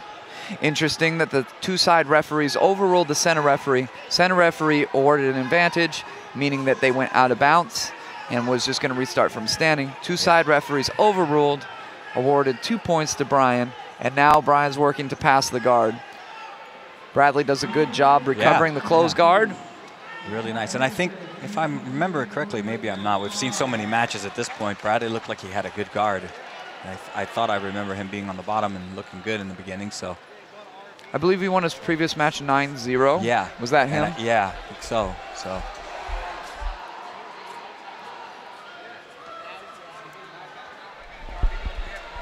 we'll see how he does here. He's only down by 2. He's keeping strong posture. He stands and he picks up. And he didn't really intentionally pick him up when Bradley's holding on to the double collars. When you go up, he goes up too. He's kind of being broken down. The more vertical you can go, the more the weight goes down through your skeletal system into the ground. When you bend over, your lower back supports. He manages to open the guard, steps over the leg and gets a good position. Looks like he's closing distance very well. Oh. Bradley's trying to frame away. Walk backwards now. Brian's switching the sides, and pushing the head is only gonna help him switch sides almost. Yep. Drives his head in, he walks backwards, there it is. Guard pass. That is really good guard passing demonstrated by Brian.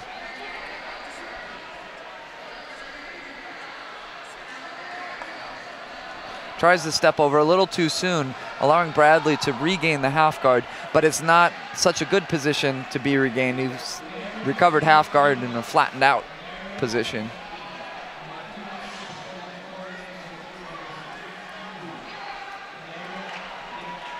Interesting note of the rules, if you're recovering from the side control and you regain half guard and you're flattened out, which would normally be an advantage scoring position, you're not awarded an advantage because the idea is that you progress forward through the position. You won't be awarded for going backwards. And after I say that, they award the advantage.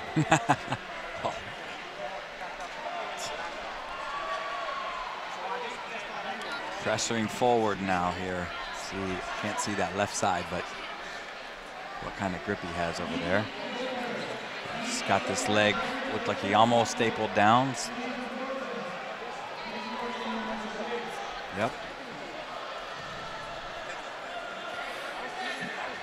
Driving back in. Yeah, he's got his left knee in good position. He's got a near side underhook. He could just push that leg down and go right to the other side here. Yep. And he's going to end up a great hand position. Knee slices through. He's going to stick this guard pass, making the score 8-0 with 1:21 remaining.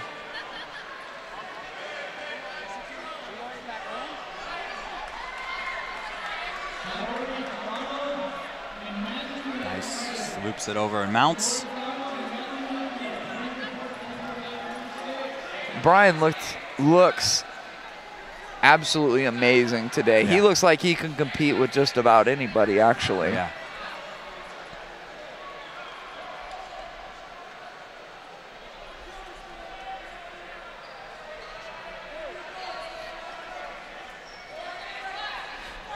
So we're watching the Masters 6 medium heavy division. There are no Masters 7 divisions, just Masters 6 as high as they go. At least at this tournament. Is there any tournament in the world that goes higher than Masters 6, if not the... Well, there is the International Masters World Championship in Brazil, but I've never seen a Masters 7. Yeah, I don't know either. It would probably just be an open weight tournament where you get 1 or 2 competitors and they compete against each other, as is frequent in smaller tournaments when there is not as many Masters signed up. Yep. Bill Camp. 12-0. It's good work of that match there. Move on over here. See Stephen Hall. Stephen thinking about a toe hold yes, here. He is. He needs that free hand, though. Finds himself down right now, 2-0. Ooh, and just 35 seconds left, so.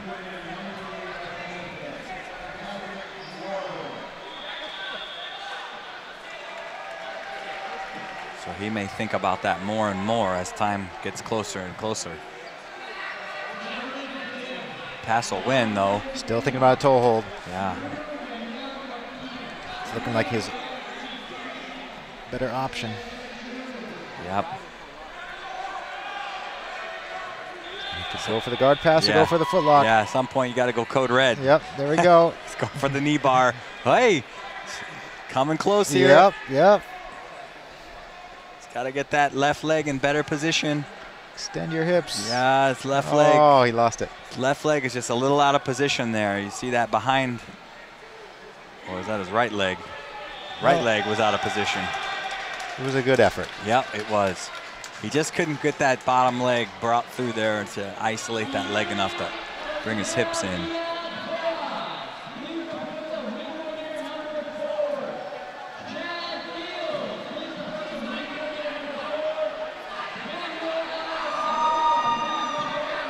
Only a handful of matches left. After my incorrect call on that advantage point, I pulled up the rule book just for my own sanity, and indeed, specific cases where advantage points are not awarded more is achieving the half guard does not warrant an advantage point when an athlete who was mounted or in side control position. These referees don't have access to this. It's a very difficult job. Yeah, that is an unforgiving job to do a great It really is. It's a thankless job, and you make one little mistake and you get somebody on the internet looking up the rules from the comfort of their broadcast booth or couch at home. Looks like we have 3 more matches.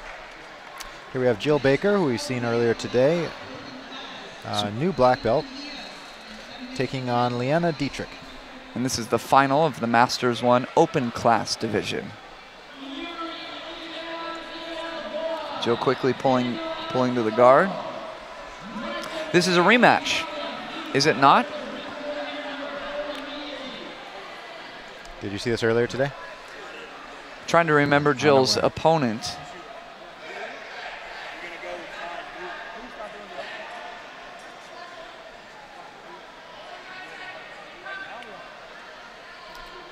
Leanna's trying to compress the legs, hug the legs, and sprawl around. Doing a good job there, but Jill momentarily flared her right leg up, which would be beneficial so she can begin to create space. Utilizing a hand in the collar, right hand in the collar grip to potentially frame away, make space should things progress downward.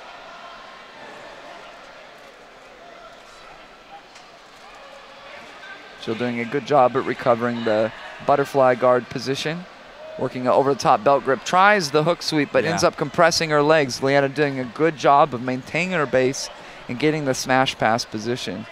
She could have leg weave pass. If she let go of her right hand. The arm needs to get deep in that bottom collar.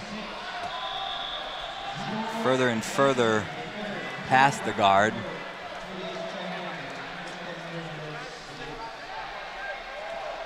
She's got a good grip here with the right arm. It's getting deeper and deeper here, so she's if she's controlling the bottom leg, there she is. Yep, she's gonna work past this guard here. It's a very difficult position to be able to recover from. Yeah, she just needs to be patient. Settle in here. Good turn. She turtles. That'll be an advantage point. She lost that bottom leg. So she concedes an advantage point, but she maintains the guard. Not a bad position. She can maybe pull into a single leg X from here if she bumps and works. Liana quickly moves to kind of like that leg weave pass. But Jill's right leg out was a little bit too high. Jill looking for a knee bar. Liana looking to triangle her legs, stay out of harm's way. Yeah, now the battles are with the knee. Can Jill get her knee open enough to sweep Liana backwards right now? Liana's in the driver's seat. She keeps that knee pinned and controls the bottom arm. She could pass and maybe mount.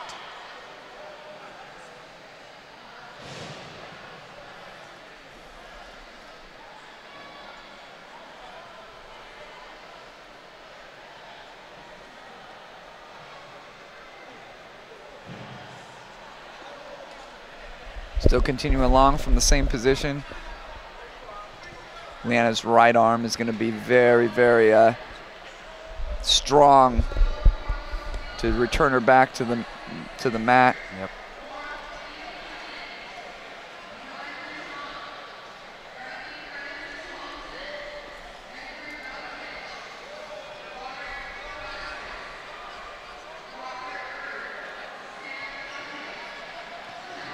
And back to the open guard we go, and close guard. Now is Jill's opportunity. Yes, it is. After all that, you know, she got in a little bit of hot water, but only an advantage point was given away. There's plenty of time to work very patient attacks. Yeah, she did a good job to stay safe through all of those different grips. And so, Sean, she's using the body triangle here in the closed guard. Is that something that you ever do? It's good to keep a person in. I don't do it too much, but we had a guy at Hensel's like 6'4", 6'5", and he would body triangle. But it doesn't. You can keep people in, but you do have to unlock your legs to get an angle, just like that. Get an angle, you know. So you eventually have to open up. Right.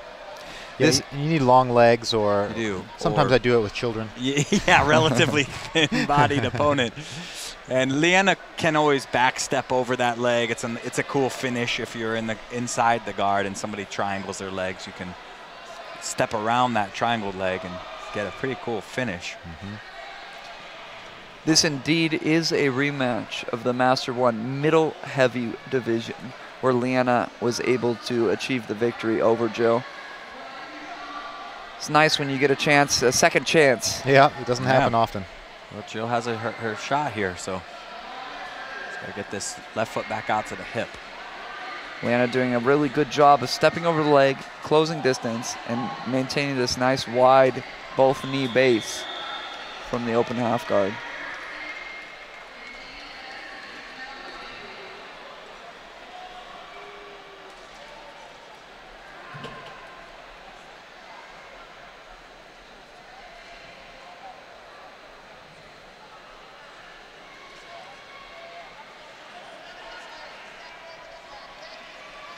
Just 50 seconds. She knows it. She's looking up at the clock. She's grabbing the belt. She's maybe looking to stand up, pull her left leg out from under her. She abandons the belt grip.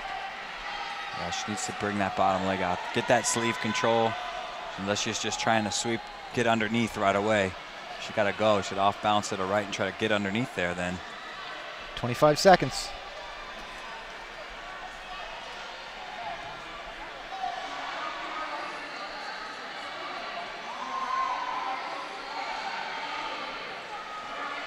Man, doing a good job of staying out of danger. It doesn't look like Jill's going to be able to muster enough in offense. She's grabbing the belt, trying to do a technical stand-up, but just not the energy, not the position, not the time to let the technique breathe. And Liana again emerges victorious over Jill Baker, but this time by 1 advantage point. Next up, we're going to have a fun match. It's going to be the Masters 2 female open class. It's going to be Shiho Yaginuma versus Luca Diaz. Luca's a fun competitor to watch. Wife of Megaton.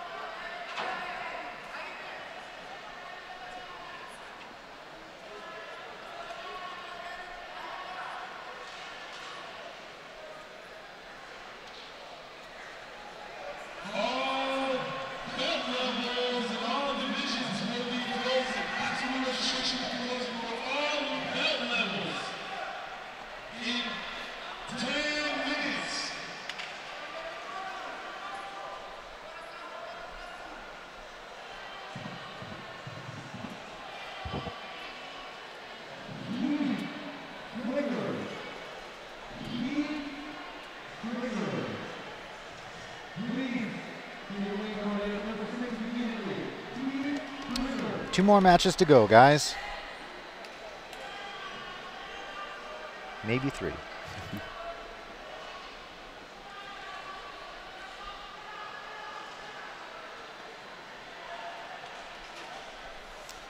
Referee inviting both athletes out to the mat. Shiho is a light featherweight and Diaz is a heavyweight, so Shiho has to be the massive underdog here. She's really going to need to bring everything she has. Although Shiho is the 2014 world champion. Oh, yeah. I remember that match. First Japanese world champion. I remember. 2014. And Luca is the only female to have beat Gabby Garcia 3 times. And when did this happen? I don't know all of the years, but you know, over the past few years. Sits, gonna load over. Straight to the mount. This is why Luca is fun to watch. She's working that arm lock. Yeah, Shiho did a great job of getting her knee in. You know, that's an advantage of having smaller limbs relative to your opponent, is you can slide in those knees and be quite pesky. Yeah, if it would have just been a little bit faster, she would have avoided the mount points. It's a high-scoring move, 2 for the sweep and 4 for the mount. Yeah. She did a great job of recovering the guard.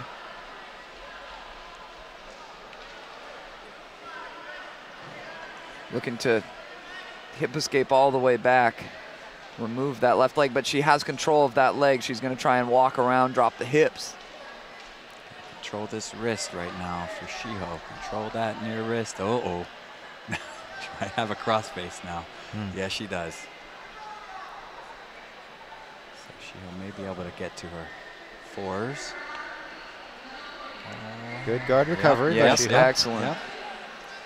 But that's a lot of weight to have on top of you. It is.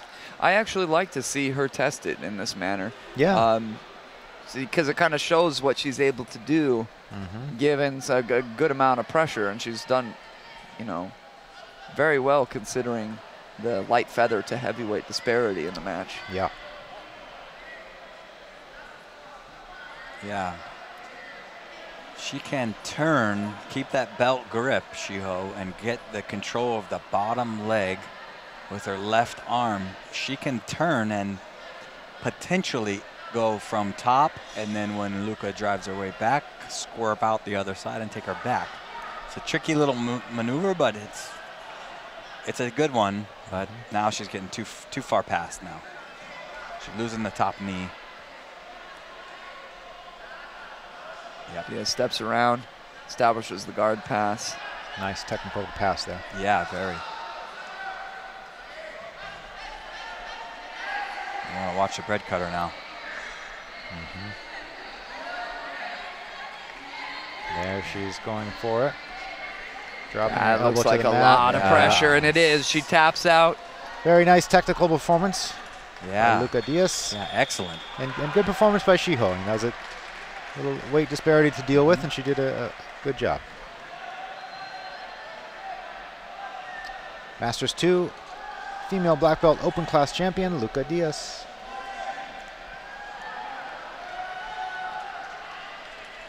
So there's only one more match on this mat and then one more match on mat 3. Both are open class finals, it looks like. Master 5 and Master 6. I was impressed there, Sean. You didn't get mixed up with the mat and the matches. I do that all the time. The next mat on match number 6 is Okay.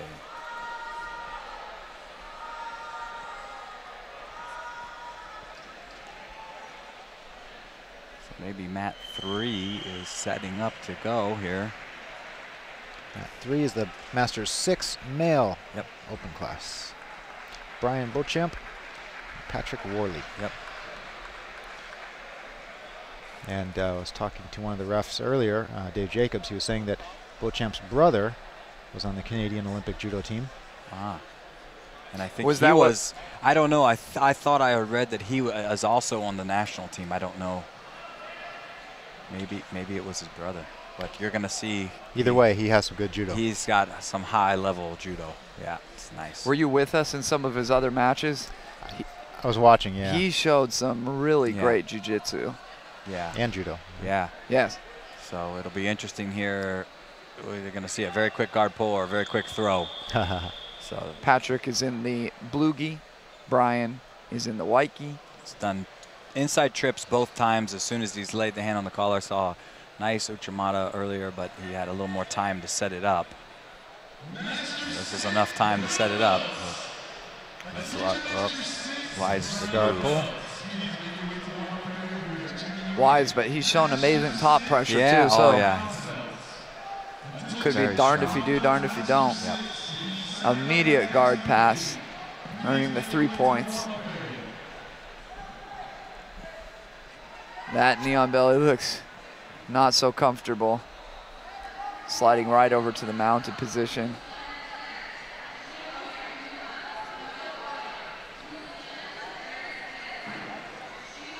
Interesting that he just dismounted. Yeah. I think he's feeling confident right about now. Yeah. That knee slice is passed. Back to the mount again. So comfortable lead here. See, Worley. Patrick can push on that ankle, turns it aside, put that ankle back in the half guard. Oh. Tries a leg lasso. It's the same passing sequence. Yeah.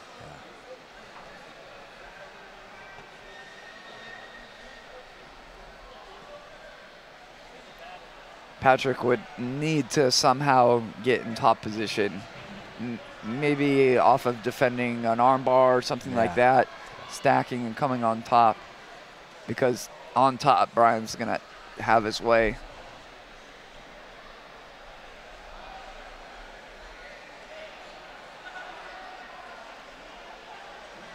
Again, almost passing the guard, driving into the mount. Patrick doing a good job of keeping his arms in tight. Mm-hmm. Brian looking like he wants to set up a mounted triangle.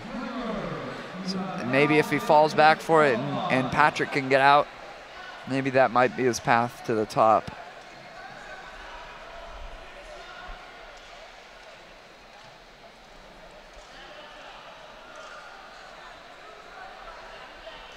Trying to cinch it up.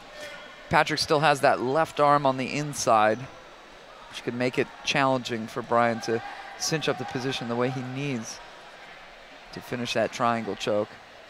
Patrick trying to elevate his hips, not going to do too much.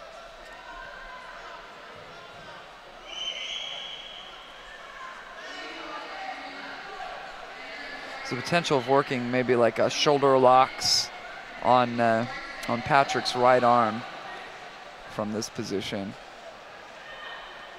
Depends if his hands are locked together, which they may very well be. Difficult to tell from this angle.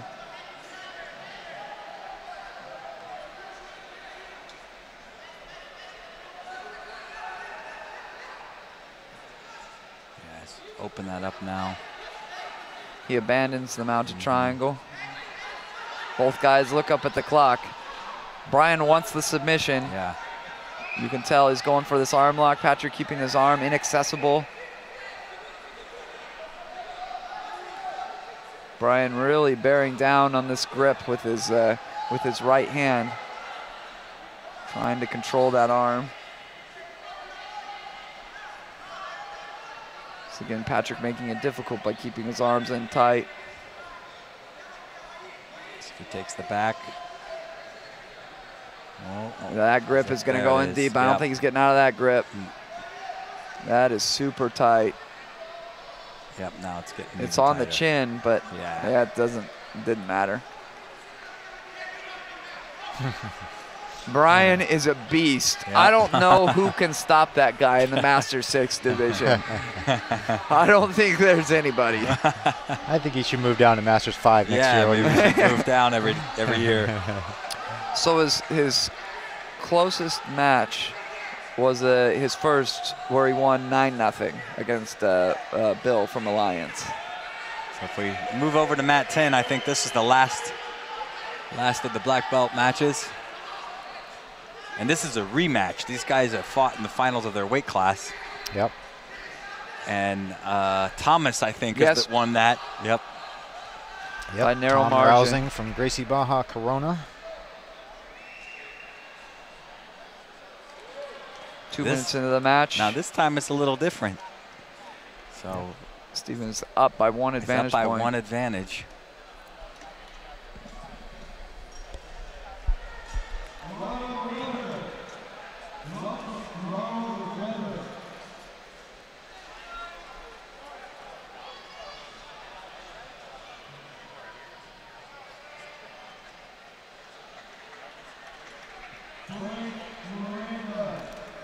Go. Last 3 minutes of the tournament, Yep, guys. Yep, here it is.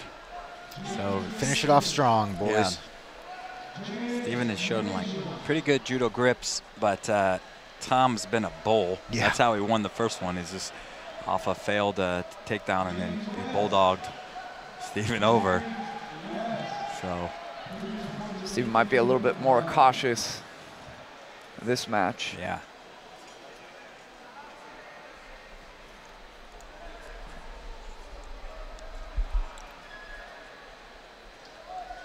Playing that side on, looks foot sweep style. Gripping over the tops if he snaps him down. He might try. Kind of little fake hip switches in there for a second. Might try a foot sweep and then an Asotogari. Bringing that left leg all the way across to the opposite side.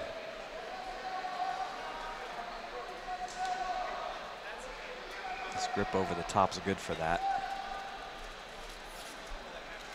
Seems like Steven can't get in past Thomas's arms. Yeah. Can't close the distance, therefore can't do any of what he's looking to do with his feet.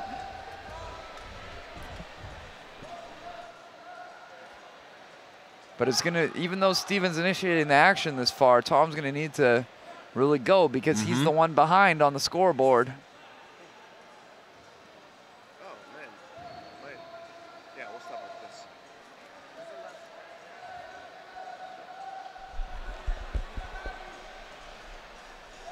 More of those foot sweeps. Yeah. The 90-minute mark has been passed.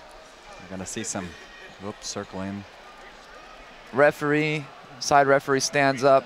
Circling motion, pointing upwards with the finger is the referee cautioning the athletes to stay in the mat area. There. Referee awards it just a Tom. Just a Tom. That's a pretty crushing penalty as well, leaving him not so much leverage to win by advantages. He's got to get that takedown unless he gets 2 real quick advantages. Which is unlikely.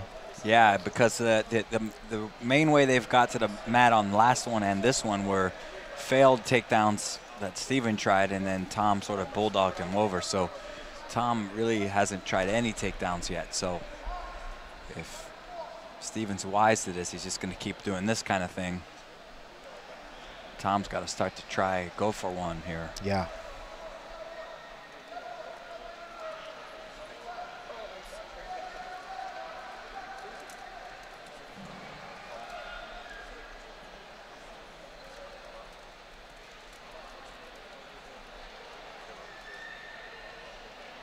Looks like we got a cut.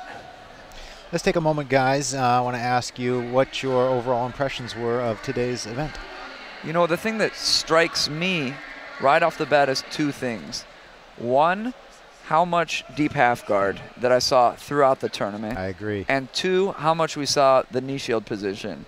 So if I'm in the if I'm in the Masters division, I would be studying a lot on how to pass knee shield, how to deal with the deep half guard, and maybe for my students, older students, introducing more deep half guard into their game. That's my takeaways from today as far as my own personal jiu-jitsu and how it relates to my students' jiu-jitsu. How about you, Sean? Yeah, I agree. We saw also that the knee cut there, just almost finishing the knee cut several times, and guys maybe not quite finishing. They had the position to do it, so maybe some variations on how to finalize that pass right there.